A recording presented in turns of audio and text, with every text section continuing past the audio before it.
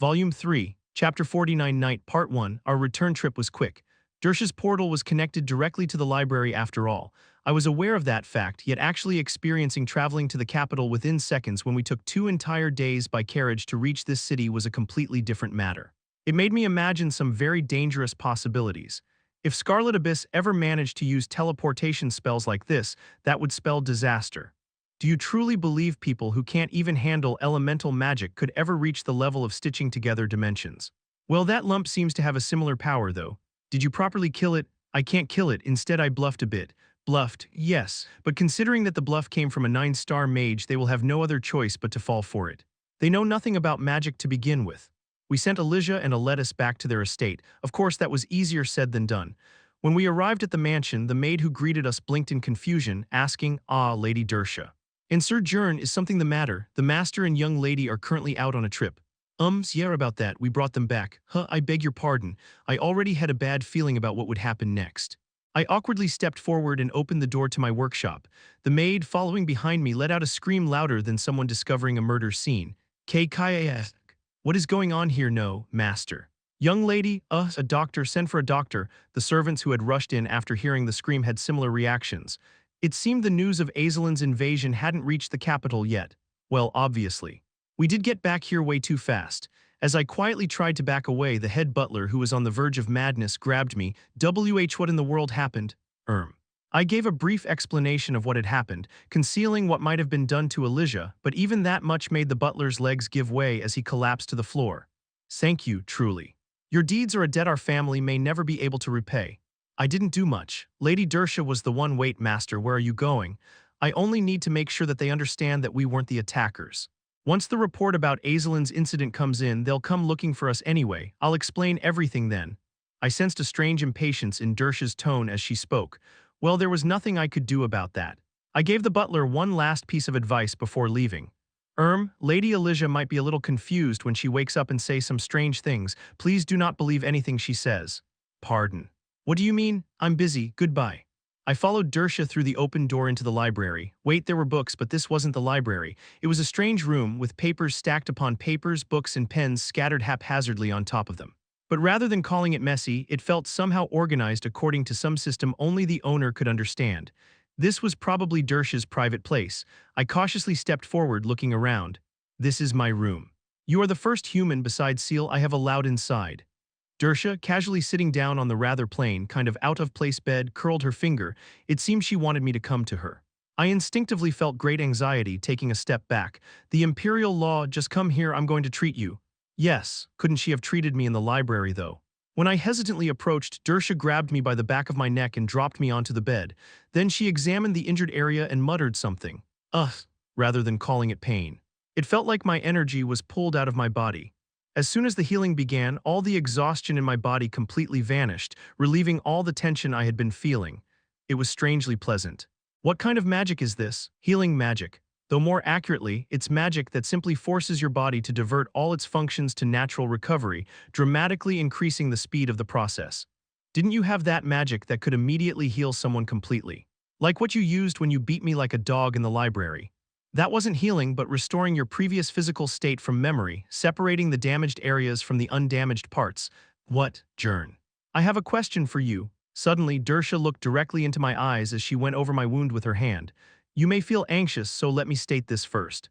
No matter how you answer, nothing will change about how I treat you. Our contract will remain unchanged. I will continue to assist you in ensuring your survival, so please be honest with me. That whole introduction made me feel even more anxious, even though she clearly meant it to be reassuring. But at the same time, it clearly showed her sincerity, so I wiped away the smile on my lips and answered with the same sincerity. Yes, I understand. It probably didn't look all that dignified speaking while lying down on the bed, though. Dersha then posed her question, her voice flat. Do you have any connection with Scarlet Abyss? I pondered about it. For quite some time, actually. I could understand why she was asking this. That was why, rather than trying to find an answer that would satisfy her, it was more like I was searching for the answer to that question I had been asking myself. Thankfully, Dersha didn't rush me and waited patiently even after 5 minutes passed in silence. This probably isn't the answer you want, but I honestly don't know. However, I can explain. Please do. This is about the corpses we saw, right? Yes, Dersha nodded. Since I met you, Scarlet Abyss has begun to move. Their intent to expand their numbers is quite obvious, but what is their goal? Why are they moving now? And you think that goal is me, right? I believe it's very likely. They are clearly trying to create someone similar to you. Maybe they're looking for me. That is a possibility, I shrugged as I answered. To be honest, I have no memories of before I was 5. When I came to, I was in front of the orphanage, so I grew up as an orphan. Which means I could have been tortured by Scarlet Abyss before losing my memories, or maybe I'm some sort of secret weapon they wanted to unleash on the Empire. Or perhaps the part about you losing your memories is a lie. Do we really have to bring up that possibility? Dersha stared at me for a moment, then chuckled. If you were one of their pawns, Scarlet Abyss must be having quite the hard time. I'll take that as a compliment. Do you have any other questions? This couldn't possibly be the end. I had expected Dersha to pick apart every detail in my statement, but surprisingly she ended it there quite decisively, as if that answer was enough for her. Well, strictly speaking, this question was simply something born from pure curiosity. Nothing is yet certain, so making assumptions would be premature. Still, isn't it quite likely that my missing memories are somehow connected to all this? Even if it is, what could we possibly do with that information? Didn't you say you've lost them, so they are useless to us? That's true. Then I'll be asking about the battle once I return, so get some rest for now. Where are you going? If I don't report about the Azalin situation, things will become incredibly bothersome. If you need anything, just ring the bell and a maid will. Dersha suddenly stopped speaking, pondering something before her expression twisted into something rotten, and then took the bell back. Never mind. I'll return quickly, so just bear with it. Okay. After Dersha opened the door and left, I lay back comfortably on the bed. From the image she gave off, you'd think it would reek of cigarette smoke in here, but it didn't. If anything, everything was nearly scentless. I was incredibly exhausted, so I thought about just sleeping, and then I reached a hand up toward the empty air. I examined it closely. It was a normal hand, a child's hand. Though because of the body-strengthening technique and training that was closer to torture, it had developed muscles that it shouldn't have at this age. That aside, there was nothing unusual about it. Did it really happen? A thought suddenly struck me. Did the original owner of this body really suffer torture severe enough to fall into the abyss? If that were the case, I wondered who could have done it. Shockingly, I couldn't leave Dersha's room for 3 whole months after that. The moment she heard how I had managed to defeat Illusory Flower, she locked the door. Even when Elijah, who had woken up, desperately tried to come see me, Dersha wouldn't even allow her to speak to me. Then it seemed like Elijah tried to break down the door. I couldn't check on her anymore after that. Once my leg fully healed after about 2 months, I asked every week to be allowed out. But Dersha, who looked at me as if I were some terminally ill patient, always gave me the same answer. Jern, you are in a very dangerous situation right now. Haven't we known that from the very beginning? It's even more dangerous. The real mystery here is how you managed to survive. Dersha, the dark circles even heavier than usual, knitted her brows as she examined me. It had become a routine she would repeat every day for 3 months.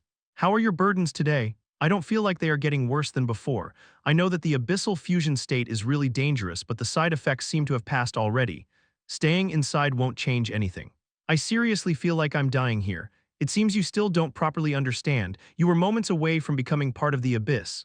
Ah, I responded with a slightly surprised tone, to which Dersha tilted her head. What is it? I thought so too, that I was on the verge of becoming a phenomenon. Since you felt it yourself, this makes things quicker. If you had mismanaged it even slightly, you would have melted into that world, the abyss realm, and ceased to be human. What would happen then? Transcendence. You would vanish from this world. You would end up living inside the world you created. I had simply felt instinctively that it was something I should never allow to happen, so that was what was happening. Once you step in, you would never be able to return, so how could you force your way out by will alone? As I looked at Dersha, deep in thought, I remembered something. Come to think of it, I think Elijah helped me return from the abyssal fusion state. What do you mean? When I came back to my senses after losing myself in that state, she was doing something to me. Maybe she somehow canceled it using her ability to reject magic. Using anti-magic to prevent a person from turning into a phenomenon. Those things are completely. Dersha, who had been pacing around, dismissing the idea, suddenly stopped, then began thinking about this avenue more seriously. So when can I go out? If I stay in this room any longer, I'll go insane. Even I, who usually liked staying cooped up indoors, genuinely felt like dying from this seriously long confinement. After a long moment of silence, Dersha handed me a key. Fine. If you feel like you're about to melt into the abyss realm again when you're outside, use this key to open a door closest to you. It will directly connect back to this room. It's single use, but it should be enough. I can really go out. Since nothing happened for the last 3 months, we can consider you stable for now. Ideally, I'd like to study you for another 6 months, but I have other matters to attend to. She really did seem busy, poking the preserved head of illusory flower on the desk while scribbling down what seemed like magic formulas. We'll temporarily suspend our classes. I need to consider this and the matter you told me. Understood, then I'll— Yes, please rest. Freedom at last. I hurriedly left the mansion before Dersha could change her mind. Huh. A puff of white breath came out. I had taken notice of it from the scenery outside the mansion's windows, but it really was winter now. My shoes crunched softly in the snow as I walked through the capital. I had been wandering around for quite some time, but in the end my feet took me to what I considered my home, the orphanage. I hadn't visited in a long time, so I should at least show my face now. And Elijah. Considering how she tried to kick down a door, she must be doing better now, but we haven't been able to speak for these 3 months. Should I go visit her after stopping by to see the director? All right, since it's been a while, I should bring a gift. I stepped into a nearby bakery, confidently pushed open the door and asked the confused owner, "Are there any sweets here that have been reserved?" Huh. No, there aren't. Then I'll buy everything, please wrap it all. Haha, what an interesting joke. I placed the key to the workshop I had received from the dark magic tower on the counter. Then the bakery owner's face changed completely. "Ah, you're a mage's apprentice. Are you running errands?" It's my workshop key though. It was probably because this was an expensive bakery that often dealt with wizards. It seemed like I wasn't going to see the "I beg you for forgiveness for failing to recognize you, esteemed Sir Wizard" reaction. Not that I actually wanted to see it. I shrugged and gave him my answer. Yes. I was told to distribute them to the people at the tower. "Where's your attendant? I'll carry it myself. Don't worry, even if I look young, I'm still a wizard in my own right." I lifted the key using the currents. At that, the bakery owner's eyes lit up like lanterns. "W8T telekinesis at your age." Ah, this wasn't telekinesis though. I guess that was how it looked to others. Unable to properly explain it, I just stayed quiet as the startled baker hurriedly wrapped up the pastries. "Oh my, I didn't realize I was speaking to a future archmage. Which noble house are you from?" "I can't say for personal reasons." "Of course, my apologies for asking something so pointless. Please just wait a moment, I'll wrap them up nicely for you." "Wait, let me help as well." I was going to carry them anyway, so the faster they are wrapped up, the better. Sighing, I used the currents to lift the pastries one by one and place them into bags. By this point, the baker's reaction had gone past shock into complete disbelief. "Wait, just what?" "Wow, a lot of knights are passing by outside. Did something happen?" Unable to bear with this any longer, I quickly changed the subject. "Ah, yes. They say times are dangerous these days, so those marches have become quite the common sight. Several cities were attacked by some terrorist group lately, Scarlet Abyss or something, whom I see. I doubt they could do anything in the capital, but well, people have families in the other regions." It seemed like while I had been locked up for the last 3 months, the name Scarlet Abyss had finally spread to the capital. If even ordinary citizens were aware of their existence, then Scarlet Abyss' initial goal seemed to have been accomplished. So what would be their next move? As I watched the knights march down the main street as I pondered, the baker spoke up again, his expression more relaxed. "Still, I'm not particularly worried. I recently watched the Golden Seed Tournament and the future looks quite promising." The Golden Seed Tournament? Yes, it's a competition where knight apprentices compete to see who is the most outstanding among them. But the most surprising part was that some dark horse showed up and absolutely crushed all contenders expected to win. "Oh ho, so that happened. That sounds impressive."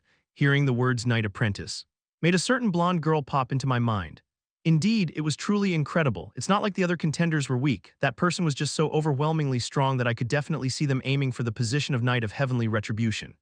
The bakery owner, apparently a very passionate fan of the Golden Seed Tournament, began to explain with great excitement, practically spitting as he spoke. Well, they couldn't have been more than 15, but their skill was truly unbelievable. To be honest, I didn't like them at first. Their origins were unclear and the way they talked was far too crude. An unsettling thought suddenly crossed my mind. Could it be by crude, after defeating an opponent they would say things like, "Child, you are nothing to me," or "Bow before the Dark Knight Thunderscourge Knight mortal." The what? Dark Knight Thunderscourge Knight. That's what they called themselves. Wow, just wow. Okay, it definitely wasn't who I thought it was. Feeling much more at ease, I took a sip of coffee. That is quite a name. Right. But the more I watched, the more I came to like them. That cool demeanor, those eyes that looked like they belonged to someone who had mastered everything at such a young age. The bakery owner wasn't quite right in the head either. I silently offered my condolences to the poor unnamed apprentice. Since they had won the tournament, the entire world now knew they referred to themselves like that, even after they grew up more. If it were me, I would never want to go outside anymore. As I was sipping my coffee, the bakery owner suddenly ran out from behind the counter, his face showing his excitement. "Oh, Sir Wizard, look over there. That's the insignia of that apprentice." I looked through the shop's window to see which unfortunate soul it was. They had black hair, long black hair that reached their waist, and PFFFFT. Sir Wizard, I spit out my coffee. I then rushed to the window, my eyes reflecting that person's image in detail. Even on horseback, even with her hair dyed jet black and wearing an expression so arrogant it almost seemed scornful. El Linmal. Yes. The apprentice Linmal, do you know her? It was unmistakably Linmal. Even the armor she was wearing was incredibly strange. The pauldrons were carved with the heads of dragons and the faces of demons, and the sword hilt was decorated with jewels and inscriptions. All of that stuff looked absolutely useless in actual combat, and she called herself that Dark Knight whatever night. Huh, yes.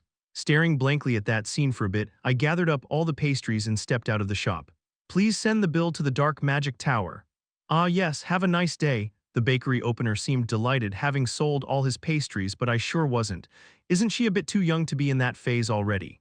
I had this urgent feeling that I needed to stop Linmal's slightly premature puberty antics. Chapter 50 Night, Part 2. First, I bought everything I needed and headed to the orphanage. Since it was the morning of a holiday, it was incredibly quiet, probably because everyone was still asleep. As I looked at the snowmen built in the yard and the half-collapsed snow walls that had clearly been used for snowball fights, I saw the director sweeping the path. Oh, Jern, it's been a while. The director looked at me, then the boxes floating around me and the fancy robe I was wearing. I have seen plenty of nobles in my life, but even they couldn't use magic this calmly. Well, this ability is more like a curse than magic. Could we talk inside? Of course we can, these boxes. I just bought some snacks and other things. Ooh, really, can I take a look? Of course. I set the boxes down onto the yard. At first, the director opened them with a smile, but then immediately turned pale. Snacks, clothes, notebooks, shoes, a heater. Wait, these are from Trita. Just how expensive do you think these are? I knew you'd never accept if I just gave you the money, so I just bought things you'd use. I hope you like it. And no, of course I like it, and we do need all these things, but this should be worth several thousand silver at the very least. Just where did you get all that money? Instead of answering, I held up my key. I wondered if he would recognize what it was since he was a commoner, but as expected from a former official, seemingly knowing what it was, he immediately clamped a hand over his mouth, a look of disbelief on his face. Jern, you became an apprentice of the Dark Magic Tower. Goodness. Yes, is it famous? It's said to be the most historic and prestigious of all the magic towers that only gathers elites. It's so coveted that some people give up established positions in other towers just to become an apprentice there. But for a 10-year-old to join the Dark Magic Tower, I have never heard of such a thing happening before. So it actually was a fancy place. Dersha told me to just think of the key as something like a debit card with which I could pay for things if I showed it, but the name seemed to carry more weight than I had thought. The director quickly set down his broom as if he had just come to his senses.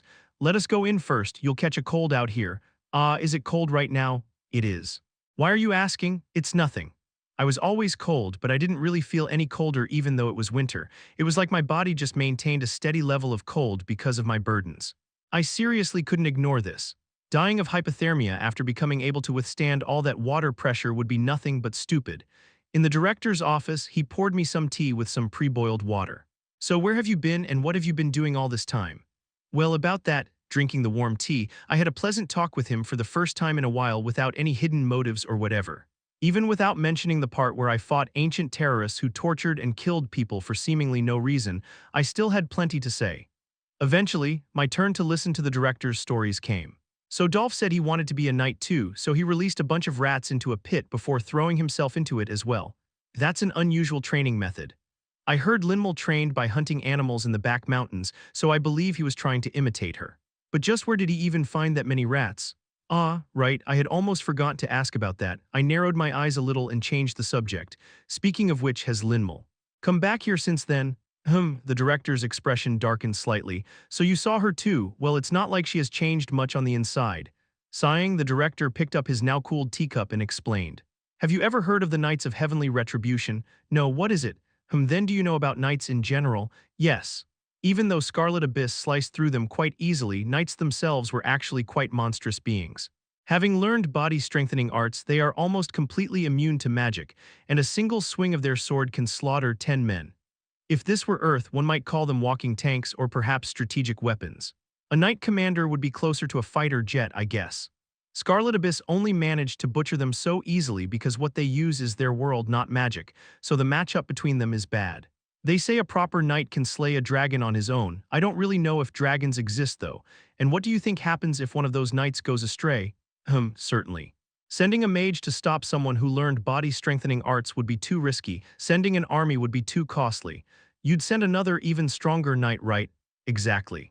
The knights who carry out the task of executing such individuals are called knights of heavenly retribution.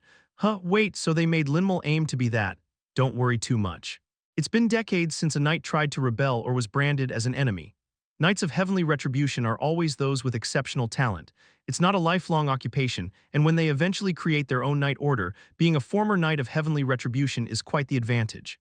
So it was more of a stepping stone for elites than a job dedicated to nothing but execution and carnage. The director continued, wearing a face that showed that he had a lot to say but didn't know how to put it in words. The training knights of heavenly retribution undergo is naturally quite different from that of normal knights. Since other apprentices all practically treat them with great respect, Linmal seems to have gone slightly astray in quite the adorable way. The Dark Knight Thunderscourge Knight, isn't it cute? It is. But I think I should still go see her. The fact that such a pure girl had become so corrupted made me think that there was a decent chance that her training was closer to torture. I needed to check how she was living. I handed the director a pen and some paper. Could you please write down where Sir Gwalin lives? I just wanted to take a small peek. The director went beyond that and even showed me where Linmal usually trained within the academy. She should still be training around this time of day. We arrived at the training ground just as the director finished his sentence. I then realized that none of his words were exaggerations. Run faster. What's the chant? L left foot, left foot, left foot. But she wasn't the only one running. Linmal was in full armor, springing across the training grounds, driving the other children who were running while only holding some practice swords. Her face was completely expressionless and cold, completely different from the Linmal I knew. Her charisma was no joke. Even with full gear, she was a lot faster than the other students who only carried swords. Linmal then turned mid-run and scolded them in a disappointed tone. If you can't even run 40 laps carrying just a sword, what are you even doing? At that rate, you won't be able to beat a boar, let alone become knights. Sorry, ma'am. I told you to build up your stamina and Amidst all this, Linmal's sharp gaze landed on me. I raised my hand and slightly waved. Take a break. Yes, the students collapsed instantly as if they no longer had the strength to even speak. And then Linmal sprinted straight toward me and hugged me. Jern. Where have you been all this time? Uerg, good to see you too. Her strength was no joke. She moved so fast that I didn't even have the chance to dodge, and even when I patted her back to signal my surrender, she only hugged me tighter. Honestly, it was strong enough that if I hadn't trained, something would have definitely snapped. See, could you maybe? Ah, right. Finally letting go of me, Linmal puffed up her cheeks, looking aggrieved as words rattled out of her mouth at high speed. Just where were you the last time I went to the orphanage? The director said you were safe but didn't tell me where you were. I was there to see you. You could have at least sent me a message or something. My bad, my bad. I was learning some stuff from my master. And you, are you really all right? Yeah, I put my hands on Linmal's shoulders and gave her a once-over. Except for her dyed black hair and that ridiculous armor and sword she had, no matter how I looked at her, the bright smile she was showing me now was exactly like the Linmal I knew. So she hadn't been abused, and she hadn't fully adopted some sort of weird Dark Knight persona due to early onset puberty either. Letting out a sigh of relief, I led Linmal outside the training grounds. I heard you won that Golden Seed tournament or whatever. Congratulations. It was nothing. Everyone there was just weak. Any being made of mere flesh is powerless before me, the Dark Knight who delivers divine punishment. What? So what have you been doing, Jern? I saved some kids and won some sort of competition as well, and I even became an apprentice at the Dark Magic Tower. Rumors about that mysterious commoner wizard had probably already spread beyond noble circles by now, but it didn't seem to be at the point that Linmal would know, so I simply shrugged. I just diligently studied magic. I didn't really do anything impressive. Really? Well, you're a smart one, Jern. If you keep studying, I bet you'll become the greatest mage in the world. Thanks, but Did you change your way of talking and your appearance? When I carefully tried to broach the topic, Linmal suddenly turned solemn as she looked up at the sky. That's right. I've changed, and how? I realized my mission. She ran her fingers over her sword, engraved with runes along the flat, as Linmal murmured, a wistful look in her eyes. There are so many bad people in the world, I have to stop them. My talent was given to me for that purpose. What kind of bad people? Those who bully wizards. I had no clue what she was talking about, then as I was pondering over her words, she suddenly stepped forward. The distance of several steps that had been between us instantly disappeared. Right now, my nose was almost touching Linmal's as she met my gaze, unwavering. I froze for a second, unable to breathe. Linmal then turned her head again as if nothing had happened, staring blankly at the clear blue sky. Jern, do you know what people like you are called? Wizards. They are called natural borns. Wizards that occur naturally. When was the last time I heard that? Also, I wasn't exactly a typical natural born either. As I kept my eyes on her, I saw Linmal sheath her sword. I didn't see the motion of her doing it, only the result. I narrowed my eyes as I came to a realization, so it was like that. Some of Linmol's movements were so fast that they appear to be completely absent. They obviously are doomed to lead truly miserable lives. Most of them don't even know they're wizards, so they get kidnapped, treated like merchandise, and sold to various places. Like pets, I might be able to catch her movements using tide sense. A normal mage would probably find it hard, right? And with just my eyes, no way. I started to get why knights were considered the natural enemies of mages. If all of them could close the distance and decapitate their opponent so quickly, bordering on teleportation and magic barely worked on them, didn't that mean that, unless you were very prepared and knew what you were dealing with, the moment you stepped onto the battlefield and the knight chose to kill you, the battle was practically over. But don't worry, Jern, Huug Uerg. Linmol, who had somehow gotten close to me, hugged me again, her eyes glistening with emotional tears. I'll definitely protect you, thanks. Even with my trained body, I could feel the pressure of her embrace. Looking at Linmol's bright smile, I felt that things might not be as bad as I had thought, except for one thing. Speaking of which, Linmol, about that Dark Knight Thunderwood Evernight thing. Ah, Linmol hopped back, her eyes sparkling before clearing her throat. Cool, right? I came up with it myself. Is that so? Yep. Well, I guess this could still be called cute at this level. I smiled faintly and patted her shoulder. Still, it's nice seeing you again. I came here in a hurry today, so I didn't bring you any gifts, but next time, I don't need any gifts. Let's just go to my house. Huh. Just when I was about to head off to check on Elijah, Linmol wildly shook her head and grabbed my hand tightly. I'll make you dinner. You can also come see Dad. Sir Gwalin, I mean, there's no need, right? You have to. There was something blazing in her eyes as she lunged forward. This kid uses that distance erasing movement technique way too casually. I knew that she meant no harm, but for a mage, this stuff is seriously terrifying. All right, I'll come, but you still have class. Wait here, whoosh. She vanished fast enough to leave behind nothing but a single sound, and then 30 seconds later. Okay, all done. I told everyone to go home. They always listen to me. Let's go now. There was no escape. When we arrived at Sir Gwalin's domicile, which was much more modest than I expected, Linmol ran straight up the stairs and came down carrying a stack of books. Jern. Here, these are magic books I wanted to give you. Oh wow, thanks. They weren't actually that useful, but I accepted them and thanked her anyway. As she counted the books, she clapped her hands with a look of realization plastered on her face. Ah, right, there was a grimoire at that bookstore too, but I forgot to buy it. Wait, grimoires cost a fortune, so it's fine if you... I still have tons of prize money left. A ton, so don't worry, just eat with Dad. I'll be right back. Linmol left the room like a whirlwind. Sir Gwalin, her father, and I were now left alone in the room. It was actually quite awkward. I wouldn't call myself a particularly sociable person, so while I was trying to figure out how to start a conversation, he cleared his throat first. So you're Jern. I've never seen that kid listen to someone so well. Ah yes, does she not listen to you, Sir Gwalin? She does, it's just, there's nothing for me to tell her anymore. Gwalin took out a pot and poured some stew into my bowl with his hands the size of pot lids. She never misses training, she shows outstanding leadership qualities, she never causes trouble, and her talent is unmatched. What more could I, as her father, ask for? I'm grateful beyond words. But the more he spoke, the more his expression grew complicated. She's amazing, so amazing that I have no grounds to say anything to her. For example, have you seen how Linmol teaches the other students? Yeah, she's basically a demon instructor. That's a bit. Well, among them are some noble children, so I tried to suggest that she tone it down a little. But she insists that her method is the correct one, so I couldn't really stop her. For now the student seems satisfied, so it's fine, but some problems might arise later down the line. Once our conversation started, I realized that he actually had quite a lot to say. Gwalin gulped down the stew like water, then sighed. Before long, she'll be invited to various places due to her exceptional talent. I'm worried something might happen if she were to behave in a similar manner in those places. They were actually quite luxurious problems to have. So I casually tossed him some words. If things really become difficult, I can help. You, yes, Linmol has always listened to me very well after all. Well, I would appreciate that, but if you're offered that hoping I would adopt you, then I would have no other choice but to decline. That kind of hurt my pride, so I pulled out the key from my pocket. No, I'm a mage. I have a master and I have already joined a magic tower. What? So Gwalin didn't know? Then Linmol really had been keeping my secret quite well. I lifted up the bowl in front of me with my currants. Gwalin looked back and forth between me and the floating stew bowl, seeming astonished. A natural born? Ah, so that's why Linmol reacted so strongly when the topic of natural-born wizards came up. Sorry. What do you mean? During basic education, there was a lecture about how corrupted knights' main source of income came from hunting wizards, especially natural-borns, to sell them. Come to think of it, I think that's when she started acting like this. I guess I bear some slight responsibility for all this then. Gwalin nodded, looking quite relieved all of a sudden. To think one orphanage produced both a mage and a knight, truly remarkable. If I ever need to get Linmal to behave, I'll call for you. Thank you.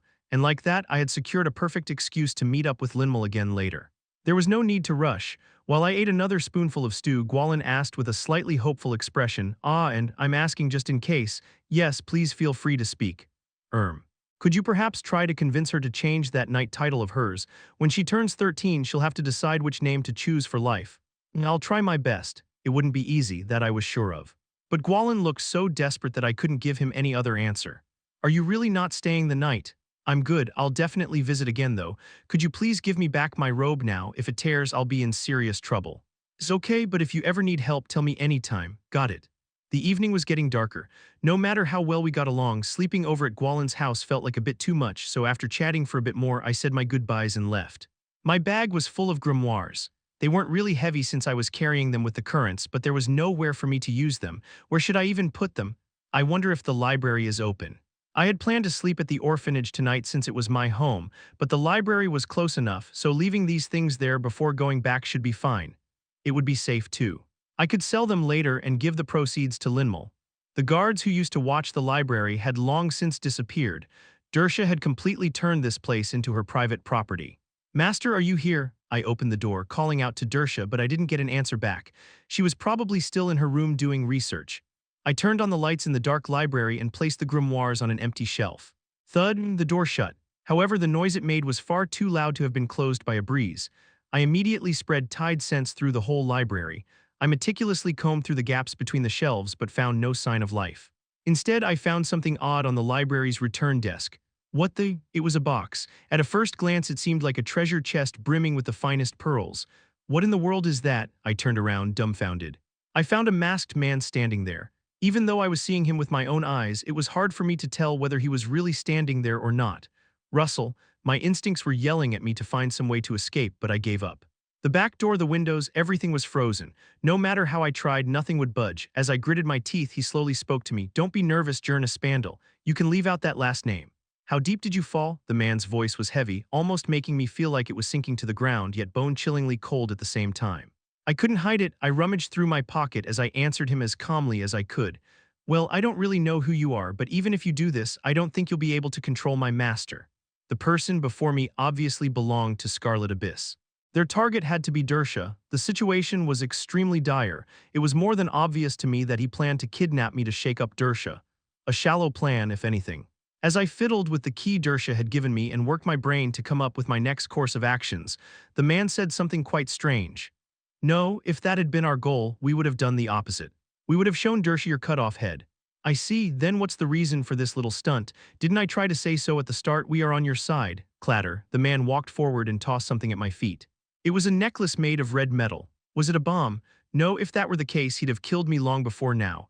As I pondered, the man stepped within the lantern's light, holding out his hand. Young Fallen, put it on. What, join us? Sorry, I glanced back at the chest filled with pearls. This was probably the most absurd recruitment offer in the world. Chapter 51 Night, Part 3.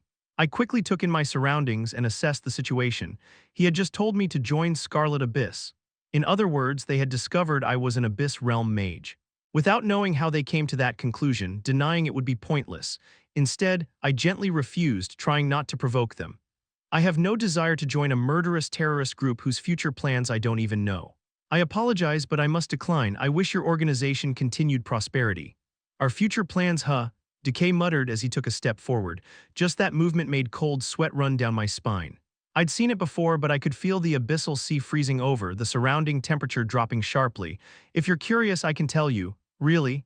Yes, we will do nothing. Bullshit. I felt a sigh leave me before I answered dryly. How reassuring. There's no reason for me to lie. Our goal has been achieved. You too will soon lose the place you're supposed to go. Huh, what have we done? Think about it. You've done terrible things without any apparent purpose. What was he talking about? As that thought crossed my mind, I felt Decay's gaze landing on me. What did that guy just say? Isolation? Who? He seemed to wear a pleased smile. I felt dizzying panic, almost forgetting that I was faced with an enemy.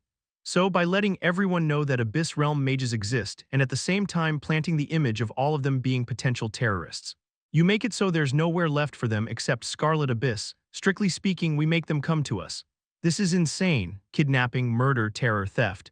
They did all these things without any clear causal logic. So Dersha and I concluded that their overall strategy was to raise Scarlet Abyss name and standing by doing these things. Of course, there never was an original, sensible goal. They were in contact with the underworld already after all. It will be a long war, we must prepare the foundation. However, if that was the essence, this was neither aimed at the Empire nor at normal mages. It was like a coercive love letter directed solely at Abyss Realm mages. They were telling them that there wouldn't be any other place but Scarlet Abyss left for them. It seems there are more hidden fallen than I thought. So you didn't know. We'll be contacting some for some time and then we'll hide. And the Empire, in an attempt to find us, will persecute every fallen. Where do you think they will go? Whom will they seek out? No matter how I looked at it, this was pure insanity. Hiding my deep contempt, I glared at Decay, preparing the most effective attack I could muster. I had to make him focus on me, so I asked him the hardest question for him to answer that I could think of.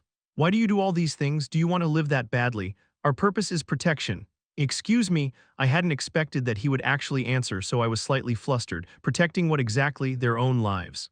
Or that cheap power of theirs. However, what Decay said surpassed everything I could have possibly imagined. You in this world, everything that allows us to exist. If that was supposed to be a joke, it wasn't a funny one. Seeing my cold, frozen eyes, Decay twisted his lips into some sort of smile and raised his hand. His skin was as pale as a corpse's.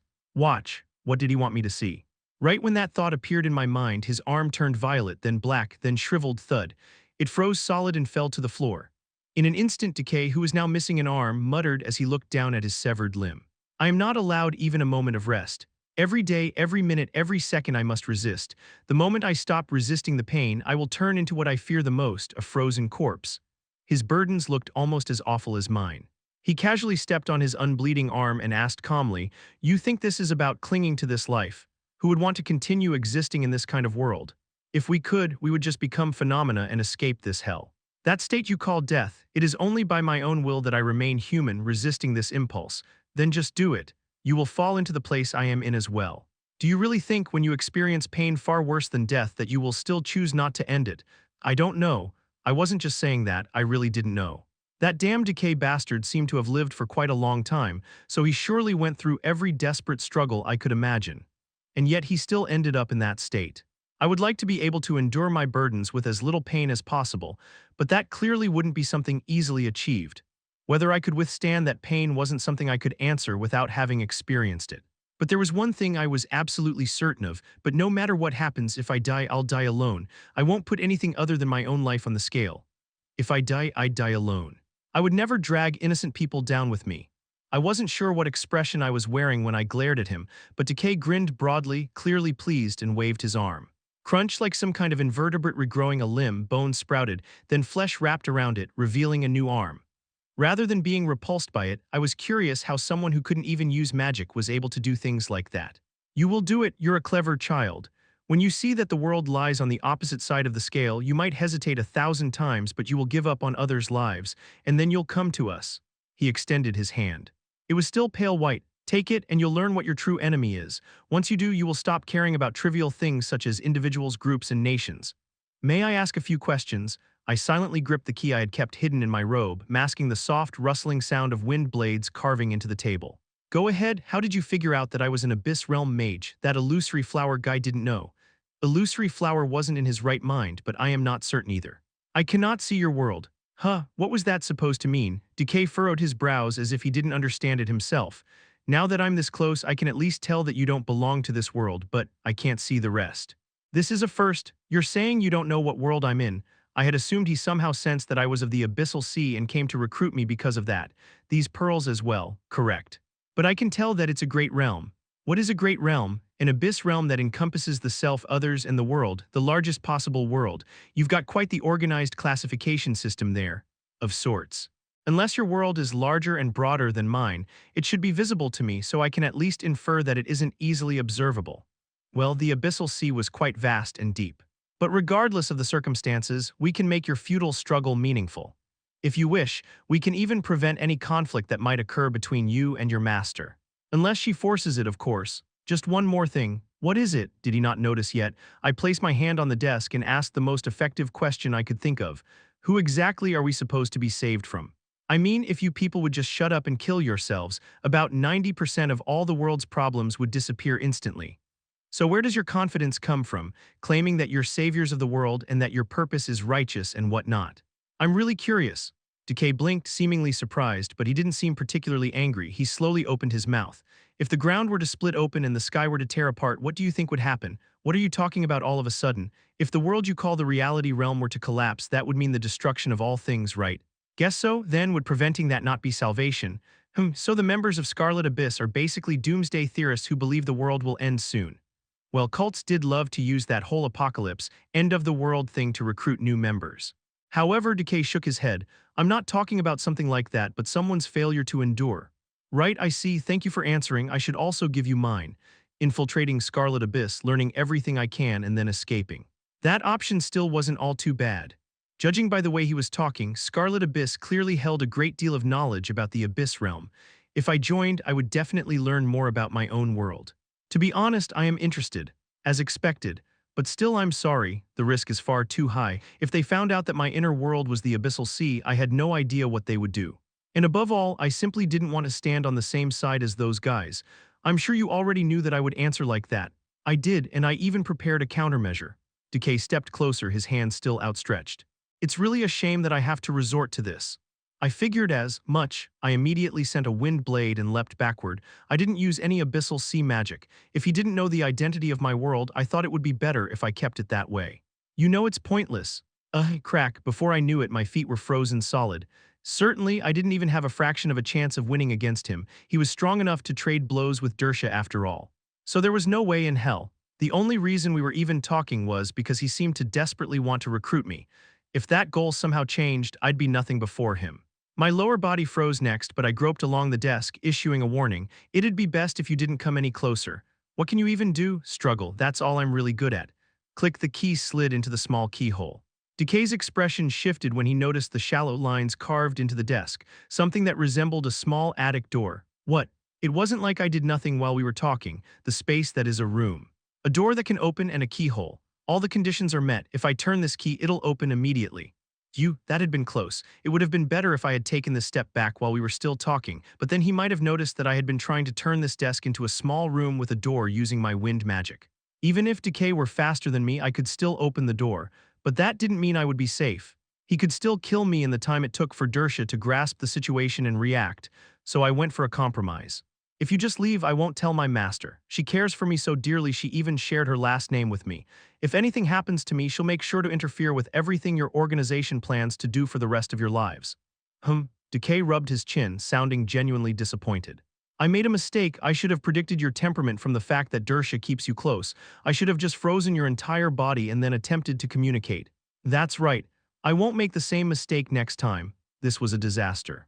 The moment my expression twisted, Decay smiled. Don't worry, if there really is a next time, you'll be the one seeking us out. That'll never happen. It will. He turned around, seeming unconcerned. He was just trying to abduct me a moment ago, and now he was just leaving. But he actually opened the door. Just as I was starting to wonder if he was really leaving like that, he left one last piece of strange advice before stepping out. Do not trust your master. If you're trying to drive a wedge between us, it won't work. Your master is brilliant and she certainly is interested in you, but she does not desire your survival. If she did, she would have long made you into something that is not human. He glanced back at me one last time before fully leaving the library. It would be quite a shame if you were to die to your burdens. Find a knight you can trust, reveal your condition to them, and beg for your life. You may receive some help. Why should I listen to a murderer who treats a human's life as lightly as a feather? Are those who lack a world of their own even human? That sentence showed no guilt in any capacity. I sincerely look forward to the day I learn what your world truly is. Thud, his final words echoed in the library. Chapter 52 Night, Part 4. I had made a pact of sorts with Decay. If he left without killing me, I wouldn't tell Dersha he had been here. Of course, I had absolutely zero intention of keeping a promise made to a murderer. So he left behind this bracelet and the chest. I see. After talking for about 20 minutes, I managed to relay about 95% of what Decay had said. Dersha carefully examined the pearls in the chest, then rubbed one between the tips of her fingers. They look like pearls but aren't. They seem more like some sort of medicine. Medicine? Yes. After saying that, Dersha picked up a pearl and swallowed it. I stared blankly for a moment before rushing toward her in shock. Hey, are you insane? Spit it out. I tried to grab her shoulders, but felt like touching my master like that would be too disrespectful, so I just spoke to her. Dersha looked down at me with a disappointed expression, rolling the pearl in her mouth. Why are you making such a fuss? Why would you just eat it? Do you know what kind of medicine it is? Medicine must be taken to confirm its effects. Well, can't you just break it down, dissolve it, dry it, and then analyze its ingredients or something? Wouldn't that be safer? I could, but it's a hassle and time-consuming. Eating it is faster, and my body is immune to all poison. Have you ever seen an elf die from poisoning?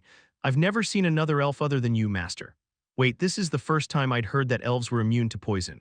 I guess they might just be eating deadly mushrooms all the time or something to build up immunity. Anyway, since she said she would be fine, I couldn't really say anything more. As I anxiously watched Dersha, she swallowed the pearl, tapped her chin lightly, then nodded. So that's its effect. What is it? It dulls other emotions and slightly elevates one's mood. Feelings of lethargy diminish and the world seems a bit lighter. That's all for now. Most importantly, there are no side effects of that, I'm sure. How can you tell after eating just one? It's not that difficult. I believe that you, as an Abyss Realm mage, should try yourself.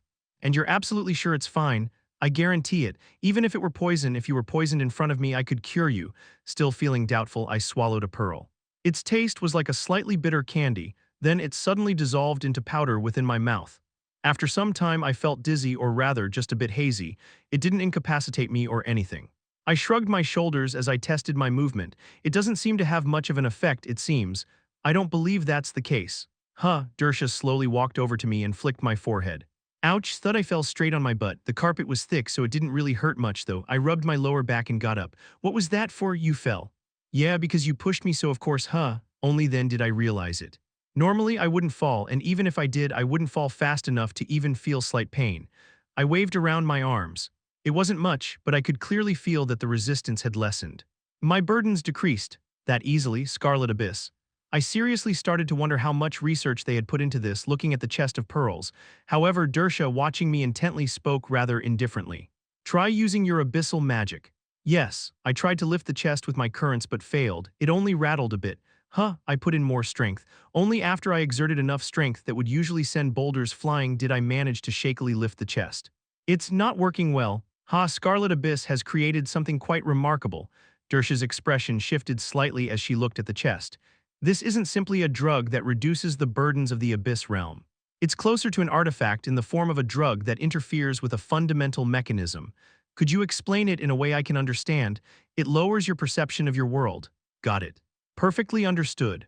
When she saw me nodding confidently, Dersha let out a sigh and explained it in clearer terms. I'm saying that it interferes with your ability to recognize the abyssal sea. That's probably why your burdens have been temporarily reduced without any side effects. I can't even imagine how many hundreds of years it took them to create something like this. Even from the perspective of an elf, this must have taken an excruciatingly long time. So in other words, it's really hard to make. So, does that mean my problems are more or less solved? Of course not. You will probably develop a tolerance for it. Furthermore, it only seems to reduce your burdens by about a third or a quarter. For some other world this might be enough, but the abyssal sea. Even if you took this for your entire life, all it would do is delay your inevitable end a bit, and you don't even have a lifetime supply of it. But wouldn't it be useful in the abyssal fusion state? Perhaps. Though ideally, you should never enter that state to begin with. It's a type of last resort. Dersha gave a far more lenient assessment than I had expected. Next, she fiddled with the bracelet. And this, it's clearly an artifact that transmits the wearer's location to somewhere specific the moment it's worn. I'll dispose of it. Wait just a second. My hand shot forward before I even realized what I was doing. Dersha tilted her head slightly. Is there a problem? Well, the thing is, I had told her 95%, but there was still 5% remaining. After a brief moment of hesitation, I just blurted it out. Worrying about it any longer wouldn't change anything. Master, do you not want me to survive? Of course not. Did Decay say something like that? An immediate answer. Dersha spoke without the slightest change in expression. Sensing no signs of deception, I nodded and lowered my head. I figured as much. I'm sorry. You've been trying to help me, and yet I don't care if he said some nonsense. But you, the Jern I know, wouldn't consider his words credible unless you had some reason. Let's hear it. It's really nothing he just said. If you wanted to save me, you would have long made me into something that is not human. It was just some nonsense I should have ignored. But Dersha was silent for quite some time. I wondered if I had touched a nerve or something as I cautiously studied her face, but what I saw was an expression I had never seen on her before. She definitely looked flustered. Jern, yes, that statement may not be entirely baseless. I don't know why I never considered that possibility before. Why did I? Lost in deep thought, she muttered to herself, then suddenly sat down and began to scribble something. The lines transformed into something unintelligible, filling the page. Since I had been standing there for 20 minutes, I started to feel a bit uneasy. However, Dersha seemed to have completely forgotten my presence as she concentrated on writing. "Excuse me, master." No answer. She was practically burying her nose in those papers. Considering whether I should make a louder noise, I rang a bell lying close to me, but still no reaction. Now I was seriously starting to panic. What was going on here? Ah, she's escaped into her thoughts again. Then a soft voice spoke from beside me. Startled, I quickly stepped back and looked to where the voice came from. A beautiful woman wearing a maid's uniform stood there looking down at Dersha with a sigh.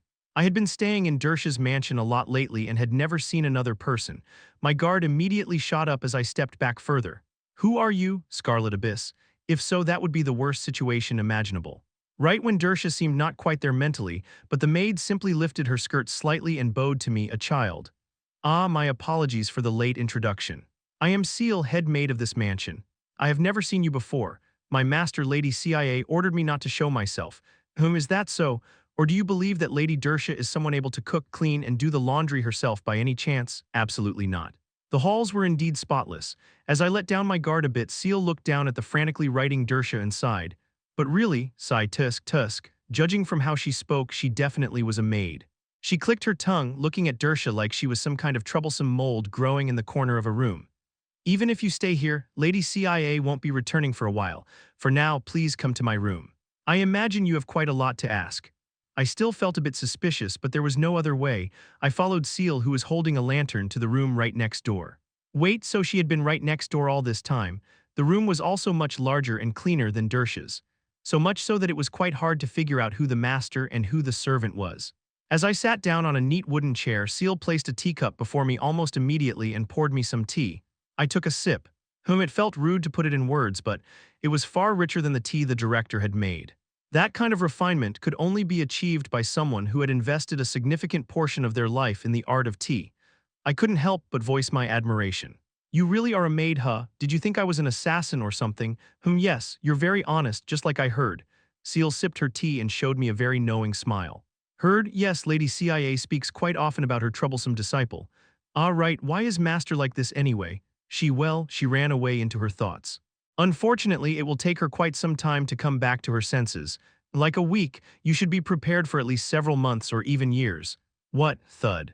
I slammed the table without really meaning to and jumped to my feet before sitting back down again, realizing how impolite my actions had been. "I mean, what might be the problem?" "Don't worry too much. This happens sometimes when she argues with herself and loses."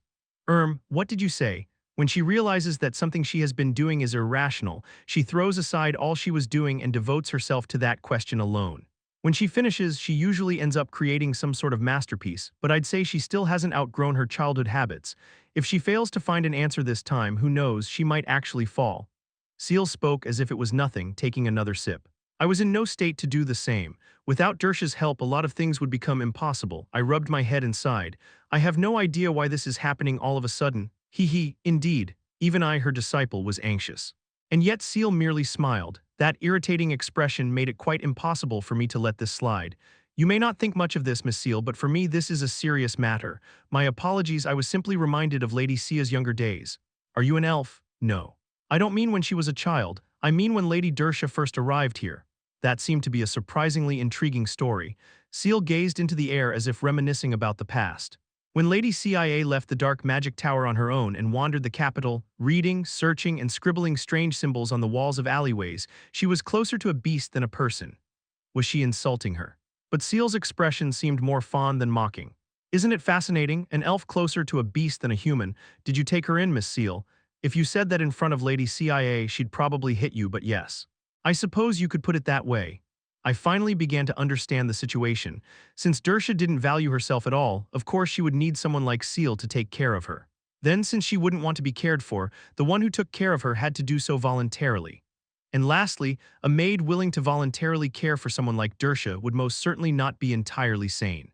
Having come to a rational conclusion, I slightly pulled back, to which Seal's smile widened. "Even the part where you stop thinking and just act is the exact same. I'd believe it if I was told you were her son." "Thanks if you meant it as a compliment, that is." "It is a compliment. I'm rather grateful to you, Sir Jern. I haven't really done anything, though. Just by existing, Lady CIA has changed quite a bit. She speaks to nobles again, reconnecting her ties to the dark magic tower." From an incomprehensible monster to an eccentric wizard with a disciple, I truly believe it's an incredibly positive change. Seal smiled brightly at me as though she was incredibly pleased. So please don't misunderstand. Lady Dersha really cherishes you and she is doing everything she can to ensure your survival. You overheard, huh? I'm sorry, with my room right next door it was hard not to hear. Hearing these things from someone else made all of this even more embarrassing. I cleared my throat and stood up. Sorry for saying unnecessary things. I guess I'll look for something to do until Lady Dersha comes back to her senses. It was shocking, but when I thought about it, nothing had really changed. My struggle for survival had started far before I met Dersha. In fact, I now had a direction. If the advice I had received from Scarlet Abyss was useful, then maybe going to find a knight wasn't completely wrong. As I got up, Seal, seemingly just remembering something, handed me a book. Ah, Sir Jern, yes, this is something Lady CIA had compiled for you. It may help with your training. Oh, thank you, I opened the grimoire. But there weren't any notes or explanations to be found. There were just normal intermediate-level spells, the kind that usually required one to at least be at 4 stars and were impossible for a 1-star mage like me to use. Simply put, it was a grimoire filled to the brim with extremely difficult spells. Naturally, I, a 1-star mage, couldn't learn a single one of them. So I tilted my head and asked, did Master say anything about this book when she compiled it? What do you mean? Master said my limit is at 3 stars, but all the spells in here are only usable at a higher level. Huh, Seal blinked and tilted her head as if she genuinely had no idea what I was talking about. She said she was going to teach you everything, though. Chapter 53 Night, Part 5. I was being treated in a way that was a bit hard to respond to by Aletta's household. Of course, they definitely treated me as Alicia's tutor, but sometimes during lessons they would bring some cookies saying things like, "There's some for the tutor as well." Not that I really minded, I liked eating them. I mean, I was only 10 years old. There was no way anyone would treat me like some 90-year-old archmage, right? I'd also refused to be treated like that myself.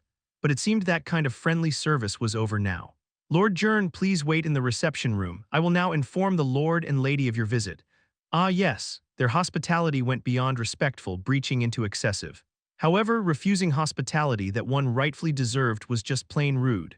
So I acted as naturally as I could, without showing how uncomfortable it made me feel. As I followed behind the line of servants to the reception room, before I could even start to wait there, I felt something using tide sense. I sighed and stepped to the side just before the door opened. Jern, bang. Not long after, the door was flung open, and Alicia came charging forward like a starved lion trying to hug me. Of course, all she managed to grab was empty air. Before she could kiss the floor, I caught her by the collar and gently steadied her. "What are you doing? That's dangerous, you know." "Oog, I was just happy to see you." After carefully pulling Alicia up, the exact thing I was trying to prevent happened. She hugged me tightly, squeezing me as if she were applying a wrestling hold. She then patted my face, examining it carefully with a puzzled expression on her face. "That witch of a teacher locked you up for 3 months. She didn't try to eat you or anything, right?" "Witch, you mean my master?" "Yeah, she always stayed in that room with you, never coming out, and she looks a LL gloomy too." Kids really had an incredible talent for uncovering hidden truths. Then Alicia realized that Aletis had been watching this whole scene, so she coughed slightly and took a seat across from me. "I'm sorry we showed you something unsightly." No, it's fine. I'm simply glad to see you're healthy." Thankfully, Aletis didn't seem upset. He actually seemed quite happy. The curious part, though, was that even after 3 months had passed, his head was still wrapped in bandages. Alicia seemed completely healed, yet he wasn't. Apparently having noticed my glances, Aletis explained, "Ah, no need to worry about this. These bandages, well, let's just say it was for the sake of protecting you. I'll explain properly later. First, I would like to express my thanks. Once again, thank you for saving my daughter." Aletis deeply bowed. A noble bowing to a commoner child was something unimaginable, but I said nothing. As I had said before, refusing hospitality and gratitude wouldn't show humility. It would be straight up rude, since it implied that her life wasn't worth thanking for. So I waited for Aletis to raise his head before clarifying the facts. "I merely followed my master and happened to be there. If you wish to offer thanks, you should give it to..." He. Aletis laughed slightly before I could even finish my sentence. "Ah, forgive me for interrupting. Your master said the exact same thing." "Pardon? After my wounds healed, I went to see her some time ago to offer my thanks. But she said it was something her disciple did, so if I wish to repay anyone, it should be you instead. You two truly are master and disciple." "So that happened, huh?" Trying to ignore Alicia, who was clinging to me and rubbing against my shoulder, I asked carefully, "Did my master say anything else?" No, nothing like that. She seemed rather busy with something, so our conversation was really brief." "I see. My apologies. It's thanks to that very temperament that we are still alive, so there's no need to apologize." She called for me though, she did. What did she say? She told me to use my ability. But when I did, she just nodded and told me to leave, so I asked if I could meet you, Jern. She told me that you still needed to rest and told me to leave again. I then said that I would stay really quiet and hoped she would allow me to at least see you. That's when she glared at me and kicked me out. Aha, so that's how it went. After that first bit, she just went off on a tangent. While I did my best to listen, Aletis cleared his throat and stopped her endless babbling. My daughter, could you give us a moment? I believe I need to have a rather serious conversation with our guest now. But it's been 3 months since I last saw him. No, I'll come visit you every day from now on instead. Okay. She was still young, so I could handle her easily, but I wonder how long that will last. As Elijah hurried up the stairs, Aletis, rubbing his temples as if he was getting a headache, removed his bandages. It seems we have gone slightly off topic, for which I apologize, but I mean it when I say that I can't thank you enough. However, things have become quite urgent, so I must tell you about this first. Yes, please go ahead. Aletis cleared his throat, then spoke, wearing a grave expression. A declaration is being prepared in regard to the treatment of Abyss Realm mages. The official term that we will be using is the Fallen, as they call themselves. The Empire's response is to be without compromise a large-scale purge. So it really came to that. I had expected it, yet I still felt my heart sinking as I pressed for more details. Has the declaration been made official? Not yet. The moment I stop using my illness as an excuse and give my signature and approval, messengers will be dispatched across the Empire immediately. I secretly read it, and it contains quite detailed instructions on how to identify them. It seemed like they have meticulously combed through past records to compile all these facts. It was exactly like Scarlet Abyss had anticipated. It was unsettling how everything went as they planned, but there was nothing we could do about that. Even if the Empire somehow realized that this was what Scarlet Abyss had been aiming for all along, they would have still come to the same conclusion. Scarlet Abyss wanted the Fallen, Abyss Realm mages to unite. All under the guise of that saving the world bullshit they kept spouting. And given the current situation, that was exactly what would happen. The Fallen, who had barely managed to survive in hiding, would have taken notice of the chaos Scarlet Abyss was spreading and wondered how they had overcome their burdens. In the end, they would be forced to choose between dying by the Empire's hand or throwing themselves into Scarlet Abyss arms. And I wasn't sure I could escape that current either. I can use normal magic as well at least. I summoned a wind blade. Aletis nodded in astonishment as he saw a star flicker faintly in my eyes. That is quite fascinating. But doesn't the magic of the Abyss Realm not use mana? That is correct. Then in the end it will stand out. Unless there are extensive studies that show that the Fallen can never use normal magic, the Empire will only rely on the old records. It's entirely possible you'll just be mistaken for a unique type of Fallen who can wield normal magic as well. You're right. I began to rack my brain. The only ones who knew that I was a Fallen were Aletis, Dersha, and Elijah, though I am not quite sure she really knows. And also the elders of the Dark Magic Tower. But they didn't seem particularly bothered by this. It was quite unlikely that they would go out of their way to report anything to the Empire, aside from that. I did use some of my magic during the exam, but there weren't that many people around. The children definitely wouldn't have noticed anything strange either. There was only one person who worried me. Princess Lumia, unlike the other kids, she was incredibly talented, and I hit her with enough abyssal magic that it could have killed her. After taking such a strong blow, she had to have noticed that something had been off about all that. Probably not right. Well, I could only hope so. If the princess decided to expose me, that would be the end of everything. I've already used my magic in public settings a few times. During that exam too. I believe that might be overlooked due to your special status as Dersha's disciple, but it's the future that concerns me. If you're ever seen using magic of the Abyss Realm, meaning without using mana, and that account gets compared to witness reports from back then, no one knows what kind of trouble that'll cause. You should avoid using it as much as possible. I fully agree. It seems like I'd have to go through quite some trouble because of those Scarlet Abyss bastards. As I sighed, Aletis scratched his head and spoke up again. I know this might be a bit odd for me to say now, but try not to worry too much. Your master Dersha will surely find a way to resolve this matter one way or another. Well, about that. There's a slight problem. I explained to the bewildered Aletis as calmly as I could that my master has gone away somewhere far away and that it's unclear when she'd return. It could be years at worst. Aletis, looking quite puzzled, asked back, "Wait, she left you her disciple behind?" Well, I'm not sure if left is the right word here, but yes. That's. After a moment of hesitation, Aletis seemed to have come to a decision and called a butler over. "Clean the room on the topmost floor. It will be where our benefactor stays, so prepare it with utmost care." "Yes, my lord." "Does that mean you want me to stay here?" "Please don't refuse." If word spreads that you're lodging in this mansion, no one will dare to raise suspicions. Doing so would be the same as questioning my integrity. That'll put you in danger, I said firmly. I have to keep pushing myself to survive. There's no guarantee that my identity as a fallen won't be exposed in that process. If that were to happen, the backlash would not just hit me but you as well, Lord Aletis. I'm not so weak that I'd fear getting stained with some blood for my benefactor's sake. And something that small won't be able to cause my downfall. He showed such strong resolve. Indeed, considering Aletis' reputation, the lesser nobles wouldn't dare accuse me unless they saw me openly using abyssal magic. So I simply bowed my head. Thank you, that's what I should be saying. Do you need anything else? Perhaps. I hesitated for a moment, then decided to ask him. Could you introduce a trustworthy knight to me? A knight? Yes. Someone I can tell that I'm an Abyss Realm mage and ask for help. Aletis seemed to be deep in thought, as if he was trying to recall someone. I know that it's a lot to ask, so if you can't then.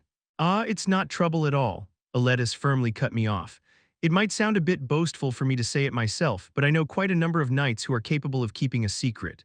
I'm simply trying to decide which one would be best to introduce you to. As expected of a noble, while that thought appeared in my mind, he seemed to remember something all of a sudden. Is something the matter? We might be able to find one sooner than I thought. You can take your time, really. No, the sooner the better. I believe he's probably already here. I'll step out for a moment. Understood. Aletis left the reception room wearing a confident expression. This should take care of that night matter. Even though I didn't really know what I was to expect, and even if the advice I had received from Scarlet Abyss was complete nonsense, I was sure that a knight Aletis could vouch for wouldn't spread word about me. That meant that I had done everything I could for now. I was still worried about what method the Empire would use to hunt the fallen, but that wasn't something I could solve just by worrying about it. All that was left was the grimoire. I used the spare time I had now to pull out the grimoire Dersha had compiled for me. The one she seemed to have said I'd learn everything from. I had rushed here before sunset and hadn't had the time to take a proper look yet after receiving it from Seal, but now that I looked at it, they really were beyond difficult, to the point that I couldn't even begin to understand them. I mean, obviously, I was only a one-star mage after all. To learn these, I would have to expand my understanding and advance to the next stage. Had something changed since then? Burn. Whoosh, a flame appeared above my palm. I stared at it for a bit, then quickly put it out. Not yet. If I kept looking at it any longer, I felt like something big would happen. In other words, I couldn't advance to the second star yet.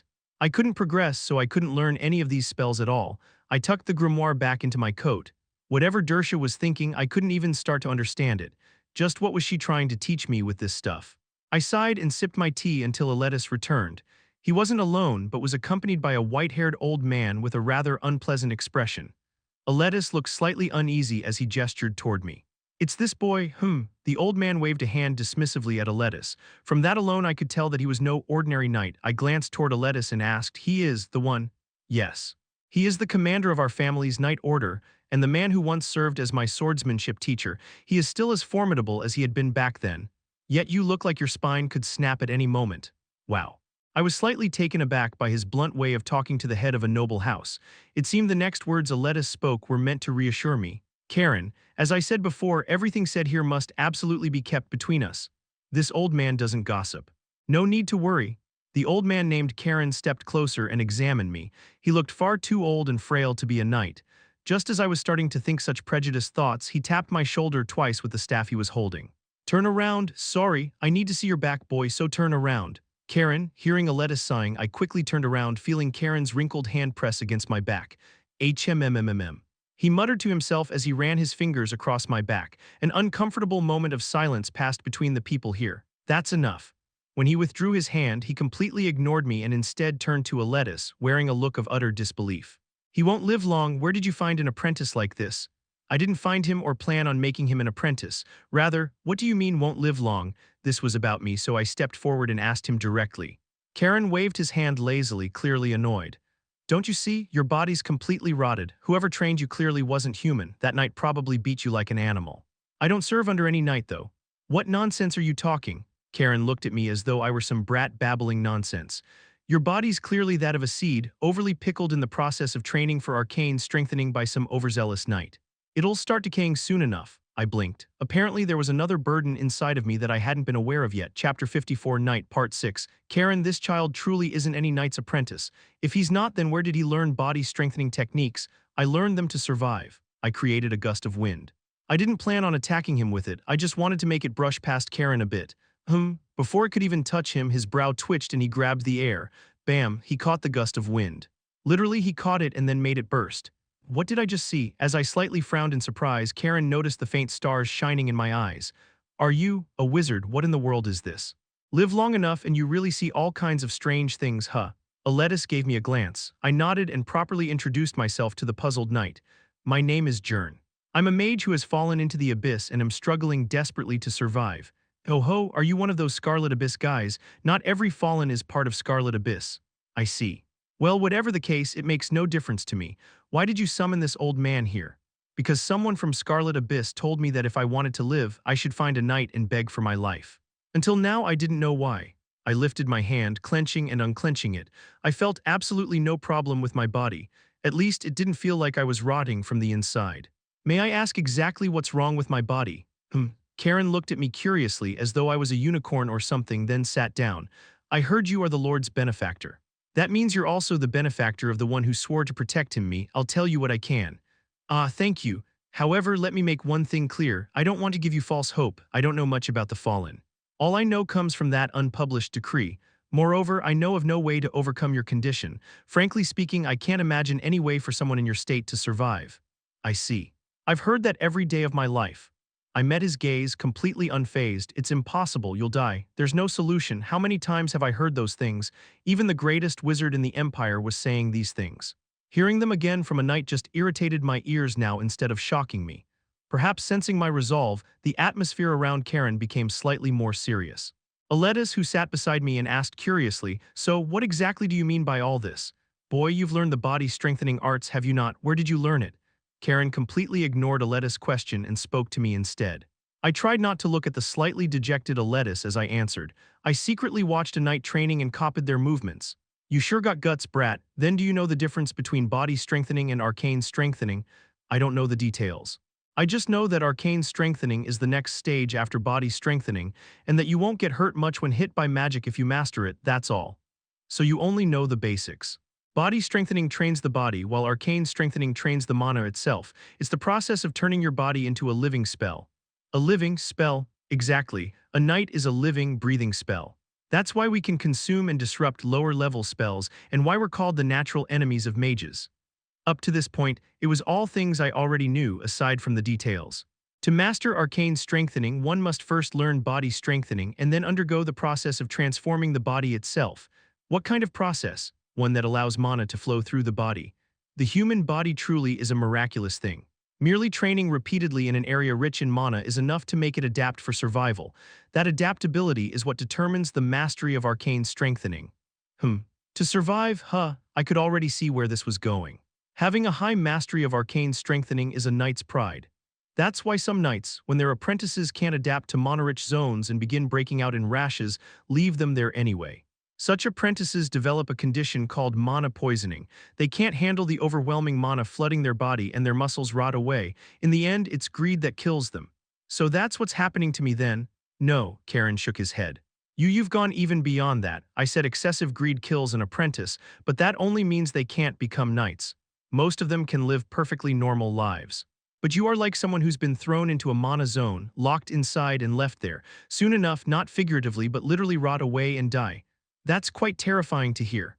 I sighed before taking another sip of tea. Did you actually understand what I just said? Taking advantage of Karen's confusion, I cut in first. Yes, but are you sure that's true? My master never mentioned anything about that. Who is your master? Dersha Espandel, the Empire's greatest wizard. Humph, Karen scoffed when I mentioned Dersha. Still just another wizard. Do you even know what happens when a wizard enters a mana zone? They absorb too much mana and die. No, they thrive. They love accumulating all that mana so much they might even start dancing. They could live there for their whole life without issue. Wait, but I'm a wizard too. That's what's so puzzling to me. How do wizards of the Abyss realm even gather mana? Ordinary wizards use their inner world to draw it in, so what about you? There's seawater-like mana all around me, and when I breathe it in I'll absorb the mana until I'm filled up. Anyway, your master must have thought similar to other wizards. Most of them think the more mana the better, since there was no way they would suffer in any way in a mana zone, right? The only ones who die there are humans, not wizards. I'll say it again, I really am a wizard, you've seen it yourself. Maybe I can't handle it because I'm only 1 star. It seems like you still don't understand, so I'll make it simple. Mana zones are water, a wizard is a fish. Humans can't breathe underwater. That's why they create gills, and those gills are made through arcane strengthening. Whether you're a minnow or a shark, if you're a fish, you'll thrive. After saying all that, Karen paused, his expression turning contemplative. But you definitely are a fish. I can't understand why you're still showing symptoms of mana poisoning. Unless, what is it? This is just my speculation, but maybe you're not a fish swimming in ordinary water. I mean, perhaps you're not living in water, but in oil. Let's change the topic. What? I fixed the bewildered Karen with a serious look. If I were to learn those gills, I mean say, if I want to grow new gills that let me breathe in a different environment even though I am a fish, you can drop the metaphor. Okay, simply put, I want to learn arcane strengthening. What should I do to achieve that? That would be something quite interesting to see. Never seen a wizard trying to learn arcane strengthening. Watching Karen burst into laughter, I fell into thoughts. This was probably a penalty only a great realm's fallen, meaning those whose entire reality had transformed suffer from. No wonder Dersha hadn't known. Even I wouldn't have considered this possibility in my dreams. As I mulled over how strangely accurate Scarlet Abyss advice had been, feeling quite uneasy about it, Karen shook his head.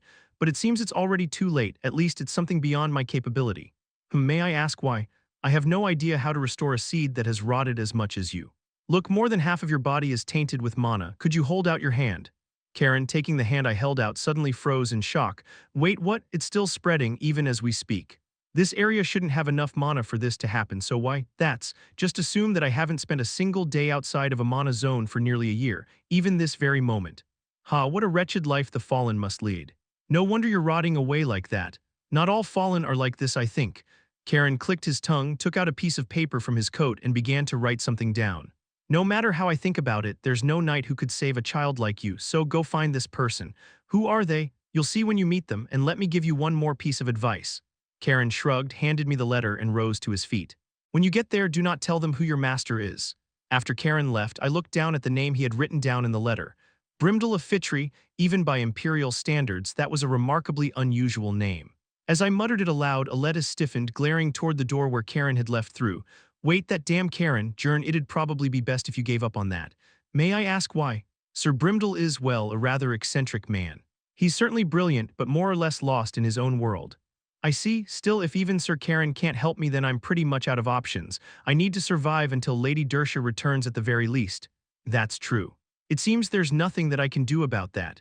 I know what I'm going to say might sound like I'm insulting him behind his back, but let me at least tell you everything I know about Sir Brimdal. Aletis, who had sat down again, sighed before explaining about the knight called Brimdal. Sir Brimdal is a dwarf. Aha, so that was why Karen told me not to mention my master. And as you can imagine, the fact that he serves as a knight of the Empire means that he's not quite right in the head. Unlike other dwarves who hammer steel, he chose to instead hammer humans. By hammer you mean, both physically and mentally, he's produced countless outstanding knights of the Empire.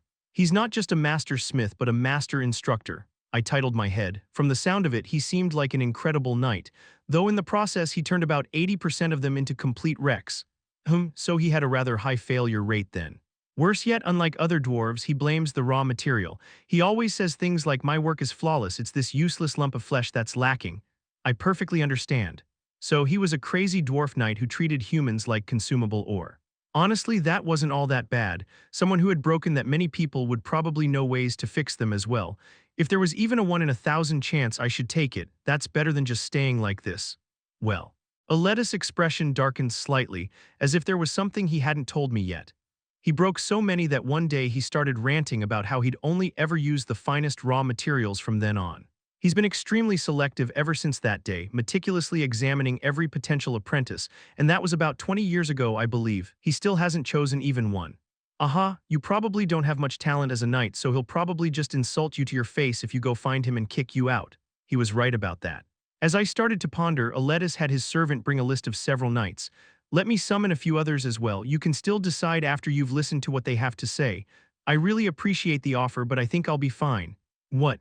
I bowed my head towards the puzzled Aletis. Sir Karen may be a bit impatient, but I trust his words.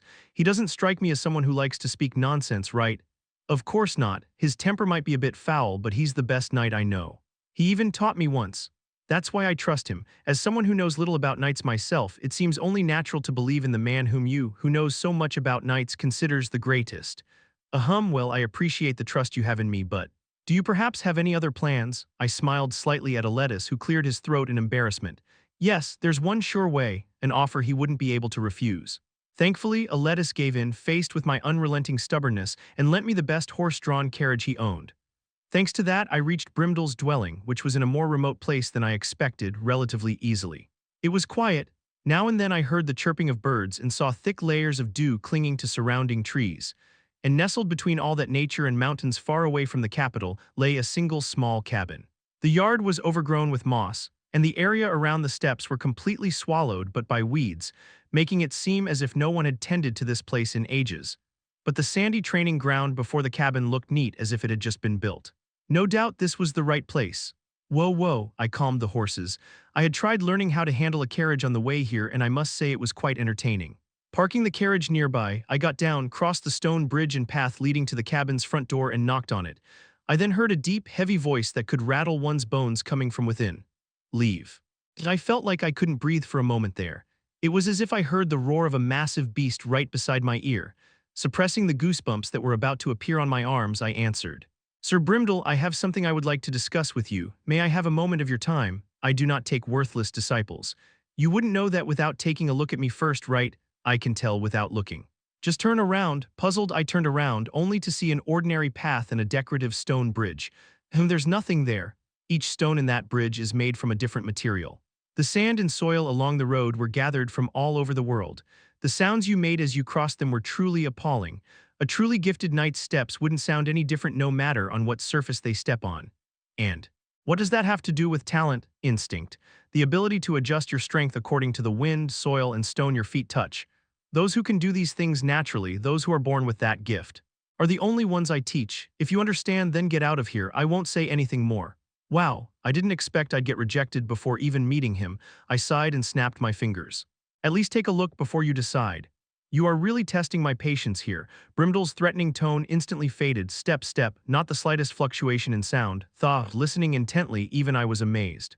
No matter whether she walked on stone, wood, or soil, there was no rise or fall in the sound of her steps. Facing the door, I asked quietly, how about now? 11 years old, maybe younger, and yet, as I listened to the startled Brimdell's voice slowly trailing off, Linmal approached me and looked at me with wide-eyed curiosity. Jern, why are we here? If humans were raw materials to him, then she was nothing short of pure gold. I just came here to learn some swordsmanship, but he told me to get lost. Let's just go back, okay? As soon as I turned around with Linmal, who still answered cheerfully despite the waste of time this trip had been, clunk, it seemed like I had gotten a bite. Chapter 55, Tempering, Part 1. The door made out of rotten wood creaked open, and standing there was a man completely unlike anything I had imagined. First off, he was tall, nearly 2 meters. That alone completely shattered all preconceived notions I had about dwarves, but even more shocking, he had a cleanly shaven face. No beard to be seen, and on top of all that, he was young. At first glance, he didn't look older than 30. If not for that sullen expression and scowl on his face, he could have even passed for someone in his 20s. A tall, youthful-looking, beardless dwarf. Was he really a dwarf? If he just picked up a bow, I wouldn't be able to tell him apart from an elf. When I met his gaze with slightly uncertain eyes, Brimdell frowned. Why are you looking at me like that? My apologies, you just look a bit different from what I expected. You humans are always the same, the dwarves too. Just because I shaved my beard, all of you act as if I've hacked off a limb. Grumbling, he turned his attention away from me and fixed his gaze on Linmal. His gaze looked completely different from when he looked at me. They were filled with fervent heat. You there, living steel, draw your sword. Linmal didn't answer him and just looked at me. Only when I nodded did she draw her sword and swing it once in a horizontal arc before gently sheathing it again. It was neither fast nor slow. To me, it just looked like she drew her sword, swung it, and then sheathed it. That was all. Ooh, how graceful. That was the extent of my impression, but Brimdell's reaction was the total opposite. Ooh. He nodded in satisfaction, a broad smile spreading across his face, then stepped toward Linmal. I knew there still had to be someone like you in this world. Do you have a teacher? No, that doesn't matter. I will prepare everything for you. What perfect timing. I cut him off before he finished, turning to Linmal. Thanks for helping me, you can go now. Okay, I'll wait in the carriage. Brimdell reached out, seeming startled, but Linmal had already left without even glancing back. Now there was only him and me left in the cabin. A brief, awkward silence fell upon us. Brimdell was the first to break it. I don't know who you are, but you came well prepared. She's a nice kid who listens really well to me. The trial period had ended. Judging by Brimdell's fiery eyes fixed on me, he had realized that fact as well. Just who are you and what do you want from me? Please read this first. I handed him the letter I had received from Sir Karen. Brimdell roughly tore it open and started to frown as he read. Karen, that guy's still alive. Did you know each other for long? Yes, he was a pretty decent raw ore. I didn't manage to forge him into a masterpiece, but I at least made him sharp enough to bring down an ox. So he really saw people as blades. If he had been a mage, I was sure he would have fallen long ago. As that thought crossed my mind, Brimdel approached me. Up close, he seemed even more imposing. He extended a hand larger than my entire face and ordered, "Judging by what's written here, I can roughly guess what you want. Give me your hand." "Yes." Brimdel grasped my wrist, pressing and feeling it for a few minutes before blinking and letting out a deep sigh. What in the world happened to you? You've been at death's door more than a few times, haven't you? How did you know? Wait, wasn't there anything in the letter about my condition? It only said, please take good care of this kid. Well, if he had put everything about me in that letter, it would have been quite long. Trusting that this eccentric dwarf had very few he conversed with, I revealed my identity. Otherwise, we couldn't even start. I'm a fallen. I see, then your world must be a great realm, a great system. Yes, wait. A sudden realization hit me just then. Great realm, that was a term used only by Scarlet Abyss. Where did you hear that? Why am I not allowed to know it? It was hard for me to believe that this seemingly young dwarf knew something that Dersha didn't. Should I assume him to be an enemy? I began inching back cautiously, to which Brimdel's expression twisted. What nonsense are you thinking, you fool? Of all races, ours are the ones who have died to them the most. Since we were children, we're taught if you ever see someone use magic without mana, kill them or run. I heard that Scarlet Abyss had been active a long time ago. You still have records from that time. We never forget what was done to us. We don't forgive and only wait. No matter whether it's Scarlet Abyss, humans, elves, monkeys, or dragons, they are all the same to us. When the right time comes, we'll repay every single one of them. What exactly did the monkeys do to you? You don't want to know. He began circling me, firmly pressing my shoulders, abdomen, head, and other areas. The results, well, they didn't seem to be very positive. Totally hopeless. Did Scarlet Abyss make you fall? Probably. I still wasn't sure about that. I could have been tortured before I turned 5, but I had no way of knowing. My vague answer only made Brimdel's frown deepen. What are you talking about? Well, whatever, let's make a deal. Thud. Brimdel sat down on the floor, not bothering with a chair. I wondered whether this was some kind of dwarf thing, so I followed suit. Then he drew a dagger from his pouch and stabbed it into the ground. Let's set the terms. Convince that girl to become my disciple. I will then grant you a clean death. It must be because I don't know the dwarven language, so let me ask you, does the human word for deal translate to death threat or armed robbery by any chance? Fine, maybe I was a bit too direct there. I'll explain, no need. I pulled out the dagger from the ground, which still shook from the impact, and placed it neatly on the floor. You're going to die soon, and painfully at that, so painful in fact that you'd wish for death. I'll make sure to give you a clean death before that'll happen. That's what you meant, right? I calmly said the words I felt I had said over 100 times to the slowly blinking Brimdel. I've heard it so many times I didn't even bother to count anymore. You'd be better off dead. I'll put you down painlessly. How are you even alive? How pitiful. How tragic. I know that people can't help but feel pity for me, but please don't expect my will to break along with it. Then, Brimdel's voice dropped slightly when he asked, if you understand all that, what exactly are you living for? To live. That's all. I forced myself not to say that this wasn't even a question worth answering, but it probably showed on my face. Brimdel looked down at me, still seeming displeased, though he didn't seem as irritated as he was before. A corpse comes knocking and asks me to fix its wounds. What a hassle. Whatever, he grumbled, then raised 3 of his fingers. You must promise me 3 things. First, I have no intention of helping you with your burdens in any way, shape, or form. I don't even know how to begin with. Knowing a bit about Scarlet Abyss doesn't mean I understand what they're up to. I'm receiving help from someone else regarding that, so that's fine. Whether you receive help or not, your death is guaranteed. If you die from your burdens during training, that's just my time wasted. Understanding his concerns, I nodded. I'll tell Linmel that if I die, she must become your disciple. Good. Second, I will teach you, but if you cannot keep up, that's none of my concern. That condition seemed so irresponsible that I couldn't help but frown. That condition allows for some pretty malicious interpretation, doesn't it? Malicious? I've hammered steel all my life, sometimes other things, but always metals. I've never hammered stone, nor do I know how. Are you calling me a stone? You're even below that. What level do you think your talent is? Of all the seeds I have ever seen, you're the most worthless. Talent isn't really necessary for this, now is it? I just want you to keep me from rotting away. You'll learn what's necessary once we begin. Either way, I'll hammer you as I hammer steel. I don't care if you break or crack. That's acceptable then. As long as he wasn't saying he'd half-ass my training, I could live with that. Brimdel scoffed and folded his last finger after hearing my answer. You've got guts, I give you that. Third, write a will to your master. A will? Yes, you chose this training yourself. Tell them not to bother coming here to complain. That's actually really easy. I immediately took out a sheet of paper from my backpack and wrote, to Master Dersha, if you're reading this, that means I'm probably dead. It's mostly because you never knew about my condition and decided to hide yourself away, but don't blame yourself too much. It was all my fault. Knowing your personality, I trust you won't bother seeking revenge for me. You may dissect my corpse as much as you like. All done. Brimdel let out a deep sigh, seeing how quickly I scribbled it down. You're stubborn, you really have no intention of dying cleanly, do you? Not at all, so please keep your promise. Tisk. He probably thought I'd chicken out and run away if he scared me enough. It wasn't that easy though. After some time Brimdel rose to his feet wearily, seeing how calmly I sat there. We don't have much time, so let's get started now. Yes. As for the lecture, I'll keep it short. When I checked your pulse, I guessed you had crossed death's threshold several times already. Do you know why? I don't. Because you're still alive and not melting. What kind of nonsense was that? While I was trying to understand what he meant, Brimdel looked through a shelf, lifting swords and hammers as if judging them. Not this one. Tell me, why do you think someone as talentless as you hasn't melted to a puddle yet after being steeped in mana for over a year? I mean, I did think it's odd. I never thought I was melting to begin with. I always felt completely fine. My burdens aside, my body felt perfectly fine. If Sir Karen hadn't told me, I really wouldn't have noticed. I was told that one's body would start to melt after a few months, and yet I had stayed a whole year without any changes. That was seriously hard to understand considering how talentless I was. It's because you already dipped your toe into arcane strengthening. Huh, but I've barely ever held a sword. Training arcane strengthening has nothing to do with swinging a sword. If it did, sword skills would determine one's mastery in arcane strengthening. Brimdel finally picked up a small hammer and glanced at it with some satisfaction. A human's adaptability surpassed any other species. However, it's not something that manifests easily.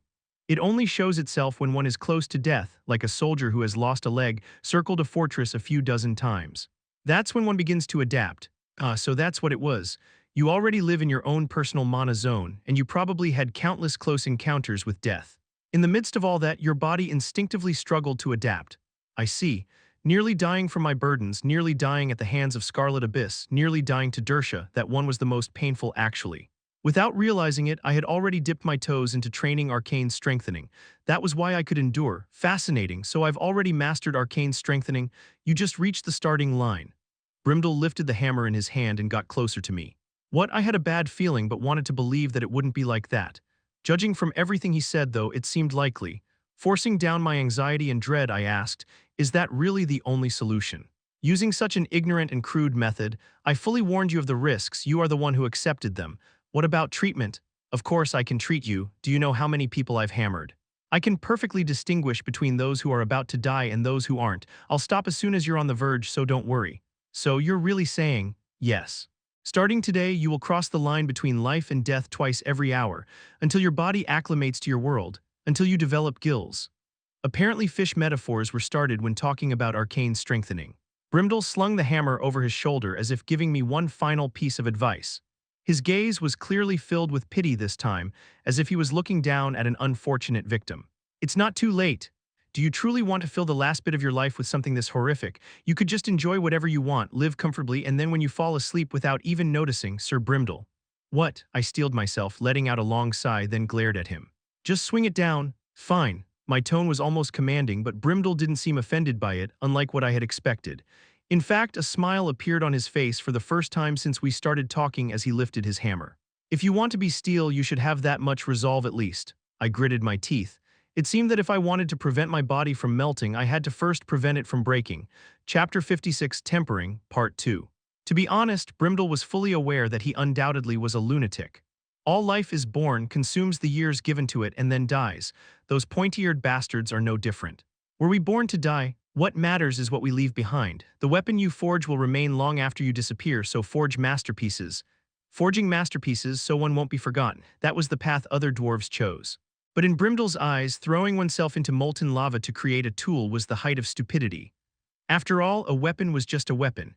If it was left to rot in some vault, one would never recognize its worth, losing all meaning. So unable to find a better path, he simply kept forging swords like all the others, until one day he saw a human knight. He was a foolish idiot who dared to enter a dwarven cavern to steal a masterpiece.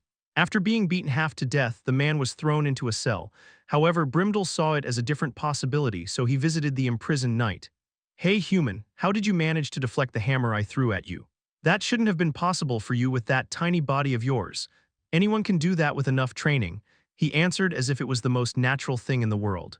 After pondering about this matter for a long time, Brimdel shut himself inside his workshop.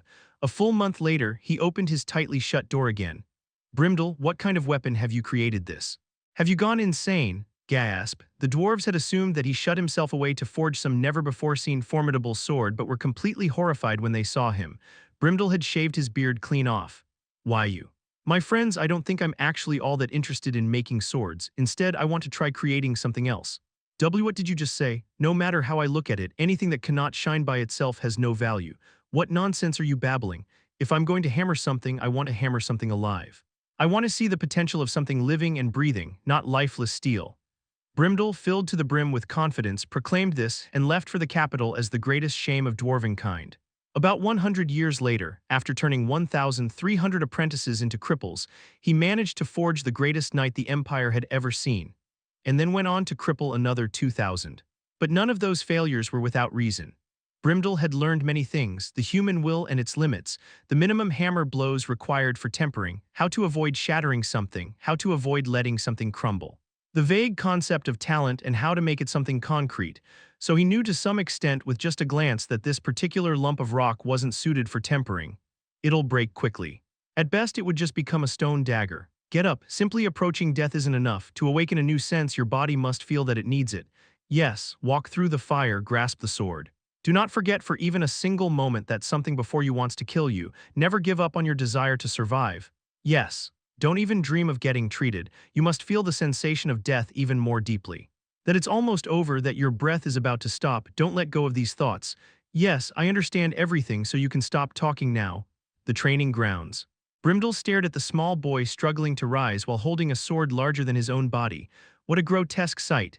His forehead was torn open, blood running down his face. His entire body was bruised. He couldn't even stand properly, and yet he was holding himself up with his bones alone, dragging the large sword as he glared at Brimdel. Even with one eye closed from the blood running into it, his aim was accurate. At Brimdel's throat, there was no killing intent, nor was there anger, but Brimdel found his hand reflexively reaching to his neck. That quiet, unwavering determination in the boy's eyes made him do so. Your grit is worth looking at least. If things had gone as he expected, he should have broken long ago. No matter how much one trained, a child was still a child. When death drew near, no matter how firm one's resolve was, any goal would be forgotten. That was why it normally took a long time of constant exposure to it to reach the necessary stage. Forcing them to tremble yet never forget, but this boy was already past that. That was quite unfortunate for Brimdel. It meant that he wouldn't just run away after a day or two. Come to think of it, he had apparently survived almost a whole year living in a great realm. With talent that low, even experiencing near death once a day would have been unlikely. Which meant, every time he came close to death, he must have gone through this same concentrated experience. He refused to give up even with death right around the corner, desperately struggling to survive, over and over with great intensity without a moment of rest. What could have happened to him? Brimdel tried imagining it for a moment, then shook his head and gave an order. Attack as well. If you have the will, then expressing it is important as well. Understood. Jern set down the sword. Then, clenching his fist, he charged at Brimdel and kicked him in the gut. Bewildered, Brimdel asked, "Why did you throw away the sword?" "I didn't come here to learn swordsmanship. I came here to learn arcane strengthening." He said it so confidently it made Brimdel feel like he was the strange one here. He definitely won't just quit after a few days. Sighing, Brimdel slammed his hammer down on him again. "Bam, what's this? Medicine and bandages, apply them. Will this stuff actually heal me? I mean, will I return to how I was before? Of course not, it'll hurt quite a bit and moving will be difficult. Then what about tomorrow's training? It'll be better. You'll find it a lot easier to sense death." Watching Jern's expression sour, Brimdel hoped to hear the words he had been hoping for, but seeing Jern calmly applying the medicine and wrapping himself up in bandages, a disappointed expression appeared on his face. That meant this tedious process would last for more than a week. "From now on, I'll add more cuts. Seeing your own blood flow will help you realize it even more. And I'll say it in advance, but starting with this next phase, you might die." Actually, he would carefully control his blood loss so that it wouldn't get to that. Jern twitched an eyebrow and muttered, "Are you going to do all this to Linmal as well? That kid probably understood everything from yesterday's training." True," Jern nodded calmly, then was torn open again before he could even let out a scream. That evening, Brimdel, looking down at the bloodied Jern lying on the ground, he asked just in case, "Don't you want to give up now?" "Not yet." Tusk. That meant this training would last for more than 2 weeks.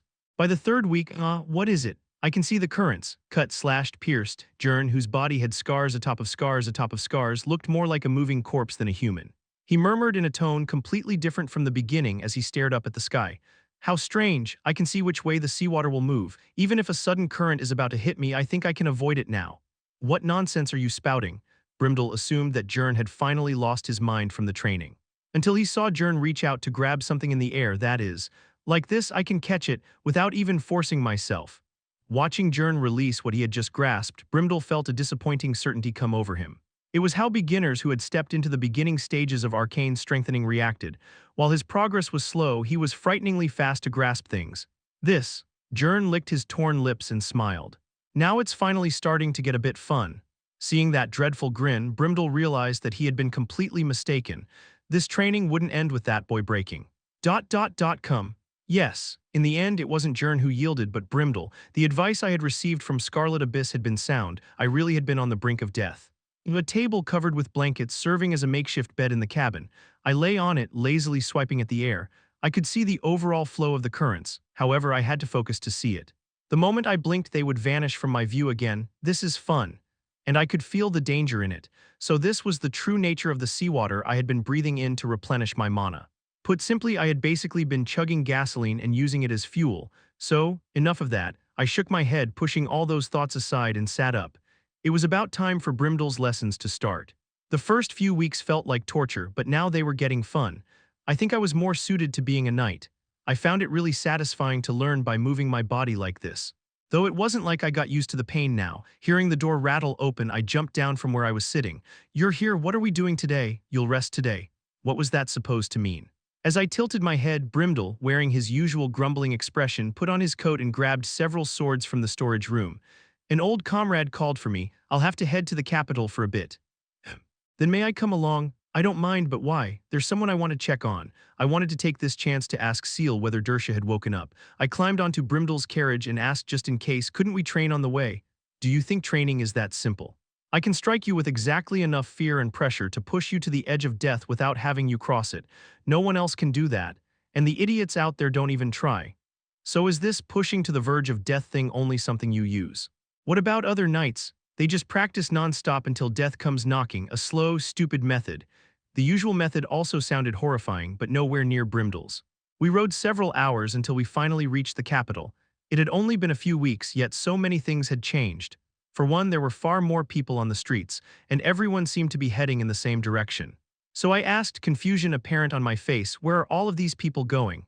Brimdel pondered for a moment, then shrugged. Well, you've only been training, so you didn't notice the outside world's movements. It's better to see it for yourself than hear me explain. What did he mean by that? Follow me. I followed Brimdel, whose pace had picked up, toward the heart of the capital. There, 5 ordinary-looking children were being taken away in shackles. They were being led away like criminals. Their wrists were cuffed, but the knights around them had their swords drawn, ready to cut them down if they moved even slightly. Who are they? I was about to ask, but when I let my tide sense roll over them, it struck me, my expression hardening. Wizards, but something about them felt different. Brimdel spoke calmly, confirming my thoughts. HMPH, so Fallens can recognize each other, Those are your friends. They're being isolated and sent off to spend the rest of their lives in some remote village. What a charming way to put it. It's true, though. All the prisoners were mages who had fallen into the abyss. Judging by their age, they hadn't fallen voluntarily, but the people watching didn't seem to care. Everyone around us was either clicking their tongues or smirking, seeming amused, so I tilted my head in confusion. Are they all part of Scarlet Abyss? No, they're the unlucky souls Scarlet Abyss dragged down. Then what did they do wrong? Falling. Aha, I nodded. Well, even before Scarlet Abyss, people didn't take too kindly to the fallen. My master once said that 100 years ago they'd just kill anyone who fell. It's inevitable. Even though they are doomed to die, they have been given immense power they can't properly control in return. Would you really leave these types of people unchecked?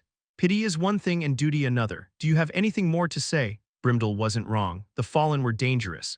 Even without the risk of them becoming part of Scarlet Abyss, they were like ticking time bombs that could explode at any moment. Restraining them the moment they appear, that was what a nation had to do to protect its people, so I shook my head. Not really. Then why don't you just die? You really don't like me, Even after weeks of physical training, this insane dwarf who saw humans as raw ore still was displeased with me. Be back at the carriage by 3 p.m. If you're late, I'm leaving you behind. Yes, we had arrived here pretty early, so I had plenty of time. Just when I was about to turn around to leave, Brimdel called out to me, seemingly annoyed. Yeah, no fond mentor-student relationship to be found between us. And one more thing, stop. He pointed toward the front of the cavalry leading away the prisoners. Do you see those knights? Yes, black armor, sharp eyes with a murderous glint to them. Overall, they seemed far more dangerous than the average knight. They're part of a newly formed unit dedicated to capturing and eliminating fallen. They always wear black armor, so don't get caught. I won't protect you. Those guys look way scarier than the others. Of course, they're all knights of heavenly retribution after all. Run into one and you'll be spending a long time with your new friends. I'll be careful, do that. After giving me some advice, Brimdel turned and left as if his work was done here. I watched the procession of what one might call prisoners for a moment. It was awful but far more humane compared to past accounts. Aletus told me before that the Empire's old policy was immediate extermination for any mage discovered to be an Abyss Realm mage. So maybe it was him who pulled some strings in the end. As I pondered over this matter, some whispers reached my ears. My little sister died in the city because of trash like those guys. Tisk, lifelong exile. Why in the world aren't they just killing them? I heard the princess intervened. Ahem, the princess, Lumia, or her older sister, probably her older sister. Judging by what I saw of her, she was nothing more than an arrogant brat, so there was no way she would bother to save the fallen. I have never met that other princess, and yet I keep receiving help from her. Just as these kinds of thoughts spun in my mind, I met the eyes of one of the knights of heavenly retribution leading the prisoners. Those fierce eyes were glaring at me. They weren't just scanning the crowd. They were directly staring at me. Now wasn't the time for me to look suspicious, so I bounced around and waved my hands wildly like a cheerful kid my age. HMPH, the Knight of Heavenly Retribution snorted and looked away. Works every time. Chapter 57 Tempering, Part 3. What in the world happened to you? Nothing really. I just trained.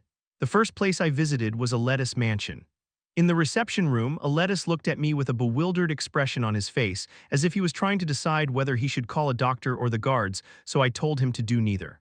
It worked better than I expected. Would you try using some sort of spell, a wind spell just close enough to brush my ear? Very well. Aletus created a light breeze to graze past my ear. I could see it, but at the same time, not really.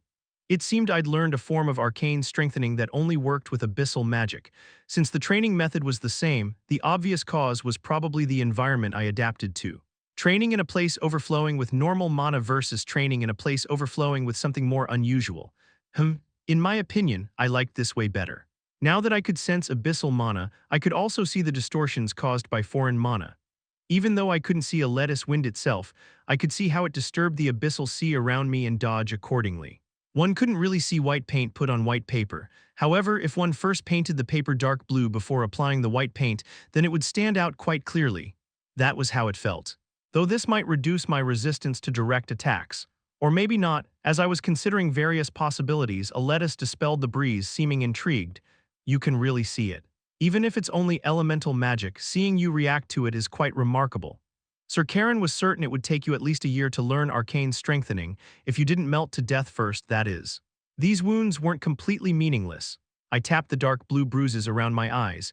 I can't deny the results, but I'm still not sure whether such methods are really necessary. You were literally betting your life on it. Isn't that what training is all about? No, what do you think knight training is? If a child your age went through such things, most of them would lose their spirit and abandon the knight's path entirely. Unless you have a body of steel and a heart of diamond, you could avoid destroying your own talent. Miss Durkheim taught me magic like this too, though. Wait, what? I thought you were learning magic. Yeah, it was magic, but I learned it while getting beaten half to death.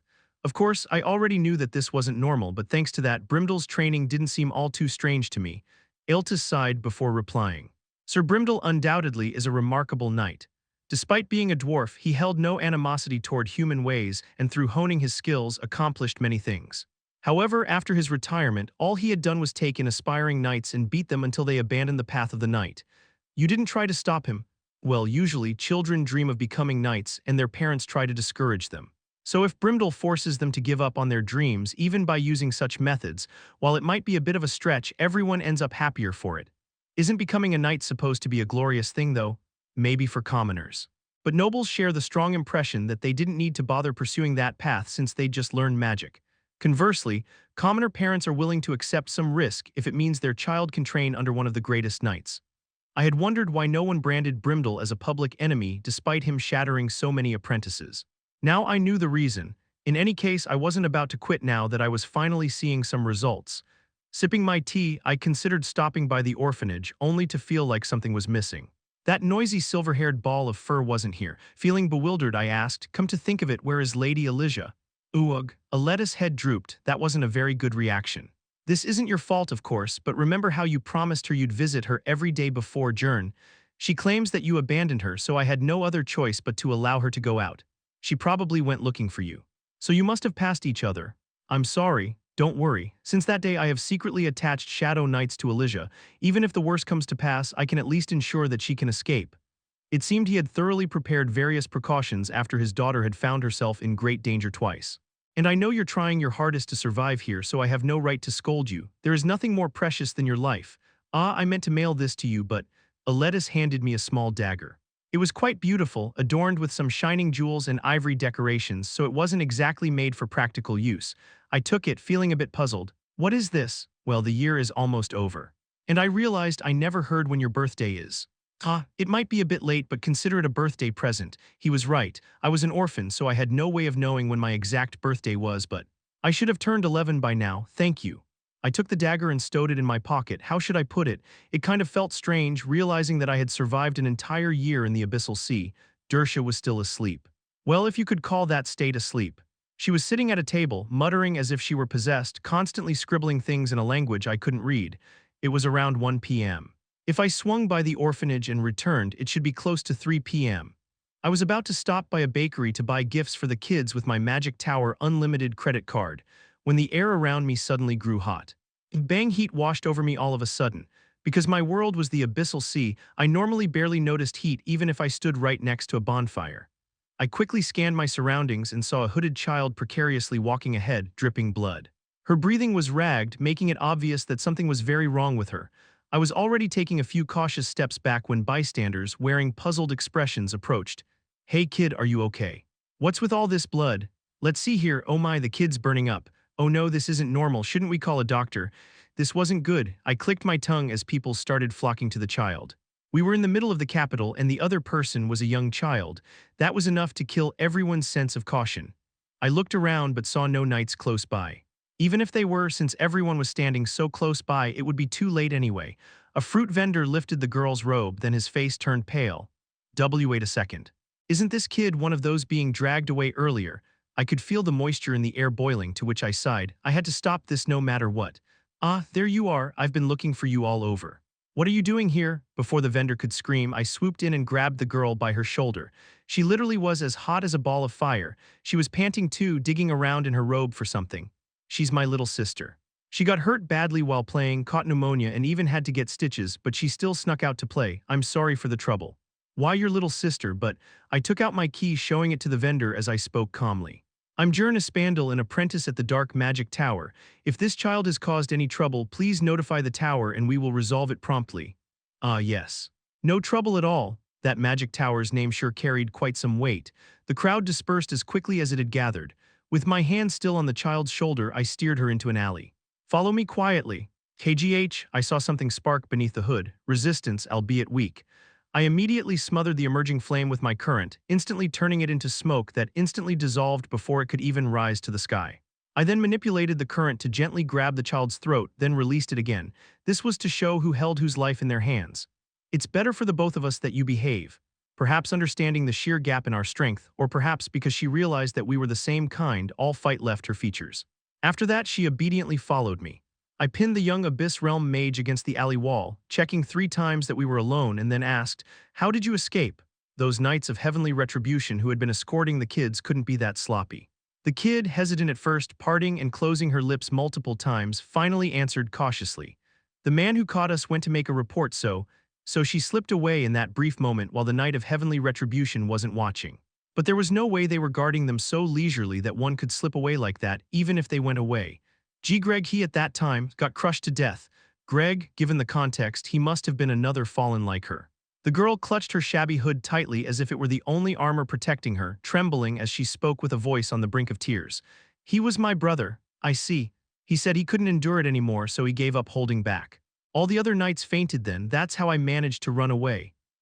So a fallen couldn't withstand it anymore and went berserk, knocking out every knight in the surrounding in the process. A truly horrific situation. If I were one of those knights of heavenly retribution, I'd probably lose my mind at the sheer absurdity of it. So what do I do with her? I couldn't just walk away now that I knew. As I pondered, the girl who had been crouching up to this point suddenly sprang to her feet and desperately grabbed my shoulders. Please help me. Help you. I'm scared. I don't want to live like this anymore. You're an apprentice at a magic tower, right? Please, I know you have no reason to do it, but please give me a chance. I'll do anything, absolutely anything. I looked at the face that had been hidden by the hood. It was truly horrific, burns layered over burns. If it weren't for the hood, most people would have realized immediately that she was a fallen. Most of all, those eyes filled with nothing but utter despair. I slowly nodded. I wasn't broken enough to need justification to help a kid. It's all right, I'll help you. Really? Yeah, I even bought some medicine earlier. I'm not sure if it'll help you. I pulled out an ointment from my pocket and handed it to her. She stared at it, her expression quite puzzled. What is this? Medicine, apply it, it'll make you feel a bit better. I don't need this. I've already tried lots of similar things, but none really worked. Better than nothing though, right? But put some on for now, then we'll find something better.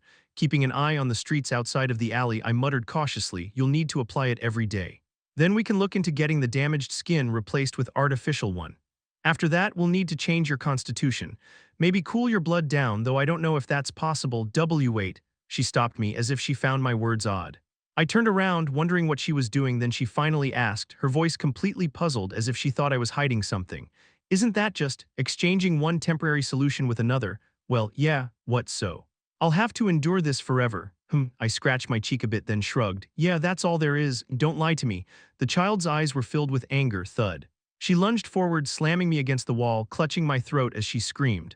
Why, you're perfectly fine. You know the way to escape this, don't you? How to get out of this? Tell me. I want to live. There is no such thing. I didn't get angry because I understood how she felt. A drowning person grabbed onto anything close to them. It didn't mean that they wished to drag others down with them. So I simply looked at her straight and told her the truth. You endure one moment, then the next. Then the next time your burdens press down on you, you survive again. Even when it hurts, you endure. Even when you feel you're going to die. You just keep enduring. The girl, puzzled by how calm my voice was for someone being strangled, suddenly realized something, her eyes widening. Why, you're not breathing, right? It's pretty hard to breathe in my world, so I replaced my lungs already. Hangul ko u anus, the strength in the girl's grip weakened, then her head drooped. Having proven my words, it seemed like the little motivation she had was completely crushed. How long do we have to do this? Until you feel that death would be better. What? When you've resisted enough, when you think that you've done everything you could, when stubbornly holding on to your life feels meaningless. You keep enduring until then, there's no end, there's no escape. Unfortunately, I didn't know how to put this in a more pleasant way. Even if I did, giving a fallen hope wasn't something someone with a human heart could possibly do. You should try to survive now. And maybe if you're lucky, you can survive the next moment as well. That was the only comfort people like us could get. The child slowly lifted her head. She seemingly understood my words, seeing that here was not a hint of hope in those eyes. Then why do you live? Because it pisses me off. I can't say living is better than dying, that'd be a lie. The abyssal sea was terrifying. The thought that it might be better if I just died crossed my mind several times a day, but if I had to pick a reason as to why I wasn't giving in, well, I don't want to lose to the world I created myself. That would be the biggest one. So what are you going to do? I waited for the girl to make her choice. If you want to struggle, I'll help. It's not even that hard.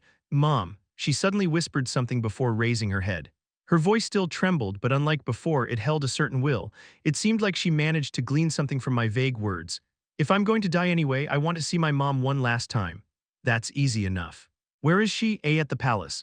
Right, she definitely wasn't just some ordinary kid. Chapter 58 Tempering, Part 4. The Imperial Palace. Yeah, what's your name? Was she like the third Imperial Princess or something? Of course not. The girl lowered her head, her face looking daunted. Ren. Ren, it's the last part of my mom's name. I wasn't really given a name, so I just used that. What did she mean by that? Greg and I. We're illegitimate. Our mom was a maid who got involved with some noble. I don't really know the details. Why don't you know? She's your mother, right? We grew up in an orphanage. But unlike the other kids, every month a woman would come by to give us food and clothes. Then one day, Big Brother overheard her talking to the director. So that woman was your mom. Yeah, he even found out her name. But when Big Brother confronted her the next time she came, she looked shocked and left. She never came back after that. So these kids weren't natural borns created by Scarlet Abyss, but half-mages born from a noble and a maid.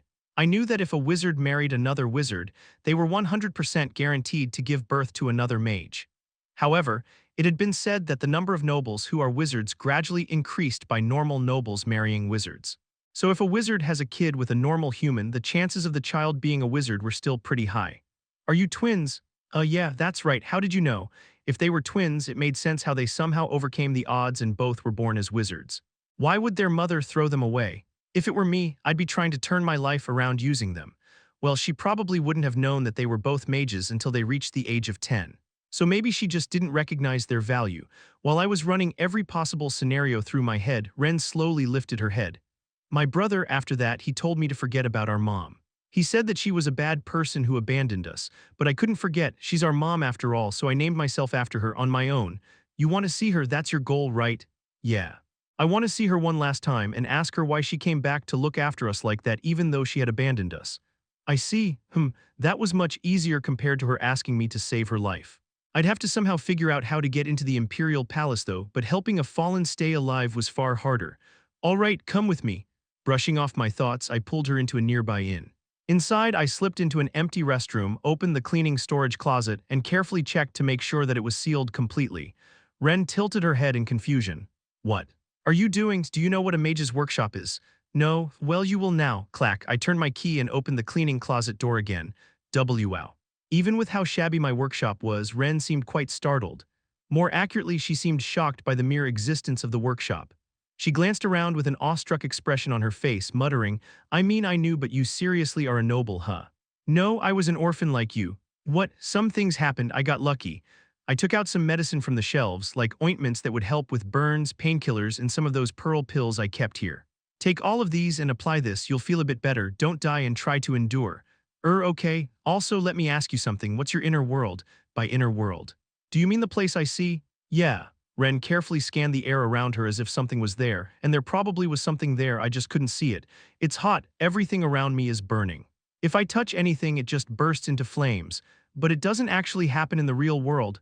Why yeah, so it wasn't a great realm, but it still was pretty serious.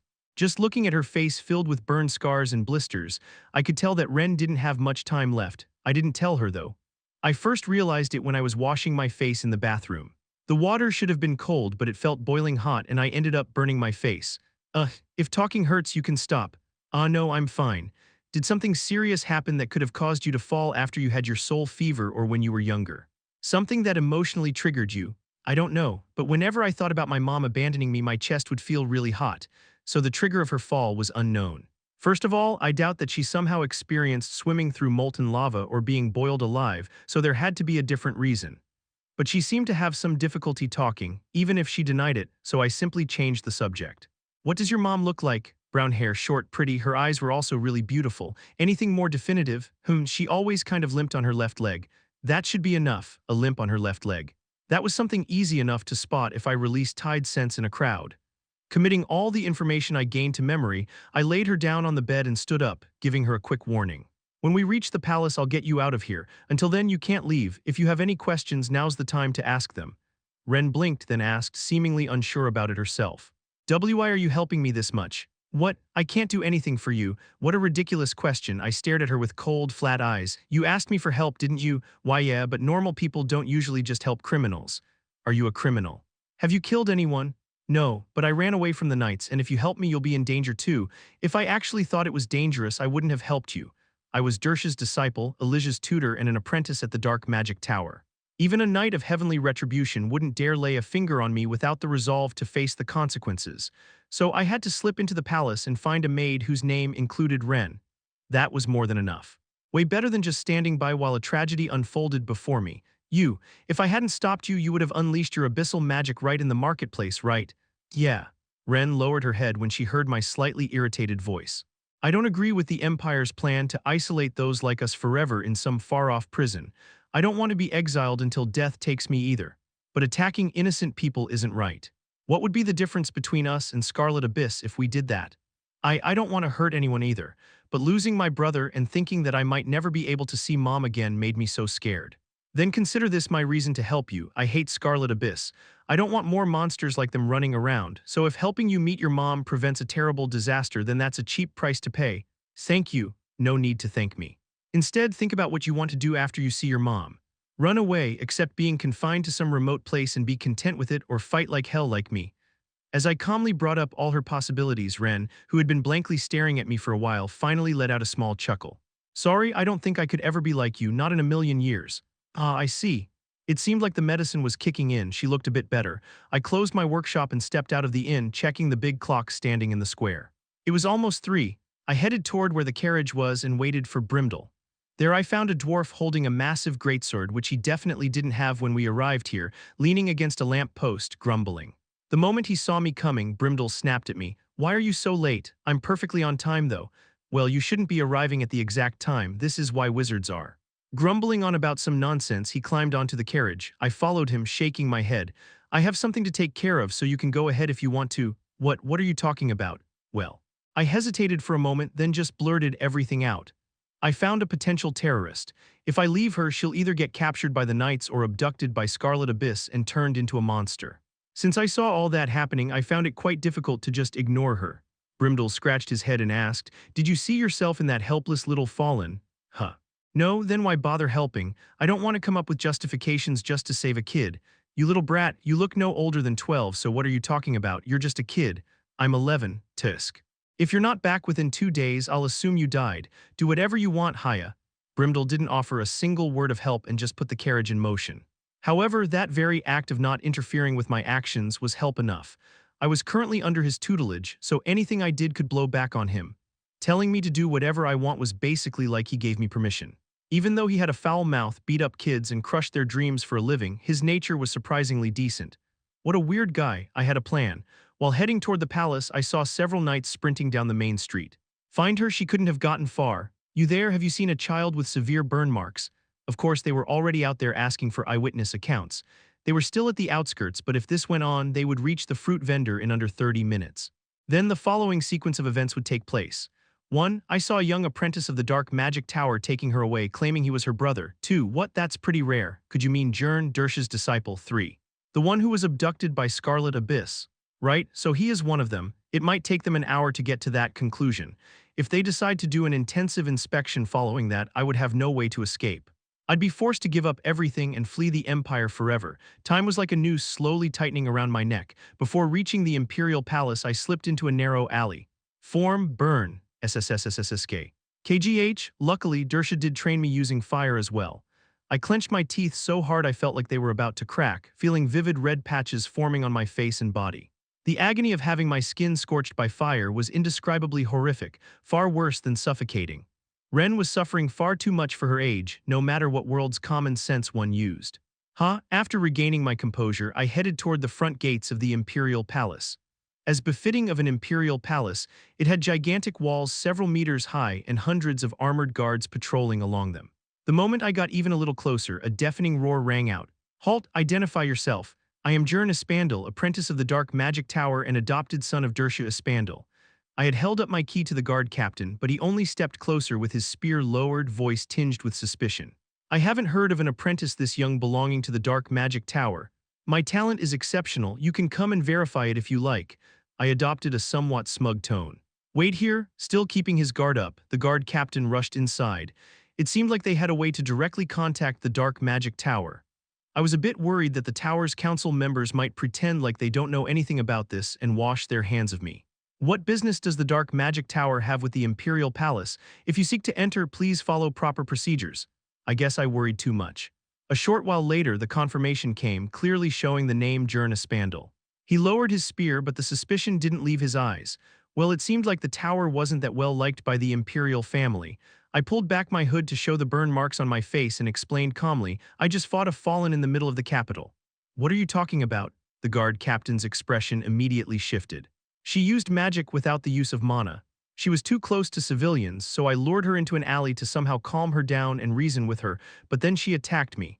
I barely managed to escape after the battle. And there are some things the palace should hear. Please wait a moment." His expression instantly became urgent before he hurried back inside the walls. This time, he came out a bit faster than the first time, panting, and then barked some orders to the other guards. "It's true, this is to remain confidential. No one should speak of this. Return to your regular duties." "Yes, Sir Jern, you have done us a great service. A doctor is on his way to treat you. We'll call for the knights shortly, so if you could just report the details." His tone had undergone a drastic change. He seemed much more friendly, which showed that the situation was a lot more serious than I had thought. I slowly shook my head. "Could we maybe hold off on that a bit?" There's a reason why I came to the palace rather than to the knights. I'm only a one-star wizard, and yet I could properly fight against a fallen. There's no way a skilled knight would fail to capture such a weak kid, right? So my guess is that perhaps someone among the knights secretly helped the fallen escape. Huh, the guard captain let out a confused sound, wearing an incredulous expression. No matter how I looked at it, that expression seemed to scream, "What nonsense is this? That seems highly unlikely." Well, it was nonsense after all, unless it involved Scarlet Abyss. I rubbed my chin with a puzzled look. True, never mind then. Even I think that it doesn't make much sense. For something like that to happen, a Scarlet Abyss infiltrator had to be disguised as one of the knights. That's impossible, though. The guard captain's eyes went wide when he heard those words. His expression turned into one of serious contemplation. Cases like that had already happened, and since I, who shouldn't know anything about them as a mere apprentice, pointed out this possibility so clearly, it made it quite hard to ignore this option. I'll wait for the knights then, the pain is still bearable for now. WL, how about we go inside and have you explain this matter more thoroughly? Inside the palace, wouldn't that be a bit too discourteous? Not at all. There's an infirmary inside as well, so please head in for now. Thank you for your kindness. Smiling softly, I entered the palace, escorted by the captain of the guards. After entering what stretched out before me was an entirely different world. This is incredible. Is this your first time inside the palace? Yes, outside it was winter, yet inside the palace it seemed to be spring. Songbirds of every color perched atop cherry blossom trees in full bloom, creating a gentle harmony. The pond, far from being frozen over, turned into clear streams flowing right through the palace grounds. Sometimes a cool breeze would blow through the area, otherwise it was pleasantly warm, perfect. I couldn't find a single drab corner in this place no matter how hard I looked. It was like someone had taken every beautiful landscape in the world, cut them out, and stitched them together in a way that each piece harmonized perfectly with each other, highlighting their beauty even more. Gazing at a butterfly brushing past my shoulder, I couldn't help envying the imperial family. The infirmary we arrived at was bigger than most large hospitals outside. Ah, Captain, what brings you here? We have a burn victim. Are there any doctors available? I'm sorry, all of them are currently upstairs. What, why? Well, something urgent has come up.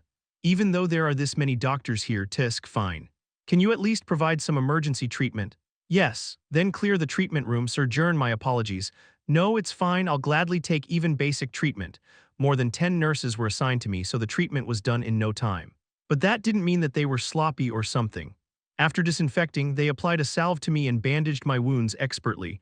Once they left me to my devices for a moment, I spread out my tide sense. Seems like I had no other choice. They definitely used some sort of spatial expansion magic here. From the outside, it certainly looked large, but I thought I would be able to scan this whole place easily, considering the wide range of my tide sense.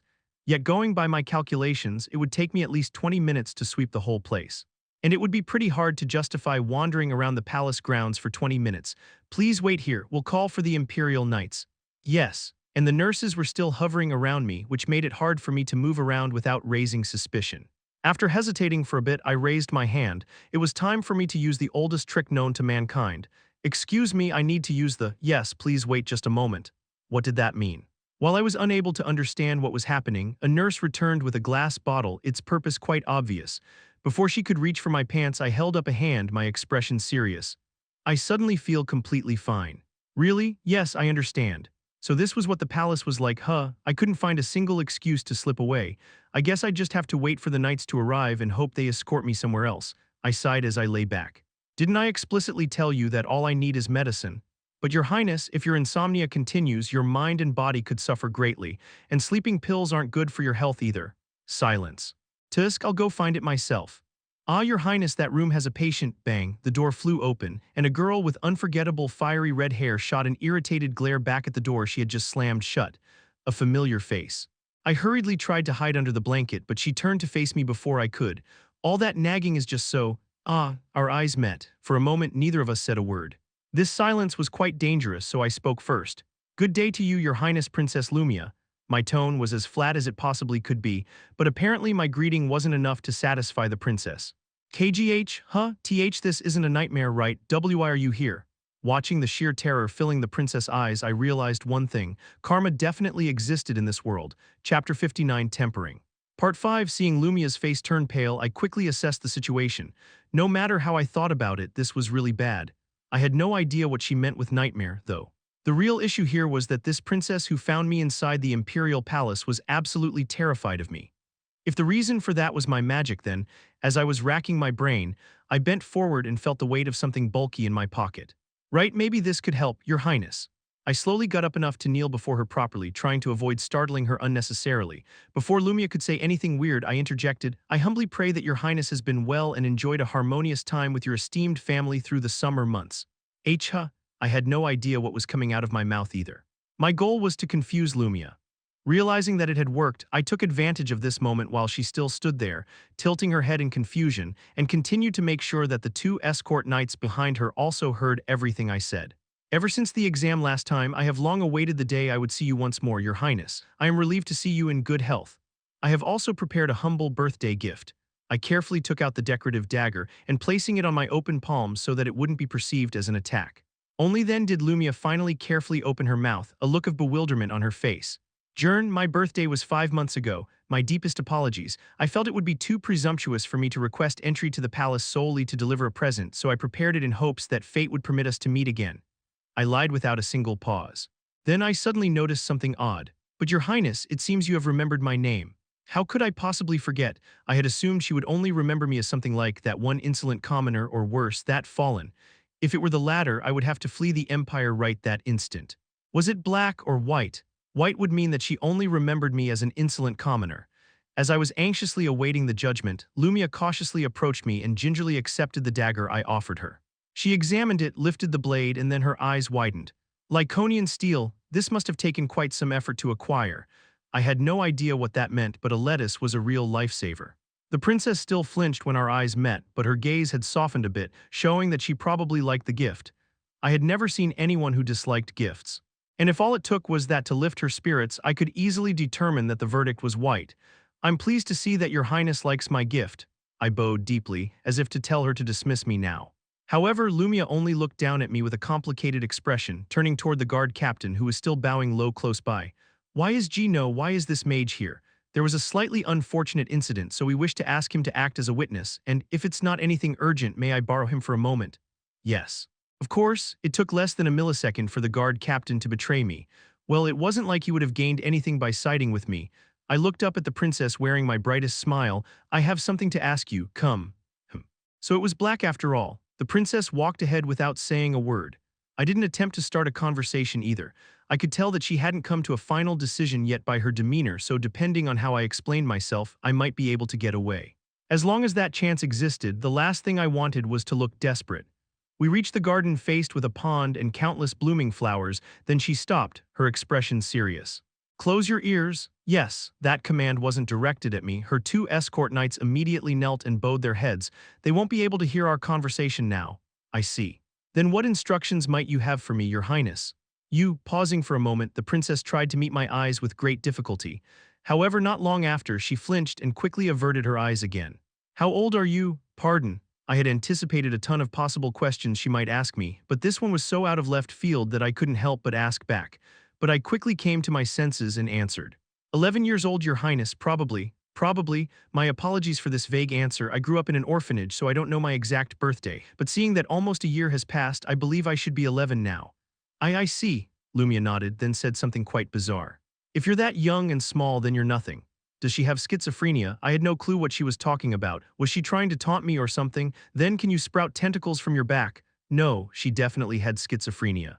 The poor emperor. As I wondered whether I should call a doctor, Lumia let out a deep sigh of relief, muttering to herself, You're just a mere child, nothing more. Have I done something to offend you, Your Highness? If so, would you please tell me so I can correct my mistakes? When I asked carefully, trying not to provoke this mental patient, she glared at me fiercely, as if she was trying to ask me how I could dare to ask something like that. As soon as our eyes met, she dodged as quickly as a snail retreating back into its house. You keep showing up in my dreams. I took a few seconds to try and process that sentence, then closed my eyes with a serious expression. I will try my best to understand what Your Highness means by that. My apologies. Lumia tilted her head, then scowled.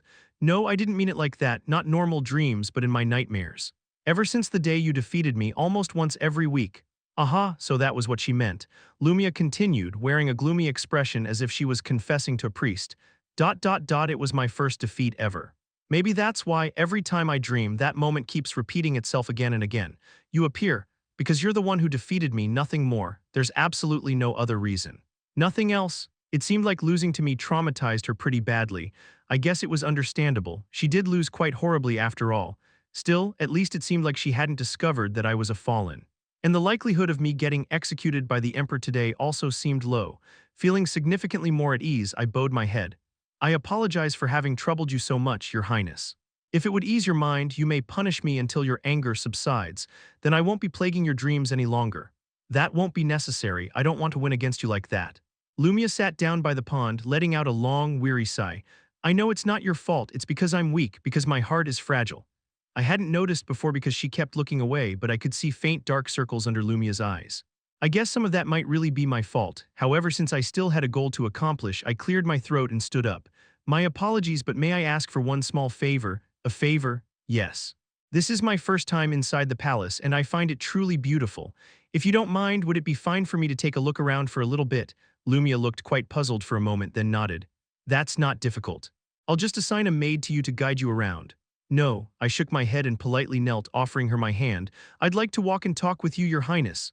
Thanks to her granting me permission, I had become aware of a certain fact. Lumia was the perfect entry pass, so I had no choice but to set the tree on fire. Did you ever think that they might arrest you for arson? I was 7 at the time. I figured the worst they would do to me was give me a spanking. Just walking with her made the knights step aside on their own, and the maids hurried to open the doors for us. All I needed to do was scan the area with my tide sense and find a limping maid. As easy as pie. The only price I paid was simple small talk. I told the princess how I had lived and some stories from the orphanage. Of course, I left out everything involving my fall. As I walked down a hallway completely covered in red carpets with warm orange lighting streaming down on it, diligently searching for Ren's mother, Lumia, who had been listening to me quite intently, gave me a weary look. From hearing all that, it seems like you haven't really changed a bit since you were little. I'd say that I changed quite a bit, though. Yes, I suppose so, but that's not what I meant, Lumia rolled her tongue as if she had trouble choosing her words. From everything you've told me, you sound like someone who doesn't experience regret. What do you mean by that? I mean, if you had the exact same knowledge and you were sent back in time with everything you know now, you would still make the exact same choices. Is that strange? It is, very. People make choices, then regret them. They imagine what might have happened if they had chosen differently and torture themselves over their mistakes. But you, the princess narrowed her eyes as she looked at me. Even if you went back, you'd still choose to do the exact same thing. That's something not even the most prideful fools would be able to do. I wonder why. I don't fully grasp what you're trying to say, Your Highness. I do regret things and I do suffer from the choices I have made. But I can't deny that even if I went back, I would still make the same choices. Why? Because I already made those choices after suffering more than enough for them. Even if the time I would have to endure changes, the results wouldn't. At my answer, Lumia finally seemed to have finally realized something as she nodded, accompanied by a soft exclamation. I see. So you're not in your right mind. Don't take it too seriously. I've heard about people who choose not to question their decisions instead of trusting them, but this is the first time I've seen someone like that in person, so I'm a bit confused. What is the difference? Trust needs a reason, but refusing to doubt doesn't. The latter is how lunatics think. Her words were quite sharp, but the atmosphere around us didn't seem to be unpleasant. The princess still couldn't look me in the eyes for long, but she flinched far less often. Well, thank you. I should be the one to thank you. Thanks to Your Highness, I was able to properly admire the beauty of the palace. I had searched from top to bottom with my tide sense but couldn't find the slightest trace of Ren's mother. However, I had found a way to find her. Lumia had been quite helpful in many ways. You wish to talk to me so that you could convince me that you are merely a harmless child and not someone to be feared. We are no fool. Your way of talking is a bit mixed up. This is also your fault. Lumia glared slightly but then sighed before snapping her fingers to summon a knight. I kept you for far too long. You must have duties to fulfill. This knight will escort you. Yes, though brief, it was quite enjoyable. Now I had to find some other excuse to get away. As I was pondering, there will be no need for that. I heard a cold voice and something abruptly entering the range of my tide sense. It was similar to how Linmal had erased her movements. Only this time the distance itself simply vanished. They were so fast that it seemed like someone that hadn't been here simply appeared. I slowly turned. There knelt a lean, middle-aged knight, clad in black armor, not particularly large or small, radiating quite the imposing pressure, yet completely courteous toward the princess. Fast no, he was imperceptible. The knight politely introduced himself. Knight of Heavenly Retribution Azure of the Waxed Wings unit greets Princess Lumia. Waxed Wings? Lumia accepted his greeting naturally, looking down at Azure with puzzled eyes. I have never heard of such an organization. It's a newly established unit for specific operations, primarily the containment of and preventive measures against the fallen. Seeing how he dragged out the words containment and preventive, paired with that name waxed wings, wings made of wax destined to melt. It really was a name thick with hostility, showing absolutely no attempt to hide it. After completing his nightly duty toward the princess, Azure's gaze turned to me. I have come in search of this boy for related matters. Jern. Are you implying that he has somehow gotten involved with the fallen? Yes, he claims to have engaged one in combat, and there are some additional suspicions to address as well. Did he hear about the stuff with Ren? Then of course he wouldn't feel all too kindly toward me. Meeting his gaze, I replied to his words. That remark could easily be taken as an insult. I apologize if I somehow offend you with these words, but I believe it's quite reasonable for me to think that way. Indeed, Azure replied gently even to an 11-year-old like me. However, his tone was simmering with boiling emotions.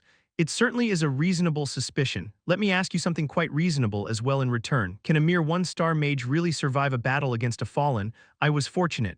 That seems to be the case. Azure stepped closer, lowering his gaze to meet mine. And you will need to remain fortunate in the future as well.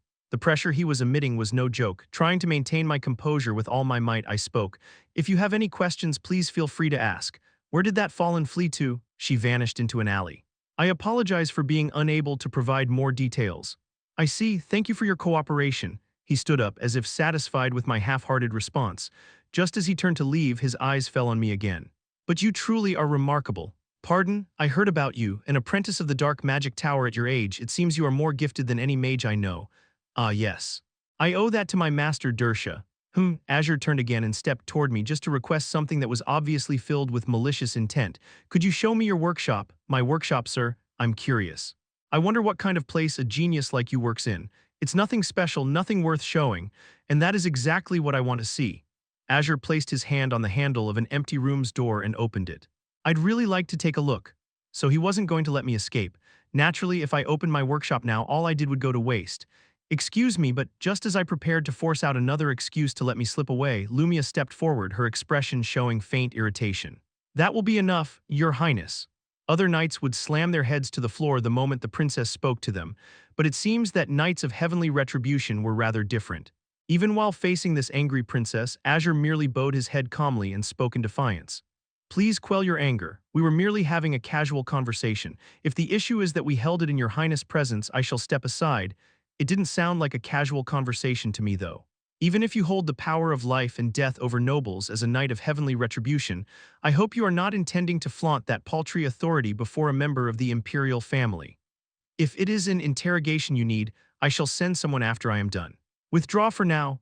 Yes, the authority knights of heavenly retribution held was quite overwhelming, but even so the imperial family was still the imperial family, and a knight was just that, a knight. Azure bowed without showing any frustration and turned to leave. However, before he did, his eyes met mine again. And that was when I realized it. Azure had no intention of letting me walk away today. After he departed, I bowed deeply to Princess Lumia. Thank you for standing up for me.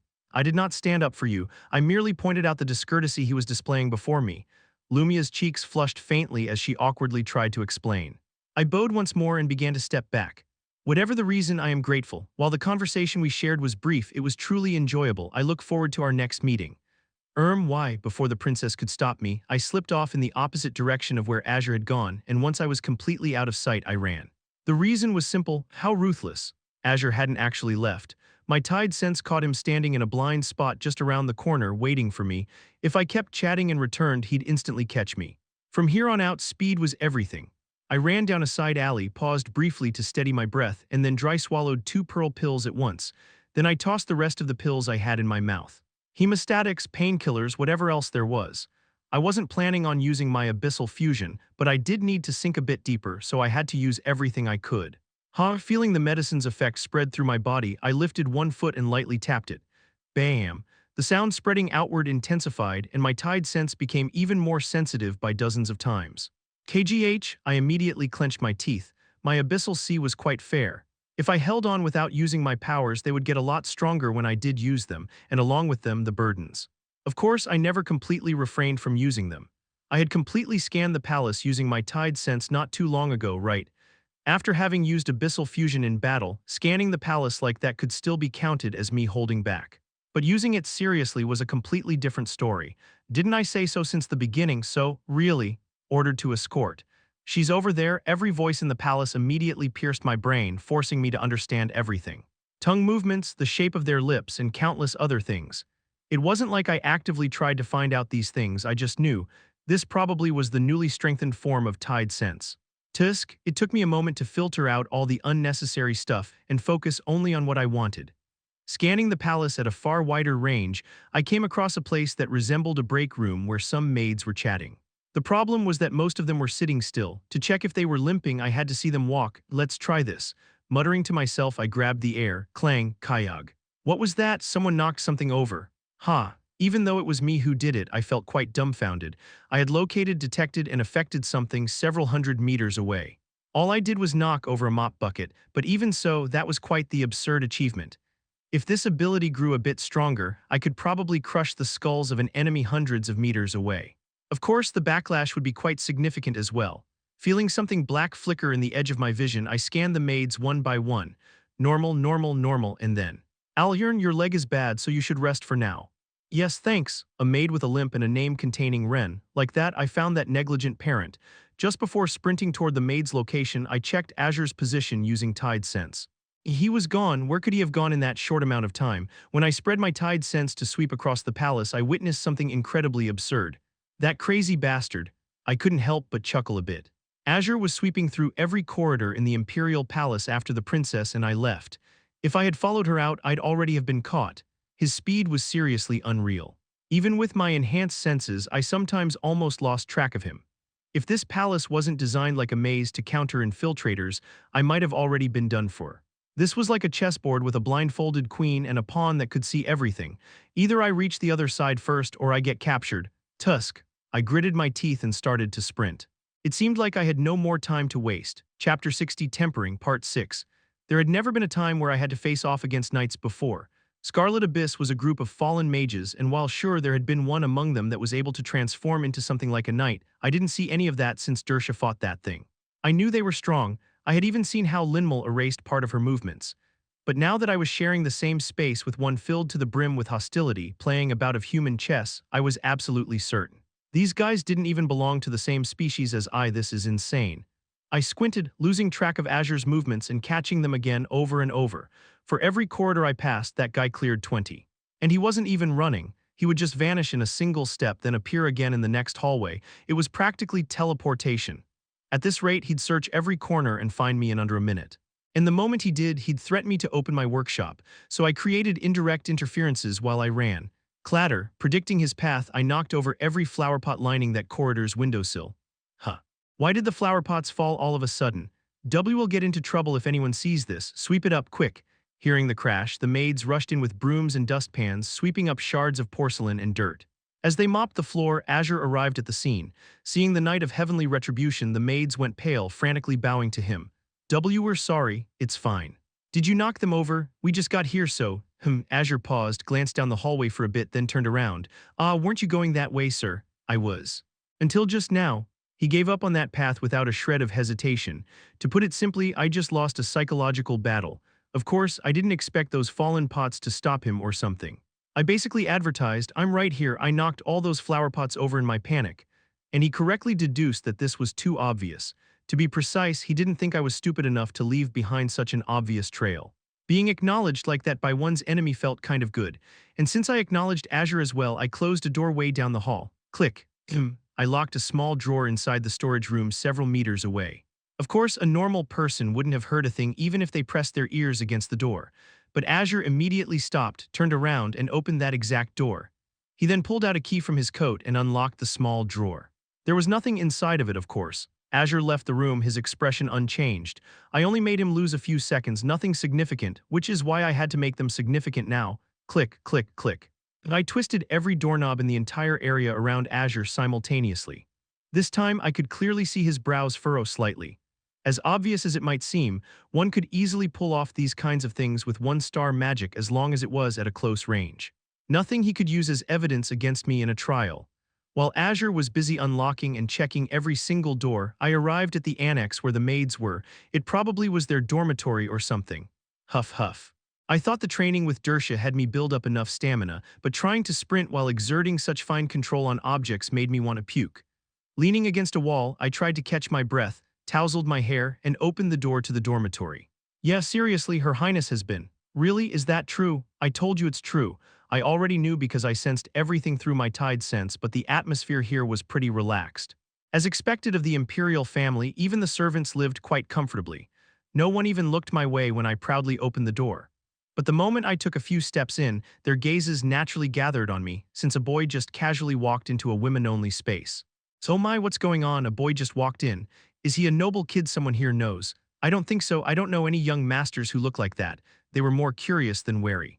Even though this was essentially a no men allowed zone, to them I was just a kid barely over 10, hardly a man. I hesitated for a moment, then simply shouted, I'm here to find my mother. Why your mother? What are you talking about? Your mother is here. Their expressions immediately turned serious.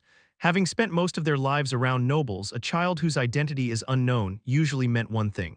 Of course, pointing directly at someone here would ruin that maid's career and life, so I decided to speak more indirectly, trying to be as gentle as possible. I was told someone here knows my mother. I want to speak with her. I lifted my hand and pointed at one person. The maids parted like waves. The woman at the end of my finger looked bewildered as she stared at me. Miss Alyern, what? Could we talk somewhere privately? I calmly met her gaze. To be honest, they didn't really resemble each other much. If not for the shared name and her limp, I would have never guessed that it was her. But the important thing was that I knew. Please, I bowed politely while threatening her. It was a literal threat. With all the things I had already said, she should have realized that I was aware of everything. She probably knew better than I did what would happen if she were to refuse. What would happen when it became public that a maid and a noble had a child together? Even with my head bowed, I could sense her facial expression. She was maintaining her composure better than I expected, but thump thump. But she couldn't hide that panicked heartbeat of hers. It's all okay, I don't know what this is about, but if it's something I can help with, I'll cooperate. But right now, you need to come with me and listen to my explanation right now. I clenched my teeth as I spoke. Azure had already unlocked every room that I had set up, and I was in a terrible condition right now. And this was after I took 2 whole pills. Without them, my brain might have just turned into mush. That also meant that I must never fully unleash my abyssal magic without using them again. Disgusting as it was, the medicine Scarlet Abyss provided had been extremely useful. Hopefully this wasn't some type of elixir made from crushed children or something. Praying to everything that is good in the world that it wasn't, I glared at Alyern. She flinched, then nodded. Oh, okay, then let's go to my room. That won't do either. I shook my head again. If we talked here, Azure would definitely find me. You'll have to come with me to somewhere quiet. I'll guide you. No, little one. You can't do that. The nearby maids, who had been listening, looked quite baffled and tried to stop me. While I don't know what's going on, Alyern's leg is bad, so she can't. I know. Snap with a snap of my fingers, stars flashed in my eyes before the chair Alyern was sitting on lifted into the air. I'll just do this. Magic proof of blue blood. The maids immediately backed away, fearfully looking at Alyern, realizing what she must have done. Right when I was about to leave quickly, since time was running short, a maid nervously approached and knelt down. What, my lord? The most annoying form of address in the world. I looked at her slightly sullen, to which she trembled and seemed ready to beg for mercy. What do you plan to do to Alyern, if I may ask? Her eyes seemed weirdly resolute. Since I was seriously pressed for time, I gave her a blunt response. It's not like this woman had an affair with my dad and is trying to put her child on the family register, or that I'm trying to kidnap her and kill her for it. I just have something I wanted to ask her, don't misunderstand. Yes, I know it sounds unbelievable, but it's true. Once we finish talking, I'll safely put her on a carriage and send her home, so don't worry. She has no connection to nobility whatsoever, and I'm not a noble either. That was all I could say to reassure her, brushing past the stunned maid with the floating chair-bound Alyern right behind me. I then asked her curtly, is there a back door? Ah, yes. It seemed like I wouldn't have to climb over the wall. As I left the palace through the back door Alyern had pointed out, the busy, snow-covered capital immediately filled my view. A floating chair and a wizard boy were bound to draw quite some attention, so I slipped into an alley at once. After that, I ran non-stop. Please wait. You better keep your mouth closed unless you want to bite your tongue. I turned and turned and turned yet again. It might not be of much help, but I even left some decoy footprints here and there, trying to erase our tracks as best I could. Only when we reached the very end of an alley, a dead-end corner with nowhere else to go, did I finally stop and set the chair down. I stared at Alyern, gripping the armrest of the chair hard enough to show veins as I cut away the nearby wall with wind. I'm sorry it's not a nice cozy cafe. Didn't you say earlier that you wouldn't kill me? Alyern was breathing heavily, but her gaze was still firmly fixed on me. I had absolutely no intention of dragging this out either. Greg Wren. Do you know those names? Even without checking her heartbeat, I knew how shocked she was since it was obvious on her face. Since that alone could be seen as a confession, I kept my explanation to a minimum. So you do. Then do you also know what those children are doing now and where they are? I don't know, Alyern shook her head as if she was completely clueless. And if this is about that, you've made a mistake. What do you mean? I have nothing to do with those children. I closely examined her expression. I couldn't say that she looked confident, but she was sure of her words at least. So that was the type she was, huh? I don't know who hired you or for what, but let me go. I have absolutely nothing to tell you. I see. The orphanage records say otherwise, though. Alyern's face stiffened slightly, not much. Then it turned into a scowl again as she snapped back. Fine, I did some volunteer work at the orphanage. Is that a crime? I didn't just care for those kids, but all the children there. No matter how much you search. I nodded as I watched her make excuses. Well, that does make sense. Now look, huh? I nodded again, to which her expression twisted into one of confusion. I made a mistake. Linking you to them just because you volunteered at an orphanage was a bit of a stretch. Yes, my apologies for the trouble. I'll send you back now. I wasn't just saying that. I would really return her and simply tell Ren that I couldn't find her. That would be the end of this. However, not even 30 seconds after we started walking, Alyern, who was still being carried by me, suddenly spoke up. Yes, do you have a question? Well, I'm not really related to them, but since they were from the orphanage I volunteered at, I do know them, right? I suppose so. I just wanted to ask why you're looking for them. They both fell. Greg was crushed to death by his burdens while trying to help his little sister escape from the Knights, and Ren will soon be burned to death by her own world. What? Alyern let out a much higher-pitched shriek. Wait, what are you talking about? Is that some sort of cruel joke? No, because one of their parents was a wizard, they received an incredibly terrible gift. They became wizards. And growing up in the orphanage, they faced many hardships. Unlike the children who held on to meaningless yet bright hope that their parents would someday take them home, their hope was trampled over right in front of their eyes, which was maybe why. Yes, they both fell. I turned around to look at her. Her eyes were trembling incessantly. Where are the children? No, where is Ren now? I have no reason to tell you. Why not? You're not related. But. Alyern bit her lip, to which I answered coldly. And even if you were related, I wouldn't want you to meet. At least let her final moments be ones where she isn't rejected. Wouldn't that be kinder? I'm not. Related? Yes, I know. That was exactly the answer I expected. I didn't blame her, though. One's own safety naturally outweighs concerns for a child whose death was imminent. As we continued walking, Alyern added, it's true. You're thinking that I'm their mother, right? From what I've heard, I'm not. That much I can say with absolute certainty. Alyern swallowed drearily, staring at me with earnest eyes. I didn't go through the pain of childbirth for them, but I do know who their real mother is. We locked eyes for a moment, then I asked, who is it? Catherine, a maid like me. And where is she? If we go back to the palace now, can we meet her? No, Alyern lowered her head, her expression showing sorrow. She died a long time ago. What? It was a miserable end. She wasn't satisfied with just a one-night fling because she truly believed they were in love. Even when she was told the best-case scenario would be getting assassinated by the noble's official mistress, she was such a foolish woman who still gave birth to those two even if it meant getting fired from her position as a maid. Alyern, who spoke as if confessing her sins, didn't sound like she was lying. So if what she said was true, so you're saying that you're not their real mother? Yes, she really was such a foolish woman. Greg and Ren had suffered from a grave misunderstanding. Alyern kept her head lowered as she continued to speak. Clear tears were dripping down her dress. Catherine was my closest friend. At first we became close because our names ended in the same syllable, but soon we became inseparable to the point that it didn't even matter anymore how we became friends. I helped her a lot since a woman alone couldn't possibly raise children easily, but Catherine didn't care to look after the kids and only chased after that nobleman. Was she killed?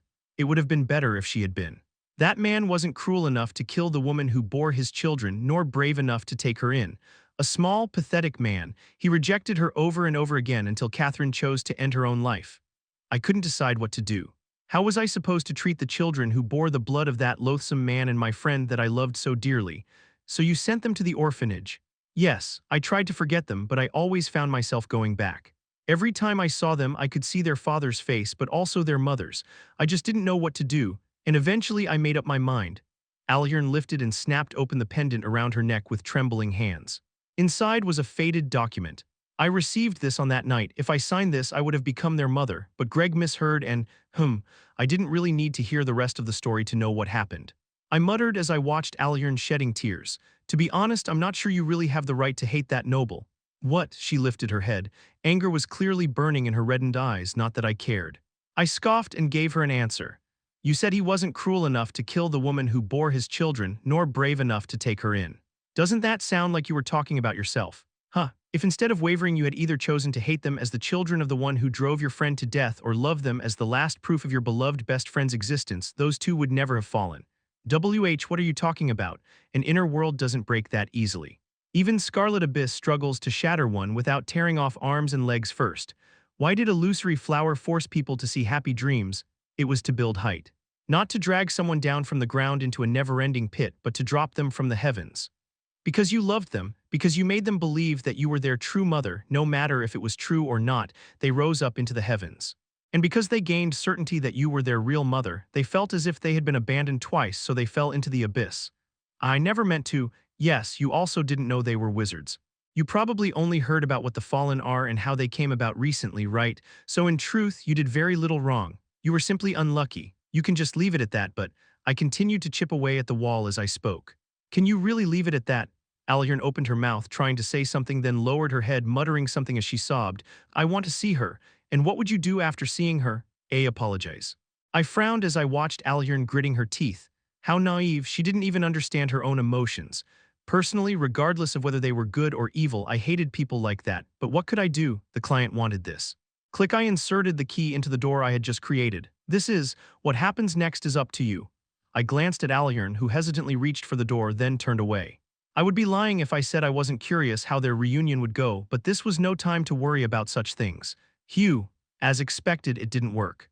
I forced a smile as I focused on the knight who had completely seen through my decoys and was coming straight toward me. A knight who killed mages. A knight of heavenly retribution who could even kill those other knights. An elite selected to hunt the dangerous fallen. Testing the strength of this potential enemy of mine wasn't a bad idea. Should I give it a try? It was insanely risky, but I would have to enter the abyssal fusion state. And even then, I still didn't feel certain that I could win against him. Just as these thoughts passed through my mind, what the hell do you think you're doing, you stupid brat? Grab. I felt a hand clasping the back of my neck. Goosebumps immediately appeared all over my body. My perception was clearly overly sensitive now that I had fully used Tide Sense. And yet, even right now, with this person's hand ripping my neck, I felt nothing. Other than the sensation on my neck, I could feel nothing at all behind me with Tide Sense. This was the first time Tide Sense had been outpaced by physical sensations. I could hardly breathe as that hand began to roughly squeeze my shoulder. Agau, scared, what are you so terrified of, you tiny brat? B. Brimdel, I looked up at the tall dwarf with utter disbelief written on my face. He wasn't some unknown stranger, but just a stranger. Chapter 61, Tempering, Part 7. Brimdel shoved me aside with a grumpy expression on his face, resting his greatsword on his shoulder as he stepped into the alley. Don't let arrogance rot your brain. Did you actually think of fighting a knight of heavenly retribution? You wouldn't even last 30 seconds before your limbs were scattered across the pavement. Since when were you watching? From the start. That damned abyssal magic of yours must be pretty lousy at sensing things. That was an incredibly unfair remark. Out of all my abyssal magic, Tide Sense was the one that held the most advantages for its strong detection ability.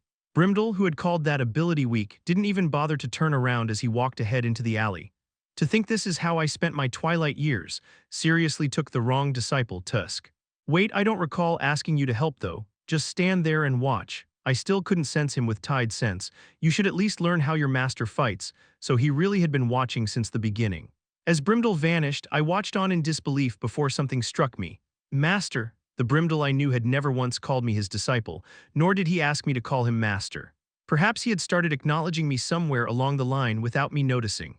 No, hold on, how was Brimdel, a normal knight, supposed to fight against a knight of heavenly retribution? Still, the situation wasn't all too bad. I could try supporting him from afar. If Brimdel kept acting as a shield, I felt like we could somehow manage. I expected Azure to immediately engage. But as soon as he came across Brimdel in the alley, he immediately threw himself against the wall. I had no clue what this was all about until I saw the next motion. In the fraction of a second before his head hit the wall, Azure's body accelerated thousands of times. He twisted 180 degrees, foot touching the wall, legs coiling, then shot forward like an arrow, trying to cut through Brimdel's throat with his sword. His movements reminded me more of an invertebrate that could move thousands of kilometers per hour rather than of a human. One couldn't even call this acrobatics anymore. These movements were simply beyond what a human should ever be capable of, not something a human could learn if they wanted. Clang, what do you think you're doing? That included Brimdel, who could easily block that strike as well. Even so, his movements were much slower than Azure's. Of course, he was still incredibly fast, but Azure was simply faster. Just how could someone with a mortal body become able to choose to move like that?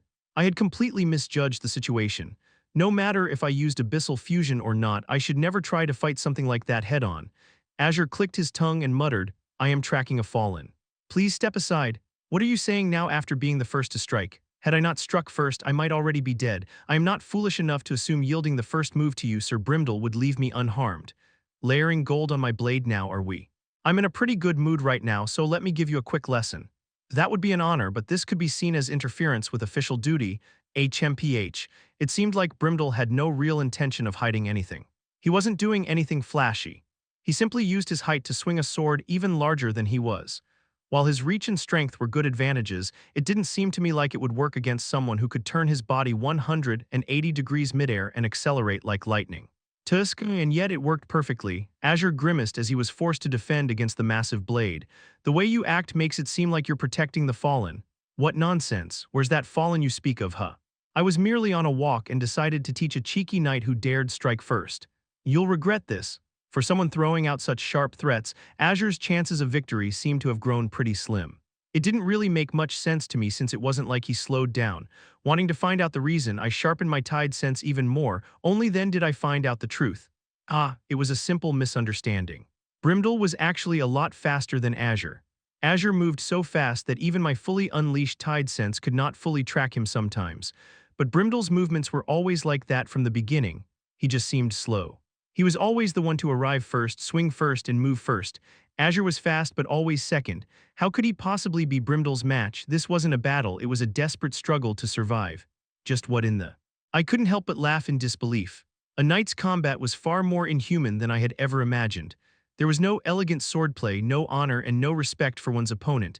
It was simply the purest form of battle. Their only goal was to swiftly cut the other's neck first. Perhaps it was just like that because the opponent was a knight of heavenly retribution. If you can't beat me, how are you supposed to go after those fallen? If every fallen were like you, Sir Brimdell, the Empire would already be ashes. Dozens of strikes were exchanged, and I couldn't even see all of them. But one thing was certain. Brimdell absolutely wouldn't lose. In fact, if his goal weren't to stall for time, Azure would have long been buried in the ground. No problem here. After watching that battle far too long, I snapped out of it and shoved my key in the door. The battle between those two bright stars was so intense that I completely forgot everything around me. I should escape while Brimdell bought me time, but first I had to get Jern back inside the palace. There's no more time, whatever you two have left to say you should, Ren, but the workshop was already filled with billowing smoke. Clack, Ren felt the water bottle in her hand begin to boil and quickly dropped it. She had held it for too long. The droplets that splashed onto the floor bubbled in steam, to which she sighed. She couldn't stay lying in a bed for long either. For the same reason, she had difficulty sleeping. Ever since she fell into this hell, she hadn't had a single day of comfortable rest. Ren sighed and grabbed a nearby cloth, wiping up the spilled water, carefully so that she wouldn't burn herself. Even if this place was supposed to be a workshop, it would be rather rude of her to leave a mess. Click. At that moment, the sound of the door opening reached her ears. Had Jern come back? Had they already reached the palace? Did he find her mother? She turned around to ask all these things. In the glowing light, she saw a familiar face. But not a welcome one. The woman nervously clasped her hands in front of her chest and spoke in a trembling voice. Ren, is that you? A voice that was even more familiar to her than her face filled her ears, and suddenly she felt fear surging up within her. Her heart felt like it was about to sink deeper. Ren said nothing, averting her gaze. She had wanted to see her so badly, but now that she was afraid. She couldn't get a single word out. Why did you abandon us? If you abandoned us, why did you come back? If you came back, why did you leave again? All these questions she had neatly laid out beforehand scattered into pieces inside her head. In her mind, she had asked them confidently, even angrily, but in reality, not even one word would leave her mouth. She just bowed her head and covered her face. If only she had found a way to get rid of these burn marks at least before they met. With these thoughts swirling in her mind, she took a step back. Those wounds, it was pointless. She wasn't wearing her robe anymore, so the burns covering her entire body were visible. Even if she covered her face, the other parts of her body were still visible. She couldn't hide them. She was certain that she would be abandoned yet again now that she had seen the hideous, monstrous state her body was in. I'm fine, words that she didn't mean spilled out, her voice hoarse. There's no way that you're fine. She stepped back yet again, but for every step she took, the woman took 10, instantly closing the distance and wrapped her arms around Ren. I'm sorry, Elle, let go. Ren gasped and pushed Alhern away. If she touched someone, she would burn them. The same marks she bore would appear on their body. But Alhern didn't loosen her hold, regardless of whether her skin was burning hot or not. Mom is sorry. I was just too weak, so I couldn't choose you. And then, Ren noticed the paper in Alhern's hand begin to burn. They were adoption papers carrying her and her brother's names. What? Ren gently pushed Alhern back, realizing that something within her was unraveling. Ren, you must have suffered a lot too, Mom. She wasn't the only one living in hell, the moment she realized that all her pain vanished. Literally, her world turned pure white. Ren, Alhern approached her with a confused face only to be pushed back. Kayag, real flames materialized around her body, but the dizzying pain that she was expecting wasn't there. Instead, it felt warm. A gentle heat was spreading over her skin. I get it now, she understood. By talking to her mother, she finally realized it. She had been wondering if their mom had really abandoned them. And if she did, why did she do that? She wanted to know so badly that it changed her into this. But at the same time, that was what had kept her alive. Thank you, Mom. Now that she had realized that all of this had been a misunderstanding, thoughts of awe, so that's how it was, spread inside of her. Finally, something somewhere inside of her finally got released. What's going on here? Bang, the door flew open before Jern rushed in and helped Alhern up. Then his gaze fell on Ren, who was sitting there, burning, his expression twisted. He seemed like someone who'd remain expressionless for his whole life to her, so Ren smiled softly. Wow, what is she doing? I don't know, we just met and barely even talked, what do you mean? Ren, can you hear me? Yeah, she answered a moment later. How fast is it progressing? Wait here, I'm getting the medicine. Jern, seeming incredibly flustered, opened a chest, carefully avoiding the fire. Don't. It'd be a waste. There's nothing more precious than your life. There is. Ren shook her head calmly, her expression detached, to which Jern froze in place. Sorry, could you calm Mom down a bit? My body's like this, so. It's all right. Jern stared at Ren for a moment, then sighed and stepped away. Alhern, still unable to understand what was going on, clung to him instead since she couldn't approach her. Excuse me, what is happening right now? She's okay, right? She is right. She's fine, so please talk to her. How is? Regretting it once is enough. Jern sat on the nearby bed, not saying anything anymore. Ren looked at Alhern. She could only see fear in her eyes, the fear of losing something. Is it because of me? Did you end up like this because you met me? Maybe Ren's face had looked the same just a moment ago. Thinking that way, she understood the feeling of Alhern, who hugged her earlier. Ren shook her head. No, Mom, I'm not hurting at all. I'm really glad I got to see you again. I truly mean that. That can't be. It's true. I'm Thei's happy. I don't want you to suffer anymore either, Mom. She reached out her hand. It was burning, but Alhern didn't avoid it. Something suppressed the flames and heat. Ren knew it was Jern's doing, so she gave him a small nod to thank him. As she stroked Alhern's cheek, the tension in Alhern slowly eased. Ren hugged her and whispered, I'm glad you're my mom. Alhern's voice shook with fear as she looked at Ren. Actually, why you have another mom? No, I only have one mom. The more she caressed her, the softer Alhern's expression became. I'll go tell my brother too, get some rest. Ren, yeah, I'm right here.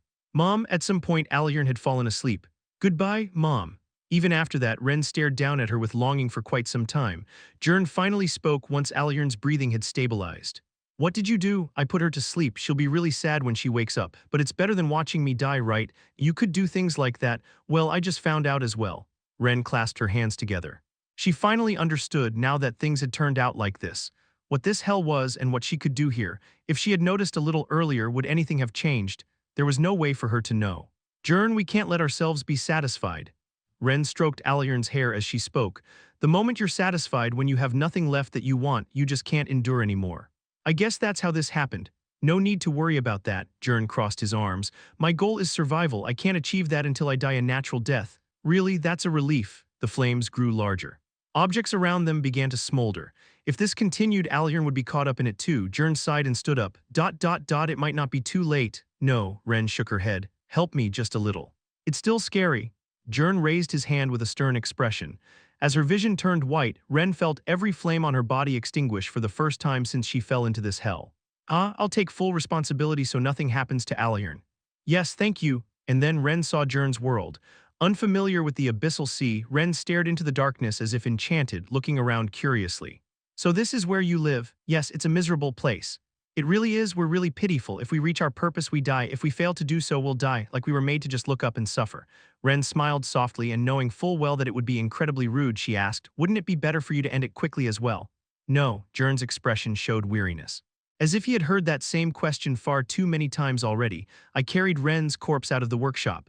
Brimdel was still fighting Azure. There was no more need for that anymore, so I approached while holding her. It seemed that their battle was so fierce that neither of them noticed me at first.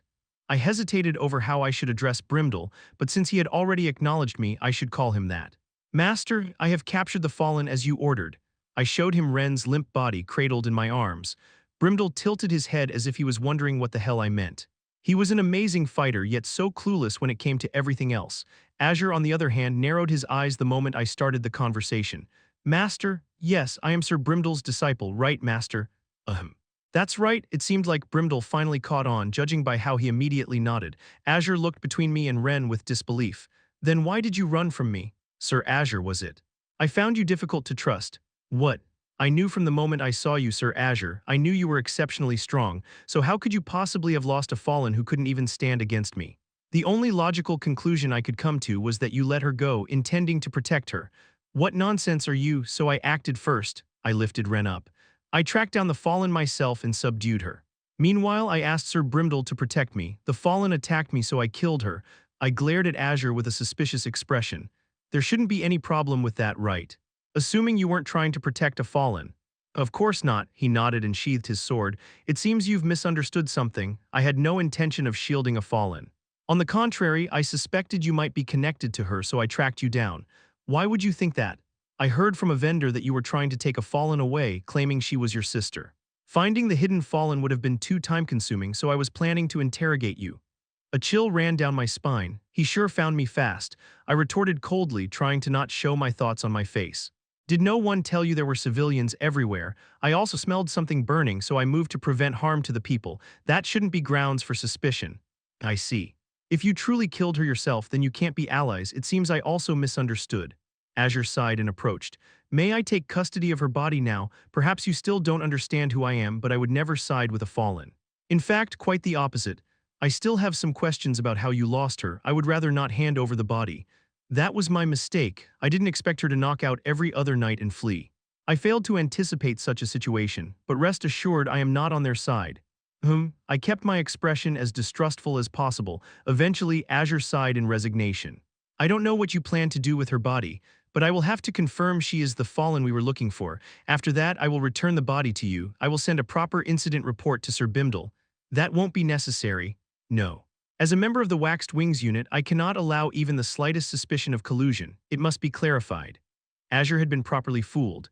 He probably still believed I was somehow on the fallen's side, but between being Brimdel's disciple and the fact that I had killed one myself, he couldn't push that argument any further. Can I take her now? You will have her back by tonight. Yes, here you go. I briefly glanced down at Ren's corpse, which was surprisingly intact for someone who had been covered in flames moments ago, before handing her over. Despite all the pain she had to have endured, she was smiling. I wondered whether achieving your purpose, your goal, meant one could be happy at the end. Would I be able to smile in my final moments as well? When I was getting crushed to death by the abyssal sea, since my goal was survival, that seemed highly unlikely. Chapter 62 Undercurrents, Part 1, Ren's death didn't change anything. The Empire moved on, the fallen were taken away, and I remained completely powerless. All I could do was guide Alyern to the palace where Ren was buried. Thank you, really thank you from the bottom of my heart. Alyern said that, but I couldn't quite grasp what she was so thankful for. I watched her back as she left, then made my way to the carriage. Brimdel was waiting there, his arms crossed. I hadn't really asked him to come. Do you regret interfering? No, HMPH. We stared at each other for a moment. The princess had been right. Even if I could return to the past, I wouldn't have chosen differently. You wouldn't have wanted this outcome. No, but I did expect it. Aren't you sad? A little. Brimdel glanced at my seemingly composed face and muttered as if baffled. Makes me wonder why I even asked. Let's go. If you don't want to die, you don't have any time to waste here, especially considering you're lacking talent. That was true. In the end, the only thing I could do was struggle to stay alive. Even indulging in something like grief was a luxury I couldn't afford right now. Rather than thinking about the bigger picture, I had to focus on training in arcane strengthening to keep my body from rotting. I decided to only focus on that and nothing else. I noticed you've got some rather unusual abilities. Pardon, several days had passed since he acknowledged me as his disciple. I was on break right now, lying on the ground gasping, when he asked me about my abyssal magic all of a sudden. So, you can see things from afar, like some kind of supernatural power. Yes. I'm a fallen after all. What else can you do? What was he on about? I hadn't really thought that much about my abilities or my existence as a fallen for a while, so I was a bit puzzled but still told him about them. After hearing everything, Brimdel stared down at me with a strangely thoughtful look. What is it? That could be useful. Huh, for mastering arcane strengthening? No, for becoming a knight. I have no intention of becoming a knight though. Well, you need to now. No matter how hard I try to hide it, the rumor that you're my disciple will spread, and with your current skill level you'll be met with a lot of suspicion. You'll need to keep up the appearance of training as a knight at least. Certainly. Even though I was Brimdal's disciple, my swordsmanship was complete trash. If I kept sticking to him, suspicions would surely arise in one way or another, but my talent was far too pitiful for me to even appear like a knight. Brimdal himself had said so. If you think about it, that could be your talent as a knight. Huh, right when I was wondering what he was talking about, he added, you know that current stuff or tide sense or whatever. That's magic though, right? Wrong. It's not magic, it's a talent inherent to you. Think about it carefully. A knight with long arms and a knight with short arms, who would have the advantage? I suppose the one with long arms, they'd have better reach. Exactly. So a knight with long arms has better talent, right? Don't overthink it. So what he meant was, my ability to control currents and my tide sense were ultimately like having a longer reach or a larger body. While it made some sense, it still felt like nothing more than sophistry. I get what you're saying, but isn't that a bit far-fetched? I can't even swing a sword properly. Precisely. So don't fight with a sword. Does a knight have to be good with a sword? Yes, that much was obvious. Even Brimdal had to admit that. Well, yeah, but what can I do? You won't break, nor will you melt no matter how much I hammer or heat you, Brimdal shrugged. So we'll just have to grind you into shape. As long as you look like a knight, that's enough. Don't worry too much. Now that I thought more about it, he was right. I just had to look the part, right? That wasn't a particularly high bar to pass.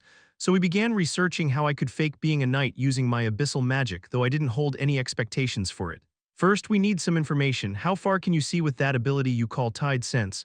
I can barely sense you. I also was able to detect that knight called Azure in fragments. Haha, right, you seem confident. So how much can you actually see? Huh, I just told you. Come on, enough with the jokes. About 6 months later, we discovered the truth.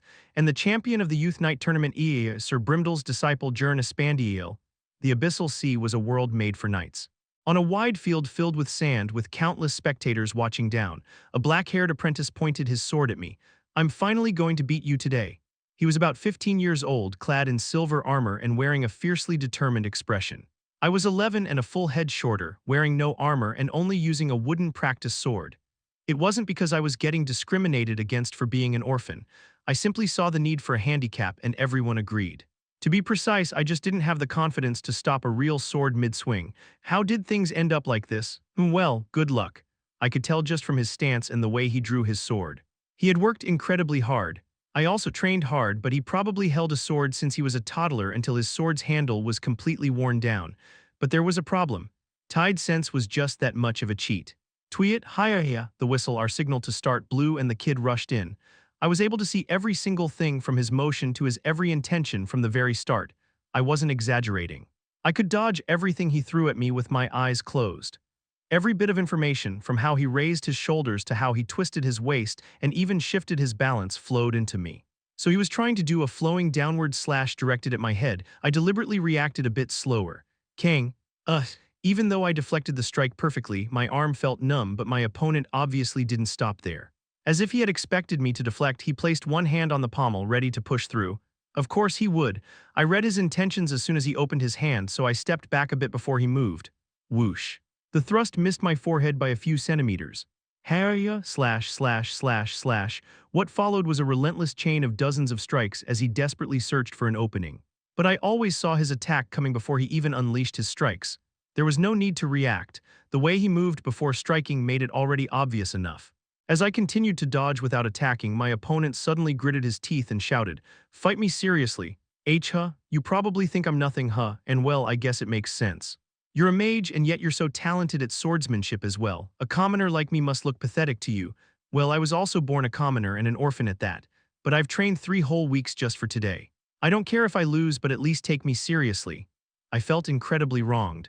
My swordsmanship was utter trash, to the point that even if I could predict my opponent's every move, all I could do was dodge. Even if I met his sword with mine, I'd absolutely lose that clash. That was how pathetic my skills were. So I just kept on dodging until my opponent got exhausted and made mistakes, which was when I would finish them off. I had to resort to such pathetic tactics. I guess it did look a bit like I was making fun of them, but there was no helping it. I raised my wooden sword and assumed the most serious-looking, knight-like stance I could somehow muster. "Fine, I'll show you everything I've got, come." Okay, here I come. The apprentice's eyes were ignited with passion. He sprinted toward me with all his might, which was when I lightly touched his foot with my currents. Huh, what? He instantly stumbled. An opening. Taking advantage of that opening, I dashed in, swinging my sword upward. Not yet. His effort really shone through here. Even after his stance broke, not wanting to give up, the apprentice gathered his strength and reacted. Man, I kind of felt bad. I used a tiny bit of water pressure to stop his hand. And with this tiny bit of interference at close range, it was over. Wait, what? Huh? Thud, my wooden sword perfectly tapped his nape. The match was finished. As the whistle blew, I retracted my sword. I offered him my hand as he sat there in the sand, still unable to comprehend what just happened. Come on, get up, that was a good fight. Why did I fall? There weren't any rocks. No, and at the end, it won this time due to your misstep, but if we had really clashed, it could have gone either way. So try training your mind more for the next match. I'll fight you seriously from the start then. Why yeah. Thanks. After loading my words with some flattery, the guy looked a bit puzzled yet happy instead of humiliated. As I hurried off the field, I heard some knights clapping and murmuring some words of admiration. A wizard and a knight. I doubted it at first, but he's the real deal. I heard his magic isn't all that strong, he's still just a 1-star. What does that matter? Being both a mage and a knight is really quite something. True that. At this point, praise hardly moved me anymore. I returned to the waiting room, changed, and came out. Brimdell was waiting for me outside. His grumpy, almost displeased expression showed that he was pretty pissed. I handed him the wooden sword and asked, "Your student one, so why do you look like that?" "Why, why, just why is your talent like this?" Here we go again. He had been doing this after every match lately. I frowned as well as we walked to the carriage. I can't help what I don't have, you know. It's not like I can fabricate talent out of thin air. Then you shouldn't have that talent in the first place. How can someone with the most coveted ability every night dreams of have such trash physical ability? To put it more accurately, that's the price of this power. I didn't have any talent, not a lick, as a knight, partly because of this body's limitations and partly because of my burdens. Even though I had gotten used to it by now, every step still felt like I was cutting through strong currents. The water pressure was continuously pressing down on me, and whenever I swung something, I could feel some resistance. I couldn't really do anything about this but consider all that a price for my tide cents. But Brimdell still didn't seem convinced, his hands trembling and his eyes bloodshot, filled to the brim with frustration. This is just so. Why does a wizard have this ability anyone would sell their soul for? My blood is boiling, that's how infuriating this is. Is it really that good? Of course. Do you not understand what it means that you are able to perceive Azure's movements? As long as you keep your head on straight, no knight below his rank will ever be able to even touch your collar. Same for me. I sat in the back of the carriage and opened my book on swordsmanship. Getting to this level all came from intensive reading. Twisting one's foot and pulling it forward would lead to a lunge, and pulling one's wrist would lead to a thrust. I memorized these simple movements along with advanced muscle control, footwork patterns, and sword forms. Like this, I became able to foresee certain moves as long as I knew their motions. Just by reading some books, I was able to boost my evasion rate. In other words, I was like an RPG character with a bugged skill tree. It's all just trickery anyway, so calm down. Fine, that means I can rest for a while, right? I already told you, you won't have to appear as a knight for at least a month. I plan to only enter you into a few matches for show before leaving, but then suddenly every noble starts calling for you. Honestly, it did help. That was why I was studying so hard. It was extremely useful to learn how to evade knights. And tide sense, unlike the currents or water pressure, was so subtle that no one would be able to tell when I was using it no matter how hard they tried. But my real enemies were mages. Scarlet Abyss, to be exact. Unless this stuff somehow helped me fight against them, pretending to be a knight was a mere stepping stone to master arcane strengthening under Brimdell's tutelage. The problem was that it was working a little too well. Maybe I should start losing. Aren't I climbing up a bit too fast? That would probably be for the better. There are already some trying to arrange marriages with you. We must cool this momentum somehow. What? I blinked bewildered. Marriage to me? I'm only 11 though. Isn't that when engagements are usually arranged? Brimdell seemed genuinely confused, looking at me as if he was wondering what I was talking about. There were still some moments where the difference between my and this world's common sense caught me off guard. I squinted my eyes slightly. Who was trying to do that? There were several noble families. Check the back of the carriage. I rummaged through the books stacked around me. I was shocked to find 4 of them and shocked once more when I noticed that all of them held the seals of nobles. Are these people insane? I'm an orphan, and you're also my disciple, an apprentice at the Dark Magic Tower, an exceptional one at that, and you're under the guardianship of a lettuce. If one shovels gold into a pit long enough, it'll eventually disappear. Still, this is just ridiculous. More and more nobles are starting to learn your name. Don't expect to keep that unknown, mysterious orphan status for much longer. You're already becoming a hot commodity. I pondered for a moment, then asked something that just occurred to me. What if I just lose miserably in the next match, crying and begging for mercy? Don't you dare. Yes. Even though I was being praised, I didn't feel particularly good about it. I was progressing. I was told that my arcane strengthening training had reached a certain plateau. It wasn't enough to slow my growth, though. The physical training was also helping me endure my burdens. I still had a lot of those pearl pills from Scarlet Abyss left as well. As long as I had those, I didn't have to worry about dying from the burdens for now. But I couldn't take a single decisive step forward. Every day felt like simply surviving one more day and enduring. Was this really the best I could do? Sighing, I sorted through the letters when I noticed one with an unusual seal. What was this? I was about to open it when Brimdel suddenly muttered something in a low voice. Strange, why the hell are they sending me your marriage matches? You're my guardian right now, aren't you? I never agreed to that. Wait, I know you grew up without parents, but didn't you say you have a master? Why are they not sending these to them? Ah well, how should I explain this to him without mentioning Dersha? While I was still pondering over this matter, knock, knock, knock, someone banged on the carriage door just as we were about to set off.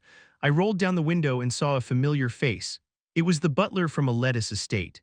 What was his name again? Hello, Mr. Ruhanin, right? It is an honor you remembered my name, sir. The white-haired Ruhanin was drenched in sweat, making it clear that he had rushed here. Something about this felt off. Excusing myself, I stepped out of the vehicle for a moment. Did something happen? There is urgent news that I have to deliver to you. Please refrain from visiting the manor for the time being. What? I was taken aback by his overly serious expression. Had the kitchen fire incident that happened while I taught Elijah last time been discovered?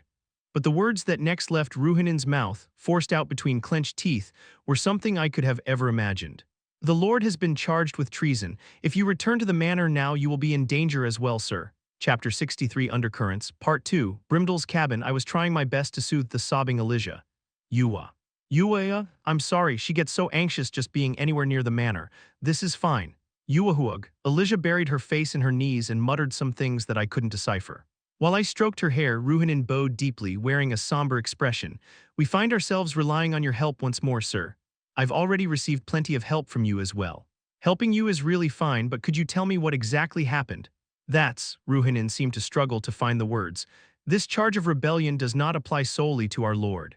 Multiple nobles in the capital have become suspects and their estates are currently being searched. I'd heard as much before, but it still sounds completely absurd. I narrowed my eyes. Is something like that even possible?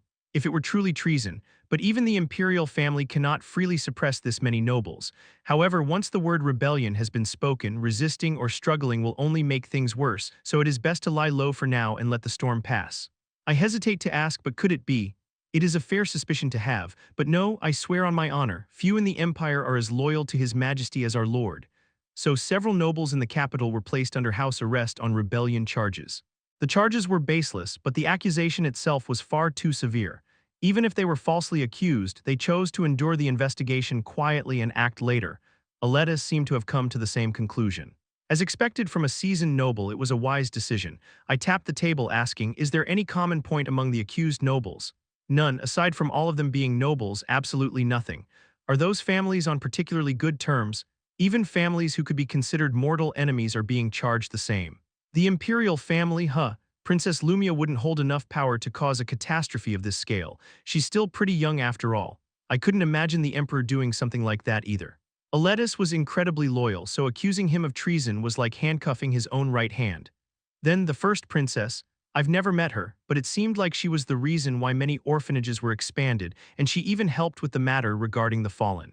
She was someone strangely helpful to me. But why? After thinking about it for some time, I could only frown. I don't get it. Nor do we. I just couldn't see any motive behind this. Whether it was the princess or the emperor, if they were targeting loyal nobles, there had to be some sort of objective behind it. But when they hit various nobles all at once, it was impossible to infer anything from that. Is Lord Aletis unharmed? Yes. However, the manor has become quite noisy with all the arguing to prove innocence and the young lady. Ruhanin trailed off just as Elijah lifted her head all of a sudden, wrapping her tiny, trembling hands around my neck. Why was she choking me? Jern, Dad, you don't need to worry too much. Lord Aletis is far too capable to be brought down by something like this. Is that so? Her expression relaxing a little, she finally let go. I used that moment to speak firmly to Ruhanin. I can't really offer you much, but I'll do everything I can, and Sir Brimdel is here as well. When he heard that, Brimdel, who had been sharpening his blade in the corner, frowned deeply. Hey, why are you dragging me into this? According to chivalry, one must protect the powerless in situations like this. Chivalry, there's only one rule a knight must follow, and that is to kill whoever he wants whenever he wants. I had already become familiar with his heartless philosophy of treating knights as nothing more than human butchers. I simply explained to the slightly bewildered Ruhanin. He says that, but he'll protect Lady Elijah more diligently than any other knight. This cabin will be safer than any stronghold guarded by 1,000 guards. Please rest easy. That is reassuring, we are truly grateful. Ruhanin bowed repeatedly before departing. Watching him leave, I drifted into thought. Normally, no matter how well Elijah listened to me, and even with Brimdel here, they wouldn't leave her in some small cabin like this. It seemed like there were quite a few nobles who were being investigated. Jern, right, just rest for today. Once Ruhanin left, her tension finally eased. I gently laid her onto the bed before Brimdel unsheathed his sword. Are we doing it here? It won't be loud enough to wake her. The unexpected guests delayed our schedule, but I had to continue my training. As I slowly circled Brimdel, he suddenly asked, "You think Scarlet Abyss is behind this? If they could do something like this, we might as well just wash our necks and wait to be executed." Nobles charged with treason. If Scarlet Abyss was really capable of manipulating the imperial family like that, there'd be no point in resisting. We'd just die before long. Is that so? Brimdel's massive sword caught the torchlight like a polished mirror. 4 splits today, that's too brutal. He ignored my whining and casually responded, "If you're going to blame something, blame your own growth." The pressure he exuded as he stood up was unreal. Standing against a knight with a body roughly 2.5 times my size was incredibly stressful, which was exactly what I wanted. Brimdel raised his blade, taking a proper stance. He took 1 step forward, his blade in place under the orange torchlight, then a flash. Humph, swish, I twisted my head hard enough to nearly snap my own neck, yet a few strands of my hair were still sliced off. If I had been even 0.1 seconds or even less slower, my scalp would have been peeled away. Brimdel, having swung his blade with unmistakable lethal intent, smirked. "You're dodging well. 3 strikes in a row." I gritted my teeth and raised my tide sense to its limits. 4 splits meant 1 second divided by 4. He tilted the blade, polished until it was mirror-like, and caught the torchlight. A flash, and at 0.25 seconds a killing strike would arrive. For a normal human, reacting to that would be nearly impossible. Predict the trajectory of a single movement and then predict the movement. Within that 0.25-second flash, I had to calculate the sword's path and determine its trajectory. Or else I would die. This wasn't training. Brimdel wasn't holding back, instead he was actually trying to kill me. Split, my cheek split, blood trailing down my face. As I felt that hot sensation, Brimdel looked at me in disappointment before raising his sword into the torchlight again. "Don't think of your ability as an ability. If you think, that means you need to perform it consciously, and that is a process in itself. When you grab a hot iron by accident, do you think about letting go? Act first, think later." This was my daily regimen. As the mastery of arcane strengthening increased, mere beatings no longer gave me that vivid sensation of being on the line between life and death. So Brimdel brought about something far worse than mere violence. An overwhelming, inescapable sense of death. A force I could never get accustomed to, a murderous, psychopathic dwarf. I did this every day, and every day I tasted death again and again. Because if you die, I'll send that young lady back home. You're really crazy. We had made an agreement before we started this training. He would swing with the intent to kill, and if I ended up dead, I couldn't hold any grudges. I was an idiot who thought he only meant it metaphorically. For Elijah's sake, I couldn't die today. I saw the blade flashing in the torchlight, again and again. After about an hour of this training, I was covered in shallow cuts and soaked in so much sweat to the point that I didn't even notice all that anymore. But my growth was undeniable. It feels like only my tide sense is improving, not my arcane strengthening. As I slumped into a chair, my lungs burning, Brimdel seemed incredulous. "It can improve, it can and does." Tisk, what a waste, a pearl necklace around a swine's neck. My tide sense and perception had sharpened drastically under true mortal danger. It was miles ahead of my slowly improving arcane strengthening. Sighing, I grabbed a towel and opened the door of the cabin. "I'll go wash up." "Okay, how long is this girl going to stay here? I'll send her home when this issue is resolved." "It won't take long. Got something on your mind, huh?" "Not at all, princesses, emperors. All that stuff felt far too distant from where I stood." I bitterly chewed on my thoughts before speaking up again. "No matter how I think about it, there just aren't enough clues. I can't figure anything out right now." "Is that so? Then let me give you some advice. And that would be, don't stress over things you can't do and do things you can." That was a very Brimdel-like advice. I glanced at the sleeping Elijah and murmured, "You're right." There was nothing I could do right now, but if something came to me, I had to be prepared not to miss it. That would be a far better course of action than wallowing in my helplessness. Living in this cabin meant that food was hard to come by, so we had to go to the capital every week. We could have just stocked up on long-lasting ingredients and lived off of those for a while, but Brimdel had a strict rule. Aren't you buying too much meat? You'll thank me when you've grown. Training builds spirit and meat builds the body. He loaded nearly 100 kg of meat into the wagon as he replied.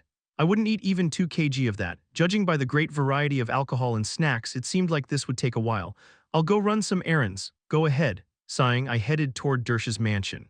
I knew she would somehow contact me when she woke up, but I started feeling anxiety gnawing at me. She had been in that state so long that I wondered if she ever woke up. No matter how I thought about it, this couldn't go on. While physical training helped me resist the pressure of my burdens, but ultimately it was just a temporary measure. I needed to learn magic. Sir Jern. As I was walking, lost in my complicated thoughts, a blond boy around my age, loitering by the fountain in the square, spotted me and hurried over. His stride, the training sword strapped to his back, and his constant vigilance. It seemed he was a knight, or almost at least, an apprentice. He was someone I should show some respect to, I carefully asked. Yes.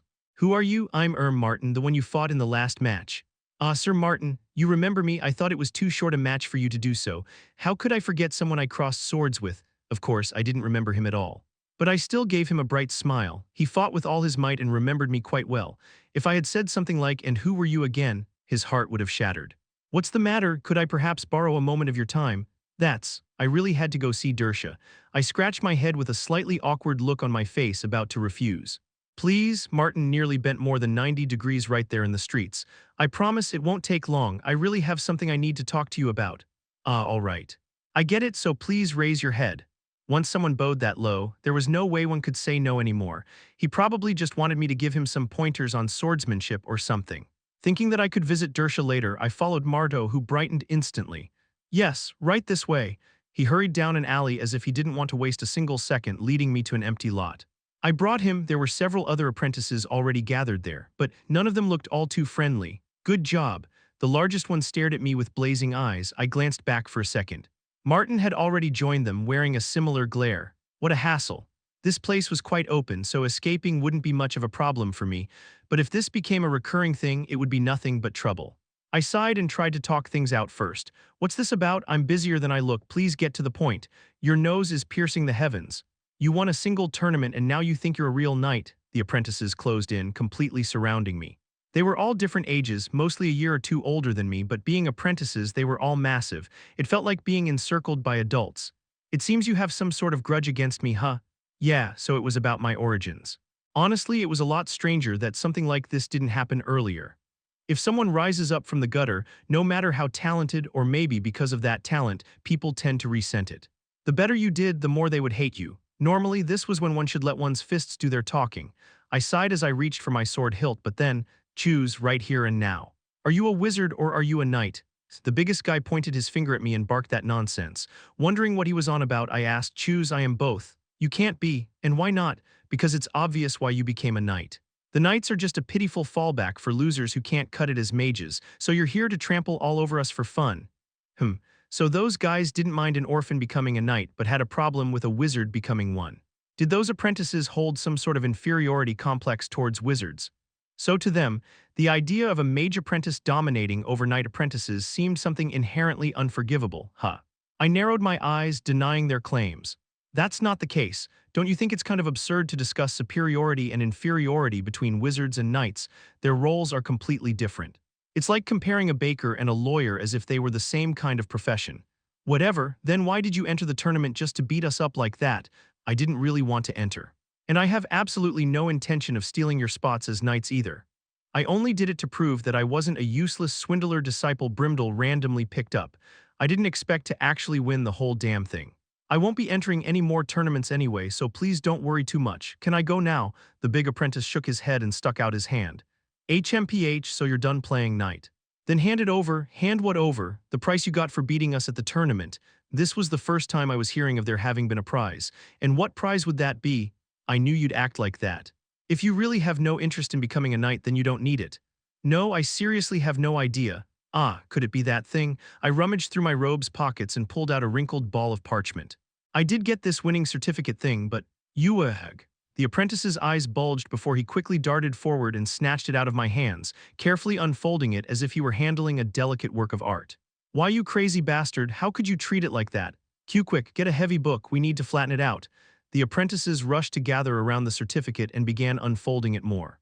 They were struggling so hard one might think they were actually trying to resuscitate a dying person. I stared down at this pathetic scene and asked Martin, who seemed as if he would faint, "Why do you even want that thing? Wouldn't having a trophy with someone else's name on it be pretty pointless?" Why, you idiot? Then why did you enter the tournament?" To clear the public's doubts. Martin clutched his head as if he was in pain.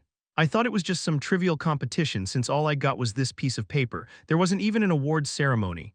"An award ceremony? With that certificate you get a knighting commendation from the Royal Knights." "Ah, I see. A commendation sounds important, I guess," as I thought it wasn't anything special. When he heard me answering that indifferently, Martin started throwing a proper fit. "Not just any knight order, but the Royal Knights. Don't you understand what that means?" "No clue." "It means the most noble of nobles will know who you are, that you won. Not all who receive this certificate end up joining the Royal Knights, but every member of the Royal Knights has received it." So this was about establishing oneself as a shining rookie in the Royal Knights. I guess it was understandable why those apprentices were so rabid for it. Of course, I didn't really want to become part of the Royal Knights. Even if they offered me to join, I would refuse decisively. Why would I sign up to become some bodyguard for the imperial family when I had my hands full with protecting my own life? Still, I felt like I had found a clue. I placed several things on my mental scale, weighing safety against risk, until one side finally dropped. "That's it, it's as good as new. You are beautiful, so beautiful." Just when I finished my thoughts, the apprentice had finished neatly flattening the winning certificate.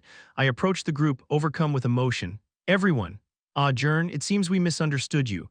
So they already forgot that they had called me a crazy bastard a few minutes ago. The apprentices, their faces as serene as a Buddha's, smiled at me as they continued. "For you to hand over such a precious certificate without asking for anything in return, you aren't a wizard, you're a true knight." "No. I'm definitely a wizard." "All right, yes, and," I gave them a cool, refreshing smile as I held out my right hand. "I'll be needing that back now." It seemed like he misunderstood something here, but I never gave it to them. One of them just snatched it out of my hand when I took it out. "It's mine after all." Chapter 64 Undercurrents, Part 3, visiting Dersh's mansion would have to wait. Instead, I headed over to Brimdel, who was still loading food supplies into the carriage. Perhaps with his last shred of conscience, he shoved in a crate of cabbages before glancing towards me with some curiosity. "What? You got into a fight, didn't you? With whom? Wait, how did you know? That part of this robe of yours would never wrinkle like that from walking, running, or sitting. If you want to hide that you've been fighting, you should straighten your clothes first." "Yes, so that was a thing, huh?" Finding this new piece of information quite interesting, I handed him the perfectly flattened certificate. "This is what I got for winning that apprentice tournament you forced me to enter last time. And, apparently I can use it to meet the Royal Knights. Is that actually possible?" It could do that." Brimdel scratched his head, clearly unsure, then quickly frowned. "But why are you asking? You're not actually planning to meet them, right?" "I am, and why? There's something I want to ask them." Brimdel, having shoved the cabbage crate deeper into the back of the carriage, folded his arms and shook his head with a sour expression. "I can't approve that so easily, it's dangerous. I'm not going there to pick a fight or anything. That's not the issue here. First of all, if you draw your sword in front of the Royal Knights, you'd be exposed immediately. Why? Because you're a mage pretending to be a knight." I tilted my head, wondering what he meant by that, to which he then explained in more detail. "What kind of swordsmanship have you actually learned?" "Technically none." "Right, from your grip to your stance, everything's a mess. You might be able to fool people from afar, but the moment you cross blades with a skilled knight, they'll see right through you in an instant." Aha, to be fair, Brimdel only made me do physical training to master arcane strengthening. Not swordsmanship. That's why I told you to just show up in a few small tournaments, get some good results, and step away from the spotlight while you still can get away with your poor posture and grip. Like this, you can keep training arcane strengthening without drawing any suspicion. Good for you and good for me. There were a lot of spectators, though. I doubt that none of them noticed anything.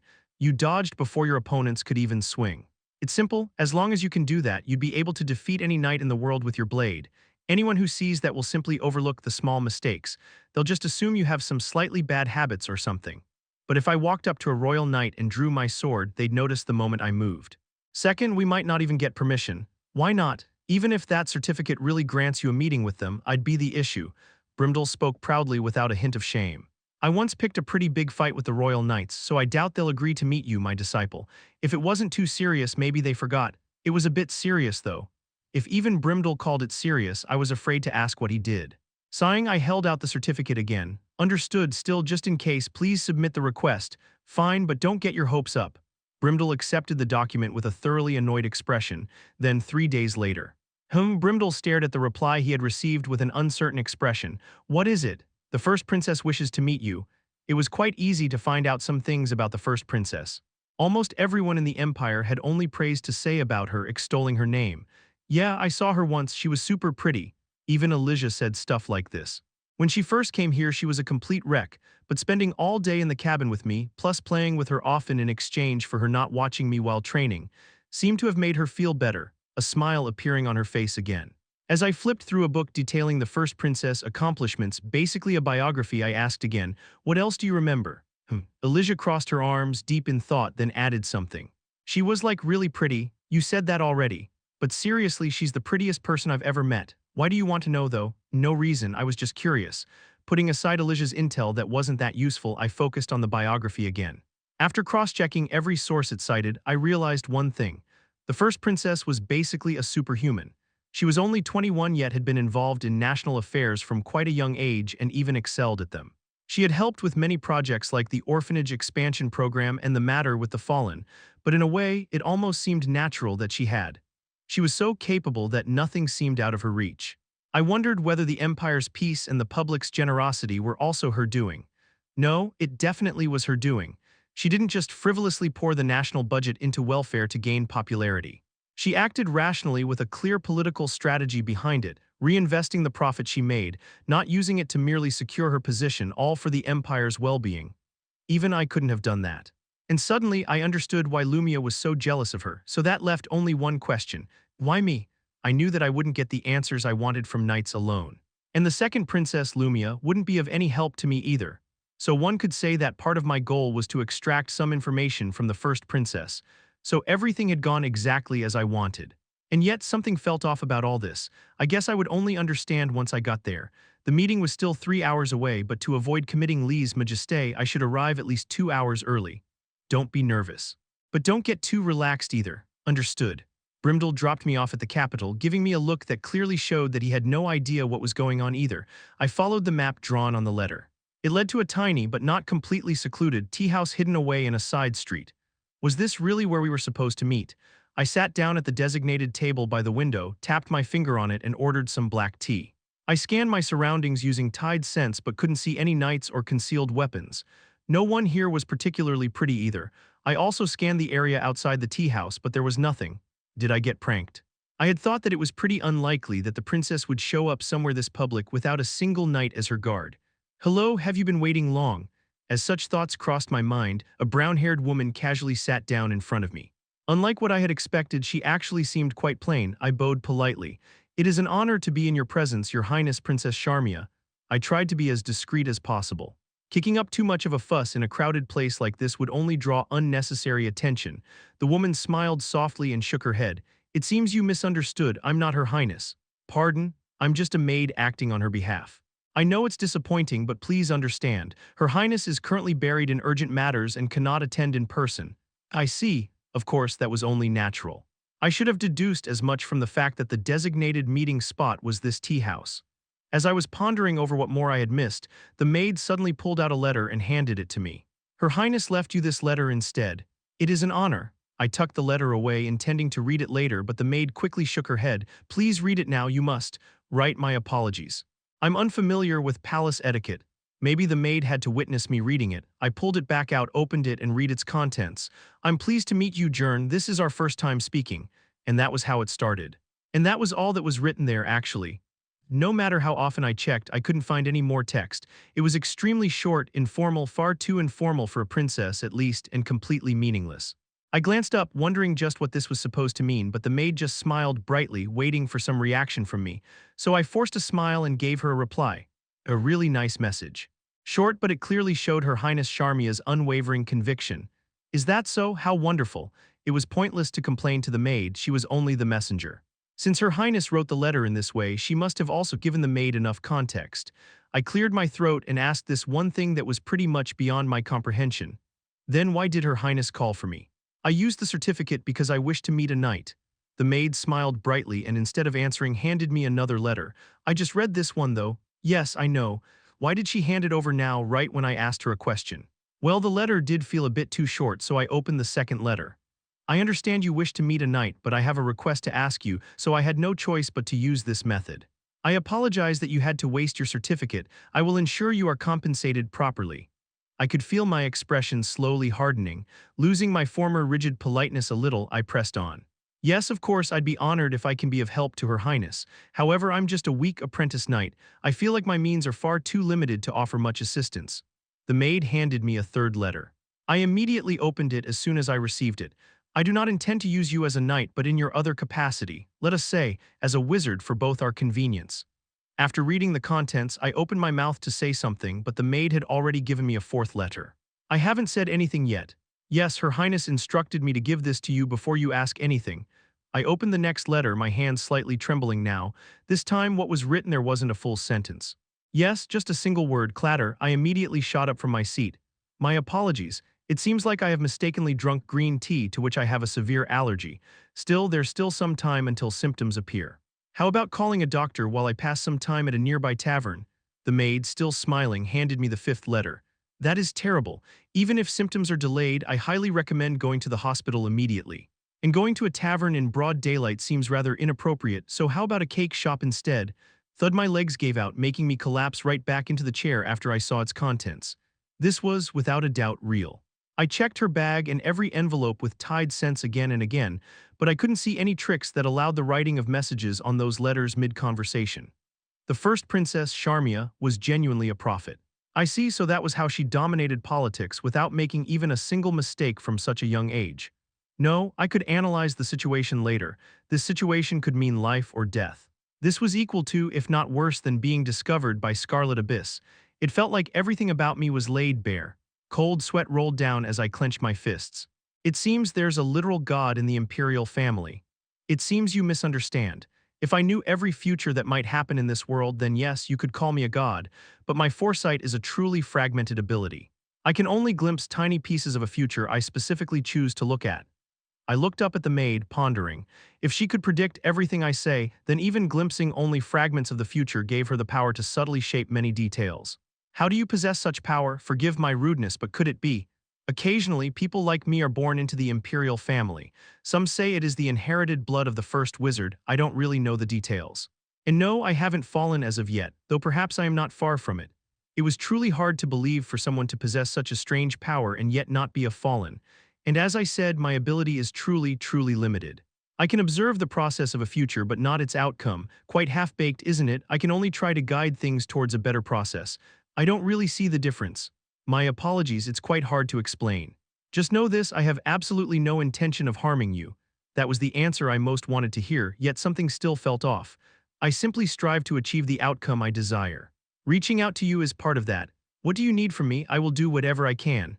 I saw several possible futures branching from this moment. I could not see the results, but the paths were all horrifying.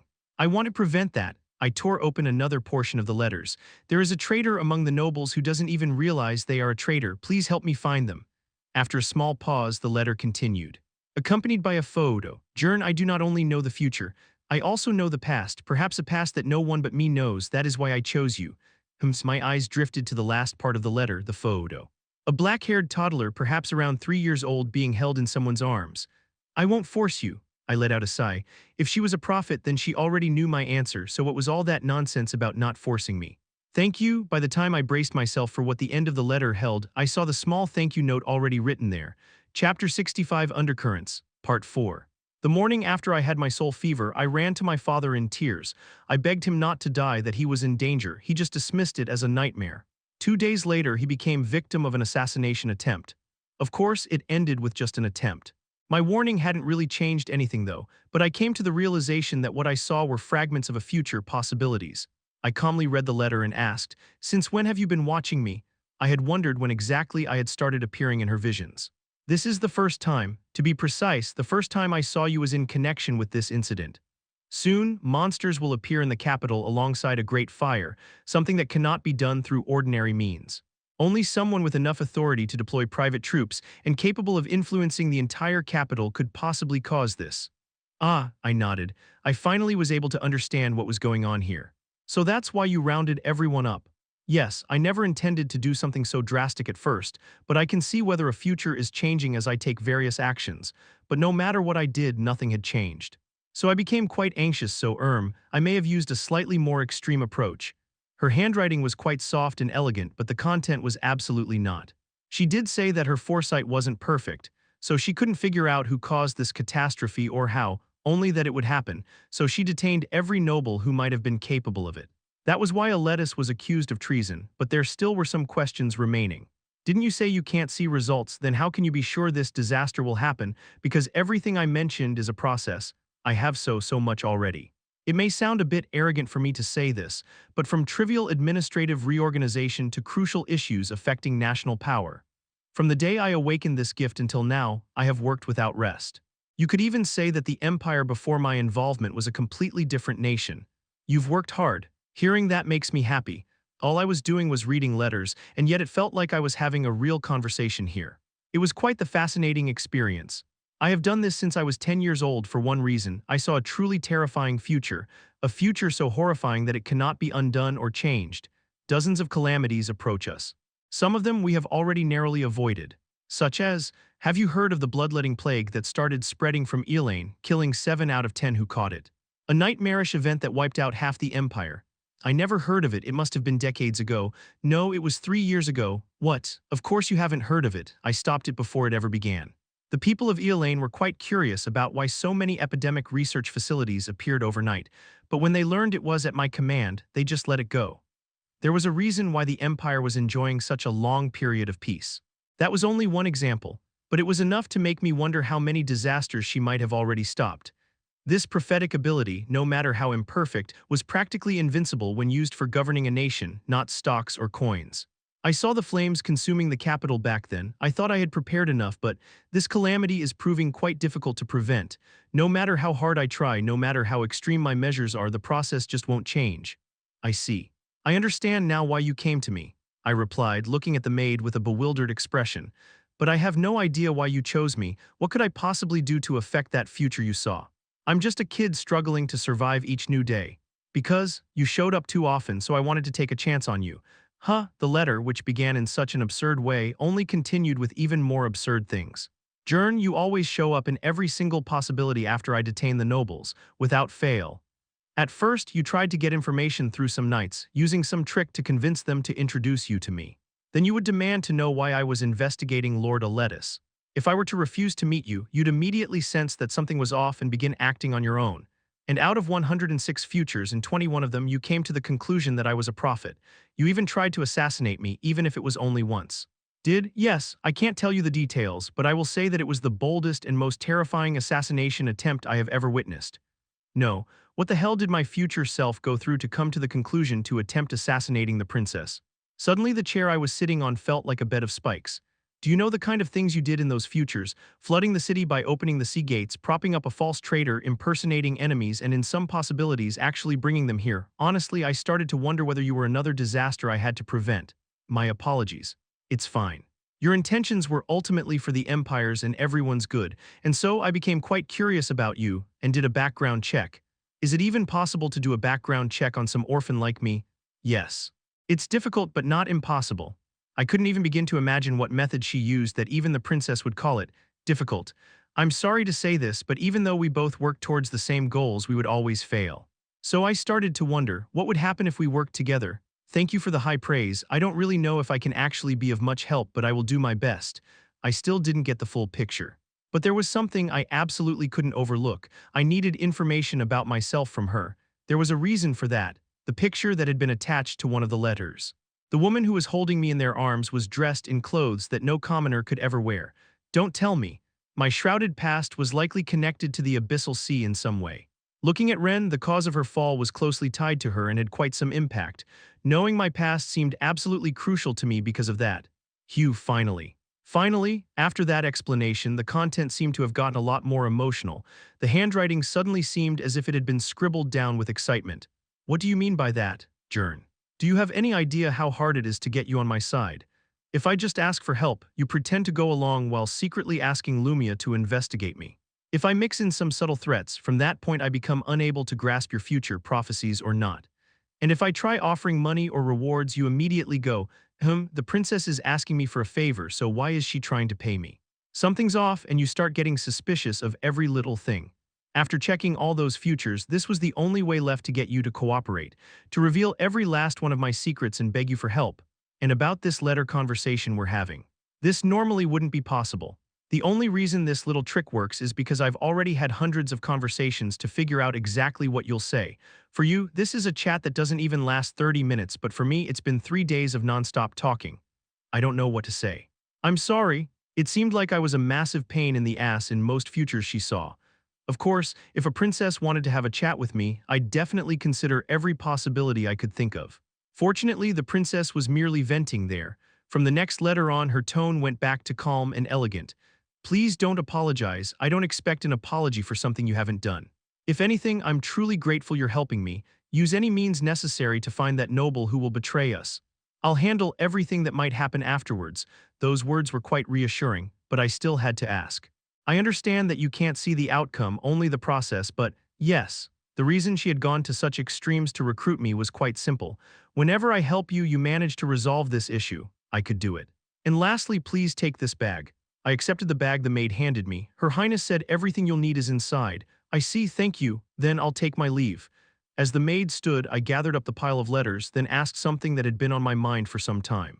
By the way, Lady Charmia, you didn't really have to write all that down towards the end, right? Were there that many possible futures where I didn't notice who you were? No, you always noticed. Then why did you go through all that trouble? I just wanted to tease you a little, sorry. Ah, I see. Charmia gave me a mischievous smile and then left the tea house. No matter how close she was to her maid, there was no way she would tell her she was a prophet. Once it became certain that she actually was one, there was no longer any possibility that she wasn't the princess herself. Coming here alone without any knights was proof of her confidence. Well, if she'd already seen dozens of futures where she hadn't been exposed to danger here, I guess she could afford to act the way she did. She clearly made herself look like that using makeup. I sighed and opened the bag. There were several tools inside. The most eye-catching one was a black metal mask. Besides that, there was also a necklace, some kind of insignia, and several other items. Each had a note attached that explained what they were for. I looked at them one by one. This is an artifact engraved with perception-suppressing magic. With this mask on, you'll appear taller so no one will think you're a child. And yes, it's yours to keep. You don't have to try to replicate it. This is the insignia of an Imperial Inspector General. Show this to the guards and they'll open the gates for you even at dawn. I've already told them, so please wear the black mask and bring people from the inspection office with you. These are identification papers. Yes, you can keep using them. If you need to report anything, please use this orb. It seemed like she hadn't lied about the fact that she had been talking to me for quite a while. She provided me with exactly what I needed along with notes clearly explaining where and how much I could use the items. It's not that I don't trust you, but I am exploring various other options as well, so please don't feel too pressured and just act as you see fit. The conditions are as follows. 1. The traitor currently doesn't know they're a traitor. I don't quite understand what that means myself, and that's the biggest problem. I've gone to interrogate them several times, but every last one of them sincerely believes that they're innocent. I'm certain that the culprit is among them, but if they don't even know they're the culprit, questioning them is almost useless. Because of that, even with my prophetic ability, I can't see who would actually carry out the crime. I can only observe the process of it. 2. It's highly likely that the group called Scarlet Abyss is involved. I still don't know how exactly they're connected though. However, it's not a simple case of someone impersonating them at the very least. 3. The deadline can't exceed 1 week. The incident should have happened quite some time ago already. It's only in a state of suspension because I forced those rebellion charges onto the nobles. But in a week, all these nobles who have no idea what's going on will start getting restless and angry, filing formal complaints. If we haven't found the culprit by then, well, we'll have to assume that we can't stop this disaster. The method may change, but it will happen. I'll be in your care from now on. If you lend your strength for the future of the Empire, I'll also do one thing for you in return, Jern. A traitor who doesn't know they're a traitor, huh? First, I made sure no one was watching me, and then I slipped on the black mask. After that, I went up to the counter and checked something. I'd like to pay. Why, yes. The staff member jumped as soon as they saw me and glanced around. Sir, which table were you at? The one where the kid was sitting. Aha, I see, my apologies, I didn't realize you were his father. So that was how tall I seemed to other people. The staff member's gaze wasn't directed to my actual head but focused a good bit above it. Perhaps that was where people would now think my face would be. Thank you very much. I stepped outside after paying and rubbed a hand over the mask. This really was an incredible item. I could see why the me from the future tried to replicate it. Walking through the capital's streets, I went back over the conditions and goals written on that note. The nobles listed were about 21. Among them was a lettuce. They don't know, huh? The simplest explanation that I could piece together for this was that someone with an inner world that let them control people without them realizing that they had been tampered with manipulated the nobles. I couldn't jump to conclusions, though. If the princess herself had investigated every single one of them, she wouldn't have just asked them stuff like, "Are you a traitor, yes or no?" and called it a day. She must have thoroughly investigated them in various ways and still ended up with the conclusion that every one of them was clean. Even so, the biggest reason she picked me was probably because Fallen can recognize another Fallen as long as the other's world isn't larger than their own. And even Decay, who lived in a world of deathly cold, still moved within a world smaller than my inner world. At the very least, I had to confirm that none of them was being controlled. Only I could do that. All right, after much deliberation, I made my decision and headed toward the inspection office. And 1 hour later, bang, Defendant Aletis opened the gates. With a dozen inspectors behind me, I stood before the gates of Aletis' estate. Suppressing the pang of guilt coursing through me, I tried to convince myself that this was something that had to be done. Chapter 66 Undercurrents, Part 5, The Reception Room. A familiar place yet with a completely different atmosphere now. Why have you come again? I recall hearing that everything had been confirmed last time. Aletis greeted me coolly. His expression was so calm that I couldn't even fault him for being a bit rude, but those words held great weight. That was not all there was to it. The pressure he exerted on me was no joke. It was like staring up at a monolith. Sipping on my tea that somehow felt a lot colder now, I calmly replied, "Please calm down, we're simply following orders from above." "That necklace." Aletis glared at me, his eyes filled with utter disbelief. "So you're a former member of Her Highness Princess Charmia's personal guard, I see." So that was what this meant. That explained why the inspectors made such a fuss the moment they saw me without me saying even a single word. "Orders from above, there is only one person above you. Are you telling me this is her command? Is that what you believe?" "No, you clearly talked Her Highness into this. She is not someone who would stoop to such things. She sure crafted her image well." Aletis drummed his fingers on the table, clearly irritated. "So you're telling me that you were behind this entire mess? Who are you? Even among the shadows of the Royal Guard, I've never seen anyone as bizarre as you. Think whatever you want." "Well, I'll leave it at that. To grant someone this level of authority means you must be deeply trusted by Her Highness, yet you seem unaware how high the sky is. You above anyone should know the scale of this incident. Within a week you will be held accountable for all of this." What an accurate statement. Each word perfectly pierced the core of this situation. Even knowing I was safe, cold sweat still ran down my back. While trying to remain as composed as possible, I intently studied Aletis.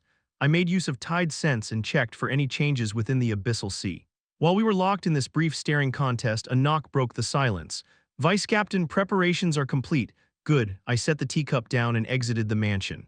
Dozens of butlers, maids, cooks, and other servants were gathered there in neat lines. I glanced back at the inspector, double-checking, "Is this everyone?" "Yes, we not only searched the estate but also all nearby quarters. All affiliated servants have been brought here." "Good work. Shall we begin questioning them one by one?" "No." I shook my head at the eager inspector and looked down at the lined-up servants in the lower yard. All of them were within the range of my senses. I scanned all of them for that foul sensation I felt when I encountered Ren, something that showed me that I was facing a fellow Fallen, and yet I could feel nothing. "We're done. Let's withdraw." "Pardon, Lord Aletis." Leaving the dumbfounded inspector behind, I spoke to Aletis. "The dissident does exist. For now, I ask you to remain cautious. After this, you may kill me or spare me as you wish." Aletis looked at me with suspicion still in his eyes but gave me a small nod. "I will do so, thank you." Not having to take responsibility was sweeter than I expected. For the next 2 days, I repeated the exact same process with every noble. What, the inspectors again? Didn't we go through all this last time? I heard all kinds of protests from them. Ignoring all of it, I used the authority granted by the princess, subdued them all, and gathered every servant in one place to thoroughly scan them using Tide Sense. The inspectors had really done a great job. However, even after we went through all of them, I couldn't find a single Fallen. Of course, I didn't stop there. I inspected every last member of their families and the families of their servants. The result, as expected, I scratched my head in Brimdal's cabin. Not a single noble had even the slightest blemish. They were perfectly innocent. At this point, the princess bringing me in for my ability had lost all its meaning. It was now my turn to make a move. The future version of me she trusted had somehow reached the correct conclusion. However, even though I said that, how did future me do it? No matter how much I pondered over it, the answer still evaded me. "If you need to take a dump, just do it." Brimdal spoke as he swung his sword, aiming to sever my spine. "Crack, it's not that. I'm just trying to think." I leapt off the chair just before his sword shattered it. The blade hadn't been sharpened, so I wouldn't have died if it hit me, but I would be in too much pain to move. And right now was the time when I had to absolutely move about. Brimdel sheathed his sword like nothing happened. Is this related to the princess? Yes. I tossed the ruined chair into the bonfire. There were already too many broken chairs burning. I had to press it down to make it fit in. Brimdel now attacked me with concentrated killing intent at every moment except when he slept. He would always say things like, "You only get accustomed to the world only when death is always beside you, and a monkey isn't good at climbing from birth. It's because leopards are always lurking beneath the trees that they become good at it." Thanks to that, my tide sense had insanely sharpened. I might really be able to count the hairs on someone's head now. I could do it before if I concentrated, but now I could do it casually. If I expanded my tide sense the way I did last time, I had no idea if I could endure it even if I swallowed every single one of those pearl pills. As I sighed, Brimdel sat down, looking uneasy. The princess is quite the troublesome opponent. If she asks something of you, it probably won't be anything simple. Princess Lumia. Or Princess Charmia, the latter. Wait, why her? If I had to call someone troublesome, it would be Lumia. Brimdel muttered as he downed his beer. She just feels ominous. Aha, could one call this dwarven intuition or something? It seemed like he had sensed her prophetic powers. I nodded, just accepting that assumption as a fact. Yeah, like she's hiding some strange power or something. No, it's different. He put down his empty mug, folded his arms, and stared at the ceiling as if he was recalling something unpleasant. She's clearly never trained as a knight. Her physique isn't particularly impressive either. Her personality is so close to pure good it's irritating, yet she's used to death.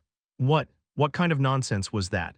Seeing how bewildered I was, Brimdel clarified, "It's her aura. She has one of someone who has killed thousands, no, tens of thousands. I noticed it when she was about 13. Most people like that are complete lunatics, but she's perfectly sane and always puts others before herself." I thought for a bit before opening my mouth again. Aren't you just jealous? You're basically saying that she's nice, but the feeling you get from her creeps you out. HMPH, she is working for the many but never lets go of the few. That's contradictory. One is bound to hit some kind of wall someday if one acts like that. The world always demands sacrifice. You must abandon something to save something else. But Charmia never found herself in that situation. I was about to lighten the mood with a joke, thinking that a certain someone might be charged with treason if this went on, but Brimdel was quite serious today. She is giving something up somewhere, I have no idea what. And that's exactly why I don't want to get too involved with her, and I'd advise you shouldn't either. What if I'm already so entangled with her that I'm unable to escape? Brimdel let out a short laugh at my audacious question and filled his mug with beer again. Then I guess I should pray for Princess Charmia's soul. The princess is ominous, sure, but compared to you, you're 100 times more ominous, you damned demon. Oh ho, so Brimdel could joke. I reported my findings through the orb I had gotten from the princess the next day. That's the conclusion I reached. I was greeted by the same maid at that same tea house. I didn't expect the princess herself to show up again.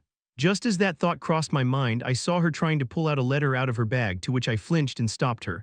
Let's just talk, I'm sick of letters. Really. I didn't bring any though. I see. Princess Charmia was far more outgoing than I had expected. It might be rude to think this, but she felt more like a maid than a princess. Of course, I didn't know her real face. Her voice was probably fake as well. But the simple hairstyle and faint freckles perfectly fit this slightly bubbly personality. Still, Brimdel's advice was still clear in my mind, so I hesitated to trust what she was presenting.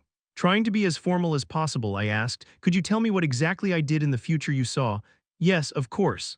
She glanced at the clock beside her. I followed her eyes. It said 3 o'clock. "There are 30 minutes left." "Until what?" "Until you tell me you found the answer." That's where the process I can see ends. I can't see the results. I can't foresee anything beyond that." I blinked in disbelief, meeting her gaze. "That's all?" "Yep." Her clear, bright eyes held not a bit of doubt. Bewildered, I asked again, "So I don't bring you a culprit, evidence, or anything and just tell you that I figured it out?" "Yep." "What if I lied?" "This isn't some possibility you're foreseeing right now, but the real world. Maybe this will branch into a new Jern." Charmia looked at me with a warm smile. "Sorry, we barely know each other, and I'm already acting overly familiar, aren't I? What was with that all of a sudden?" "I mean, if I had to answer that, then yeah, but what had this to do with anything?" As I was wondering what she was talking about, Charmia dipped her head apologetically. "I've interacted with you for so long within those possibilities. There are connections between us you don't know about, so it's quite difficult for me to judge the distance between us." "That's fine. That's why I know you very well." Her smile, similar to the one she first showed me, appeared on her face again as she replied. "You lie effortlessly. Almost everything you say is a smokescreen, a device to trick the other person." "That's not true." "There you go lying again. However, there is one time you always tell me the absolute truth." She raised her finger as if she had explained this 1,000 times. It's when you speak vaguely as if you're not quite sure yourself. Huh, well, you'll understand once you hear it. The moment you always tell me the truth. Even after her explanation, she still sounded like nothing more than a lunatic. But that was how prophets always sounded. I noticed the time running out quickly, so I racked my brain. If I failed to find the answer within these 30 minutes, that would mean this world line was the wrong one. From then on, no matter what we did, nothing would be able to stop what was coming. The fate of the future hinged on my next 30 minutes of thought. Let me reestablish the facts. It is connected to Scarlet Abyss, correct? Yes. They are certainly connected to this in some way. I confirmed their appearance. Who was it? I didn't see it myself, but the nobles who survived described them as someone they wanted to rip apart with their bare hands. I can't recall the name. The early disasters are the ones I remember the least about, so Scarlet Abyss was definitely connected. Within a week, yes, originally it should have happened already, but by framing all the high-ranking nobles, I managed to delay it. Which means the perpetrator really is among them. But they're all clean. That's when I realized they don't know they're traitors. The traitor is definitely among them, but if no one is aware of it, yes, that's likely. I rested my chin on my hand as I pondered. How should I deduce the culprit with these fragmented facts? I didn't know. Was I a mage or some goddamn detective? Time continued to pass by, and I still felt like it was close to impossible to come to a conclusion in these circumstances. So I had no other choice but to gamble on my future self. Lady Charmia, please call me something else while we're outside. Someone might misunderstand. Understood. Char then, Charmia choked hearing those words, seeming as if I had just slapped her in the face. Oh, that's certainly bold of you, isn't it? You said we're close. Ah, yes. We're close. Did I ever mention that I had some sort of clue in any of those possibilities? No. Even after I found out you were a prophet, still no, you acted like you knew nothing. So my future selves were just as clueless as I was now. Had I always been this incompetent, I couldn't even find a single clue. No, if I didn't, that meant it was impossible. I frowned, factoring that theory in as well. The future versions of me were extremely incompetent. You said I did a lot, though. Yes, you worked incredibly hard. You infiltrated the palace, opened the sea gates, and tried to assassinate me, and in that moment something in that phrasing struck me as odd. I worked hard. Yes, it sounded trivial but was incredibly important. I moved relentlessly. I spared no effort, pushing myself to the extreme, including trying to assassinate the princess. And despite all that, I still remained completely clueless. If that were all there was to it, one could just chalk it up to incompetence, but I didn't have that kind of motivation inside of me. I wasn't someone passionate enough to throw myself into danger for the greater good. If someone asked me whether I would take such risks to protect the capital, yeah, my honest answer would always be no. If anything, once I learned the princess was a prophet, I would probably say something like, good luck with that. I'm out and run away with the few people I wanted to protect, so I must have come to know something in those futures, something that forced me to act, that much was certain. Then a new question would arise. If I knew something, why didn't I tell the princess? Oh, the time's almost up. Tick, tick, I stared at her brightly smiling face, seeming completely unbothered. Would it be hard to believe? No matter what my future self thought, Charmia definitely was a prophet. And more importantly, she knew the truth of my origin. Working with her would be the correct choice. No matter how I looked at it, fighting a prophetic princess was the worst option. So why out of hundreds of possibilities did I choose to reject or oppose her Scarlet Abyss involvement? A disaster delayed only because she charged the nobles with treason. But among those nobles, there was not a single fallen to be found. So the reason my future self moved so desperately, even if it meant turning the princess, my staunch ally, into an enemy, it was because there was something that I absolutely had to keep hidden from her. Why, if I told her, it would be over instantly. The facts finally clicked together in my head, forming a single possibility. Someone who escaped investigation when the nobles were arrested for treason. Someone connected to Scarlet Abyss. Someone my future self worked tirelessly for. Someone I needed to keep hidden from the princess, Jern. I felt cold sweat run down my face as I slowly muttered, staring at the bewildered Char. I might have found the answer. But I'm not certain yet. I knew it. I forced a smile as I saw Char beam right when the clock struck 3:30. Right now, there was something inside of Elijah. Chapter 67, Undercurrents, Part 6. I had been mistaken. The terror attack wasn't delayed because the nobles were arrested. It was delayed because Elijah had come to the cabin during the process. Jern, is something wrong? It's nothing. I held my tongue. She, of course, had a connection to Scarlet Abyss. Maybe something was implanted inside of her when she was kidnapped and forced into that dream by illusory flower. But then why didn't they do the same to a lettuce? That would have been a lot faster. I had no clue. I met Charmia's eyes, which were watching me with confusion. I did it to avoid suspicion. All my future selves from every branch had reached the same conclusion. The reason they hid it from the princess, Char. Hypothetically, if I do find the cause, what will you do? We'll have to take care of it, won't we? It won't be that easy. I intently studied her expression as I spoke. The nobles I investigated were all the heads of prominent houses deeply interwoven with the empire since ages. If one of them is aiding Scarlet Abyss, removing them won't be simple, even for your highness. Ah, that's what you were worried about. Charmia sipped her tea, smiling softly. Yes, it certainly won't be easy, but it is possible. How so? We just need to take care of the culprit and blame the whole thing on Scarlet Abyss. Is that really possible? Yes, a short answer. But it was enough for me to witness her conviction. Do you really have to kill them? I mean, since they didn't do it intentionally, wouldn't it suffice to isolate them? That would be the ideal solution indeed. She rested her chin in her hand, then finished her sentence with something quite chilling. But the future doesn't allow uncertain interference. What do you mean? That's what happens when you can only see the process and not the result. Let's say I see a future where I'm assassinated. In that vision, I see myself drink a glass of poisoned wine. What do you think I should do? You should just avoid drinking wine then, right? Sometimes that's all it takes to solve this, but sometimes it doesn't. There are absurd cases where the assassination only succeeds because I avoided drinking wine. Charmia sighed, appearing as if she was speaking from experience. To erase a disaster like this, we can't allow anything but certain endings. That means eliminate the source. Find the person who poisoned the wine, the hand holding the dagger, the one ready to rush out to kill you at any moment. She then smiled bitterly. With the imperial capital at stake, I have no room for leniency. I'll never be able to choose something as uncertain as isolation. I see. I smiled back and lifted the teacup to my lips. This was exactly why none of my future selves told her. The moment the princess found out that Elijah was the cause, it was pretty obvious what would happen. Of course, I wasn't planning to let the capital burn to the ground just to save Elijah. Even if she was my future retirement fund, there were lines one should never cross. However, I at least wanted to give her a chance to struggle. If I didn't even grant her that, then I wouldn't be able to live the way I did anymore. I stood up and placed a coin beside the cup. Won't you tell me your theory? My apologies, I think I still need some more information. I'll tell you once I'm certain. Oh, really? Yes. Really? Well, if you insist, there's nothing I can do then. After exchanging some smiles, I left the tea house first. Excuse me. The moment I reached the alley, I gritted my teeth and ran. Charmia had said she had spoken with me for a long time. In other words, she most definitely noticed that I had been trying to hide something just then. I had, at best, a day or two before her additional investigation reached Elijah. That was all the time I had left. Charmia kept smiling until Jern's figure completely disappeared from her view, and like that, 5 more minutes passed since then. She kept staring outside, her expression fixed, until a waitress brought her new tea. Phew, she let out a deep sigh, loosening her tension. She looked up at the waitress and asked, was I shaking? No, not even once did your breath falter. That's a relief. Clink, the face of that waitress, currently collecting the empty cup, was far too beautiful for a mere tea house worker. Skin so flawless that it seemed unreal.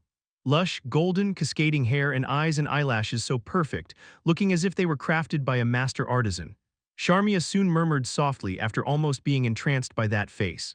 Seeing you up close, you really do look extremely pretty. I should thank your parents. Yes, indeed. The waitress nodded her head in agreement, then calmly stared in the direction Jern had run. Shall we set a tail on him? Don't. Yes, no argument. To those who knew, Charmia's words were the absolute truth. An oracle, every citizen of the empire quite literally owed their lives to her. Meanwhile, Charmia, like any other woman in her early 20s, just smiled and chatted nonchalantly as if she had not a single worry in the world. I couldn't say this in front of him, but isn't he ridiculously cute? He is so young, yet always looking so grumpy, hiding everything he's thinking. Talking to him feels like dealing with some jaded political monster. Charmia's knight, Karos, swallowed dryly. The urge to ask her why she found that cute in any way was overwhelming. I just want to bite his cheek and ruffle his hair all the time. I know I shouldn't think like that. Is this what it feels like to have a little brother? Your Highness, with all due respect, nevertheless, there was something she absolutely had to express. I still believe the more prudent option is to kill him. She stared down the alley where Jern had vanished with unadulterated murderous intent. His trail was still fresh. If she were to give the order now, it would take her less than 2 minutes to catch up to that brat and behead him, as long as Her Highness gave the order. Charmia leaned back, looking slightly troubled. Well, that is one of the options. In that case, but no, she refused. Karos was forced to swallow her bitter frustration once more and stepped back. Seeing her like that, Charmia added with an apologetic smile on her lips, I'm sorry. But the very fact that I can talk to that thing at all is the most fascinating thing I've ever experienced, above anything else. If possible, I absolutely want him as an ally, no matter what it takes. As you wish. I shall comply with whatever your Highness decides. Thank you for your understanding. Sharmia bowed her head in gratitude, then picked up the cup of black tea Jern had left behind. Steam was rising from it. Jern had lifted the cup to his lips several times, but the level hadn't decreased at all. He had just brought it to his lips, not drinking a sip from it, a wise move, yet Sharmia's face became sulky. It's the 349th time and he still won't drink it. She tried so hard to make him drink it, it wasn't even poisoned or anything. Sharmia took a sip of it herself, feeling some regret. Sip. After tasting it, she realized he might have suspected it was poisoned. Hey you thief, bring my horse back. I'm a direct guard of Her Highness the First Princess. Here's the saddle too. Please enjoy your ride. I took the fastest horse from the nearest stable and raced to the cabin. I barely knew how to ride a horse, but by reading the movements of the horse's muscles using tide sense, I somehow managed to make it go even faster. It seemed like Brimdel was out chopping wood, so I kicked open the door.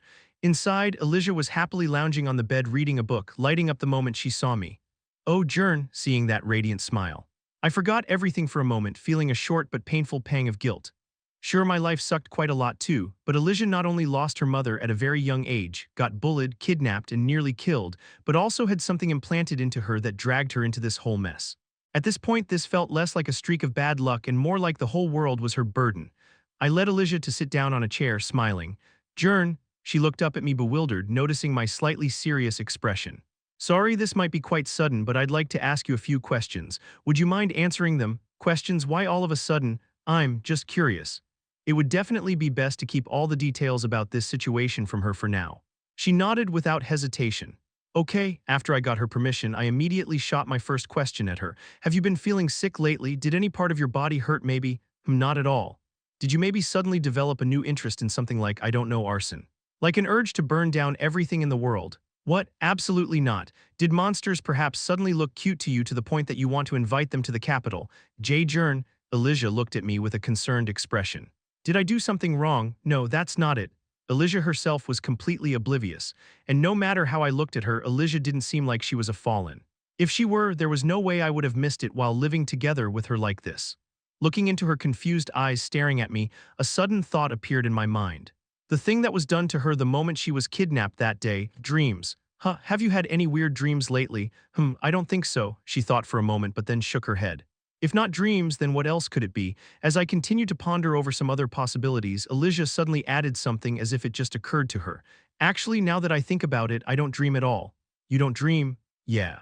Even if I sleep, it feels like I just blink and wake up. Dad said it's because I'm still growing. She didn't dream at all, that confirmed it. I silently sat down beside Elijah, her eyes grew wide in surprise. What's wrong? Actually, today's my day off. That was a lie, but oh well, I'd explain it later. And I'm kind of sorry that I couldn't visit you every day like I promised you before. I already forgot about that. Still, since I'm free today, how about we go out for a bit? Of course, only if you don't have anything to do. Before I could say anything more, Elijah nodded her head. Nope, let's go out. How fast? It was exhausting trying to match the energy levels of a kid, but we managed to keep going until nightfall. Yawn. We couldn't risk going to the capital, so we climbed the mountain 5 times, and by the time we got back to the cabin, we were both pretty exhausted. After washing up, Elijah let out a big yawn, looking extremely tired, so I led her to her room. Sorry, I think I kept you out too long. It's fine, I'm not tired really. No.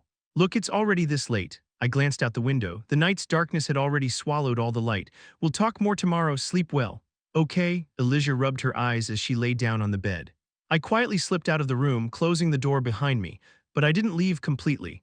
I leaned against a nearby wall, expanding my tide sense to track her heartbeat. I waited until her breathing stabilized and she fully drifted off into sleep. Then I carefully cracked the door open and stepped into the room again. Elijah. I softly called her name, not expecting a reply. I was met with silence, so I spoke with a colder voice. What do you want me to call you, illusory flower then? Right, illusory flower is dead, then should I perhaps call you lump? The moment these words left my mouth, Elijah sprang up and sent a vase flying towards my face. I tilted my head slightly. She then lunged forward with a single leap, slashing a shard of glass towards my neck, all according to my predictions. There were some limits to a young girl's body, so I could dodge with ease. That was the end of that desperate outburst. After pressing down on her using water pressure until she couldn't move anymore, I dragged her into a chair and tied her up with rope, so tight she wouldn't be able to even twitch a single finger. Once I was done with the restraints, Elijah looked up at me with a pouty expression and muttered, "Tisk, this got messy." Something that wasn't Elijah was using her voice to speak. I could feel disgust rise inside of me. I raised my hand, about to slap her, but stopped myself, reminding myself that this was Elijah's body. Instead, I let my eyes shower the lump with pure contempt. So you really were inside of her, you piece of shit, crawl out of her. Now, if you answer one question, I'll do it. How did you know my ability? You mean about illusory flower? I definitely killed him, but there's bound to be someone else able to use his same crap trick. I do remember there being some bastard who can mimic others among you guys. I stared down at the tied-up Elijah. Lump, it seems more like a title than a name, so it's pretty hard to forget. Is that how you want to play this? You do realize whose body I'm in, right? Elijah, or rather Lump, wore a greasy smile as he manipulated her body to bite down on her tongue. It wasn't hard enough to sever it.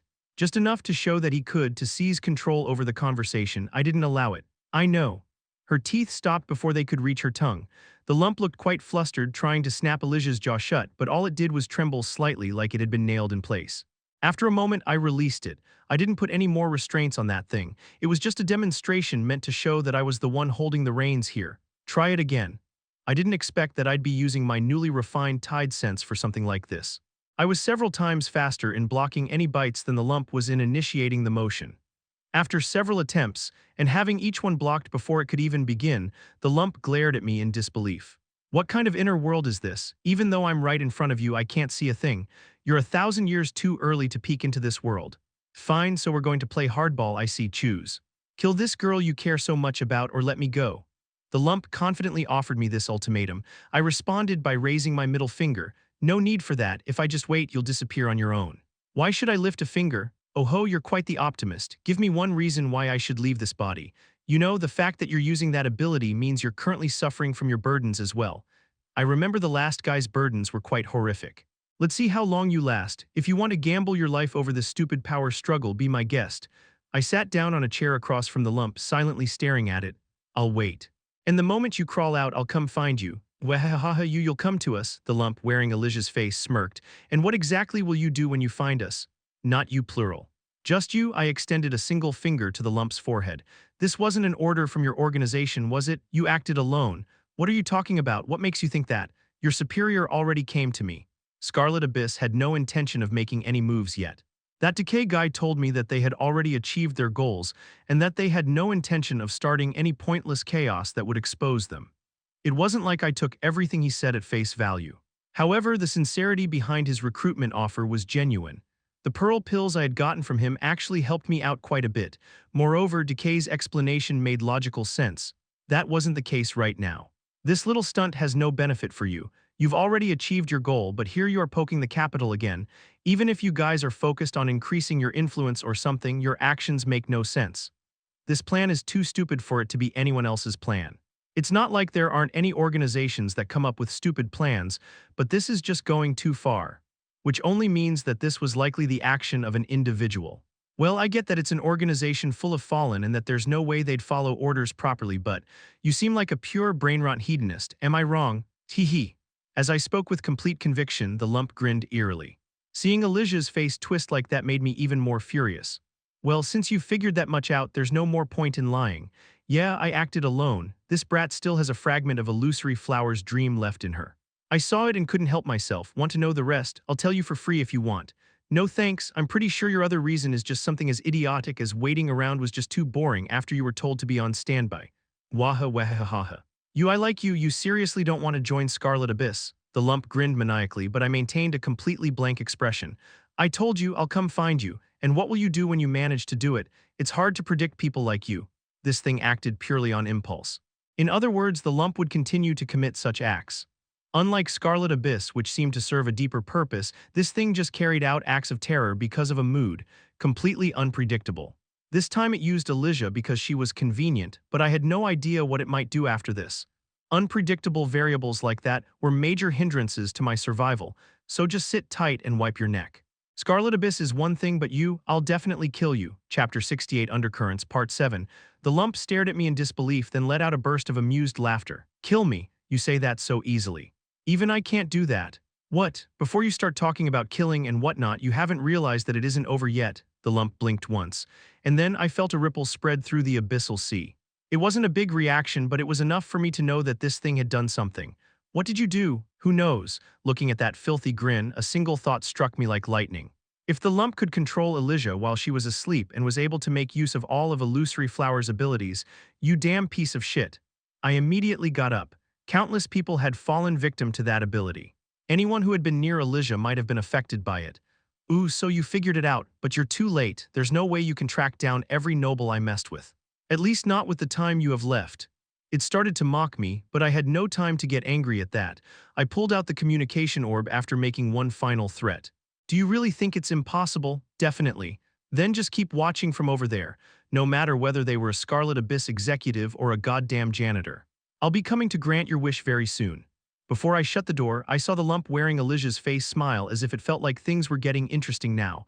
Bang, Brimdel was standing outside the room, his face blank. Please keep an eye on that thing. Are you sure you don't need help? It seemed like he inferred what was going on from the conversation I was having inside the room, but I shook my head. It's fine. There's someone else I'll be asking for help. Even though Brimdel would be a huge help right now, what was more important was keeping that lump from doing anything to Elijah's body.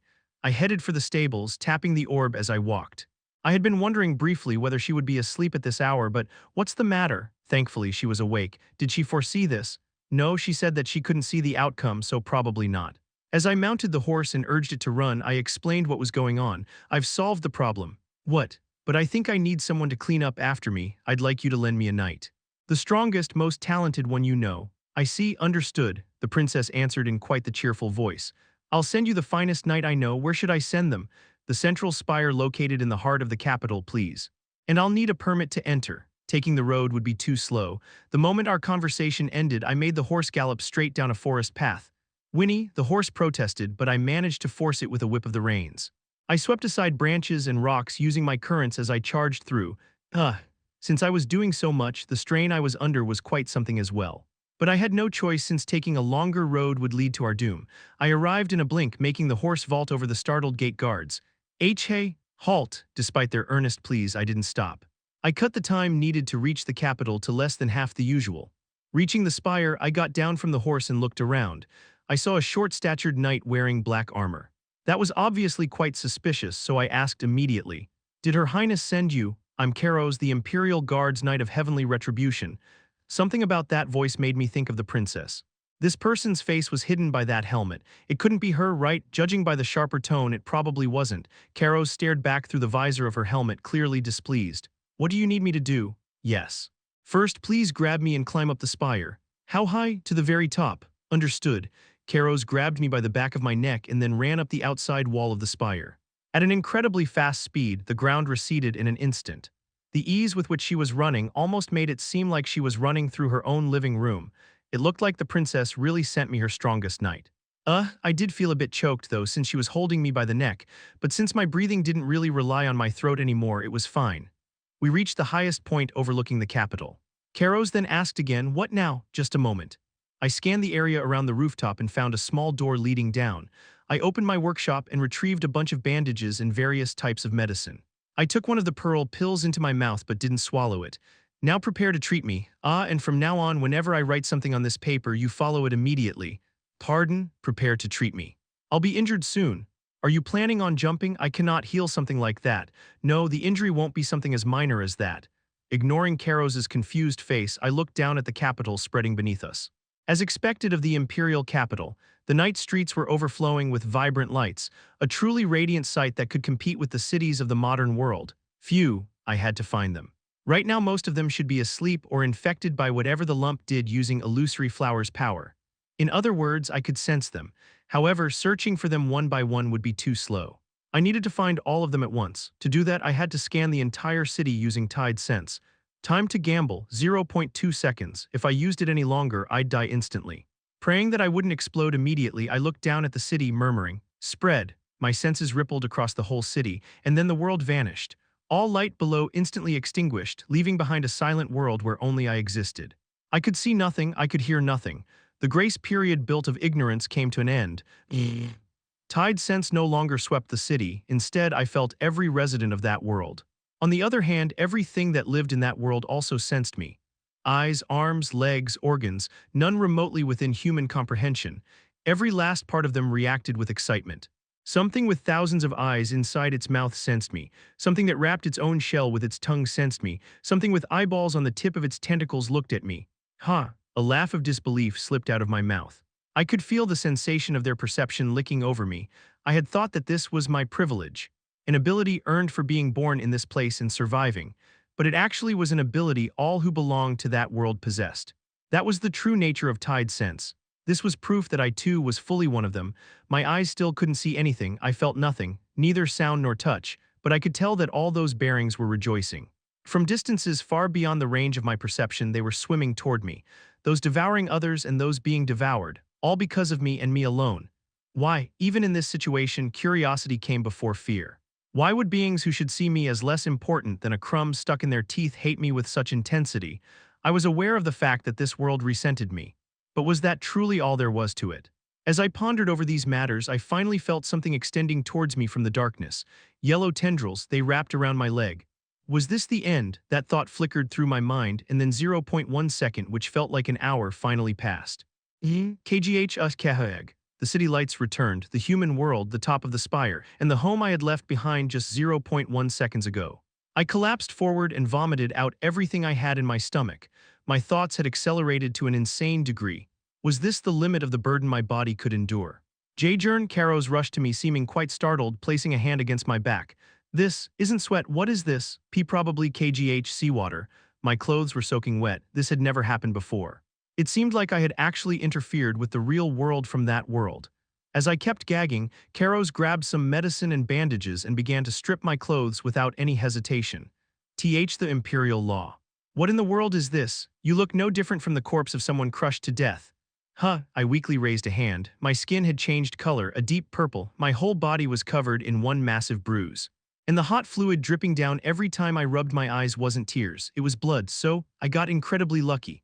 What are you talking about? To be honest, I was prepared to end up deaf or blind. Caros froze, her expression showing bewilderment, then she looked down towards the pen and paper I had prepared. Don't tell me that's why. Yes, I thought I might need a new way to communicate. Why in the world would you do something so risky? I don't really need those senses anymore, you know. You're out of your mind. I was actually quite sane. With the vast range of Tide Sense, eyes and ears had pretty much lost their meaning. Tide Sense enabled me to see and hear a lot faster and much more accurately than any of my human senses. Perhaps thanks to Brimdal's training, my body instinctively reacted before I could consciously think. It was to the point that I didn't even have the time to feel disgust towards that world's residents. After receiving emergency treatment and taking some painkillers, I steadied myself on the railing and stood up. Anyway, I checked everything. What do you mean? Everyone that Elijah came into contact with. I can see them because they were sleeping. You mean to tell me that you surveyed the entire capital just now with whatever you just did? Yes. In 0.1 seconds or less, I spread Tide Sense across the whole city and found every contaminated individual. And in that same moment, I managed to discover the absolute limit of the burdens my body could barely endure. That's rather dangerous. Caros's eyes when she looked at me had completely changed. It felt like she was staring at a bomb that could go off at any moment. When I saw her hand drifting toward the hilt of her sword, I glared at her, rather annoyed. Is now really the time for that? No, my apologies. I understand perfectly well that I pose a threat. But for now, there are far more immediate issues than me, so you can lecture me all you want after this is over. Yes, I understand. After coming back to her senses, I wrote down the locations where I sensed those who had fallen victim to the fallen. Caros's eyes widened as she scanned the list. This is a little problematic. What do you mean? There are nobles among them. What do you intend to do? We can just knock them out. If they moved while sleeping, then we just have to make sure that they didn't sleep. Sleep and unconsciousness were two different states. Caros frowned at my words. That is out of the question. Her Highness has already sacrificed much of her political power to prevent this disaster. Resorting to violence would cost her even more. Let her loose him then, that's what the circumstances demand. You've heard from her, so you should understand this. Do you know how a colossal giant called the Empire manages to keep walking forward without stumbling even once? Caros suddenly started talking while using strange metaphors. Her Highness has foreseen the future of the Empire every single day since she was 10. And I mean literally every single day without any rest, just to protect the Empire. Do you know why? Because she couldn't stand watching people die. No, because she was the only one who could do it. She believes being born a princess and given this power has been fate. She could enjoy everything the world has to offer, yet she chose to give all that up for us. Us. Do not forget that you live under Her Highness' grace as well.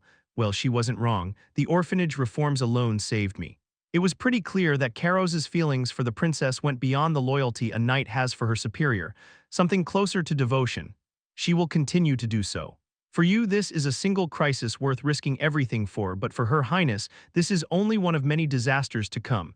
She cannot afford to sacrifice everything for just one. This was so damn annoying. I rolled my eyes and offered my second-best solution. Then let's do this. As I explained the outlines, Karos's expression hardened, seeming incredulous. Are you saying it's efficient? She didn't hesitate for long. While it certainly was a borderline insane approach, considering Karos just tried to kill a young kid like me, she certainly wasn't the picture of mental stability either. Understood. In that case, help me wrap these bandages around me and then we'll get going immediately. We don't have much time. Yes then, Karos, who was busy wrapping me in bandages, tilted her head. Is something wrong? No, it's just there's a single spot on your body that isn't damaged. No way, my whole body should have been crushed from the pressure. Strangely, only this part isn't bruised. I looked where Karos was pointing. My entire body was stained completely dark purple and blue, but there was exactly one patch of normal skin. It was my ankle, the place where those yellow tendrils had wrapped around me. At the mansion of a noble we were targeting. We hid in the bushes wearing masks, to which Karos muttered, clearly displeased. I agreed to this, but I'm still not convinced that this is the right thing to do. Isn't this beneath us? Enough small talk, we're starting. I adjusted the mask I had been given and got up. It was different from the one Sharmia had given me. This one was a lot darker and more ominous. But at night nobody would be able to tell them apart. Pouring out of the bushes, I approached the guard standing watch by the gate. Halt, identify yourself. Don't you recognize me? I've come here to investigate before. The guard squinted his eyes and tilted his head, seeming puzzled. No, well, you look a bit different. And the voice, it seemed like he remembered the mask rather than the face. It was exactly what I had hoped for. Before he could deduce anything more, I lifted the guard using a current. I then gently tapped his neck, trying to knock him out without hurting him too much. KGH, swoosh. I sat him down when I saw that he fainted. At that point, Karos emerged. I gave her instructions while tightening a rope around myself. Set the fire, please. Perhaps we are the disaster Her Highness foresaw. You said we can't knock them out in Her Highness' name, right? Then we could just borrow Scarlet Abyss' name. A terrorist attack by someone from Scarlet Abyss impersonating an Imperial inspector. That was how this incident would be interpreted. Then I leave the rest to you. Sieg. Where? 4th floor, 3rd window. After hearing my directions, Karos gripped one end of the rope tied around me, the other hand grabbing me by the back of my neck again. You'd better not die. I can't die from falling anymore. Karos stared at me weirdly, twisted her waist, and threw me towards the mansion. Bam! Like a rock fired from a slingshot, I slammed through the window and rolled across the floor. I softened the landing with my currents as much as I could, but since my body was covered in bruises, it still hurt like hell. This was the target's bedroom. I had already confirmed it using Tide Sense. The noble I needed to knock out was right there. He was already awake. Good evening. But he wasn't normal. He was staring blankly at me from the bed, his mouth hanging open. He looked exactly like a sleepwalker. It was definitely different from Elijah, who was possessed by the lump. It seemed like he was just waiting for orders. That was most likely it. I couldn't just leave him like this. Sleep tight, Chuk. I choked him with the currents until he slumped forward unconscious. As I tugged on the rope, the door swung open, allowing multiple guards to pour inside. I intruder. This is the Lord's bedchamber. The guards, swarming in, saw me and slowly advanced, pointing their spears at me. Time to cosplay a little for the princess. I cleared my throat and delivered my lines, albeit a bit awkwardly. My plan has been interrupted. What a shame. But tonight your lord shall become one of us. Best of luck. What? I possess the power of mind control. You cannot defy your lord's commands, so you can't beat us. I was holding back because of the princess meddling, but I decided to force the plan into motion tonight. If you understand, then respond. You crazy bastard, who are you? I'm Scarlet Abyss. I remember some Scarlet Abyss people saying their name, but I didn't really memorize a lot of them. So I blurted out a word that came to my mind. Undercurrent. Ping. Before I could start to cringe, the rope yanked me out at a tremendous speed. Right before I smashed into a tree, Karos caught me midair so I didn't add to my injuries. I frowned, feeling the rope cinching tight around my stomach, but I forced myself to immediately mount a nearby horse. We're done here. Next is Lord Horn. Elijah probably encountered him during the time she went flower viewing. Let's go, understood, but must we really set fires? Only in places where it won't spread. If we actually commit arson, the fallout will get a lot worse. That's not what I meant. Why set any fires at all? Seeing how puzzled Carlos was, I explained calmly. Because we need something we can use later. A Scarlet Abyss official rumored to have mind-controlling powers. If that becomes widely known, just showing up in front of them would be enough to pressure the nobles, claiming they might have been brainwashed. We can beat them up to our heart's content using that as the excuse. If we're forced into being thieves, we might as well walk away with something of value. I'd love to actually steal a few treasures while I'm in this Scarlet Abyss disguise, but we're tight on time. Jern, I have a request. Karos looked at me, seeming seriously concerned. Please don't spend too much time talking with Her Highness. It's probably already too late, but why? I feel like she will pick up some bad habits. What preposterous slander. Chapter 69 Undercurrents, Part 8. In the end, we failed to stop the disaster, because we were the disaster. Well done. Find them, they went this way. There's nowhere to run. Right. A cramped rooftop attic in some noble's mansion. Karos and I were hiding inside, watching Imperial soldiers swarm below. Looking through a tiny window beside us, I noticed that the sun was beginning to rise. I hadn't slept a wink, so I felt like I was about to die from exhaustion, but looking at the results, we succeeded. We ran around like maniacs all night, knocking out every noble involved. We burned the concept of possible brainwashing into everyone's minds. We also gave the princess exactly the justification for why she labeled them as traitors. Compared to that, a few terrified citizens waking up, thinking that a battle had broken out, crying in terror, and a few burned garden hedges were incredibly trivial. As the Imperial soldiers slowly converged where we were hiding, I sighed and turned to Karos. Now that we're done, could you please drop me off at that little cabin outside the capital? I did everything Her Highness asked, so that much should be fine, right? No, what is it now? Her Highness has summoned you. I thought that this would happen. While I was stewing over this matter, Karos smashed the tiny door open, scooped me up, and leapt onto the rooftop. Can't I just not go? We are going. You did solve this whole matter after all, although I'm still not quite sure how you did it. Karos glanced down at the soldiers below, sighed, and bent her knees. It was clear that she was about to jump from up here to a roof all the way over there. Can you really do that? You'll see. Bam, swoosh, her incredible leg strength that no normal human should possess made the seemingly impossible possible. We reached the Imperial Palace in seconds. The moment the guards saw Karos, they flung open the gates as if they had been waiting. As we strode down the beautiful palace corridors, I decided to make one final struggle for my survival. I feel pretty tired. Endure it. With those cruel words, Karos climbed to the palace's highest floor. She straightened her armor slightly, standing before the biggest door I have ever seen. Knock, knock, knock, she knocked in perfect rhythm. Come in, a voice as soft and warm as before, albeit with a slightly different tone, rang out from beyond it. As we entered through the door, my eyes fell on the princess. This was our first time meeting inside the palace, but her face was completely different. It wasn't like she had looked ugly before. However, now with her golden hair, soft eyelashes, and overall delicate features, she was beautiful enough to be mistaken for a doll. She was breathtaking, but I forced myself to act as casually as I could. I've already heard the details in the report, Jern. You did great. Yes, you really did wonderfully. You flatter me. Thankfully, it seemed like she chose to ignore the minor details as to how I managed to get the task done. I subtly glanced around the room. For the palace, it was unexpectedly modest. A desk with a few scattered papers on them, a pen, some documents, and a simple dagger, presumably for opening envelopes. I wondered if I could leave now, trying to find the right moment to get up, when I felt the princess' eyes on me, her face bearing a smile. Is there anything more you would like to say, Your Highness? Jern, do you have anything you wish for? Anything I wish for? Yes, I am an imperial princess, and this may sound a bit presumptuous, but I have already surpassed my father in various areas. Obviously, a princess with prophetic powers would be a lot more valuable than an emperor without them. Sharmia beamed, holding out a sheet of paper. You've been a tremendous help in resolving this incident, right? I can't just send you off with empty hands, so I thought long and hard about what to give until I wrote up this contract last night. I took the contract and slightly frowned. It wasn't actually a contract. While it looked like one, there was absolutely nothing written on it. What's with this? Truth be told, I still don't know what you would like, Jern. She twirled around a pen before handing it to me. So write down whatever you want. I had heard of blank checks, but this was the first time I ever saw a blank contract.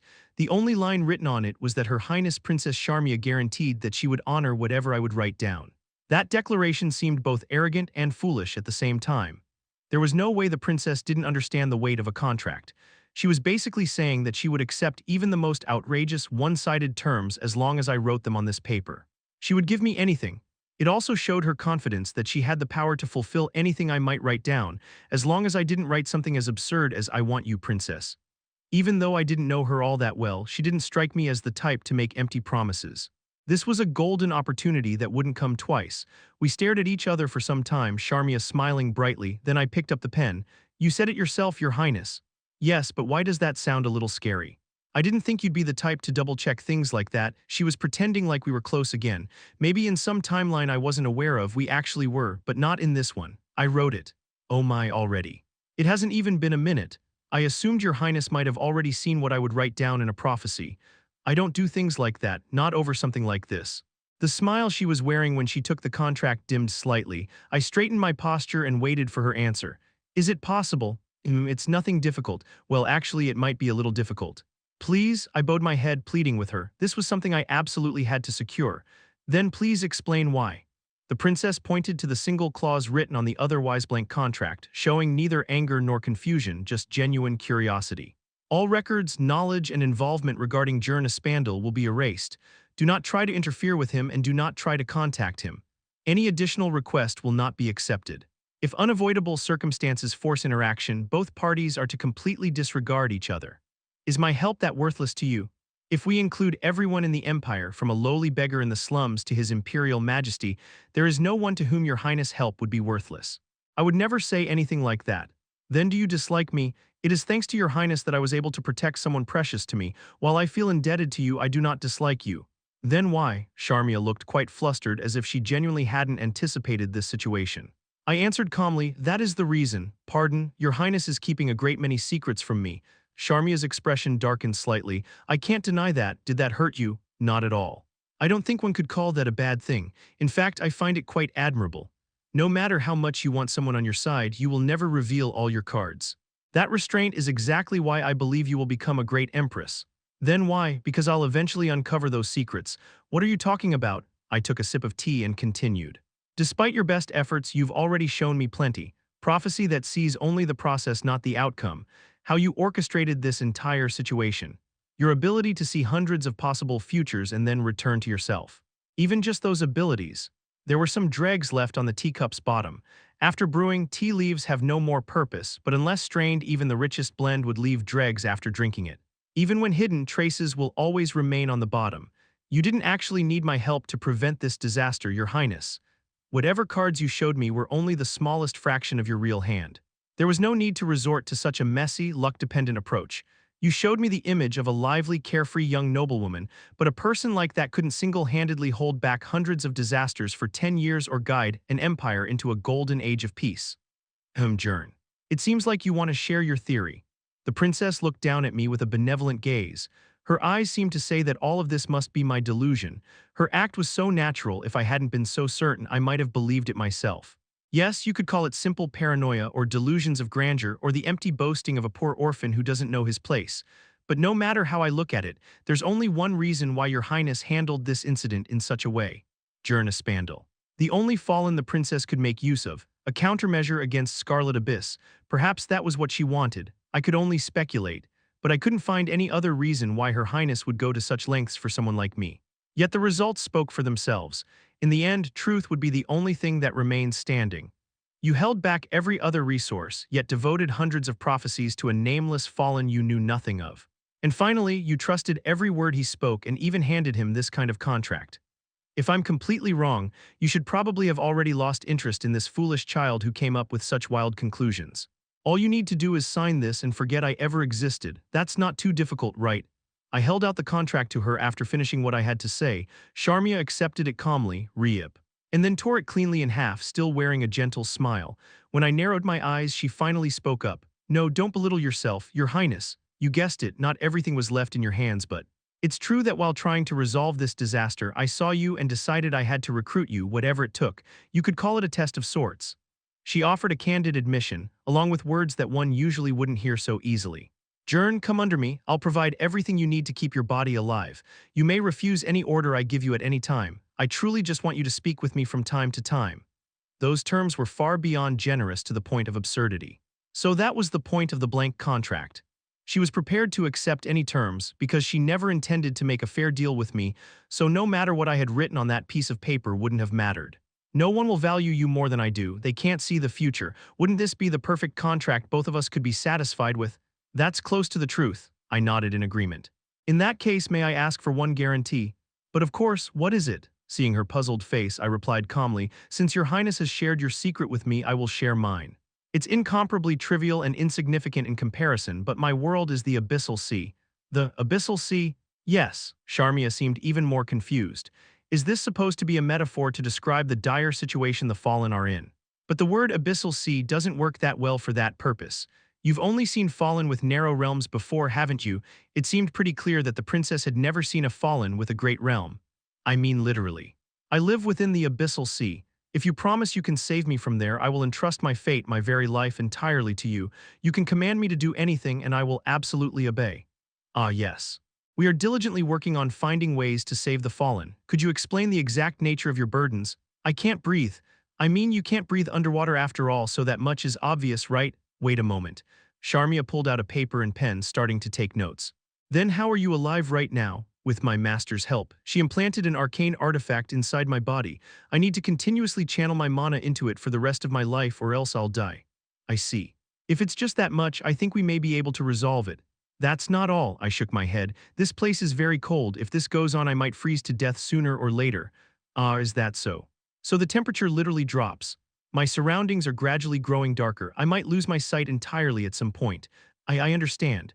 Every time I use my ability, or rather simply by staying alive, the pressure pressing down on me increases. Someday the pressure might get so strong that it could easily crush steel. That doesn't make any sense. Russell, I unwound the bandages wrapped around me. Purple bruises covered my entire body. To be precise, the wounds I had gotten from that brief moment I slipped into the abyssal sea. I saw Sharmia clearly speechless. There are many other burdens beside these. Your Highness, do you have any way to save someone like me?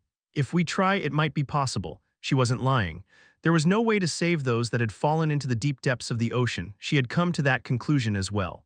Thank you for not feeding me empty promises, but what you said isn't much different from how I live right now. If you join me, the quality of that struggle will be far greater. Serving your Highness means entrusting you with my life and my entire way of living. Pardon, you are a prophet or whatever else you want to call yourself. Seeing the future is a profoundly unfair advantage. In your goodwill, you will always point to the right path and give infallible answers. Yes, that's right. That's not the path I chose, not my struggle. I would only be moving because your Highness says so, completely trusting every single one of your words. If I had 100% confidence in your words, then that might be possible, but unless you manage to convince me properly, I see no meaning in following you. It's one thing to walk my own path, struggle, fail to defy my fate and die, and another to die merely following someone else's words. I could never accept that. There were more reasons why I couldn't trust the princess, but I didn't mention them. I'm grateful that you hold me in such high esteem, but if I must correct one thing, your Highness, you don't need me. You've guided the Empire well up to this point, and you will continue to do so in the future. As I began to rise from my seat, the princess spoke up again. I am not a god, I can tell. No matter how many times I looked into the future, I couldn't stop the birth of the group called Scarlet Abyss. To stop them, I would have needed to be born at least hundreds of years ago. A mere 10-year-old couldn't have done anything anyway. I see. Why did those terrorist attacks succeed even though the princess existed? Because Scarlet Abyss had begun laying foundations centuries ago. Even if they somehow protected the capital, Scarlet Abyss could simply target another city next. Even a prophet couldn't stop that. They've spent all these years preparing their tactics. To oppose or at least respond to them, I must also prepare in every way I can. You saw Karos, right? Yes, a truly remarkable knight. In the original future, she didn't exist as a knight. She fell into despair after suffering greatly as an orphan and eventually joined Scarlet Abyss. She was a mage. There are plenty who sympathize with them, even if they're not fallen. In due time, so that's why you invested in orphanages. I didn't know where she was, so I just did what I could. Sharmia smiled softly, extending her hand. Please let me wield you. Whether as a weapon, resource, or talent, I'll make you shine brighter than anyone. Those were Sharmia's true intentions. My apologies, your Highness. So I answered with mine, Dersha Brimdal Elijah. Would the princess ever be as valuable in my survival as they were? Perhaps she might be able to help me reach what lies beyond. But now that I have already gained everything I needed, it seems to me what your Highness can offer me is insufficient for me to take your hand. Sharmia's expression cracked. Even after Jern closed the door behind him, Sharmia kept that hand extended for a long time. A fixed smile adorned her face. Your Highness. Her gaze slowly shifted toward the dagger on her desk. Karos, watching from behind, hurriedly interjected, no matter how many times you try, nothing will change. You're right. If he refuses after all this, then I suppose there's nothing more I can do. HMPH, he's the only one losing out here. The slightly dangerous atmosphere around her vanished in an instant. Sharmia puffed out her cheeks and ripped the contract to shreds. Rip, what an idiot. No matter in what way he struggled, doesn't he realize how different life would be beside me? Why can't he see that? Is it because he's still just a kid, Hea? Perhaps it's because he understands. What do you mean by that? Karos swallowed her words.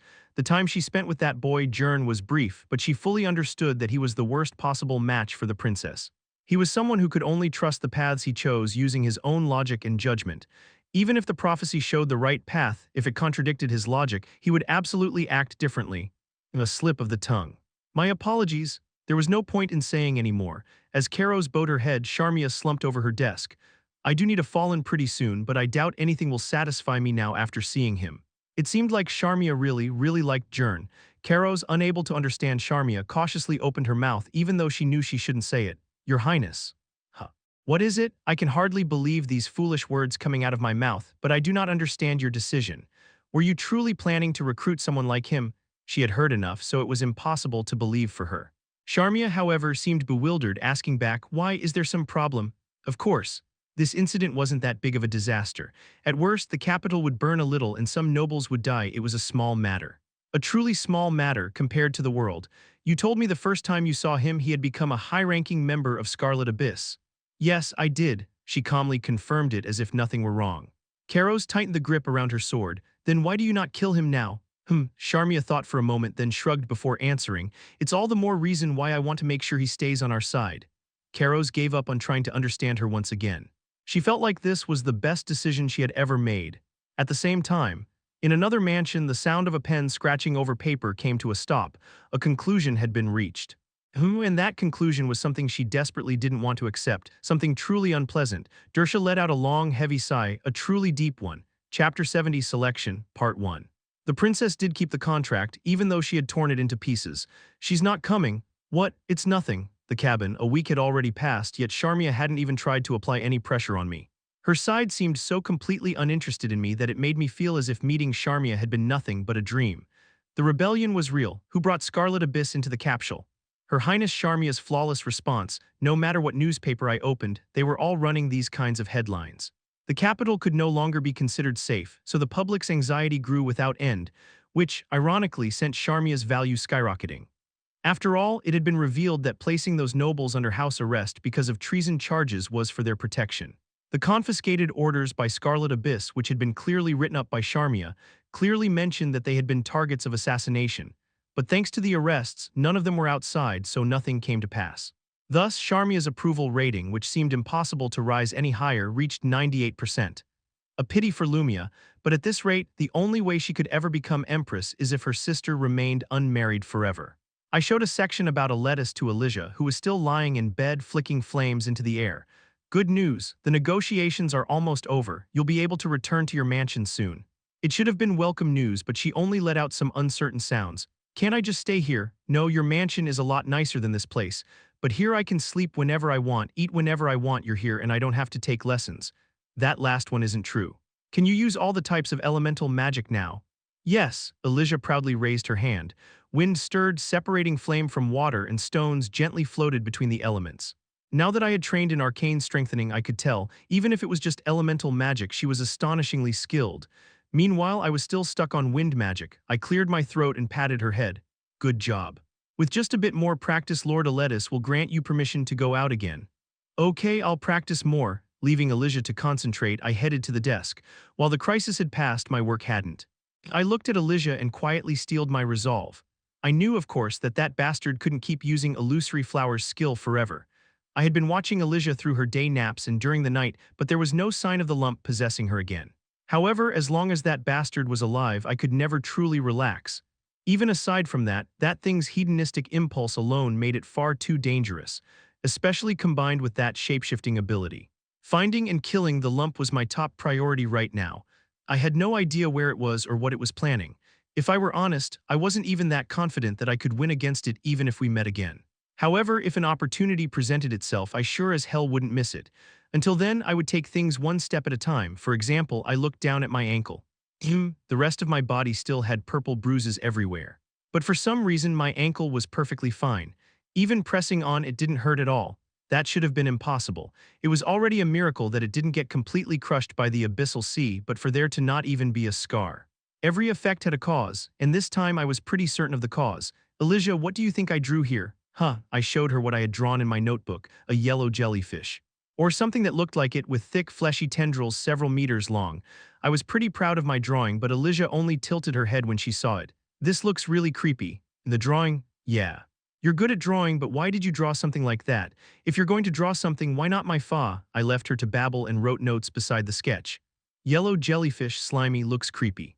That was all I could describe it with. I didn't know anything about it after all. After a moment of hesitation, I added one more thing, somehow reduces the burdens. What was it? I tapped the notebook with my pen, thinking. Had that jellyfish tried to help me? No, it was more likely that it tried to kill me, but its mucus stuck to me and coincidentally ended up protecting me, right? What was I even worrying about here? It obviously was the latter. Why would anything in that world bother to help me? Next time I see it, I should just kill it and smear its mucus all over myself. With that in mind, I glanced around. I hadn't really noticed until now, but there were a lot of deep-sea fish around. I would need to pay attention to them now. They were far too dangerous after all. Each one of them could use tide sense to find me, and they could probably manipulate the water pressure and currents as well. Their actual bodies alone were threatening enough already. And worst of all, there was no end to these creatures. If I reached the extreme end of my burdens again, I would relive what had happened at the top of that spire the other day. And next time, it would most definitely kill me.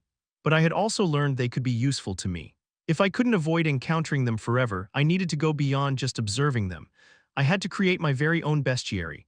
And I had to do it while there was still this thin, cracked glass wall between them and me. While I still had time.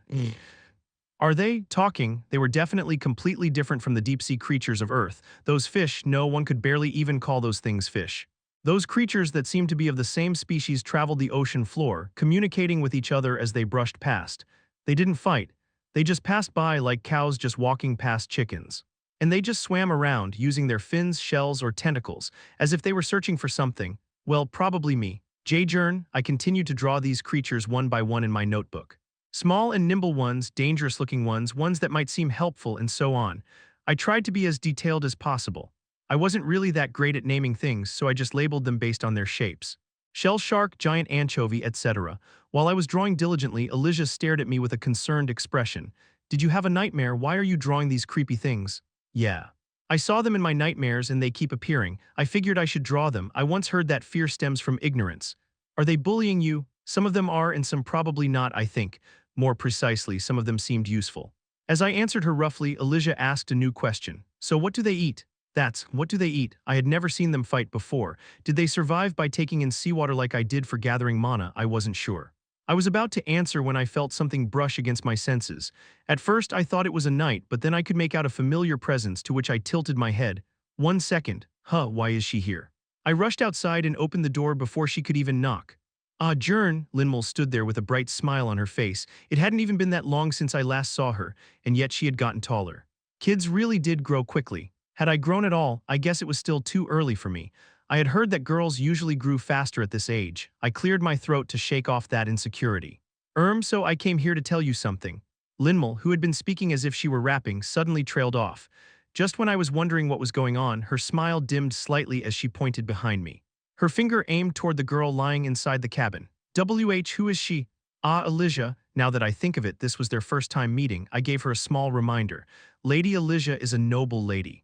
Don't just point fingers at her like that. Right, Linmol, it's nothing, I was just wondering why you two are together. I'm her teacher right now. I see. Yeah, I've been teaching her for a while. We've been together a lot lately. I see. What was wrong with this girl today? As I stared at her with a slightly puzzled look, Linmol, fidgeting for a moment, finally brought up why she came here. This maid told me to stop by your house. She said to pass on a message. A maid who? She said you know if I told you she's Seal. Oh-ho, was it something about Dersha? Good that Linmol managed to remember her name. I put away my sea creature notebook and nodded. All right, thanks for letting me know. Do you want to come with me? No, not really. Linmol unexpectedly shook her head, then glanced behind me. Lady Elijah, right. Is it okay if I talk with her for a bit? What? Why? No big reason. I just wanted to talk to her. I wanted to ask her something. I looked at her, noticing that she looked weirdly nervous, but then shrugged. We were all the same age here, so it would be nice if they got along. Elijah was probably bored out of her mind, having been stuck with just me for quite some time. Okay, just don't be rude. But I guess I can trust you. Why yeah. I left Linmol in the cabin and stepped outside, but just in case I scanned the interior with tide sense. Who are you? I'm Jern's friend. We've known each other since we were 5. He asked me to come over to play. Really? Well, it seemed like they were fine. Feeling relieved, I boarded the carriage. I arrived at Dersha's mansion, maneuvering the carriage, which I had already gotten used to. Sir Jern. Seal greeted me at the gate. Her expression seemed complicated. If I had to label it, it seemed somewhere between apologetic and angry. You didn't have to come outside just to greet me. Why did you call me here? Well, it seemed like something had happened. As I braced myself for the worst, Seal opened her mouth. The lady has awoken. Huh, that was great news. Then what was the problem here? Seeing me tilt my head, Seal sighed and led me in. We're here, Dersh's room. The door was left open. Seeing that the place looked neat, it seemed like Seal had cleaned it thoroughly, but the desk was still piled with papers covered in symbols of some inexplicable language. However, Dersha wasn't here. Where's my master? Seal silently lifted an envelope from the desk after seeing the confusion written on my face. She left this behind and disappeared. Huh. Where to? I believe it should be written in there. I frowned, wondering what this nonsense was about, but Seal only rubbed her temple before adding, this has never happened before, but it seems like she has run away 2 times in a row. I tore open the letter without any hesitation. There is a simple method to survive the burdens of the abyssal sea. One must simply escape the species known as human. I had been aware of this path, yet I never reached for it. I did not know why. It was rather puzzling. But now I have found the answer, so I will visit my homeland for a bit. Ignore everything Seal says, it's nonsense. What in the world is that supposed to mean? Has she lost her mind or something? I couldn't understand anything that she was trying to say here. The text was so incoherent that it was hard to believe that the ever-rational Dersha had written it. As my mind fell into confusion, Seal held out her hand. May I take a look? Yes, she carefully read through the letter after I handed it to her and then clicked her tongue. Her condition is extremely serious, we must go after her. I'm not so sure about that, would she even need us? I couldn't deny that Dersha didn't seem quite stable, but that didn't mean we should chase after her. Even if we brought 100 people, we wouldn't be a match for Dersha's power, so what was even the point of going after her? She'll come back when she's ready anyway. We can ask her then what this mad-sounding letter's about. Jern. Do you actually believe that last line? Seal gave the letter back to me, her expression showing some bitterness.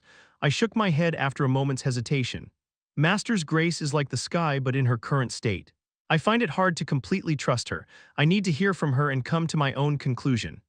In fact, one couldn't even begin to believe or understand something while disregarding one's own beliefs.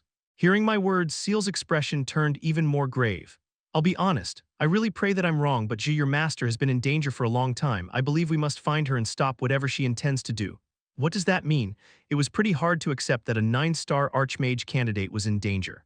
Who in the world could pose a real threat to her? Even a Scarlet Abyss executive ran away with his tail between his legs because of her. She has brought danger upon herself. I frowned, mulling over the meaning of her words. Dersha was a threat to herself. That could only mean one thing. That's impossible. And why do you think so? I mean, those Scarlet Abyss bastards clearly said that it's nearly impossible to make someone fall unless they're a child. How could my master, who has lived for centuries and is a 9-star mage, fall? Is that even possible? It isn't impossible. Well, sure, I guess. Seeing that I paused, Seal continued. I respect the lady, but it's undeniable she's not quite mentally sound. No elf has ever chosen to walk the path she has. She insisted all elves must become books and declared that the world tree is nothing but an old tree, peeling off its bark to prove it. Her eccentricities unfolding in the human world are so countless that one could publish several books about them.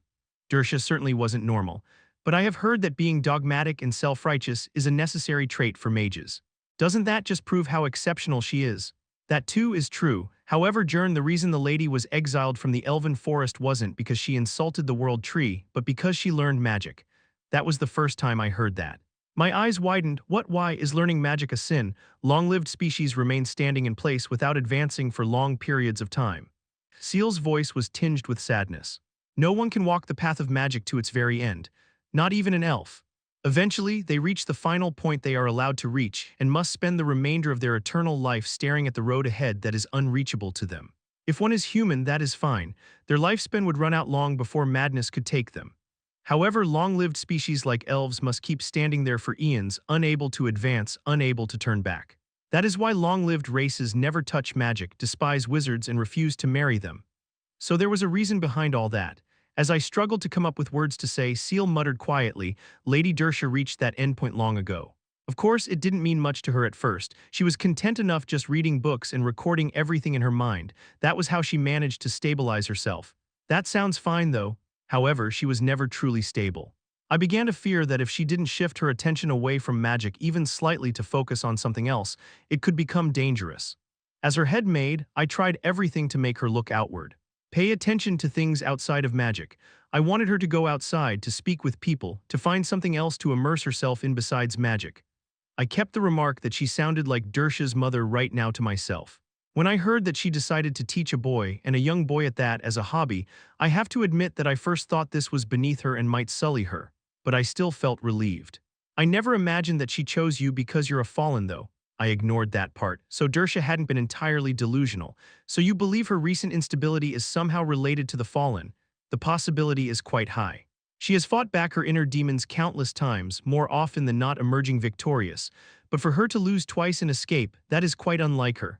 I tried to imagine it for a moment. The 9-star mage Dersha becoming a fallen. To be honest, all that I could picture was the end of the world. The real world would become even more terrifying than any abyss realm. Please don't worry too much. It's far more likely that I'm overreacting. And yet, as her head maid, I cannot tolerate my master simply running away like this. Dersha falling certainly seemed absurd, perhaps a misunderstanding born from Seal's overwhelming concern for her. I mean, she barely started to teach me properly and suddenly her inner demons overcame her. That's just too strange. But I absolutely needed Dersha to kill that lump bastard and to survive my burdens. And I needed to ask her about the deep-sea fish. I had to at least consult Dersha about this. After one last moment of thought, I asked the most crucial question. You seem to know where she is. She only wrote that she's going to her homeland, though. Yes, when Lady Dersha says homeland, she means a region, not a country. The place has probably been thrown into quite some chaos by now. The world tree might be drinking elven blood and sprouting red leaves, something like that. She spoke with such a calm expression that I couldn't quite get whether she was joking or not. Could I trust this maid who was almost as insane as my master? What was I even supposed to say once I found Dersha? After a long deliberation, I finally reached a conclusion. There's no helping it. I still don't know how I'm supposed to help her, but I do have various reasons to meet her. Jern, you can help as shock therapy. You want me to give shock therapy to someone who is on the brink of falling. Rather, how exactly do I qualify as shock therapy? Seal smiled gently at those words. No, she smiled viciously actually. I heard you recently acquired another master. Yes, I heard you are now pursuing a knight's path, is that right? Well, not exactly. But it certainly looks like that on the outside. And your master is a dwarf? Yes. As I wondered where she was going with this, Seal nodded with satisfaction. Bring him along. If she sees her genius disciple she adores so much having turned into a dwarven knight's apprentice, she'll snap right out of it and come running. I stared at Seal's smug, nasty laughter and found myself thinking. Maybe I should have believed the last line of that letter after all. Chapter 71 Selection, Part 2. After I had come to a decision, I asked Seal for more details. When do we leave? I was planning on tomorrow. Telling you to ask Sir Brimdell to accompany us was half a joke and half serious. The place where the elves live isn't somewhere easy to get to. Ah, so we would be traveling by carriage. Seeing it this way, I could finally understand how ridiculous Dersha's magic of walking through a door and appearing in a place kilometers away again was. As I nodded, Seal continued. We'll hire the fastest dragon carriage available, but even then it'll take a week. Most of the journey will take us through remote areas, so there's a great risk that we run into bandits and wild beasts. I can handle that much. And if the lady resists when we find her, we'll need him then as well. Understood. Was she really a maid? Either way, I couldn't afford to skip my arcane strengthening training for too long anyway, so taking Brimdell along was necessary for me. He'd also be a huge help in emergencies. The real issue was, if I asked him to come along with me, I was really doubtful that he would just go, sure, why not? Still, I decided it was worth a try at least.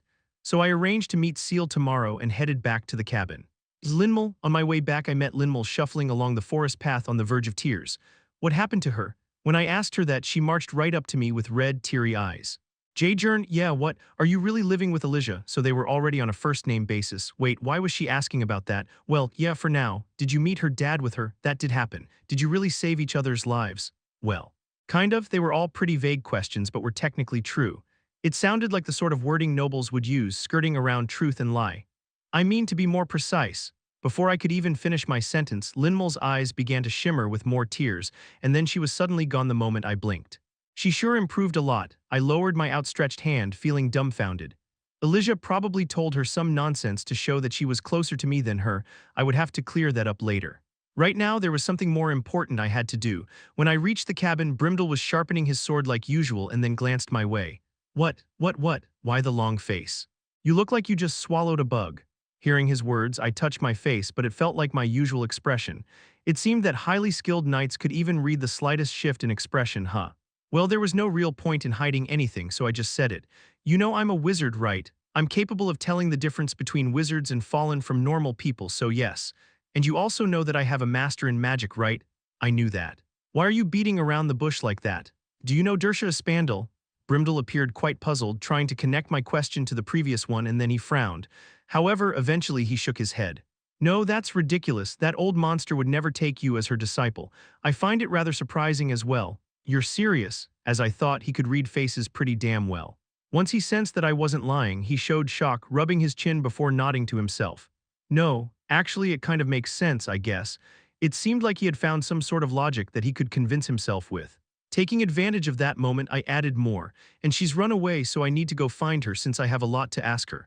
What in the world are you talking about? Ran away? My thoughts exactly. I have no idea what's going on either. It was one thing if a disciple decided to leave their master, but when the master just up and left the disciple, that just sounds like some sort of joke. Just wait here for a bit. Brimdel, still seeming confused, sighed deeply and went into the cabin. A few minutes later, he came out again with a bag. When are we leaving? We've decided on tomorrow. Then I guess there isn't much time. I should just pack the essentials. Judging by his posture, it seemed like he was seriously coming along, which surprised me somewhat. So you're actually coming along? If the destination is those pointy-eared monsters' homeland, it would take a week to travel there, 2 weeks to argue and persuade them, and a week to return. Are you planning to skip your arcane strengthening training for a whole month? No, but are you okay with this? What do you mean? I mean, don't you have things to do? Teaching you is what I have to do now. Since when had he been this devoted? Everything was going far too smoothly to the point that it made me suspicious. His purpose was unclear. For example, if your master is Dersha, then there are things I need to say to her. Yeah, that would turn into a disaster. Panicking, I threw up my hands. I'm sorry, but if you plan on picking a fight with her, then I can't have you come with me. I won't do that, got nothing to gain from that. Besides, we aren't even that close. Then what is it you need to say? I'll say it when we get there. Brimdel, having caught the suspicion in my eyes, then snapped at me. Fine, I swear on my title as a knight that I won't fight. Satisfied, thank you. Whatever it was enough as long as he swore that he wouldn't do anything. But I still couldn't quite shake of some of the questions swirling inside of me. Brimdel didn't seem like the kind of guy who would stake his title for my sake. I couldn't quite bring myself to say it outright, so I tried to word it more indirectly. You've been kind of nicer lately. Ridiculous. Must be your imagination. It's not though, how should I put it? Unlike how he acted when we first met, he treated me like an actual disciple now, right? That was what I found strange, considering that he had been treating me like some useless pebble, even worse than a bug before. When I was about to point out that contradiction, I felt the back of my neck tingle. Clang. I barely managed to roll aside in time. A sword was stuck vertically into the spot I had been standing just now. You're slow to react to overhead attacks, you need to train harder. Even if you have eyes that can see everywhere, they mean nothing if you shut them. Brimdel threw up the blade he was holding to rest on his shoulder and headed back into the cabin, leaving behind those cool words. Watching him leave in bewilderment, I yanked the sword from the dirt, sighing. No matter how I looked at it, it definitely seemed like he used training as an excuse to avoid this conversation. Not that I could prove it in any way. The next day, you really managed to bring him. I didn't think he'd actually come either. Seal's eyes widened when he saw the hulking dwarf. Brimdel glared at her with a sour expression, then sighed. Yes. What might be the matter, Sir Brimdel? Do whatever you want. Leaving only those words, he squeezed himself into the dragon carriage. The way they spoke was clearly like two people who had known each other for some time, so I asked with some degree of curiosity, you two knew each other? Not at all. We only briefly brushed shoulders once a long time ago. It definitely didn't seem that way, but if she was insisting, that meant she didn't really want to talk about it. I didn't really want to pry either. With that, I climbed into the carriage, completing the destructive lineup of a dwarf knight, a fallen mage, and a suspicious had made. Well then, we'll depart. Have you informed your acquaintances? I took care of everything for now. I explained the situation to Aletis and asked him to tell Elijah after I left as well, since she was sure to throw a fit if she heard it before. I also told the orphanage director that if Linmul came by to visit to take care of things, since my social circle was rather moderate, and even that would be a generous description. All of that only took me about an hour. At least it was over quick. Why should I notify anyone if I'm leaving? I was at least better off than Brimdel. Clop, clop as the dragon carriage started to move around like a horse-drawn one, a suffocating silence spread inside. With Seal, who was acting like a lubricant, now gone since she was stirring the carriage, there was nothing Brimdel and I could talk about since we had no common ground. The good news was that neither of us was the type to care about such things. Brimdel was wiping down his sword with a cloth, and I was observing the deep-sea creatures. My top priority was finding that yellow jellyfish. That thing would definitely be helpful to me, in some way. Oh, and then, I was able to witness the death of a deep-sea creature for the first time. It was some gigantic half-shark, half-snake thing. It seemed like it got attacked somewhere since a huge chunk of its torso had been torn off. It was a bit far away, so I couldn't catch all the details with my current level of tide sense, but I could tell that it was thrashing about. As it thrashed about, I noticed something strange. Parts of its body dented inward, then returned to its previous state repeatedly. Again and again. The number of dents gradually increased until some parts were unable to return to their original state.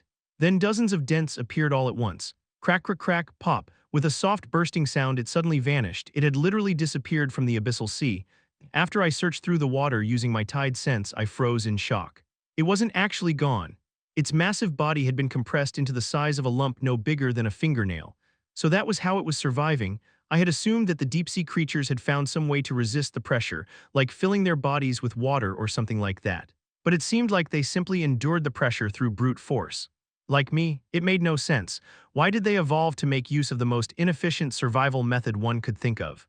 As I continued to ponder over this, an anchovy-like creature swam over, glamping the tiny shark-lump hole before drifting away leisurely.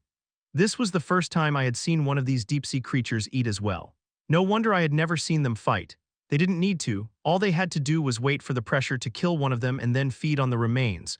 A truly grotesque food chain. All of that had occurred within mere seconds. If I hadn't sharpened my tide sense to its limit through Brimdle's training, I might have never learned any of that for the rest of my life. While trying to steady myself from the shock, I quickly wrote down everything I had learned today. "What the hell are you drawing?" Brimdle grimaced when he saw me sketching what I had just witnessed as if possessed. The shark being compressed into a tiny lump probably looked quite grotesque. "This is where I live now. I'm trying to sketch everything as detailed as possible." "What?" Brimdle glanced at a few pages of my notebook, then clicked his tongue. "Do all fallen live in places like that? This is literal hell. It's a bit too cold to be hell." The burdens just kept increasing. I was still able to endure the water pressure thanks to the training I went through, but now the cold I had been able to ignore up to this point had become quite intense. Thankfully, I had this robe. The last time I took it off, I felt as if I had been dropped into a snowfield. Apparently, it didn't only reduce the pressure pressing down on me, but also protected me from the cold. I should probably ask Dersha about that as well. Brimdle seemed lost in thought as he continued to flip through my notebook. "Is something bothering you, by any chance?" Before he could finish his words, babbling. The whole dragon carriage shook violently. I believe we may have a problem." That was when Seal called out to us in an uneasy tone of voice. We stepped out and checked what was going on. One wheel had been gravely damaged. "Oh, it's broken. I made a mistake." Seal stared at the wheel inside. "I could have sworn I replaced the wheels right before we left for it to crack like this all of a sudden. It seems like I bought a defective set. I could make a replacement wheel, but it would be faster to just go back and get a new one. No, we have a spare wheel." Both Brimdle and Seal stared at me as if I had said something utterly outrageous. "I'm serious, I stored one in my workshop."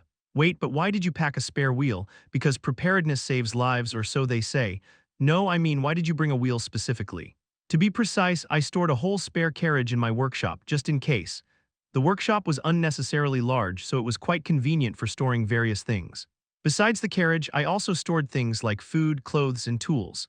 I finally realized why every proper mage needed a workshop. Unless one were able to move about like Dersha, who could just open any random door and teleport freely, it was insanely convenient. Finally understanding why Dersha went so far as to threaten the dark magic tower to get me one, I opened the carriage door to unlock my workshop. Seal blinked at the spare carriage sitting in the middle of my workshop. "You actually put a whole carriage in here?" "Yes, I wanted to prevent us from wasting time by having to go back or something." I stepped into the workshop and removed one of the wheels, but then I could sense something. What was going on? There shouldn't be anyone in my workshop. No way. I strode toward the carriage and carefully opened the door. Zzz, snore, zzz. Inside, I found a young blonde knight sleeping peacefully. Gently closing the door again so as to not wake her, I turned back to Seal, who was looking at me with bewilderment. "Let's just go back. Honestly, even wasting some time would be less trouble than this." Chapter 72 Selection, Part 3. How did you even get in? Before we turned the carriage around, I asked the kneeling Linmal what I most wanted to know. My key has never left my pocket. Of course, Linmal wouldn't be able to steal it either. Lately, I had even been able to detect Brimdle's movements with my tide sense, so there was no way that she, an apprentice, managed to slip past me. Judging by her tearful expression, she seemed to know that she was in the wrong here, so she finally explained. I followed you." "What?" "I saw you buying travel supplies, you even bought a carriage and so." And she hadn't stolen the key to sneak in, she had already been in the carriage from the beginning. I had let the shop's workers bring all the luggage into my workshop, so no wonder I didn't sense her. Smart kid. I was impressed for a moment but then realized that this was not the time for that, so I narrowed my eyes. You should have told me. Do you have any idea how worried Sir Gwalin must be? I left him a note. I wrote that I was going somewhere with you. No, I was just about to order that we turn around to drop her off even if it meant we'd waste some time. That was when Linmol grabbed my robe. I'm sorry. But can't I come along this time? We're not going on a trip, we'll be away from the capital for a whole month. I sighed and tried to pull myself free from her, but Seal, who had been watching this scene with a smile, chimed in. Don't be so harsh, she looks pitiful. It could be dangerous, right? Bringing Linmol would be a bad idea. We were heading somewhere unfamiliar. Even if she was recognized as someone with an incredible talent as a knight, I didn't want her to get hurt because of me. But Seal just shrugged. We can always tell her, a single child, to run away when necessary, and I just replaced the wheel, so wouldn't it be a waste to just turn back? I won't get in the way. I'll be really quiet. Linmol looked at me with desperate, pleading eyes. I sighed and looked toward the last member of our party standing outside the carriage with his arms crossed. What do you think, Sir Brimdell? Humph, well. There's nothing wrong with having her around. That child can pull her own weight. That was an incredibly positive assessment coming from Brimdell. Well, I guess it made sense. He had only agreed to teach me so that he could take Linmol as his disciple once he's through with me after all. However, when I thought about it that way, his response felt a lot less enthusiastic than I expected. Shouldn't he be making a fuss about how he wants to teach her just a little or something? The decision is yours. With that, Brimdell disappeared into the carriage. I stared at his back for a moment, feeling suspicious, then turned to Linmol. Please, okay? In the end, I nodded my head, sighing. Just promise me one thing. If I say it's dangerous, you go straight into the workshop and don't come out no matter what. Yes, I promise. I didn't even want to imagine how shattered Gwalin must be right now. Despite our unexpected passenger, the journey itself went smoothly. In less than 5 days, we reached a dense forest we couldn't pass through with the dragon carriage. The forest was so densely packed with trees that a slightly plump person might get stuck trying to squeeze through. Just looking at it made my head hurt. How far do we have to walk? We've arrived. This is the elf habitat. I looked toward the forest again. No borders, no roads, no people, nothing. Wait, what did Seal just say? Have I? Tat. My apologies. That was a bit of a discriminatory choice of words. No, could you actually explain more about that? What's the name of this country? There isn't one. Pardon, it seemed like I had some serious misconceptions about elves. I actually didn't really know too much about them or this place. Only that this place was supposed to be Dersh's homeland. While we call it a country or nation, it's really just a massive forest barely a week away from the capital. Even if we go further in, we'd still technically be within the empire. Then what is in there? Trees and elves. What about currency? What is their system of governance? They eat whatever is growing in the forest. They don't really pursue any specific occupations. Their society is divided into priests, elders, and common citizens. So basically, they're more like a minority tribe. Yes, exactly. I wasn't expecting some highly developed civilization, but I figured they'd at least meet the basic requirements of a country.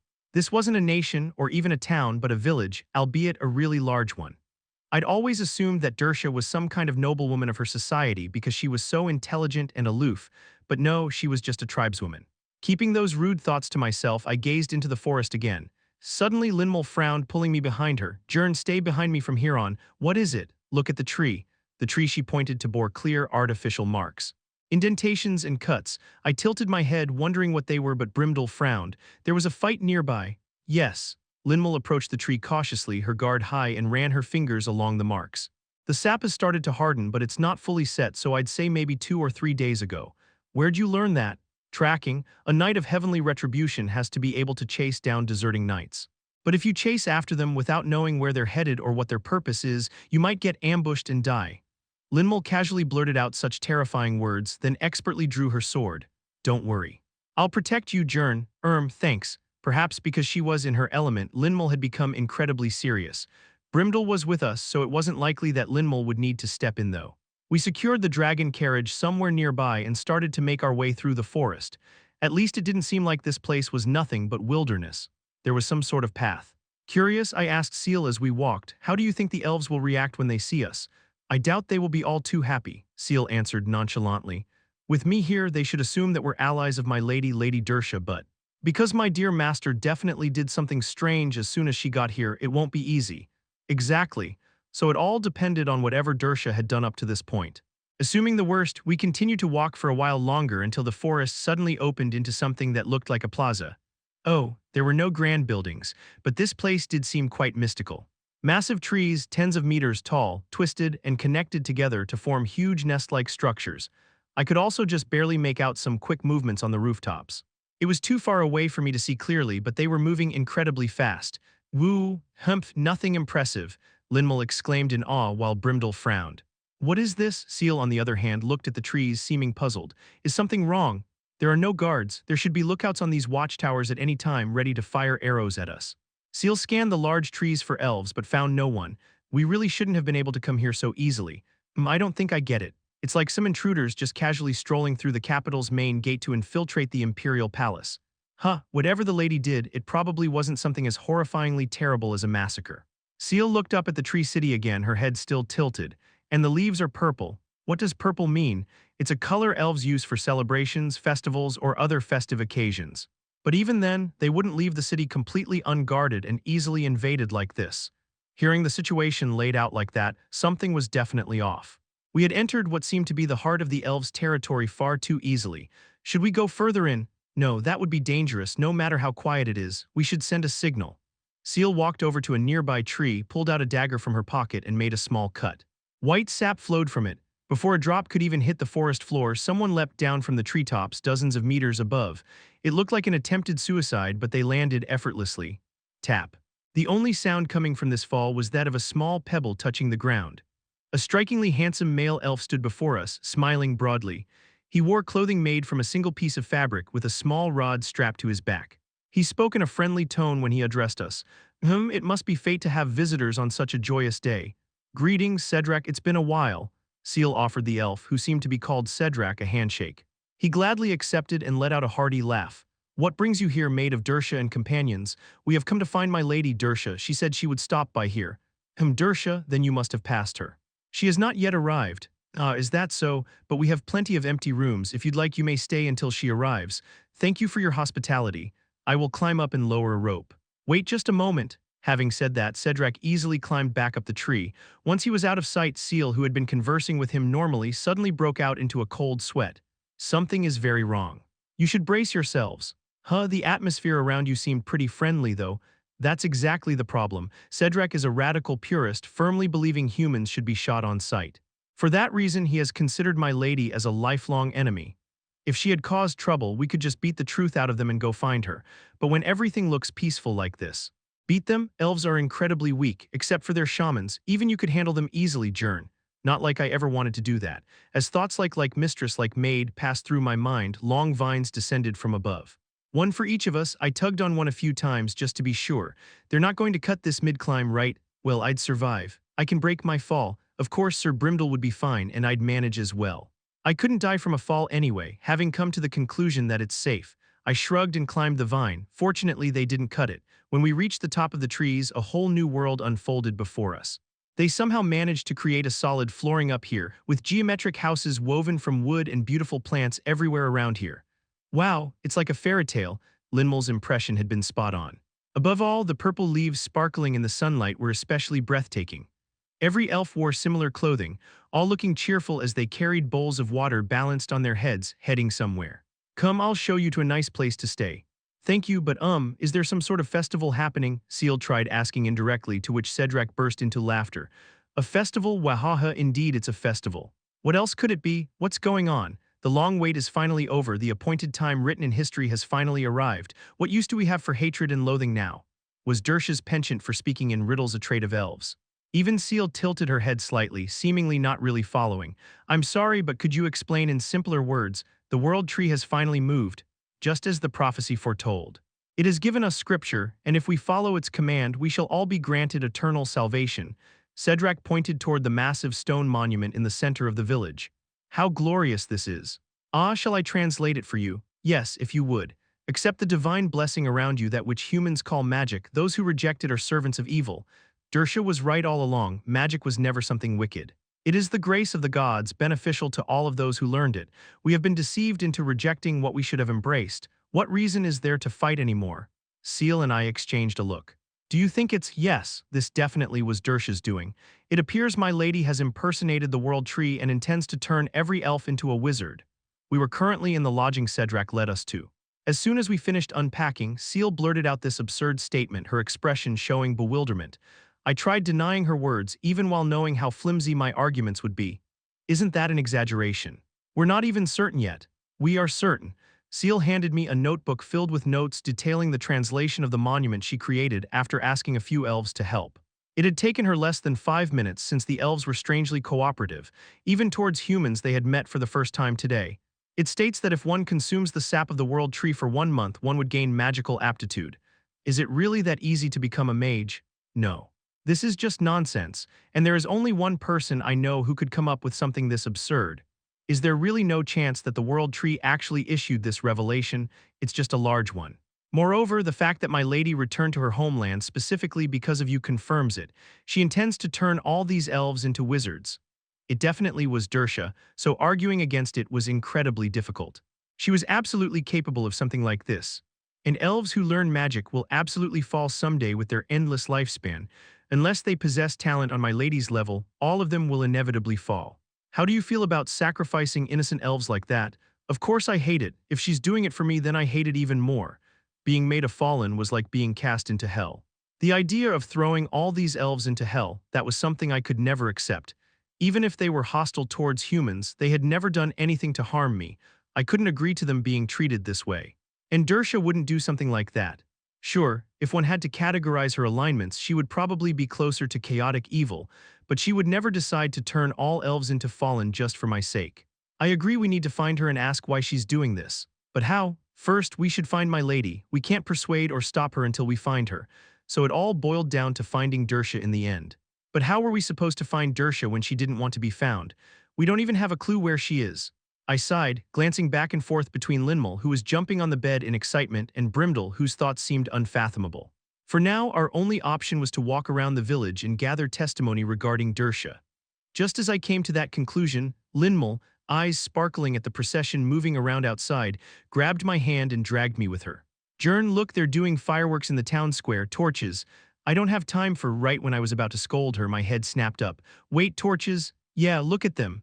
The elves were heading somewhere with lit torches. Given that this entire village was made of wood and leaves, one stray spark of those things would create an inferno of epic proportions. Is the use of fire allowed up here? Absolutely not. Fire is only used in very special situations, but I can't quite remember what those were. Hold on. I spread my tide sense and listened to the shouts of the elves passing below. How dare he misinterpret the world tree's will and mock us? What's so dangerous about learning magic? What if the world tree is angry because of you? Burn him. Burn the shaman, my expression hardened, to which Seal asked curiously, what is it? That's not a festival, it's an execution. Chapter 73 Selection, Part 4. To be honest, I think everyone holds a bit of a fantasy about elves. I wasn't particularly fond of fantasy novels, nor did I really watch anime. And yet the image of a noble and graceful race of nothing but tall, beautiful men and women who loved nature and acted as guardians of forbidden knowledge has been etched into my mind. Seeing Dersha only reinforced that perception. While she was a bit eccentric, she definitely carried this mysterious aura around her I attributed to elves. The reality was rather disappointing, however. This filthy wretch has twisted the will of the world tree, deceiving us and keeping us in ignorance. The only way to pay for those sins is to gut him and turn them into fertilizer. Burn him, make him into compost. We were left speechless as we watched the crowd of elves surrounding an elder elf bound to a stake and throwing rocks at him while holding torches. I approached Cedric, who was enthusiastically throwing rocks together with this gathering of madmen. Hey, what exactly are you doing right now? Oh, the human visitors. That man is our chieftain and shaman, but the message from the world tree revealed that he's been deceiving us all along. So he must be executed. Has he received a trial? What's a trial? One look at Cedric's bewildered face told me that there was no such thing as proper law in this place. Chieftain, shaman, execution. I quietly closed my eyes, updating all preconceived notions I had up to this point. I should have realized when I saw their tree-worshipping shamanism. These guys were really just tribal natives. The Empire didn't even treat this place as a nation, but just something like an autonomous indigenous reserve. Well, if they were actually dangerous, the Empire would never allow them inside its territory. Feeling my romanticized image shatter into pieces, I looked at the elderly shaman tied to a wooden pole. You idiotic, didn't I tell you that learning magic will doom you to hell? Listen to me, just listen. Shut up, Azrael. If that was true, then why does the world tree want to turn us into mages now? It's not the world tree, you idiots, it's something else, and now even blasphemy against the sacred tree. Cedric gritted his teeth in shock.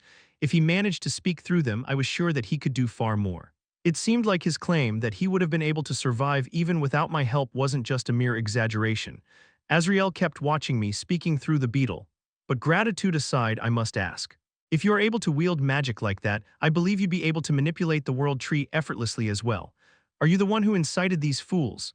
I looked straight into Azrael's eyes and traced words along his back with the current.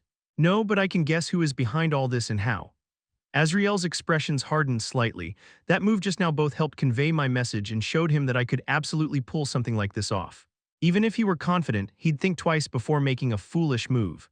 Having verified each other's capabilities, I thought that this was going to take a bit longer, so I was the first to suggest a proper conversation. We won't finish our conversation like this. Please choose a location. Come to the hut on the outskirts of the village. Don't bring anyone else. No, thank you. I believe letting you choose the location has been considered enough. It's for your sake, young fallen. They already know about that. Do they also know that you're with Scarlet Abyss? I frowned. What kind of nonsense was this? I'm not. How ridiculous. Do you think a great realm is something created naturally? This was the first time I heard this information. He was different from the other elves. Seal or Brimdal wouldn't be fooled by this nonsense, but it seemed like it would be worth humoring him if it meant that he would talk. I'm really not, but fine, I'll do as you say. Good, I hope you come quick. The beetle fluttered away. I'll be back in a bit. Please keep an eye on Linmal. You'd better be careful. Brimdal spoke with a serious expression on his face. Elven shamans have been dangerous even in ancient times. Incomparable to human mages. It seemed like he overheard the words transmitted through the beetle. In what way? Magic is fair, you get out what you put in. But shamanism is something that caused the deaths of thousands of dwarves using just a handful of ground insects, unknown blood, and strange symbols. If someone like that decides to do something, abandon the idea of watching and judging. Understood, I'll be careful. It seemed that shamans possessed abilities far beyond the capability of controlling bugs. Of course, I never planned on lowering my guard anyway. Just how vast is this world? I always keep Azrael firmly in the range of tide sense. The hut Azrael mentioned wasn't an understatement, it really was a hut. I had confirmed it with tide sense, but seeing the twigs and cloth slapped together in person still left me dumbfounded. However, what I saw inside of it was even worse. Bones, crushed flowers, strange powders, jars of snakes, and bugs everywhere. It looked like the lair of some kind of lunatic. Azrael kicked some stuff aside to make some space. Pardon the shabbiness of this place. That's usually seen as a polite greeting, but this place is legitimately shabby. Bah, what a rude brat. A shaman is supposed to live like this. If the room is unnecessarily large, you can't reach what you need in an emergency. Azrael, wearing a grumpy expression, took a drag from his pipe and lounged around, half reclined before his guest. So who stirred those idiots up? They may be fools, but anyone capable of meddling with the world tree would have to know all our secrets. How about we take turns asking questions? First, how did you jump to the absurd conclusion that I'm with Scarlet Abyss? It's obvious since your world is so big. Azrael waved his pipe in disbelief. Do you know how abyss realms are formed? Yeah, I heard when a mage grows up seeing bad things, their inner world gets distorted and that turns into an abyss realm. You only know the bare minimum. Falling means the mage's entire world is reversed. Reversed? That was the first time I heard it put in such terms. How should I put it? Azrael dragged over sticks, moss, and rocks, creating a tiny model forest. He was surprisingly good with his hands. Let's say this is a mage's inner world. Yes. Now, if I were to set it on fire like this, what do you think would happen? He struck a flint to set a leaf on fire, ultimately burning down the entire tiny forest world at a rapid pace. The moss was damp enough to not catch fire, but everything else was about to turn into ashes. Unsure what he wanted to hear, I shrugged. It will burn down. Take this seriously. This is your world, which means you. You must survive, so figure out how to put the fire out. You'd want to create water. Water, and how would you create that? The fire here is just a metaphor, a trauma capable of shaking your entire world. How would you introduce the complete opposite force? It's nearly impossible. I have no idea. What can you use then? Only what the world already has. I stared at the tiny forest. All that remained now were tiny flickering flames. There's nothing left but fire. Exactly. Azrael calmly watched the burning forest, then tossed in more firewood. The world reverses. If all you've known is pain from fire, then you become a world made entirely of fire to survive. The forest was no longer a forest, but a small bonfire. He set a pot over it, letting water boil in it as if it were natural, and continued. A world of trees becomes a furnace to endure the flames. That reversal is what creates a fallen. Nice metaphor. But how does that explain why you think I can't create a great world on my own? So you really aren't with Scarlet Abyss, you don't know anything. Carelessly dumping tea leaves into the pot, Azrael looked at me with bewilderment. No matter how much you reverse a world naturally, it won't produce a great world. Look, this reversed world can barely boil some tea. A great world can't be created without some artificial intervention. Your world has to be tortured, pushing you into the absolute worst situation possible and then reversed. Aha, I nodded briefly, knitting my brows. So that means the executives of Scarlet Abyss, exactly. Every last one of them was created by them, so if it wasn't Scarlet Abyss who created you, it was my turn to answer. Are you sure you want to lead with that question? Cheeky brat. Just tell me who's behind the world tree. Do you know Dersha Spandel? Dersha, wait, why her? So he did know her. She's my master. Azrael blinked, his jaw dropped. What? She took a fallen as her disciple. Yeah, it's a long story, but that's how it turned out. I get it, but what does that have to do with her impersonating the world tree and deceiving these fools? What is she trying to gain from turning elves into mages? It's probably, for my sake, I'm not entirely sure though. Wahaha, what's with that? Azrael pounded the floor, laughing in disbelief. Just what are you talking about? Turning elves into mages for your sake, then what? Azrael, who had been laughing, saw my perfectly serious expression and froze, the corners of his mouth falling. No way. My guess is that she is trying to make them all fall and then extract the information I need from them, but I'm not entirely sure. That insane woman. He sprang up, pulling at his hair, and screamed. Is she out of her mind, trading the future of our entire race just for a single disciple? I knew she was mad, but this mad. I said it's not confirmed. It's more likely that this isn't the case. Whether it's for you or because she just wants to create more test subjects, it's still clear that her goal is to make them fall right. She's truly insane. We can't just sit around and let this happen. Please calm down. We don't want this to happen either. I quietly lifted up some tea using my current and poured it into Azrael's cup. Seeing that, he deflated and picked up the cup. How old are you? About 11. I'm an orphan, so I don't know exactly. 11, ha, you're far too composed for your age. And your ability to handle your world is extraordinary. No wonder you caught her eye. He took a sip and then glared at me with disapproval. If only you hadn't caught Dersha's eye, then none of this would have happened. That's a rather unfair statement. If you're going to point fingers, maybe start with the elves who worship the world tree as a deity. Any normal society would consider a talking tree a monster and cut it down, not some miraculous being sending oracles.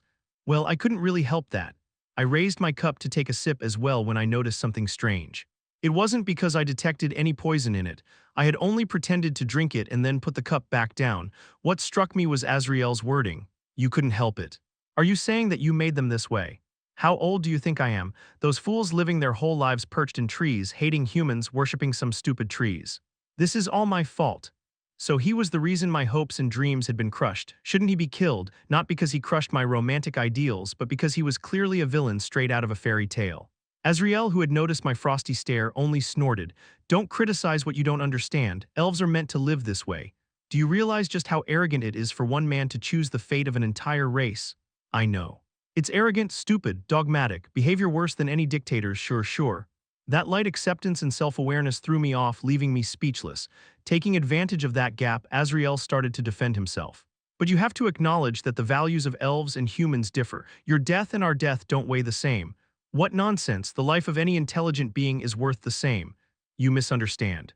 I'm not claiming that elves are superior. If anything, we are worse off. He lifted his hand. I noticed only then that there was a finger missing. I lost it thousands of years ago. A human without a hand might suffer for maybe 90 years, but we'd suffer for thousands. Then get a prosthetic. It's just a metaphor, you brat. When we're wounded, sick, or exposed to hatred, we endure that pain for centuries. The price for a single mistake is simply too enormous.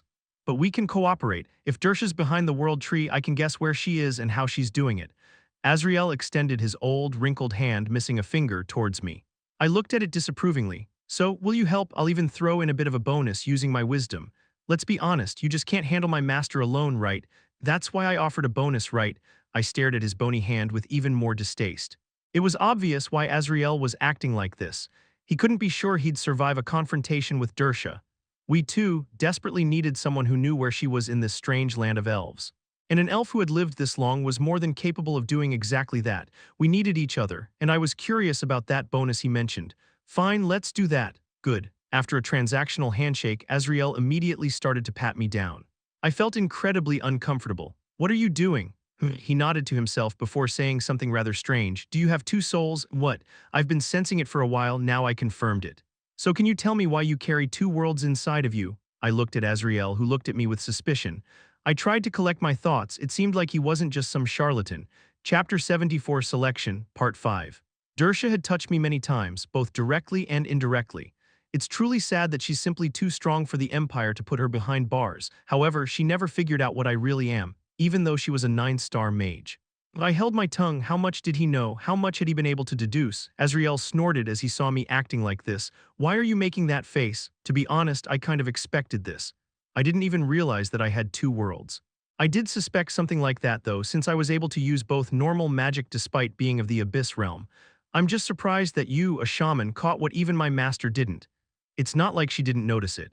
She simply couldn't assume it. A mage cannot have two worlds. This is an immutable law of the world of magic, so someone as stiff-headed as her would only ever look for solutions that fit within the rules.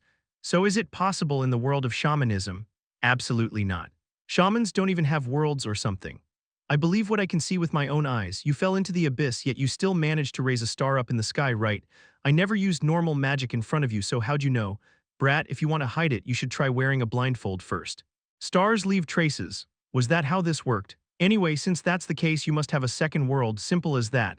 I stared at Azriel, dumbfounded. He simply concluded that I had two worlds because it looked like I did. Just as I was thinking that his view on life was incredibly simple, he extended a hand. Try using magic. At least in this realm, I can guarantee that I know more than Dersha ever will, so no need to worry. Okay. Still feeling half skeptical, I let some wind swirl over his hand. Feeling the wind on his palm in silence for a while, studying it intently as if he were contemplating something. Not long after, his depression turned dark. Hold on, what is it? No way, can it be? Do it again. After that exclamation, Azriel studied me for a good while longer. It seemed as if he was repeatedly coming to the same conclusion over and over, yet couldn't believe it. Once, twice, thrice. Just when I was about to conclude that he actually was a charlatan, he opened his mouth, his expression bordering on extreme shock. How truly grotesque yet mysterious. It really is like that. What is that supposed to mean? Human child, why do you think you're still alive even with the burdens of your world pressing down on you? Because I worked insanely hard to the point of almost dying. That was the most obvious answer, but Azriel shook his head. Well, sure, I suppose that's partly true. Then tell me, how do you think you earned the time needed to do that? I assumed the burden was weaker because I was still adapting to my inner world. Why would your world wait politely for you to grow into it? I couldn't understand what he was trying to say. Seeing how confused I was, Azrael explained calmly, "Your abyss realm is deep, wide, and vast, something one would call a great realm." Yes. However, your other world is small and miserable. So crushed beneath that immense world that it couldn't even properly establish a realm one could call a world, a poor fragment of a world. Yeah, so you're saying that this world of mine is worthless. I've heard that a lot. Wrong. You've completely misunderstood me. It's the exact opposite. I frowned, but Azrael shook his head with a serious expression. I've seen the highest mountains, the deepest seas, and the longest rivers. Yet nothing has taught me how mysterious a world can be more than yours. Why are you being so vague right now? Your magical talent may be low, but your talent as a wizard is truly terrifying. What? It was similar to what Dersha had once told me. Azrael continued with an even more serious expression when he saw how flustered I was. Listen carefully. Burdens are proportional to the size of the world. Even if one creates a great realm, it shouldn't be made too big, or its weight might crush its owner. However, your realm is unimaginable, overwhelmingly large. No matter whether the burdens were delayed or came early, they aren't something a child's body could possibly bear. But I'm alive and well, because of your second world. Azrael placed a hand on my shoulder, his expression showing a mix of awe and pity. Your other world abandoned everything else solely to save you, its owner. It sacrificed everything, space, objects, all matter, and flattened itself onto your body to act as a protective shell. That was some chillingly quick and accurate judgment. The moment you suffered from the soul fever, when that abyss realm began to crush everything, the other world reshaped itself instantly in just a single night. To do something in such a short amount of time. His expression stern, he delivered his conclusion like a hammer. You possess both the largest world I have ever seen and the smallest. In other words, this body's original inner world is the abyssal sea, the largest and widest world. The second world, the one most likely to belong to me, an earthling, shrank into the tiniest possible form just to keep me alive inside the abyssal sea. So that was why I was able to survive as a 10-year-old. That meant that I used to be a wizard back in career as well. I raised my hand, examining it closely.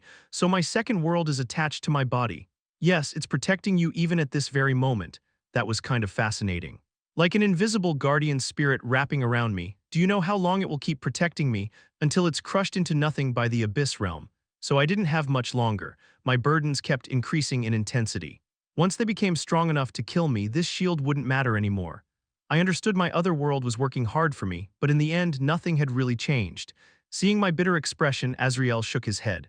You shouldn't dismiss it so quickly. It's one of your greatest weapons. It will greatly help you to buy time. How do I grow it? There's only one way for a mage to grow, enlightenments. That's not happening, I clenched my fist. I had an enlightenment before, the fire and how I nearly died. Memories of that time came flooding back. But the burdens only surged after that, so I deliberately made myself forget. It wasn't even related to my small world, but the abyss realm. Remember this, your small world is currently desperately struggling to protect you from the abyss. If your enlightenment was about the abyss, intel on the enemy, it directly becomes enlightenment for the small world. The abyss is already a complete world, so any enlightenment you have about it won't be able to advance it further. So, my tiny world's ultimate goal is to protect me, so by gaining enlightenment on the abyssal sea, it would upgrade itself to better withstand it. Like gathering cloth to create armor after hearing that arrows will be shot at you, then why did the burdens increase when I first gained that enlightenment? During the reconstruction process, it simply can't shield you for a moment. I see. Wait, that means I'll die, so there was no safe method to strengthen it, huh? If my small world were to collapse for even a second, the burdens would crush me to death. That is where I can offer you the bonus reward I mentioned earlier. I glared at Azrael, who was speaking lightly. He was essentially telling me to place my life in his hands. Simple. I'll keep you alive for the brief moment your world reconstructs itself using the enlightenment you gained. No thank you. Just because the reward seemed tempting didn't mean I would just accept it without thinking. Putting aside whether he had the ability to protect me from my burdens, even temporarily, well, I guess he probably could. Anyway, it was a question of whether he would actually do it or not. Considering that this man has stunted his entire race's growth and intelligence for the sake of some greater cause, trusting him would be foolish. The information you gave me today is enough. Let's move to the next point. I need to find my master and stop her. Fine, Azrael looked slightly disappointed but went along with my change of topic. According to those fools, the world tree itself raised its branches and wrote on the ground. My master could absolutely do that from hundreds of mountains away. That's unlikely. He scoffed and shook his head. Do you think I just picked some random tree behind the village and called it the world tree? It's the oldest one. Its trunk alone spans tens of meters, and I made it grow even larger. I also placed countless wards and spells on it so no human mage could use it to gain control of the elves. Ah, yes, you did a wonderful job turning all the elves into idiots. Watch your mouth, brat. Anyway, even Dersha cannot move the world tree without physically touching it, and you said no one saw her anywhere near it. Yeah, so what are you trying to say? Azriel pointed at the ground, seemingly fed up. The roots, pardon, she's underground right now. It seemed like Dersha had turned into a cicada larva and in the elven village, so my lady has become a cicada larva. After hearing my explanation, Seal perfectly voiced what I had thought. If she was stuck to the roots to control the world tree, it was hard to not get that image. As I nodded in agreement, Brimdel clicked his tongue. So if we know where she is, then let's get this over with quickly. I'm tired of tolerating that runaway lunatic's antics any further.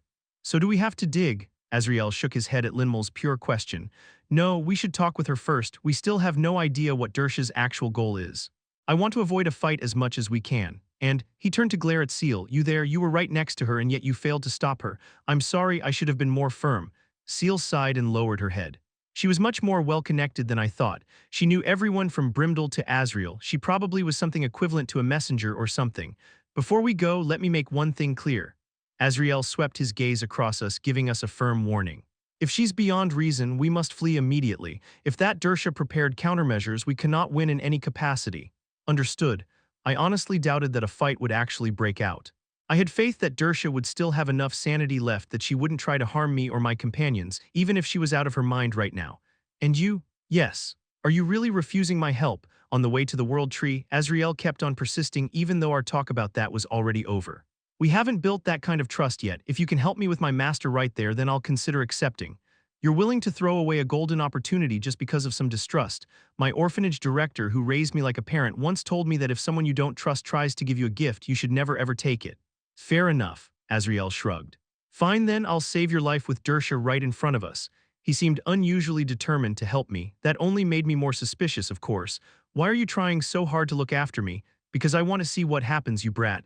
What the hell did he mean by that?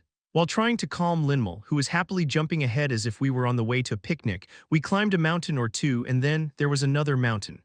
No, something I thought was a mountain, ... it was a tree. What the F, what is that? I nearly cursed instinctively, but Linmal was here so I held back. Azriel chuckled and lifted his head proudly. Well, doesn't it make you want to worship it? Kind of. Even when he told me that he expanded the world tree, I thought it would be just a bunch of normal trees glued together. But this thing was actually the size of an apartment building. Just looking up at it, surprised by its sheer size, hurt my neck. At this scale, I started to see the merit in shamanism. The closer we got, the more it felt like we were approaching a gigantic brown wall. It would take months just to examine all its roots. What now? Leave it to me. Seal confidently approached the world tree and opened the bag she was holding. I'm quite adept at smoking her out. She had packed a ton of oil inside of it. I stared at Azriel with a frown, but he only shrugged. He seemed to approve whatever she was planning. However, when I saw Seal flicking open a lighter, I felt worry well up inside of me. Are you actually going to do this? Yes, I sometimes do things like that back in the mansion as well. No wonder there were some burn marks in various rooms. Still, burning the world tree, burning anything of this size would be utterly catastrophic.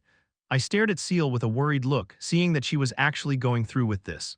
However, just before the lighter could touch the bark, I clearly wrote it at the end of the letter, didn't I?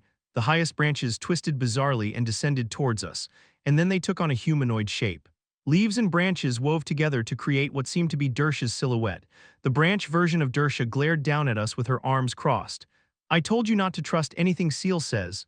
That definitely was Dersha. Of course she would show up like this. The content was too weird to believe that. Was it even possible to talk her out of this? I stepped forward, locking eyes with Branch Dersha. I can't comprehend your actions. Why in the world are you causing chaos here? If you're doing this for my sake or something, I can only ask you to stop. Jern, Dersha didn't seem flustered, nor did she seem angry. She didn't show any signs that she was trying to hide anything either. She simply answered with her usual cold, serene, and collected demeanor. I'm perfectly sane without doubt. You look very sane. Considering all the panic about her potentially falling and losing her mind, she did look perfectly fine. I apologize for not explaining properly. However, I never intended to slaughter my kin. I have no reason to do so, and even if I did, it wouldn't be right.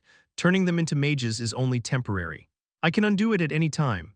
Really, I'll swear on my name, not a single elf will be harmed by this incident. She wasn't one to lie. Dersha pressed her hand on her forehead, shaking her head. I apologize for making you worry unnecessarily. It seems the letter was far too sloppy. I had some urgent matters to attend here, so I couldn't help it. What the hell? And before I could check your condition after waking up, I decided to act first before reporting back, considering the worst possibilities. Wasn't she just like how she usually was? I couldn't see any difference between the current and previous Dersha in this conversation at least. Thank goodness. I felt relief wash over me. Dersha hadn't fallen. It didn't even seem like she got close to it. Ah, I see. It seems we jumped to conclusions.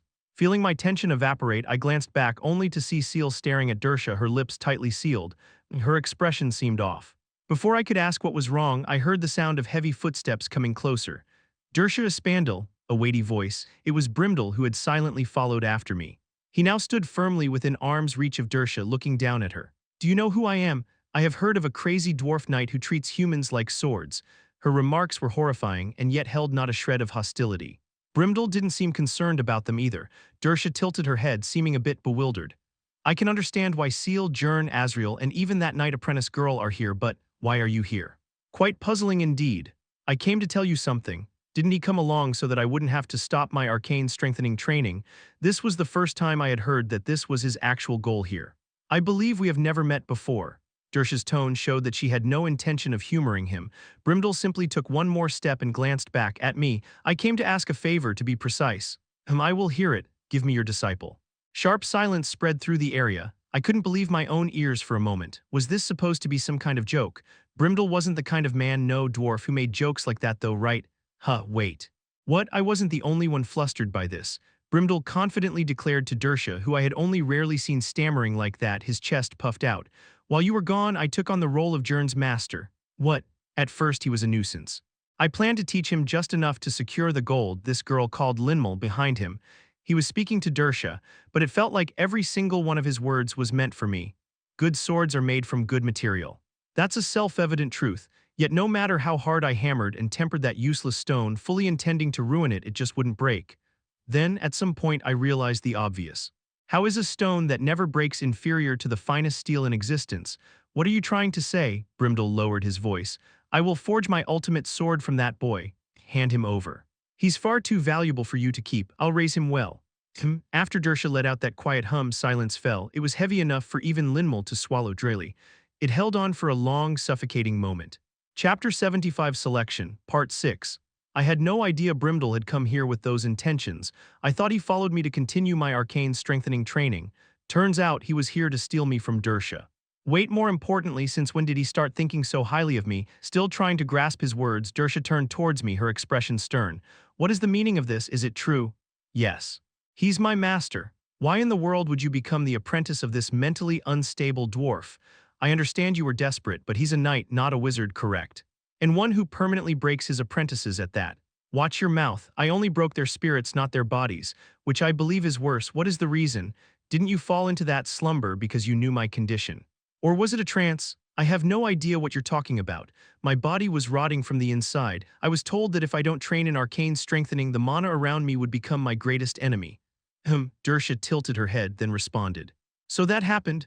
Yeah, I felt like something about her words was off. I couldn't quite place in what way though. In any case, you have nothing to worry about anymore. With me here, you can stop trying to patch things up with that temporary method. Temporary method? Ha, Brimdel snorted, meeting Dersha's gaze. I will forge him into the greatest blade. A sword that will endure even the deepest layers of the abyss. Humans cannot become swords. No, they absolutely can. Everything I did up until now proves it. He looked at me, his expression still seeming rather unsure, then muttered, I've seen what he thinks, where he stands, and what he aims for. What drove him to grasp a sword, and what he is willing to abandon. I had been feeling as if someone was watching me all the time lately, so he was spying on me after all. As I listened quietly, I suddenly caught some rather unfair stray bullets. Honestly, he isn't exactly talented, not as a wizard nor as a knight. His talent is utterly hopeless. He's smart, so he's probably aware of all that. But he has never complained once, not even when others would have long collapsed and given up. That is true, Dersha bowed her head slightly. Even if his own world turned against him and tried to kill him right now, he wouldn't despair. He'd struggle until the very end. I agree, it seems not all dwarfs have knotholes for eyes. If he won't break, I want to grind him down myself. I want to see with my own eyes how far that struggling will take him. Brimdel, his words eerily similar to Dersha's, threw down the short sword he had behind him. What was a short sword in his hands was a great sword in mine. When I barely managed to catch it, he folded his arms and declared, Choose, I'm not like that elf who might abandon you and run away again at any moment. I have never run away, which makes it even worse. An elf who doesn't even consider this situation as running away. Both Dersha and Brimdel stared straight at me. Are you out of your mind? Do you seriously think that Jern will choose the path of a knight? I have my own reasons here. I looked between Dersha and Brimdel, then stabbed the sword into the ground. I'm sorry, but I'm in no position to choose. What did you say? Don't look at me like that. I really don't have a choice. Feeling wronged, I spread my hands and explained. If I stop learning arcane strengthening from you, Brimdel, I'll rot to death. If I don't learn magic from you, Dersha, I'll die even if I master arcane strengthening. Choosing one means abandoning the other, and I simply don't have that kind of luxury. My life wasn't such a leisurely thing that I could choose anything. Unless the world's greatest mage and the world's greatest knight helped me at the same time, I wouldn't last long. That was the cold, hard truth. That's how it is, I'm sorry. Tusk, Brimdel clicked his tongue in disappointment and stepped back. If that's what you mean, then it can't be helped. But that means you're willing to at least give me half of your time. Yes, if that's what helps me survive, then that is what I want. To endure the burdens of the abyssal sea with my body alone. I had never even considered that I could possibly do something like that, but Brimdel wouldn't be saying such things without reason. Dersha also seemed satisfied enough and stopped arguing any further. Then I'd like to hear the details now. I don't think you're lying when you said that you wouldn't harm any of the elves, but I'm still curious about what method you want to use, and why you had to do it in your homeland of all places. It's not just me who is curious about that, but all of us. Yes, I must explain myself. As she began to speak, her tone lowered. It seems you truly do not understand that your stopgap method is wholly unnecessary. I guess I will have to show you. Hadn't she been satisfied, just as that thought entered my mind, the countless moving objects I had detected using Tide Sense suddenly increased by hundreds. They were underground. The ground was vanishing beneath us, that was what it felt like. What in the run? What is going on? My warning came too late. Crack. Dozens of hair-covered, living tree roots burst from the ground and coiled around me. Tusk can't trust those pointy-eared punks after all. Brimdel reacted instantly. He drew his sword in a flash, severing the roots that bound me, but thousands more shot up, wrapping around his legs. Jern, crazy. Seal, Ariel, and even Linmal, all of them were wrapped in roots. They didn't exert enough force to injure them, but even if they struggled, they wouldn't let them escape. Dersha quietly watched this scene unfold before she declared, I planned to fetch you in a week anyway, but I suppose persuading you with words wouldn't have worked. Let go of Jern. You senile old hag, Linmal had absolutely lost it. Still tied up by roots, I panicked and quickly spoke to Dersha. She's a kid, please ignore her words, you understand, right? Yes, her answer was a bit delayed. The roots sank back down from where they had emerged, taking only me with them. Jern, Linmal's desperate screams gradually faded into the distance. GHK pay bleh, I apologize. These roots weren't created to transport humans. I spat out some dirt and scanned my pitch-black, rather empty surroundings. Since I couldn't see a thing using my eyes, I used Tide Sense and confirmed that I was in a long, narrow earthen cave. Where are we? Actually, never mind. Under the world tree, right? I stood up, dusting off my robe and faced Dersha. Or more accurately, I scanned her using Tide Sense. She seemed mostly unchanged from the last time I had seen her. She was just Dersha. Her actions seemed insane, but I guess that had always been the case. This time they seemed a lot more extreme, though. Yes. Manipulating the elves was easiest by interfering with the world tree. She abruptly turned and began to walk deeper into the cave. It was a silent command to follow her, so I had no other choice but to do so while constantly checking my surroundings. Strangely, the soil was still damp, yet the cave was implausibly stable. In other words, I could escape any time if I wanted to. I didn't need to breathe, so digging myself out wouldn't be a problem. But I was pretty sure that Dersha wouldn't just let me do that. Walking ahead of me, I could hear her voice echoing through the cave. Jern, when I heard those words from you, I was deeply shocked. What words? That I do not intend to save you. I mean, those weren't my words. Just some nonsense from Scarlet Abyss. I am aware what matters is that it was true. At that moment, I felt my eyes widen involuntarily. I did not give it my all. Just a simple shift of perspective would have shown me that. I am not an incompetent mage. So why did I act like that? I couldn't understand my actions and I couldn't accept them. Even though I clearly knew it was a mistake, the magnitude of it was far too large for me to ignore. There was something off about her. She was talking far too much. And after agonizing over it for a while, I realized something. What did you realize? I was being greedy. Dersha stopped before a thick tree root and turned to look at me. Her face was blank, devoid of any emotion. I wanted you to survive as you are. That was my greed. The root split apart like a door, revealing the massive chamber behind it. It was a circular space where about 10 elves lay unconscious, bound to thick roots. Thinner roots were embedded in their skulls, pumping some liquid into them, and they weren't the only ones here. Several humans and beasts were here as well, all in the same horrific state. There were tables with thousands of books stacked on top of them scattered everywhere, and the ceiling was covered in spells in a language only she could possibly decipher, resembling constellations. Uug, og, he he. Yuwa, I took back everything I said up to this point. Dersha was absolutely not in a normal state. She had always been quite eccentric, but this was a far higher level of insanity. I know exactly what you're thinking, but every one of these subjects is perfectly fine. They will return to their daily lives with no memories of this, living without the slightest issue. That's not what I think is wrong here, though. My voice dropped so low that even I barely recognized it. Dersha must have noticed but simply chose to ignore it. She simply raised one of her fingers, Kriek, a small root about the size of my wrist, pushed through the spell circle overhead. Dersha picked up a dish from somewhere, catching the liquid that had begun to drip from the root. Uug. At the same time the elves began to writhe in agony, Dersha handed me the filled dish. Look. A world, wondering what she was talking about, I looked into the bowl. I stared at the white liquid for a while, then froze. Inside it I could see a single star swimming gently. I felt goosebumps appear all over my body. I looked up at Dersha. What is this? You worry too much. I didn't kill them. I simply reclaimed what I gave them. She placed the bowl down, then quietly gazed at the bound elves. They weren't originally wizards. So I personally crafted worlds and bestowed them to these subjects. This is nothing more than me extracting what I gave them. She spoke so casually, but I couldn't imagine how arduous it must have been to realize this miracle. Even for a 9-star, it couldn't have been easy. Why would you do something like that? I experienced a fascinating phenomenon in my battle against that fallen decay. Dersha slowly lifted bowls, each holding a tiny world. I felt my thoughts slow, my limbs freeze.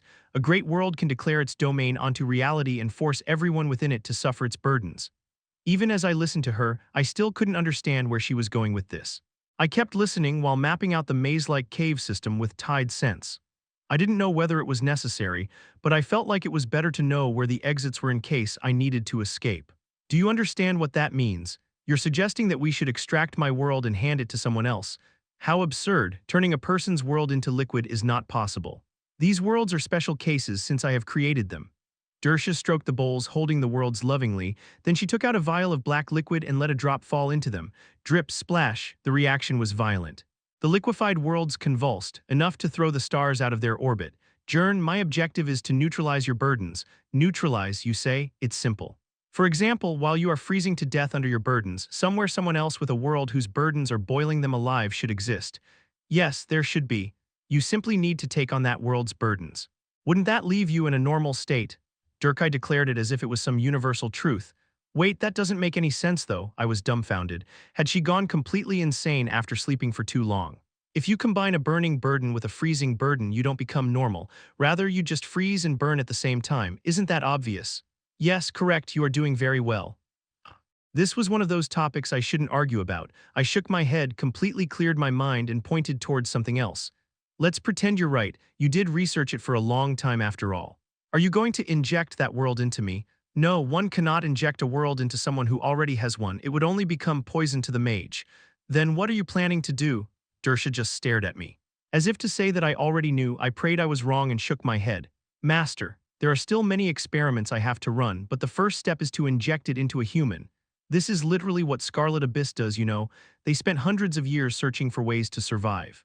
In the end, they chose this path. When you reach the extreme, you inevitably arrive at similar answers. The difference is I'm significantly more efficient. This isn't a question of efficiency. Jern, didn't you swear you would struggle and claw for survival no matter the cost? Yes. I will, but if I wanted to make use of that method, I would have put on that red choker and walked to Scarlet Abyss side long ago. My struggle isn't about dragging others walking on the surface down with me. I was no saint. Not even close. One day I might sacrifice someone else so that I can live. Maybe it's because I still live comfortably enough for me to say such things now, but this wasn't just a sacrifice for my survival. You're not just killing them, you're throwing them into the same hell I'm in, not for no reason like those guys, but for the bullshit reason to save me. You're condemning others to a fate worse than death on my behalf. It was the first time I had ever talked back to Dersha. Maybe it was because Ren's face appeared in my mind. I don't want to be defeated by my own world, over my dead body. So I don't want to turn into a world that crushes others either. I looked straight into her eyes and expressed my refusal. Dersha stared back at me in silence, then slowly closed her eyes. I see. So you weren't struggling just to survive, were you? It seems you understand. Yes, this was the Dersha I knew. Her essence wasn't so different from mine. I felt warm relief bloom in my chest. But I must still conduct this research, because this may be the only way to save you. Wait, Dersha, have you completely? I didn't even get to finish my sentence before a root bound my mouth and pinned me to the wall. It was gentle enough that it didn't hurt but firm enough that I couldn't open my mouth anymore. I stared at her as if to ask if she was seriously going to go through with this. Jern, I'm sorry. Hate me if you wish. But ignoring an obvious method because of superficial things isn't how I live. You can blame me as much as you want once you're back to normal. With those words, Dersha left the chamber. The ground rumbled, no surprise. She wouldn't sit idle with someone like Brimdel waiting up there. I sighed through the root gagging me and scanned my surroundings. Although the entire chamber lay within the range of my tide sense and I could make full use of the currents and water pressure, they were completely useless here. The roots binding me were far too strong for me to break free. The same went for the other captured elves. Well, Dersha knew my powers far too well to leave me any chance of escape. Alright, I had to think. If this continued, Dersha would become a murderer. I couldn't have my heavenly master become a criminal. I had to somehow get out of here, bring her back to her senses, and convince her once again. Seriously, she's such a terrifying woman. To think that was her goal. At that moment, suddenly one of the bound elves jerked and came back to their senses. Uwug, what the hell is that? What's stuck in my head? They noticed the root lodged in their skull and gasped in horror, then took a deep breath. Crack, their body shrank grotesquely like a starving corpse collapsing in on itself, to the point that they slipped right out of the root's grasp. It was truly a horrifying sight, like watching a corpse come back to life. The elf creaking approached me who was still bound and grinned with satisfaction. So child, do you still think you don't need my help? Looking at that vile smile, I came to a realization. I finally understood why Brimdel had been wary of shamans. Chapter 76 Selection, Part 7, that tone, it was unmistakably Azrael. He staggered closer, frowning at the roots binding me. Tusk. She's really modified everything. This'll be a pain. Can you do this to every elf? I scribbled words on his back using the currents. Were all elves actually just Azrael, like different fragments of his personality? Azrael smirked, half agreeing. Then why do you think those idiots tried to burn me earlier? It's just that if I implant eggs into their brains, I can borrow their bodies like this. Well, but I guess I did do this to most of them. You're truly mad. The real lunatic just walked out of here. Liquefied worlds. Well, I did hear she was quite a big deal in the human world. But that's practically brushing against the heavenly realm. He pulled at the roots, restraining me with all his might.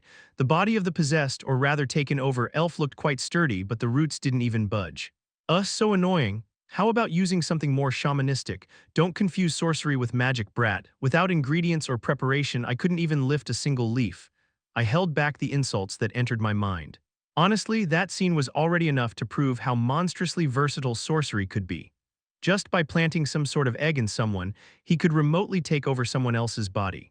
Even if one knew it was possible, choosing to do it was on yet another completely different level. Did this shaman feel no guilt or something?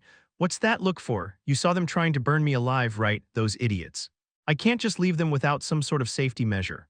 No, I'm just incredibly impressed. You really do anything just to preserve your species. If there really was a world tree, it would probably be you. Tusk, don't get sarcastic with me.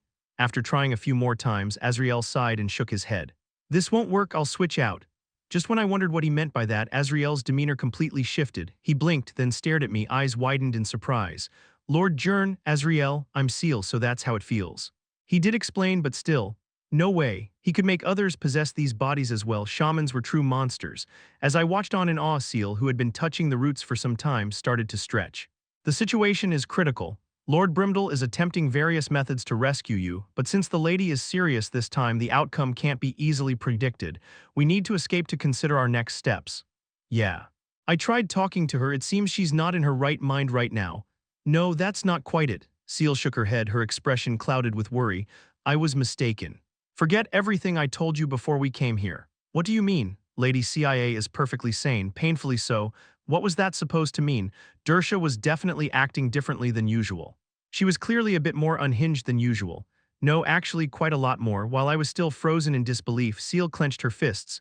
That won't do, she needs to be just a bit less sane. Huff, boom. Her fist slammed right into the roots. That didn't sound like a punch and more like a bomb just exploded close to me. I could even see a faint plume of smoke coming up from the impact point. Tusk, scowling at the still intact root, Seal struck it again and again. Boom, pow, her kicks and punches easily broke the sound barrier. That elf's body seemed far from that of a peak martial artist, though. Wait, she shouldn't have been able to do these things even in her own body. The destructive force she was displaying was terrifying enough to give me goosebumps. I shouldn't tease Seal ever again. Remembering her smiling face, I swallowed hard. She exhaled, her hands dripping with blood. My apologies, it seems I'm unable to free you in this body. It's all right. You're stronger than I thought. I simply did a lot of physical work when I was younger. Seal cleared her throat as if embarrassed, then grew serious once more, offering me some advice. In any case, the lady normally restrains her thought processes and conditions severely. What do you mean? She always has those dark circles under her eyes, has this passive-aggressive way of speaking, and has that eerie atmosphere around her, right? Seal began to badmouth Dersha as if it was nothing. Well, I guess so. She acts this way because she always tries to keep her mind slightly off. Why though? Because the sane version of her is far more dangerous than when she's slightly off. Seal glared at the root barrier, her brows knitted. I misunderstood. I thought running away like this would worsen her condition, pushing her further into insanity. Humph, pow, he had struck the root with a hand chop this time. It actually left a small dent in it. She sighed, then shook her head. It was the exact opposite. For some unknown reason, the lady has chosen to regain her sanity. That has never once happened before.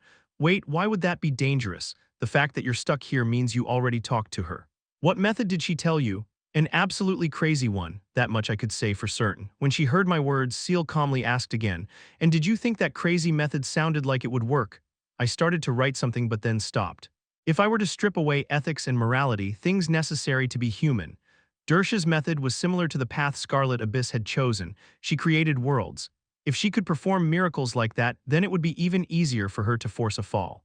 Regardless of my personal like or dislike, she's already close to succeeding. So that was it. I finally understood what Seal meant.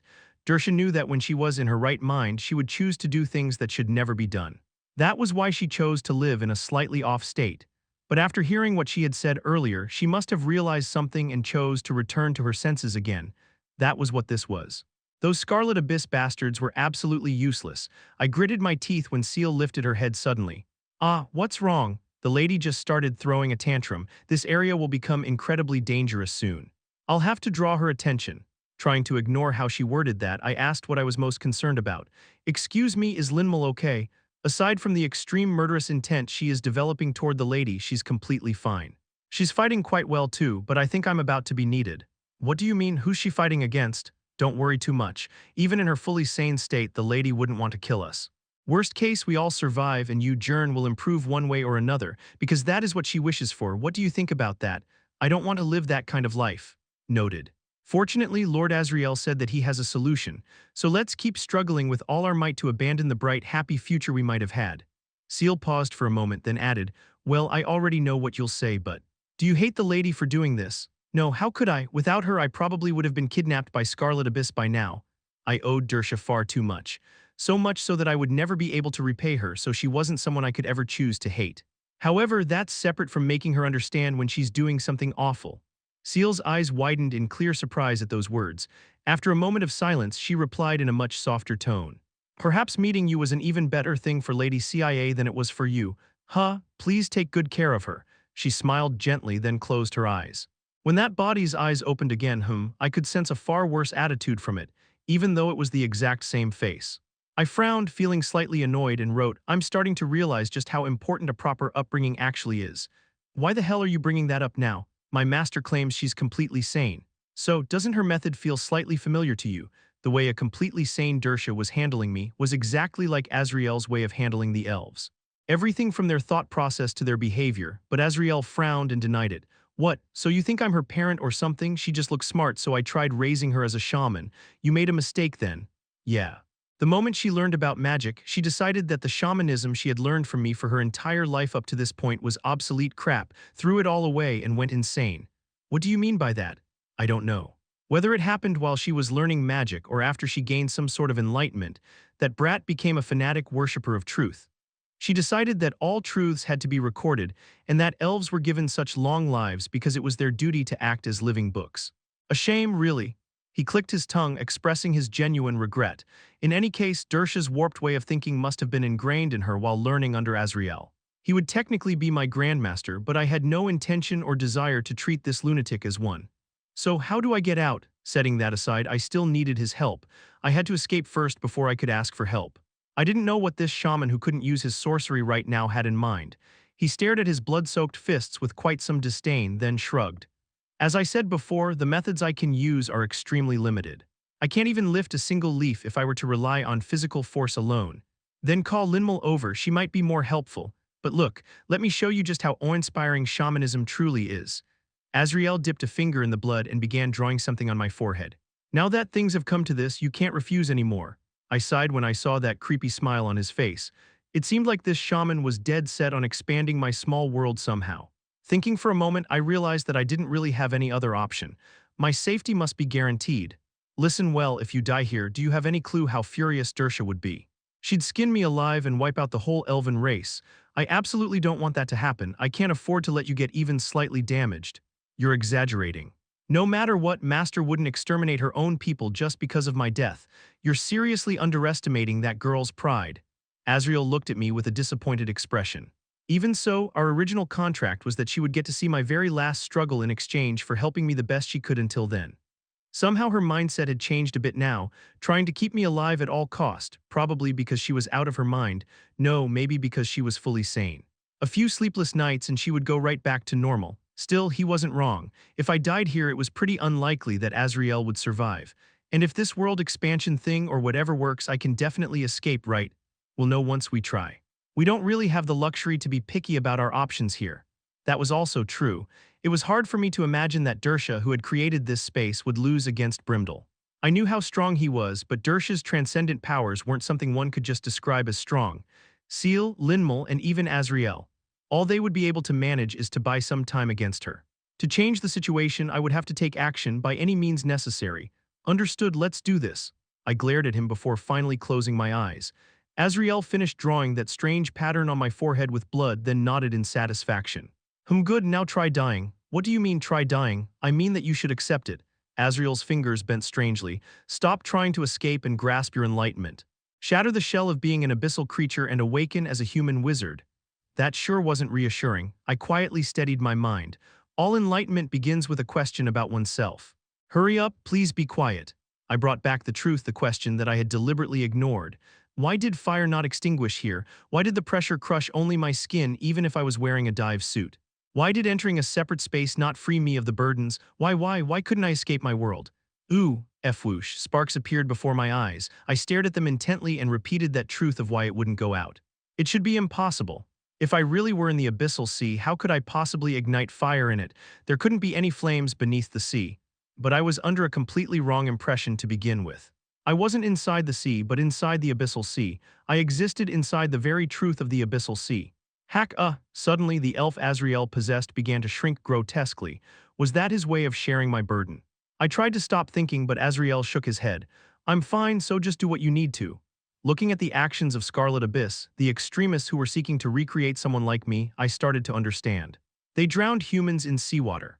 What could a drowning human comprehend? The pain of suffocation, the coldness of water, the helplessness of sinking no matter how desperately they struggle, and the resistance of water that made any movement laborious. A lot of people might say that the sea is actually beautiful, colorful reefs and fish, a sunlit emerald paradise. These were also part of the sea, but even if it is in the process of drowning, one would see nothing. Such scenery did not exist in the world of the fallen. For a dying world to survive, it would embrace every pain, hatred, and fear around it, turning itself into a reversed hell. That would become the entirety of the sea it knows. I didn't think it would be this intense. Watching Azrael shrink further, I forced my thoughts to accelerate. My abyssal sea was the same. To form what it means to be in the abyssal sea, well yeah, there might be a little beauty in it somewhere. There probably were some people who actually liked deep-sea fish after all, but all of this existed solely for the purpose of torturing me. Perhaps this place could be used to snuff out fire like water did. Just like how I hadn't been able to use fire magic for a while or how I extinguished Lumia's flames. But unless I consciously thought about it, those details were nothing more than background elements. I wasn't in the real abyssal sea. That was why no matter what I did, I couldn't escape the pressure, the currents, and the deep-sea creatures. There was no escape. It wasn't that these burdens came from being inside the abyssal sea. The burdens were the only things that existed here. I had reached the end. It felt like I had finally managed to scratch an itch I had had for a long time. My head cleared and a kind of blissful heat spread through my body. However, it wasn't all pleasant. My eyes suddenly felt like someone had poured boiling water into them. At the same time, my body turned cold as if I was turning into ice. Just when I thought that the burdens were getting heavier, the pain receded and my body started to feel light enough to fly. I was still bound by those roots, but I felt like I could tear them apart without breaking a sweat. Not long after, warmth spread through me and my vision became sharp and clear. I felt dumbfounded yet had to accept this situation. This was the first time I had ever felt my burdens actually decreasing. Good grief, just what kind of environment have you been living in? No, I only tasted maybe 1% of it and yet got almost crushed to death. Azrael, his whole body flushed red, rumbled as he met my eyes. Then the corners of his mouth curled up. Looks like it worked. You can tell I couldn't really. I felt good because I finally understood something and my burdens diminished, but I didn't really feel like anything about me had changed. See for yourself. Azrael picked up one of the bowls holding a world and raised it beneath my face. What did he want me to see? I stared at my reflection in the liquid surface and, saw a second star swimming in my eyes. Chapter 77 Selection, Part 8. I carefully examined the 2 stars floating in my eyes. It certainly was impressive. Now that I was a 2-star wizard, people would probably doubt me less. Some might even call me a magical genius, but still. And what am I supposed to do with this now? Nothing had actually changed. Sure, my burdens eased up a little, which was good, but creak. No matter how much pressure I tried to apply on them, no matter how I pushed with the currents, the roots remained completely unscathed. These things weren't just normal roots. They definitely were reinforced with some sort of magic. They were far tougher than any plant should be. Azrael looked at me with bright, eager eyes. That's up to you. You were naked and I've given you a sword. What more do you want? The rest is up to you. Contrary to his careless words, he looked way too happy to be saying them. I'm sure you'll be just fine. Me? Yes, I'd love to take my time explaining and examining you in detail, but I can't do that while stuck in this body, and we don't exactly have the time for that right now. Azrael glanced around, seemingly troubled. He probably was looking at something above ground, not here. What is going on up there? Don't worry about that. Once you escape, head up. I'll head there soon. Thud with that, Azrael slammed headfirst into the ground. A quick check using Tide Sense confirmed that he was still breathing. He had simply ditched his body. Well, it wasn't really his. If the ground hadn't been so soft, that could have ended really, really badly. I laid the bloated elf flat on his back, observing my own condition. So far, learning to handle the abyssal magic was simple. If my burdens grew stronger, I would become able to do something new. This process felt more like realizing some already built-in instincts than really learning. It was like a baby duck knowing immediately who its mother was right after hatching. But magic was different. Even if one attained enlightenment and gained more stars, that alone would accomplish nothing. A 2-star wizard was merely someone who had been handed a new tool. Actually wielding that tool was dependent on one's talent and knowledge. I have no idea. And of course I didn't know a single 2-star spell. All I had learned was basic elemental magic, and the high-level ones from the book Seal had given me, along with the guarantee that Dersha would teach them to me one day. However, even now that I had attained my 2nd star, I couldn't even imagine eventually learning them. Still, I should at least give it a try. I didn't have any other choice after all. Those were the only spells outside of basic elemental magic that I knew. I felt my way around using the currents, pulled out a book and searched for a spell. And eventually I found one that I might be able to use, Thunder Gale. It was a purely offensive spell that let one compress wind to its limits, creating wind spears as sharp and fast as lightning. I might be able to tear apart these roots with that level of strength. I flipped the page to check the casting requirements. -2-star or higher elemental magic, wind -4-star or higher compression type magic any subtype, -3-star or higher telekinesis type magic. Telekinesis formed with wind is difficult to use. What was that supposed to mean? After flipping through the book a bit more, I finally understood what high-level magic really was. The output came only from basic elemental magic. However, everything else was a combination of multiple elemental spells and then a combination of those combinations. Aha, so that was it. Elemental magic wasn't real magic. I had finally understood what I had heard in one of those classes before. Speaking in metaphors, elemental magic was nothing but fuel. If 1-star magic was comparable to sesame oil, then 2-star was like crude petroleum. The second requirement, 4-star or higher compression type magic, was usually a combination of one 3-star spell and one 1-star spell. And a common 3-star spell was made from a 2-star and 2-star spell. And a 2-star from 2 1-stars. It was absurd. Thunder Gale was a simple attack spell, which meant it made use of much simpler combinations than most high-level magic, and yet even it required this many spells to be used at the same time. I suddenly realized what lunatics high-level wizards actually were. They fired spells every time they blinked, but what they actually did in that fraction of a second was combine hundreds, if not thousands of spells. I absolutely could never do something like that. I couldn't even use Thunder Gale, the easiest spell in the entire book. Sighing, I set the book on the ground, trying to think of another way when a spark suddenly flared in my mind. No, wait a second, compression and telekinesis. I carefully reviewed the requirements again, pull out as much wind as one possibly can and spin it.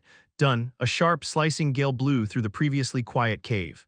Since I was a 2-star mage now, I could certainly draw out much more wind than before. My world had grown stronger, resisting the burdens that must have been why. Feeling slightly satisfied, I moved to the next step. Compress the wind using compression magic. I couldn't use compression magic, so I used water pressure instead. The wind filling the chamber shrank down to the size of my palm. I felt like my whole body was being crushed in the process, but perhaps because my world had grown, I was able to endure it. The final step. Use telekinesis magic to create a path for the compressed wind to shoot through. If I just released it blindly, it would explode like a bomb and take me its caster with it. However, if I use the currents to pierce a channel through the compressed wind and fire it all at a single point, boom. KGHGHK, I messed up. The trajectory of the thunder gale grazed my skin. Even that tiny graze alone was enough to slice open the back of my hand. I quickly clamped the wound shut with the currents, which was when I looked at what I had just done. The root was, of course, torn apart. More than that. The torn piece of root that had been binding my hand had flown all the way up and got stuck to the ceiling, and the deep gouges created by the thunder gale carved across the floor all the way to the far end of the chamber. Could it be? I flipped through the book and checked the requirements for every spell written inside of it. It was clear. Almost every single one included telekinesis and compression. It hadn't been just one. I could finally understand why Dersha seemed to have said that I would someday be able to use all these spells. This book was a collection of high-level spells I could activate by making use of my abyssal magic. To activate high-level magic, one normally required one to use combinations of many advanced spells. However, my abyssal magic could stand in for those spells, so even with just this little bit of fuel, I was able to activate them, albeit crudely. It wasn't perfect. In the end, it was like taping over a crack that should be welded shut, a makeshift solution to forcibly activate a spell that I normally shouldn't be able to activate. But boom, bang, boom, it's quite useful. Having more tools was always a good thing, especially in dire situations like this. Now freed, I stretched my body with satisfaction and looked up at the ceiling. I was told to go up. It seemed like it was time for me to lodge a complaint about a certain someone's teaching methods. On the surface, around the world tree, Linmal was gritting her teeth as she slashed at the roots, but all she managed to do was cut through their black outer shell. SHRRK, before she could regain her stance, other roots shot up from the ground and rushed towards her like sharp spikes, trying to take advantage of her gap. Tusk, Linmal tried to pull her sword back, but that was a mistake. The roots were far too fast for something that should be part of a plant. As she found herself surrounded on all sides by walls of roots, she gritted her teeth even more. Never fear abandoning your weapon. The walls of roots casting a shadow over her vanished in an instant. All that remained was expertly chopped firewood and roots oozing sap reminiscent of blood. Brimdel, who had slid his sword back into its sheath, scowled at the sea of disgusting roots still littering the plains. You can always reclaim a weapon, but not a life. It seems like she doesn't intend to kill us. Seal, kicking away an incoming root, muttered calmly as she looked up at the world tree. However, she absolutely refuses to let anyone get close. Shaman, what were her plans again? Brimdel asked, wearing a slightly irritated expression. Azriel shrugged and replied. Apparently she's planning to turn every elf into a fallen just to save a single disciple. That wasn't accurate, but it was close enough. Brimdel let out a sigh and glared at the world tree. Thousands of roots had burst from the ground all around them like giant worms, writhing in clear warning. If they took even one more step forward, those roots would attack them instantly. Why do you stay beside a lunatic like that? No one's perfect, right? I'm sure everyone's felt the sudden urge to wipe out an entire species for no reason at least once in their life. Only you and your lady feel these kinds of urges. Tusk, Brimdel clicked his tongue and stared toward the base of the world tree, not the brainless elves of the current age but the intelligent elves of old. Brimdel knew. He knew the things elves used to do in an age no human could ever remember. He couldn't condone the shaman turning his own people into mindless livestock, but neither could he completely condemn the reasoning behind it. He wouldn't have changed, right? A seed of unease was slowly sprouting within Brimdel's chest. It was unlikely, but if it were to happen, he would have no choice but to give up on Jern. He was a rare material that made him find his spark again. He decisively shook his head and stepped forward with resolve. Shaman, what? How much longer will it take? Azriel pondered, then shrugged. About 2 hours. How pathetic. Why are you so slow? You thick-headed dwarf, do you have any idea how deep that boy Jern is? How many battles I will run into on the way? The fact that I can guarantee 2 hours is proof of my incredible brilliance. The incompetent always have the most to say. You're impossible. Fine, then I'll do it in 30 minutes.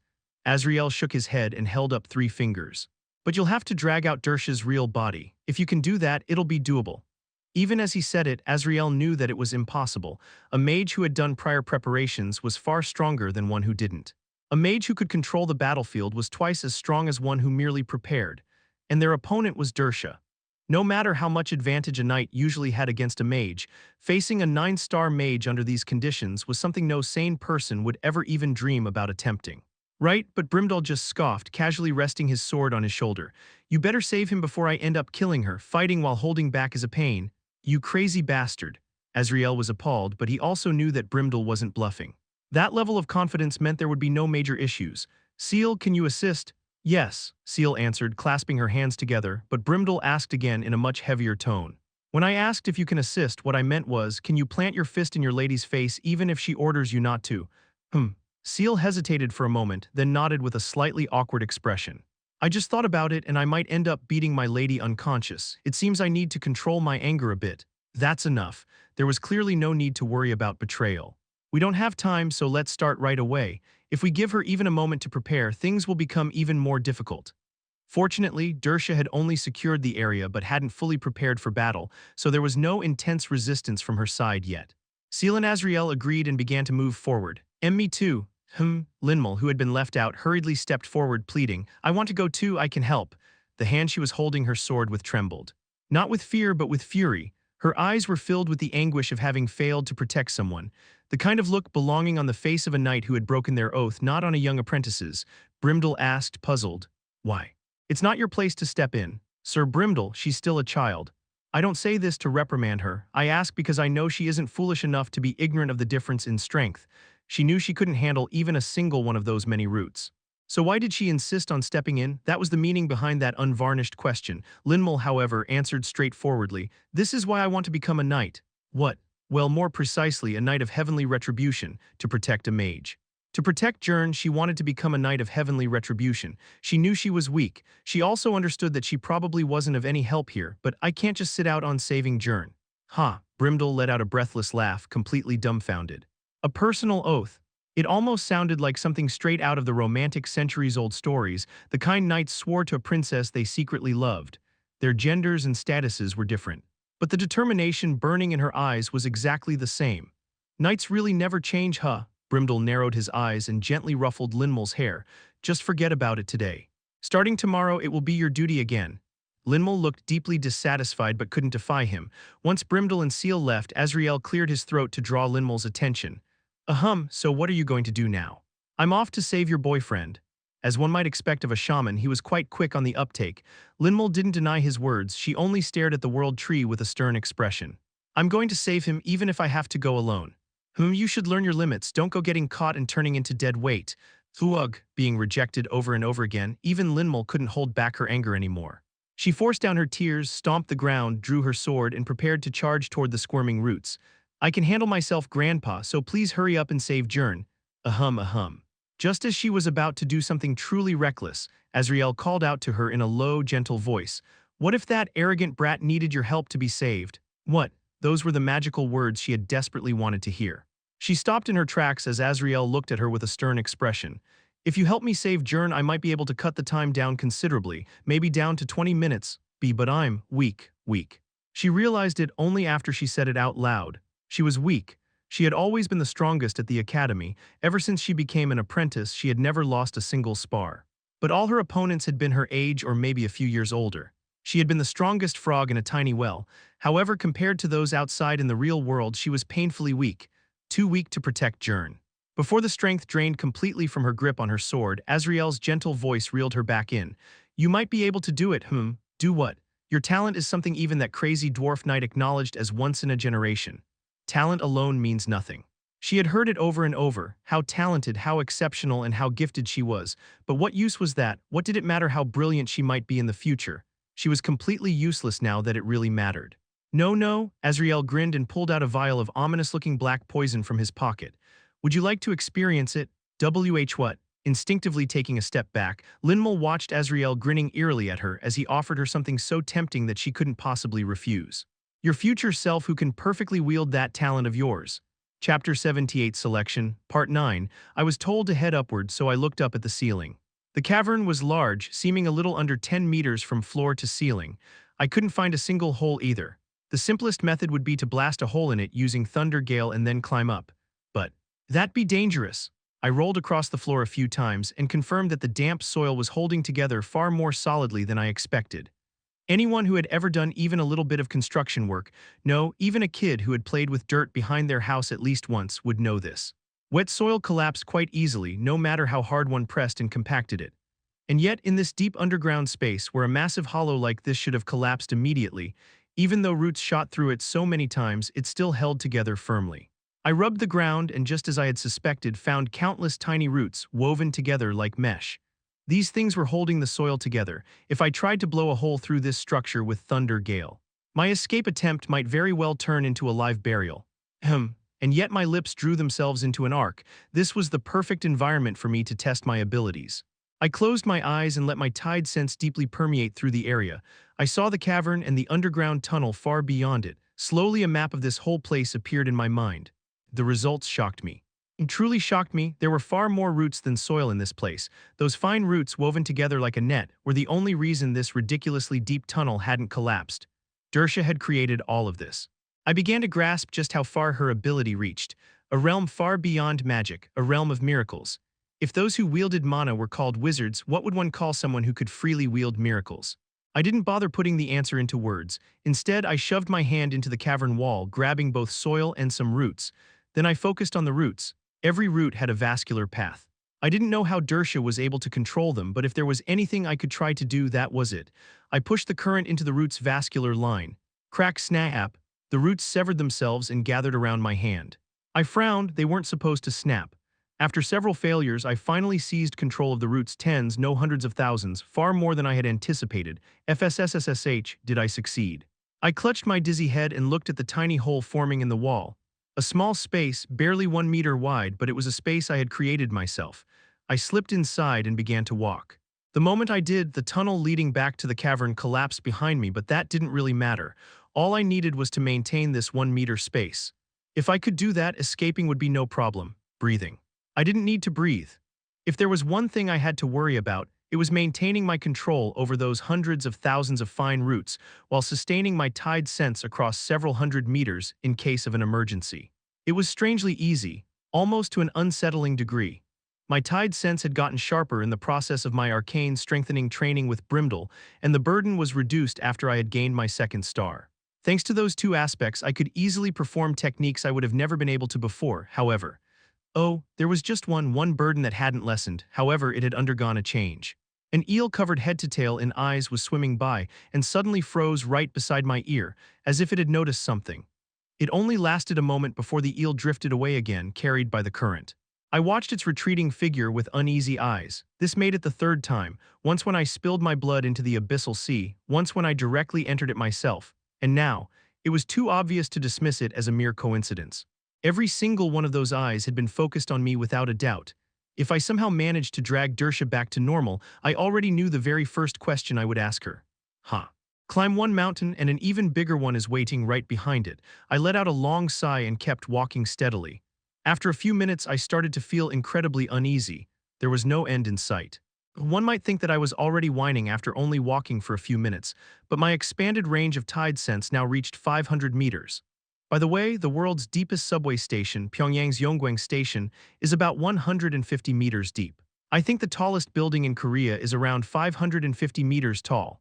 I should have been able to sense the surface a few minutes ago, no, even when I was still in that chamber. The only thing I realized was that Dersha was completely abnormal. What the? Halfway along, my previously quiet senses suddenly began to pick up something. If this were a radar, I'd probably be faced with a screen completely filled with red dots. I quickly focused on the targets and learned two things. One, they were roots. Two, Dersha was definitely that shaman's disciple, Mandragoras or something like that. I had no idea what their proper name was.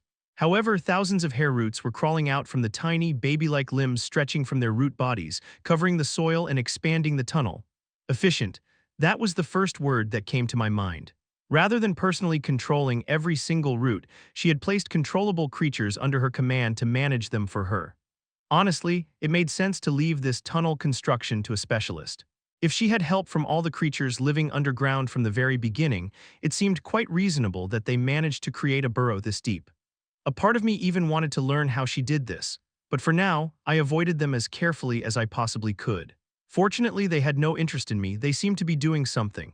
But what? I tried to reach out a bit more with my senses, thump. And right then I made a tiny mistake, it really was tiny. A wandering root brushed against one of the thin strands the mandragoras were exuding and snapped it. A split second later, thousands of mandragoras whipped their heads around looking toward me. I winced slightly, but if they only used those fine roots, I might somehow manage. GKH, GKH, GKH, the moment I thought that, they immediately retracted all their fine roots. And then they began extending the big ones Dersha had used to bind me, roots bigger and thicker than their own bodies. Just fantastic. I sighed and began activating Thunder Gale. Piercing through all these several thousand roots was practically impossible. My only option was to fall back to the chamber I had previously been in, buy some time and find another route, even if it took a while. Boom. There were so many roots that the ground began to shake as if an earthquake just hit. Thud, thud, boom, and these tremors kept coming in rapid succession. While I was checking my escape route, something appeared on the upper edge of Tide Sense's range. Above the mandragoras, somewhere above everything. At first I thought I was just imagining things because I could see the surface. Since the surface that I couldn't sense before at all just suddenly appeared, I naturally thought it was some kind of glitch. But then I saw the surface getting closer and closer. I narrowed my eyes. What the hell is this? I couldn't comprehend at all what I was looking at. It was something completely unprecedented. Something was carving away the ground. Whatever it was dug away what dozens of excavators would need to work at full power for a day in mere seconds. The mandragoras seemed to share my sentiment. They completely forgot about me and scrambled to defend against the intruder, building barriers using those thick roots. They were reinforced roots harder than sedimentary soil. However, their digging speed didn't slow. Crrrrack. And the only difference was the sound the digging emitted. The mandragoras who lost their limbs, probably limbs in the blink of an eye, were quick to respond, escape. One might wonder how something considered to be a plant could flee, but judging by how those things created these spaces with their roots, moving through soil was probably as easy for them as swimming is for a fish. They quickly extended their fine roots and grabbed onto stones and other nearby roots, dragging themselves away, all to avoid that phenomenon. I, on the other hand, was still preparing to make my exit. To be honest, I couldn't imagine Azrael being capable of something like this. I didn't think this was Brimdal's doing either, since he had probably gone to deal with Dersha. Whatever was capable of doing something like that was far scarier than those mandragora. But it was slower than me. Someone was standing on the surface. By the time I could feel them, they were already dropping down again. Kaboom. It wasn't the kind of impact that would clear out just the horizontal layer of ground, but created a clear line down. It wasn't a technique that blew away hundreds of meters of earth, but focused every ounce of its power on a single point. With just one step, that being arrived right in front of me. No time to escape, my tide sense useless. Their landing was perfectly accurate, not a centimeter off, perfect control. The only thing separating me from that unknown monster was a 3 cm thick wall of packed earth, thin enough to crumble with just a single poke. It was already crumbling, actually. As a last resort, I considered shouting for Dersha. Something like, okay fine, let's just create Azure Abyss or whatever, I'm in.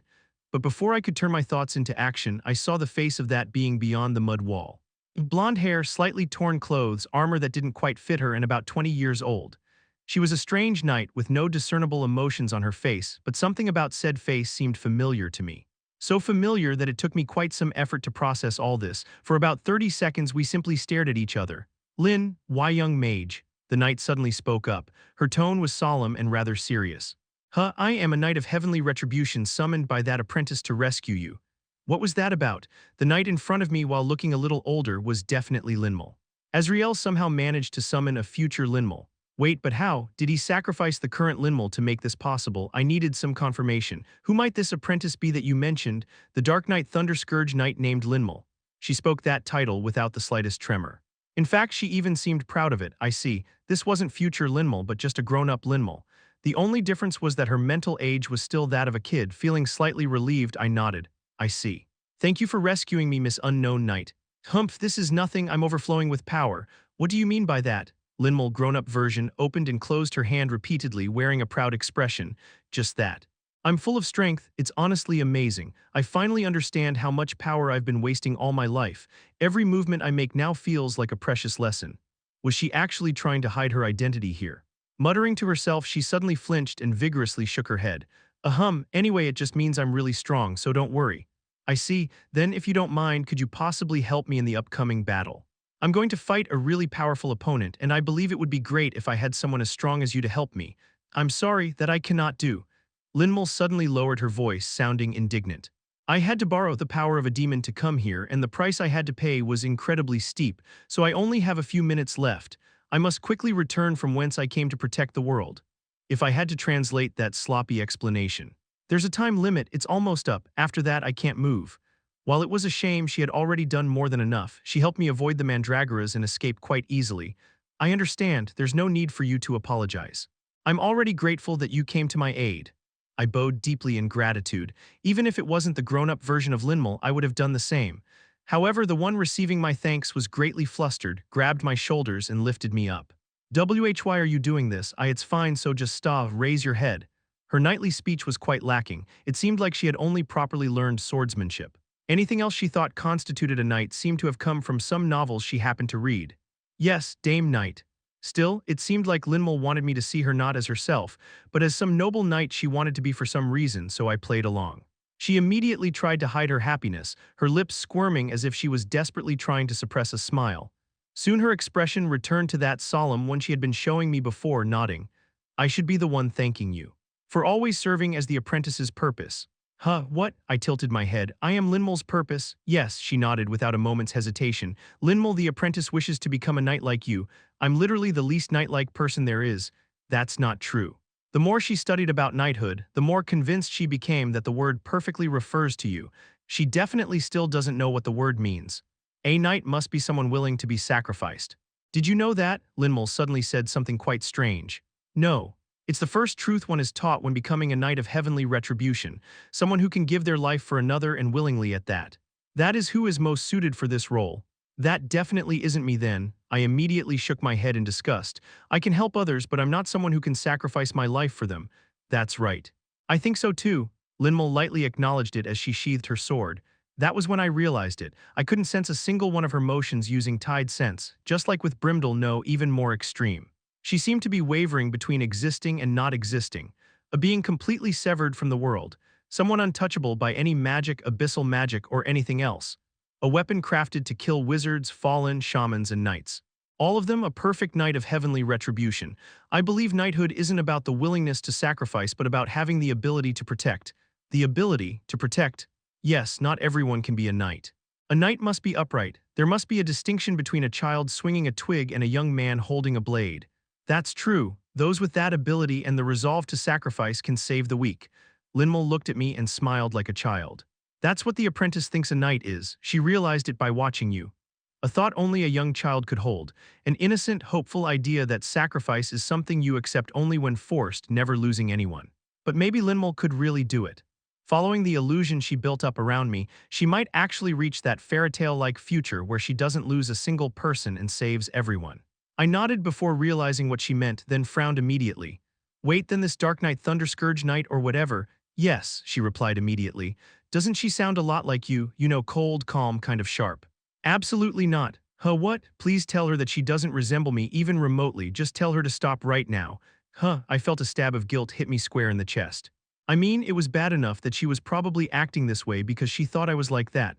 It seemed that I indirectly bore some responsibility for her strange tastes, accelerating Sir Gwalyn's hair loss. Right, I suddenly have a very urgent matter to attend to, so I'll be going now. A slightly sulky Linmul suddenly leapt out of the tunnel in a panic. It seemed like the time limit must be close. I climbed up the vertical shaft she had opened for me, using the roots to support myself until I reached the surface. When I arrived, I could see Azrael cackling in the distance. He looked extremely pleased with himself. The moment I moved to go rescue my master, he laughed even harder. What are you laughing at? I mean, this is so funny. In less than 20 years, the title of strongest in the Empire will flip. Centuries of effort that idiot dwarf piled up will turn to dust in an instant. How is that not hilarious? That dumb dwarf actually chose you over having that monster, piwahaha. Such a foolish decision, yet I can't help but agree with it, which is the strangest part of it all. Azrael clutched his stomach, laughing like the madman he was, then eventually slumped onto a stump and sighed. Huh. Seeing things like this, it's both funny and sad. That is the only kind of life fate allows us. That's your fate, not ours. How absurd. Azrael had no right to feel regret. He was the one who locked the elves in cages, and now he was being all melancholic. As I shot him a venomous glare carrying that meaning, I turned to leave, but Azrael burst into laughter again, stopping me in my tracks. Wahaha. You idiot, how old do you think those elves over there are? Huh, I may be old, but the others aren't exactly young, you know, Keek. I tilted my head. What was that supposed to mean? Then I froze in horror. This wasn't something I could just ignore. They agreed to this. Well, I didn't really want to do all this, to be honest. So those primitive-looking elves weren't always like that, is what you mean? Right. Not before handing their memories over to me. What were they doing before that? Let me think. Azrael scratched his head, then stared into empty space as if he was trying to remember something, then replied, well, that one who tried to burn me alive first was once the emperor of a nation whose territory made the current empire look small. The one next to him, screaming, now pouring water into a cracked bucket every day wondering why the water leaks out of it, was a 7-star mage. And the one next to him, that's enough. So this was one gigantic, twisted family roleplay. A family consisting only of livestock and their keeper, all by their own choice, putting their memories and lives in the hands of a single shaman. There was only one question in my mind. Why in the world would you live like that? I genuinely couldn't understand it. Why did they choose to live that way? If a deranged shaman forced leashes on every elf because he thought he was preserving the race like that, then I could somewhat understand. That would just be the classic path of a dictator thinking himself to be a prophet. One could find someone like that anywhere, not just among the elves. But the reality that all the elves had willingly put collars on themselves and handed Azrael the leash was beyond insanity. If they were going to live like that, wouldn't simply ending their lives have been a better choice? This time, Azrael didn't brush me off with a "you don't need to know." Instead, wearing a bitter expression, he let a passing bug crawl across his palm, then answered. It's the price of our challenge, the price we all had to pay. Challenge? What did you challenge? Ourselves. Another cryptic answer. Thinking of beating him up until he talked, I prepared to activate Thunder Gale, only then did he decide to elaborate. So impatient, our challenge was whether we are a race worthy of living.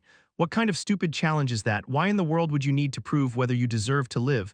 Elves are a gentle, peace-loving race. Cut the sentimental bullshit right there. Can't deny that it is, Azrael and Dersha. Even though there were only 2 examples, they were enough to prove my theory that all elves were insane. Azrael shrugged as if he agreed.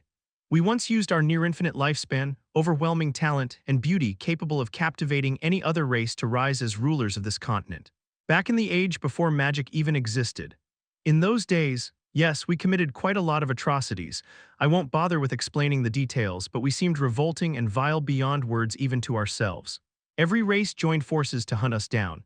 We were able to survive, but their desperate cries of resentment shook us so deeply that we could no longer pretend that we didn't hear them. One of us then started to ask, how did we end up like this? At first, we too were a peaceful race living in the forest. Then we stepped out into the world, raised our hands, and noticed the dried blood sticking to them. Azrael gazed up at the sky as though he was looking at the distant past. Despite being an elf, he had the appearance of an old man. If this wasn't somehow self-imposed, how many years would it have taken for his skin to wrinkle like that? I became their caretaker, doubling as a judge who tests the elves. I release one elf at a time from the cage. I watch what they do and what choices they make.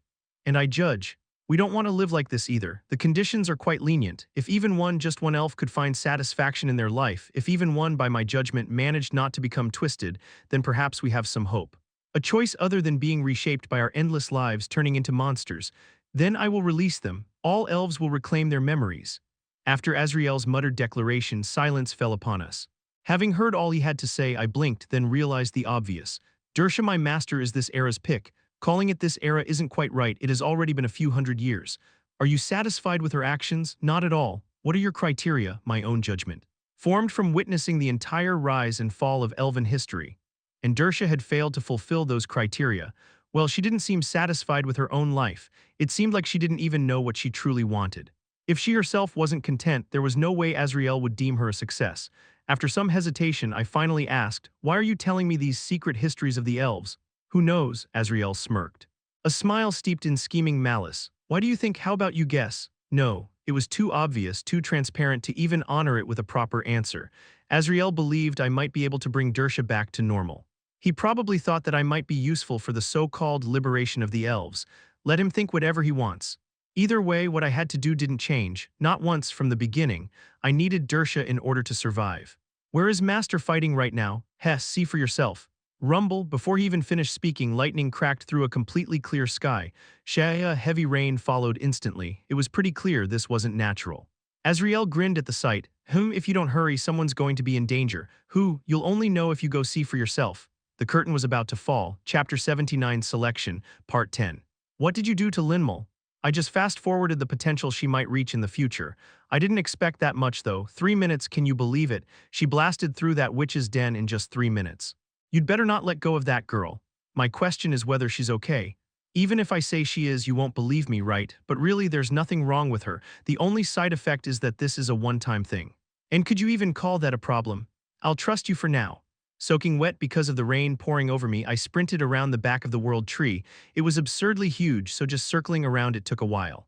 I pushed my tide sense out, scanning what might lie ahead, and I felt nothing. But tell me, why are you going? They're fighting because of me, so I can't back out of this. No, our first priority is running. If you just want to relay the situation to Brimdel, then I can do that. You know it's the Empire's strongest knight fighting against the worst witch here, right? The two who might both become your mentors. Yeah, and why? Despite being an old man, Azrael lightly bounced next to me, easily keeping pace with me as he kept asking questions. Growing increasingly more annoyed, I snapped back at him. Azrael, I get your goal. You want me to stabilize Master and then pull off that liberation you keep talking about, right? So just let me handle things. It's close but not quite. What is it you want then? I don't believe that Dersha can ever return to normal. She crossed the line a long time ago. She's never going to free us. Why? Azrael answered as if it were the most obvious thing in the world. How many elves do you think I've watched she's already done for? She'll spend another 1,000 years tearing apart the world as she pleases, and once she's tired of it all, she'll come back, asking me to take her memories, and then I'll send out another elf. Then I really don't understand this at all. Why, help me know, why are you interfering in my affairs? Honestly, I can't tell what you're trying to do. First, I need to get her out of here before this stable collapses on our heads, and second, to gather information. Information. He nodded as I glanced at him. Usually, when someone's built up that much, so much that they can't stay sane anymore, they become extremely closed off. They fixate only on the field they are obsessed with. And what does that matter, you little brat? What do you think your master is moving for right now? Me, but that's because I'm her disciple. That's slightly off the mark. Azrael shot me a thoughtful look. What are you talking about? You're an interesting one. I'm going to observe you and see exactly how you manage to influence Dersha, and then I'll use that knowledge to cultivate the next generation's messiah. I was left speechless for a moment, then snapped back. Stop treating me like your lab rat. Keek, we're all the same, boy, even using you as part of us. So that barrage of questions was just to stockpile data. As soon as our trivial conversation ended, Dersha and Brimdel came into view. The good news was they weren't fighting. Brimdel was holding Dersha's neck. Fortunately, what was dripping down wasn't blood but sap. A root had coiled around Brimdel's fist, a root that moved on its own and wasn't dangling from a branch. How annoying. Crunch, Brimdel applied the slightest pressure, producing a crisp, refreshing sound like a watermelon getting smashed open. If I said, face me honorably, what would you answer? I would answer, a knight does not beg his opponent for victory. Indeed, that's the sort of people you are. Dersha sat atop a branch dozens of meters above the ground. Her expression was the exact same as always, calmly reading a book. She looked perfectly fine, actually, and that was the problem, but victory will be mine. Brimdel tossed aside the bundle of roots tied to his hand. If the world tree had truly been alive, one look at the surrounding scene would have made it vomit multiple times. Shredded roots, crushed leaves, splintered branches. Even with rain pouring down, the pungent scent of bruised herbs clung to my nose, testifying to the brutality of the fight. You are free to dream, but you should still look at reality. Dersha snapped her finger and the plants rose again. As if immortal, they stood even in their horribly torn, mangled state. Not all of them took the form of roots. Among them, some resembled wooden human mannequins modeled after Dersha herself. They gripped swords. A few had stars glittering in their eyes. This madwoman. Now I understood why Dersha used these methods. She created human-shaped plants and planted worlds inside them. Only then did I look up at the rain piercing through the sky. Was that what was reviving those plants? Reality, Watching Brimdel raise his sword with a frown, I started to consider another possibility. Why wasn't Dersha using her usual magic, using that fountain pen she loved so much? Why was she sticking to manipulating roots? At first, I brushed it off, thinking that it was probably more efficient to use roots since we were near the world tree. No, this was an experiment. The only reason she chose these methods was to gather as much information as possible. All for me, you're watching, that's what this is. Boom, the moment Brimdel saw the plant mages rushing in, he broke through a gap between them and sprinted straight toward where I stood. Only then did Dersha flinch, finally realizing that I, who should still have been tied up in that chamber, was now standing outside. It was too late. Brimdel stepped forward, shielding me behind him, twirling his sword once before pointing it straight at Dersha. You've been negligent with your hostage, not very terrorist-like of you. So what am I supposed to do now? Dersha frowned for a moment, then closed her book with a sigh. Brimdel didn't move an inch, his sword still pointed forward. His blade was so sharp with killing intent that even breathing wrong felt like it would slice you open. No matter what magic you try, at this distance it's impossible for you to stop me from taking your disciple and escaping. Yes, I suppose it can't be helped. Congratulations on your victory. What? Brimdel stared at her completely bewildered, but she fully ignored him. She answered in the light, slow tone characteristic of her, waving her hand dismissively. Hostage? What nonsense. I was planning to drop you somewhere far away, then return to persuade him again. And if persuasion failed, I would have no other choice but to let him go. Wait, what in the— It wasn't just words. As Brimdel watched all the plant soldiers collapsed at once, he tilted his head in confusion. It was pretty ridiculous.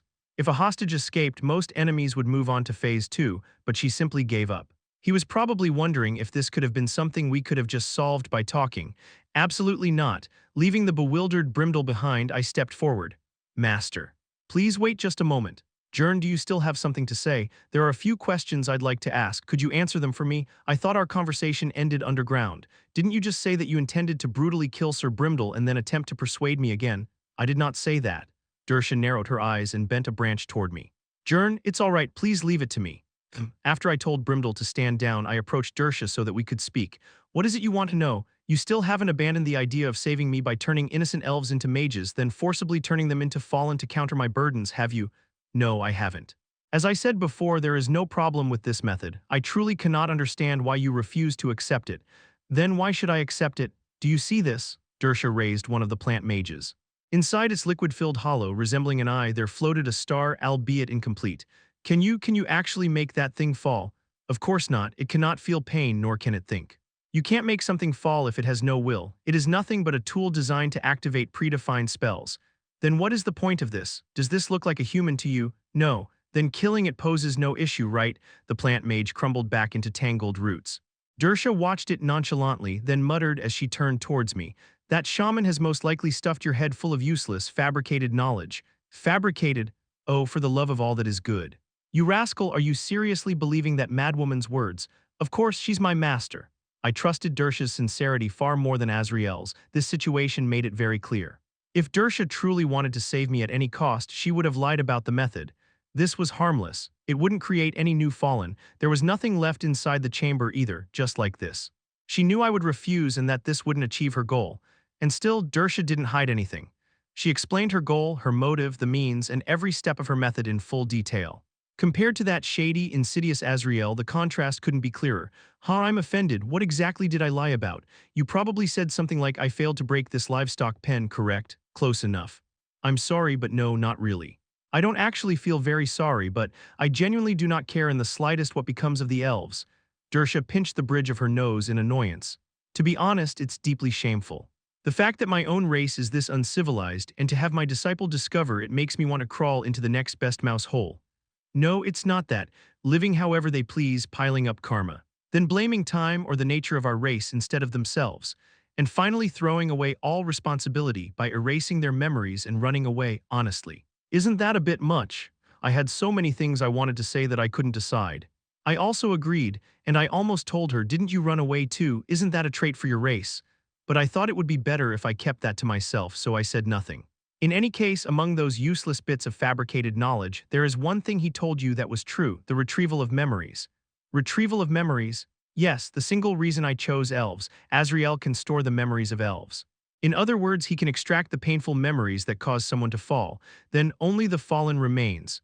How is that any different? Don't you still end up with a fallen, just one who didn't suffer? It's different. First, the lives these elves live in that enclosure have no value whatsoever. They are pure waste. They wouldn't even feel the suffering of a fall. They are tools built to be used, so why in the world are you telling me not to use them? Wait, you insane woman. Azrael finally snapped, jabbing a finger at her. I admit our species' way of life is far from admirable, but it's not so worthless that we deserve to be used like disposable objects. You have been. Azrael was speechless. That too is simply one of the many methods with which I attempted to convince you, Jern. These elves have committed heinous crimes by your standards. They are sinners who have even forgotten the desire to die. I am merely using them for the sake of a greater cause without causing them pain and then letting them go. So what exactly is the problem? By what standard do you differentiate those plant humans from elves? I pressed my fingers against my temple. There were once again too many things I wanted to say, but this time I could choose the one that seemed most correct from among them. Master, yes, I'm listening. I don't want that as possible to exist as an option. I don't want it to be something I must even consider. I've weighed the scales thoroughly enough. Our eyes met. Only then did I notice that there was something different about Dersha even though she looked the same as always. There was a bit more clarity in her gaze. I see. Will you give up on this then? I can't. Dersha slowly shook her head. You know me, I know you, I believe further words are meaningless. She turned her back and began to leave. This was most likely the end. Just because words were able to reach someone didn't mean opinions would converge. Dersha would continue her hellish research to save me, and so. Words are meaningless. I knew of a way to make the compression process for Thunder Gale easier. One would just have to press the compressed air into a chamber created by hydraulic pressure. BOOM. Thunder Gale, its name now seeming quite inappropriate, was split clean in half. Dersha hadn't even lifted a finger. She hadn't even turned around. She simply willed the high-level spell to be torn apart. Perhaps she didn't even do it consciously, but she probably realized something since she turned around with a somewhat interested expression. Thunder Gale, I see, it was only ever present as a theoretical possibility with no guidelines at all. You reached it on your own, Dersha, I called her by name. Take off the rank badge, let's fight. For the first time, a visible change appeared in her expression. Dersha looked at me with a bewildered expression. You want to fight me? Yes. After a short moment of thought, Dersha muttered while looking at me. Jern, I don't recall you ever being so stupid. Is it because you trained under a knight? Is that why you've become so belligerent? I know full well that I can't possibly beat you. That's why I'm asking for a chance. A chance? I borrowed the short sword from Brimdel, who was eyeing me with quite some interest, and slowly widened the distance between myself and Dersha. I have reached 2 stars now. I see, congratulations. I ask that you restrict yourself to only 2-star magic and do not move from that spot. Also, no use of any other arcane artifacts. If you break any of these conditions, it's my win. Dersha looked at me with a troubled expression. It was understandable. Telling her I want to fight her while stacking conditions that were only in my own favor on her must seem quite difficult for her to understand. Did you perhaps hit your head, Dersha? If you win, I'll become a faithful disciple from this moment on. A strange light flashed in her eyes. Explain. No Brimdel, no Azrael, no reinforcement, just you and me. A duel with the conditions as stated. I raised the blade. Rainwater dripped onto the ground as the metal gleamed sharply. If I lose, I'll use anyone, human or elf, without hesitation as a means to survive. Do you want to add anything? And if I lose, I had already decided on that. You'll let me manipulate your memory as I please, using Azrael's power. What? Azrael, who was standing next to her, reacted even louder than Dersha, who seemed mostly unfazed by all that. She nodded slowly. You want to freely manipulate my memories and make me your slave, something like that. A slave is a bit much. I'm not going to go that far. I'll just erase every memory related to all of this. So it's a duel with each of us waging the right to rule the other, I understand. Yes, it's rather hard to weigh a 2-star against a 9-star on the same scale, isn't it? No, Dersha instantly cut me off. It was as if she didn't want to miss this opportunity. When do we start? I suggested this, so you decide. Swish, suddenly the rain stopped. Dersha had severed the magi that had dominated this region. She discarded the power of a 9-star and confined herself within the narrow cage of 2-star. Now, it's the perfect opening. Go attack her, you brainless beanpole of a dwarven knight. Azrael immediately began shouting, but Brimdel simply crossed his arms and completely ignored him. What are you doing? Your disciple just handed you a once-in-a-lifetime opportunity. You don't see it. I saw. Then why aren't you rushing in already, you idiot? That elf seems worth watching a little longer. We both ignored him. I held my sword, widened the distance, and formed a sphere of wind to fire off Thunder Gale at any given moment. I knew my limits, 3 shots at most. Any more and my shoulder would tear apart. However, that was more than enough power to completely overwhelm a 2-star mage's body. Thunder Gale was a high-level spell. Even Dersha couldn't produce equivalent destructive power while confined to 2-star spells. Let's begin in 10 seconds. As she said that, Dersha suddenly smiled with deep satisfaction. Jern, you cannot take back your words now. Yes, I know, so I will give you a chance to surrender. Check behind me with your senses. I blinked. Ever since learning arcane strengthening, I could use my tide sense to perceive the flow of mana.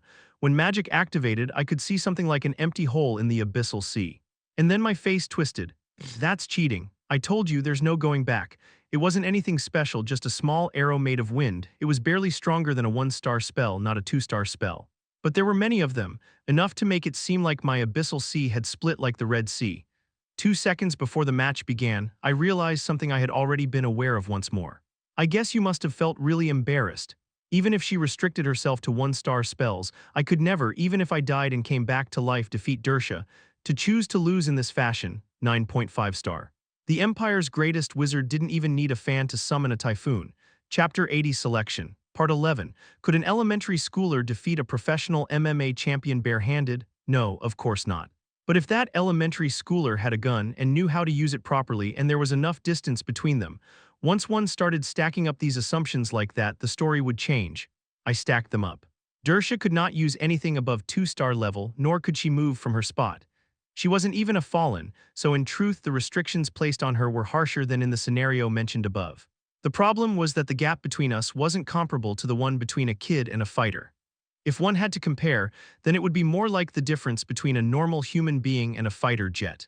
You of all people wouldn't have failed to notice this since you're smart. Dersha flicked her hand lightly and the sky collapsed, a wall of wind. If I stayed still, I would absolutely get crushed to pieces. I fired Thundergale upward instead of at Dersha, creating a tiny safe pocket of space around myself. Kuung, everything outside that small area I stood in was pressed flat as if squeezed by a hydraulic press. That didn't mean I was safe. Before I could even catch my breath, the ground shook. Crack, I twisted my body backward just in time, but my robe got slightly cut. Without my tide sense, I probably would have been cut in half. Boulders erupted from below like blades, blocking my path, and where I threw myself to avoid them, there was a sharpened spear of wind waiting for me. I forced my body to twist again. My training with Brimdal helped me immensely. Feeling my waist scream with pain, I raised my head and, I found tons of stone blades aimed at me. Front, back, left, right, within 10 centimeters from each other. The slightest movement and they would drive themselves through my body. Anyone could see the fight was over, a completely one-sided defeat. It only took her 20 seconds, that was how it ended. You should have fully understood that you couldn't expect an outcome other than this. I glanced around, roughly 30 stone blades forming a cage so tightly I couldn't even twitch. Usually that was what people would call a defeat. Dersha didn't look pleased, only as if this were the inevitable conclusion. So this is not my victory, this is a kind of contract where we exchanged reasonable conditions so both sides could obtain what they wanted. You are correct. In her mind, I was never even trying to win.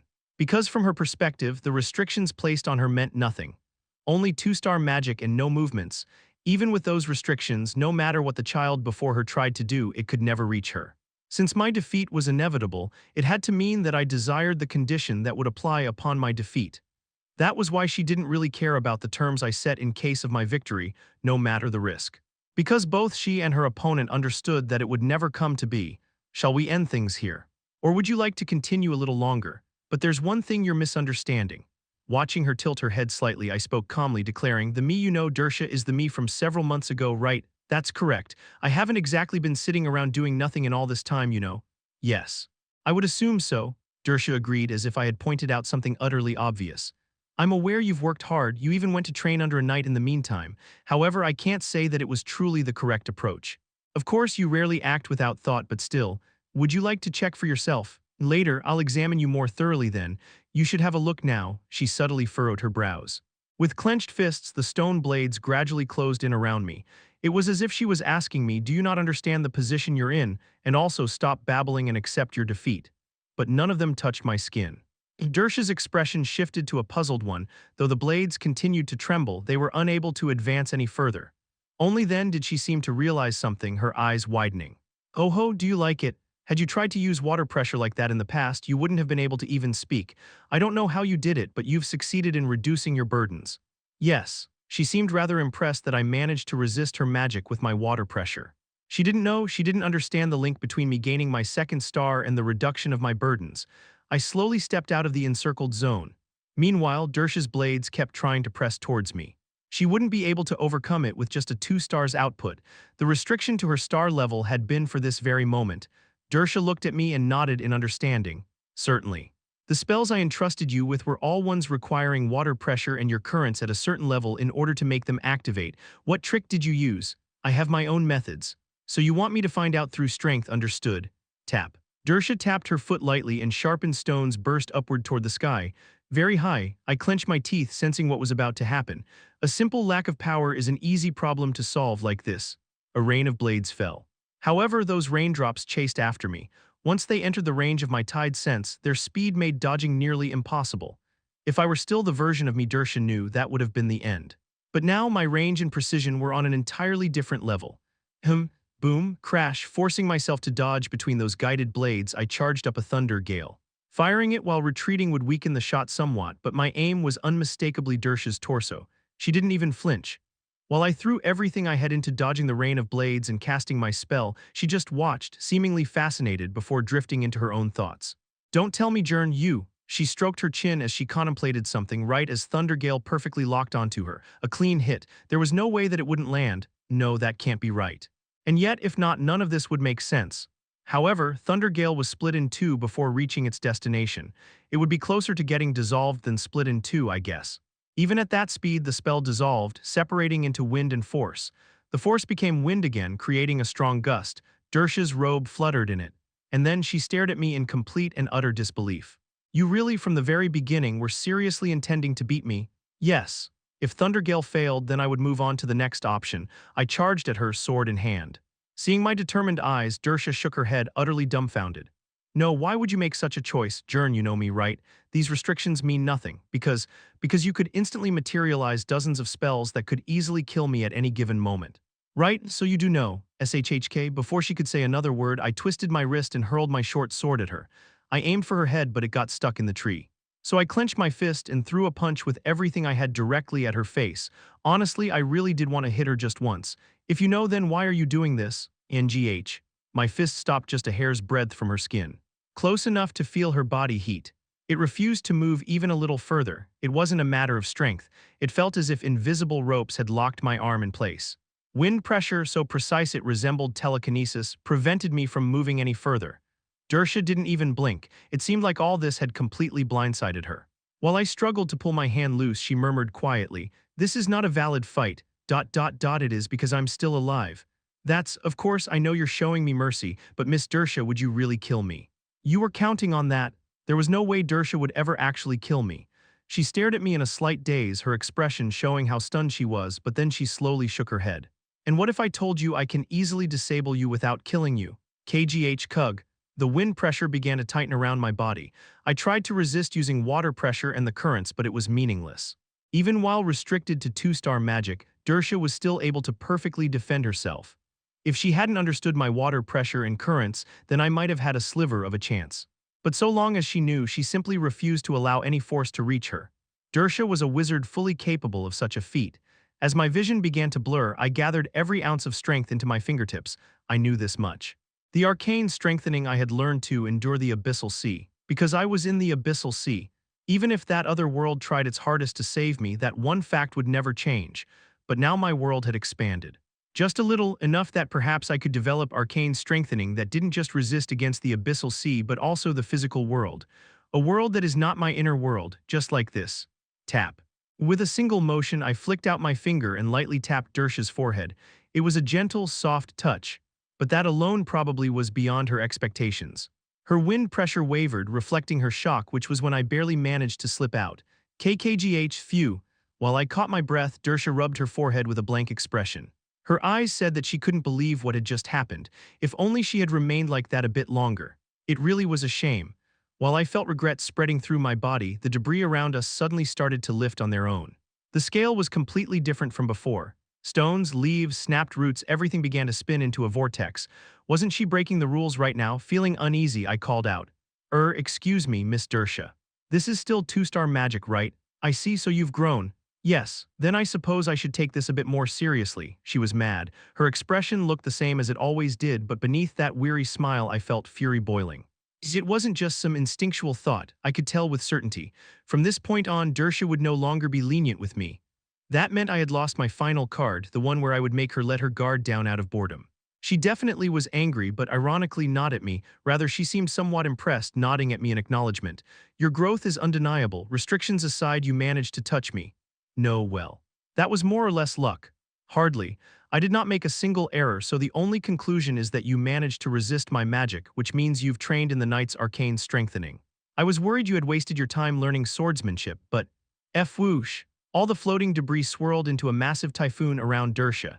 It would take only seconds for this massive storm to mature enough to turn mere leaves into actual blades.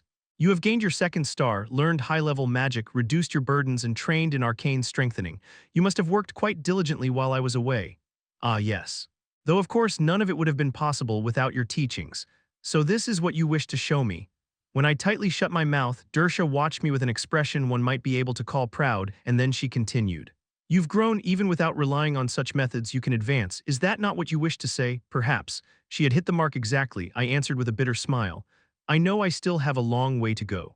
Even if I've made some progress, it's just a single step up this enormous mountain before me. I understand that Miss Dersha is trying to create a much easier shortcut for me, all for the sake of saving me. Maybe one day I'll change my mind. Maybe I will become the type of person that grabs onto whatever or whoever is around me just to keep myself from drowning. Maybe I'll even end up joining Scarlet Abyss or any other place, living only to survive. Then, not yet. Still clenching my fist, I looked up at Dersha. For now, she was still taller than me. I'm not at the point where I have to resort to such means yet. I think I can still manage, even if my body froze, even if I was crushed, even if monsters that were intent on killing me lurked everywhere in this world. I wasn't the same person I had been a year ago when I was ignorant of everything. I didn't know if this path was the correct one, but I was moving forward. Is that so? Dersha gave me a slight nod as if she understood what I was saying. But her magic didn't stop. She closed her eyes for a few seconds. When she opened them again, her expression almost seemed resolute. Then prove it. I can see that you grew beyond my expectations in my absence. But expectations are easily shattered. What must I do for you to believe me? Show me a result that doesn't just go beyond my expectation but also beyond my imagination. Are you serious? I understand what you're trying to say. I really do, but that would mean breaking my resolve. Who said anything about resolve? You must show me. I relaxed my shoulders and exhaled deeply. It was hopeless. I had already used up every option available to me. In just a few seconds, my body would be torn apart. The storm that had paused during our conversation started to vibrate again. Sighing, I murmured, there are two things I need to say. What are they? First, I haven't lost yet. Ignoring the look Dersha gave me, which seemed to say, you're still saying that, I continued. Last time it had to come to me first. I could only endure less than a second. I don't know if it'll be the same this time, but it's worth trying. I also think I can last a lot longer now. That's the feeling I get, though I might end up the same as last time. I have no idea what you're talking about. Last time I needed to see burning flames in my hands to do it, but now there was no need for that. Because I already understood where we were. It's nothing special, I just thought you should know what it means to stand in the same space as me. Cold, dark, cramped, crushing, all of it at once. As she widened her eyes, realization dawned on her. That was when I declared, right now you are standing inside the abyssal sea. Chapter 81 Selection, Part 12. There was one more burden, one I hadn't accounted for. The world felt muffled, it wasn't silent. There were the sounds of bubbles popping, things being crushed, teeth grinding, and writhing screams. The noise was no different from those heard on the surface. Only all of them sounded distant and muted, as if I had dunked my head underwater. I wondered whether my voice sounded the same to her. Can you hear me? Dersha didn't answer. I could sense her frowning as she watched the leaves and stones around me move in an impossibly slow crawl. Where do you think you are now? I realized that it was a rather difficult to answer question, so I clarified, How does it look to you? Nothing has changed. In my sight, you are still standing in the exact same place in the exact same posture. Dersha paused for a moment, then glanced at the blade-shaped stone drifting beside me, moving ever so slightly. Though reality seems otherwise. Yes, I reached out to touch the stone. My skin met it, but no blood was shed. Instead, CRRRSH, the stone disintegrated into a fine dust beyond recognition, then slowly sank downward. That should be impossible. If this were truly the abyssal sea, it shouldn't sink but gradually rise. Only then could I answer my own question. If I had to describe it, it's somewhat like the superimposition of worlds. I nodded, meeting Dersha's surprised eyes. Meanwhile, I examined my surroundings. This place was the abyssal sea. However, I could also see the physical world where Dersha was standing overlapping with it. It was a 50-50 overlap, more than enough to understand what was happening. The abyssal sea's buoyancy and gravity from the real world acting simultaneously, is it? You've experienced this before, Miss Dersha, right? I assume the whole idea of forcing burdens that interfere with each other's worlds came from observing this phenomenon, Jern. Leave that space immediately. Dersha sharply cut me off, her expression tense. I don't know how you did it, but manifesting your abyss realm is something that must never be done. I didn't even consider it possible in the first place, so I never accounted for it. Just how did you— Oh, I interrupted, meeting her alarmed face with a proud smile. Is it beyond your imagination, Jern? This isn't the time for that. She moved her right foot forward, trying to approach me, so I warned her, wearing a slightly more serious expression than before. If you fully take that step, I'll consider that your defeat. Only then did Dersha realize it, to which she quietly gritted her teeth. She had understood that I had no intention whatsoever of ending this duel. I understand your concern. If the entanglement of laws collapses, the abyssal sea will devour me, reducing me to nothing more than a phenomenon. The moment that fallen dust started to rise. The moment the laws of the abyssal sea overpowered the laws of the real world, declaring its victory, that was when I would become part of it. Defeat, dissolution, death, all that came with it. Just remembering that mixed feeling of despair and ecstasy I experienced on that spire made my skin crawl. Dersha frowned and tried to reason with me. If you understand that much, then you're still capable of rational conversation. The entanglement is a problem, but the real danger is the burdens. This is nothing like the playful burdens you've been feeling so far. You will be crushed to death in less than a second. But I'm alive. Perfectly fine, contrary to what you're saying. Dersha looked at me with a strange gaze, as if she had finally arrived at the thought she'd been missing. Of course, she wasn't wrong. This time was different. The burdens weren't like they were before. Instead of overwhelming pressure, it felt like there was a clear glass bubble around me, separating me from that world. My tiny world separated me from the abyssal sea. Even though I had dragged the abyssal sea into this space, it felt as if I were inside a diving suit. Yes, a diving suit. That described what I was feeling perfectly. My small world. Too small to be called a realm, yet still a world. A boundary that separated me from the abyssal realm. A water partition. Within this water partition, even the deep-sea creatures couldn't recognize me. They approached out of curiosity, examining me briefly, but they didn't seem to consider me prey or a member of their species. I was treated like those exploratory robots that were sometimes used in documentaries. I guess that was how they saw me. If I were to step outside of the water partition, they would probably react just like they did last time. I don't understand it, but I can tell that what you're using isn't normal. Dersha had regained her composure and spoke sharply. That wasn't a baseless assumption. I was basically dumping all the burdens that I would usually have to suffer under onto the water partition, and the water partition wasn't invincible. This tiny world, barely 2-star, was already beginning to crack. True, I raised my hand and I could feel the faint boundary between me and the abyssal sea shrinking. This miracle wouldn't last long. But then again, the method you use isn't exactly proper either, don't you think? Do not try to twist my words. I am more than capable of distinguishing between safe and unsafe. And which side is actually unsafe, I wonder. I glared at her. I could feel it clearly. Every current and all the water pressure I generated carried none of my burdens. A 2-star Dersha, with a single twitch of her fingers, she could literally tear me to pieces. Then go ahead and try. Dersha smirked and raised her hand. I know you can't. Whatever method you used to bring that space here, you're not foolish enough to borrow its power. She was right. If I were to use anything, water, pressure, currents, tide sense, even once, the water partition's golden entanglement between all the worlds would instantly collapse. I would be exposed directly to the abyssal sea and die instantly. Even so, I refused to give up. Seeing how firm my resolve was, she clicked her tongue and slipped a hand into her robes. If you still want to engage in this farce of a duel, fine, I'll save you. Please hurry. Even like this, I don't think I can last more than a minute. Then quickly concede. A filthy fountain pen appeared. Its nib was warped and broken, and the ink, as thick as tar, dripped from it, staining the ground. Apart from that, I realized something. That pen itself was a separate world. Was that what Seal was worried about? Fortunately, Dersha seemed to feel no strain whatsoever in handling her fountain pen. If you use something that goes past 2-star, the water pressure you use is already far too strong to be considered 2-star magic. I won't accept any objections. Well, I couldn't use that anymore anyway. If there was ever an opening, this was it. Before Dersha could raise that oozing fountain pen, I dashed forward. As long as the water partition held, the burdens I received right now were low. I could endure it. A few steps in, a sudden chill shot down my spine and I immediately dove to the side. Why did I move? I realized the answer a moment later. There was a long line drawn on the body of an innocent shark. Dersha muttered in surprise as she muttered. I can't see clearly, but it was properly drawn, right? Jern, that wasn't your body, was it? No, is that so? Then confirm it. Dersha, without a shred of hesitation, flicked her pen. The target, that shark, was cleanly cut in half. The poor shark was bisected before it even realized what happened. It wore a blank, dazed expression for a moment before being compressed and completely dying.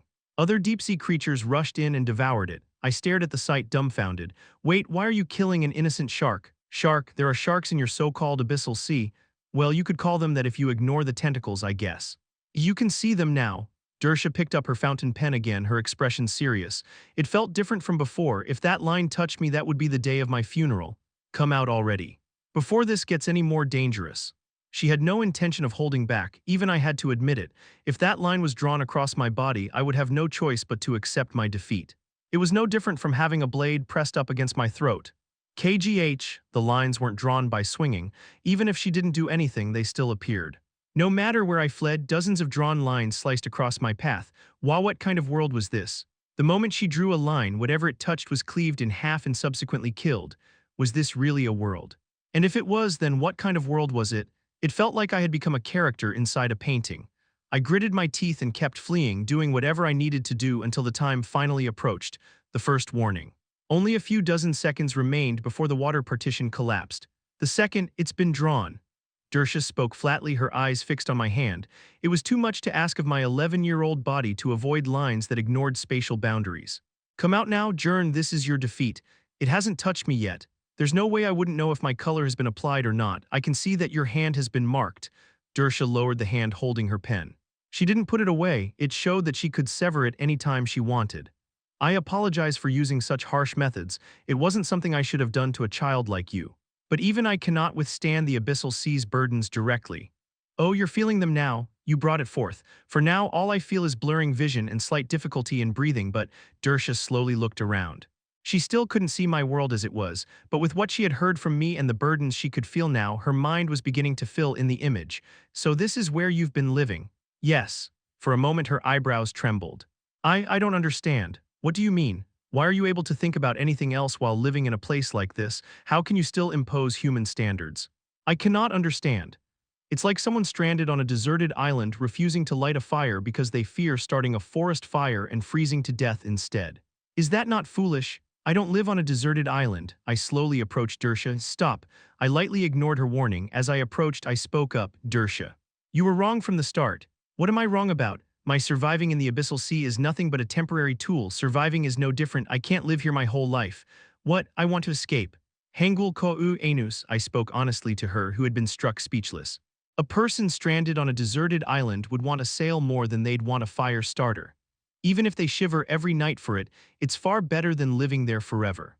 I too will eventually leave this place. So I'd prefer if you taught me how to endure this place, not how to survive in it." I slowly extended my hand. "Because even if I manage to escape, it's pointless if you're still a cannibal. Please stop, I do not wish to harm you. You know how to make me stop, don't you? ... It will hurt." Would I have challenged a 9-star mage if I weren't prepared for that? Her panic froze the moment my hand was about to touch her neck. Zeek, a line was drawn and the world collapsed. Two catastrophes had occurred at once. I should have been split in half, compressed by the abyssal sea and turned into a human meatball, but none of that happened. "What?" Her face twisted when she saw that I was fine. I smiled as I spoke. "There were a lot of jellyfish around here." Dersha didn't understand. She didn't realize that the line she had drawn had not sliced my arm but something floating just above it. I mean, how could she possibly know? Clutching the jellyfish that had pitifully burst, I used the 2 seconds I'd bought as best I could. Thud. Dersha's neck was far thinner than I had imagined. Thin enough that even an 11-year-old could wrap his hands around it.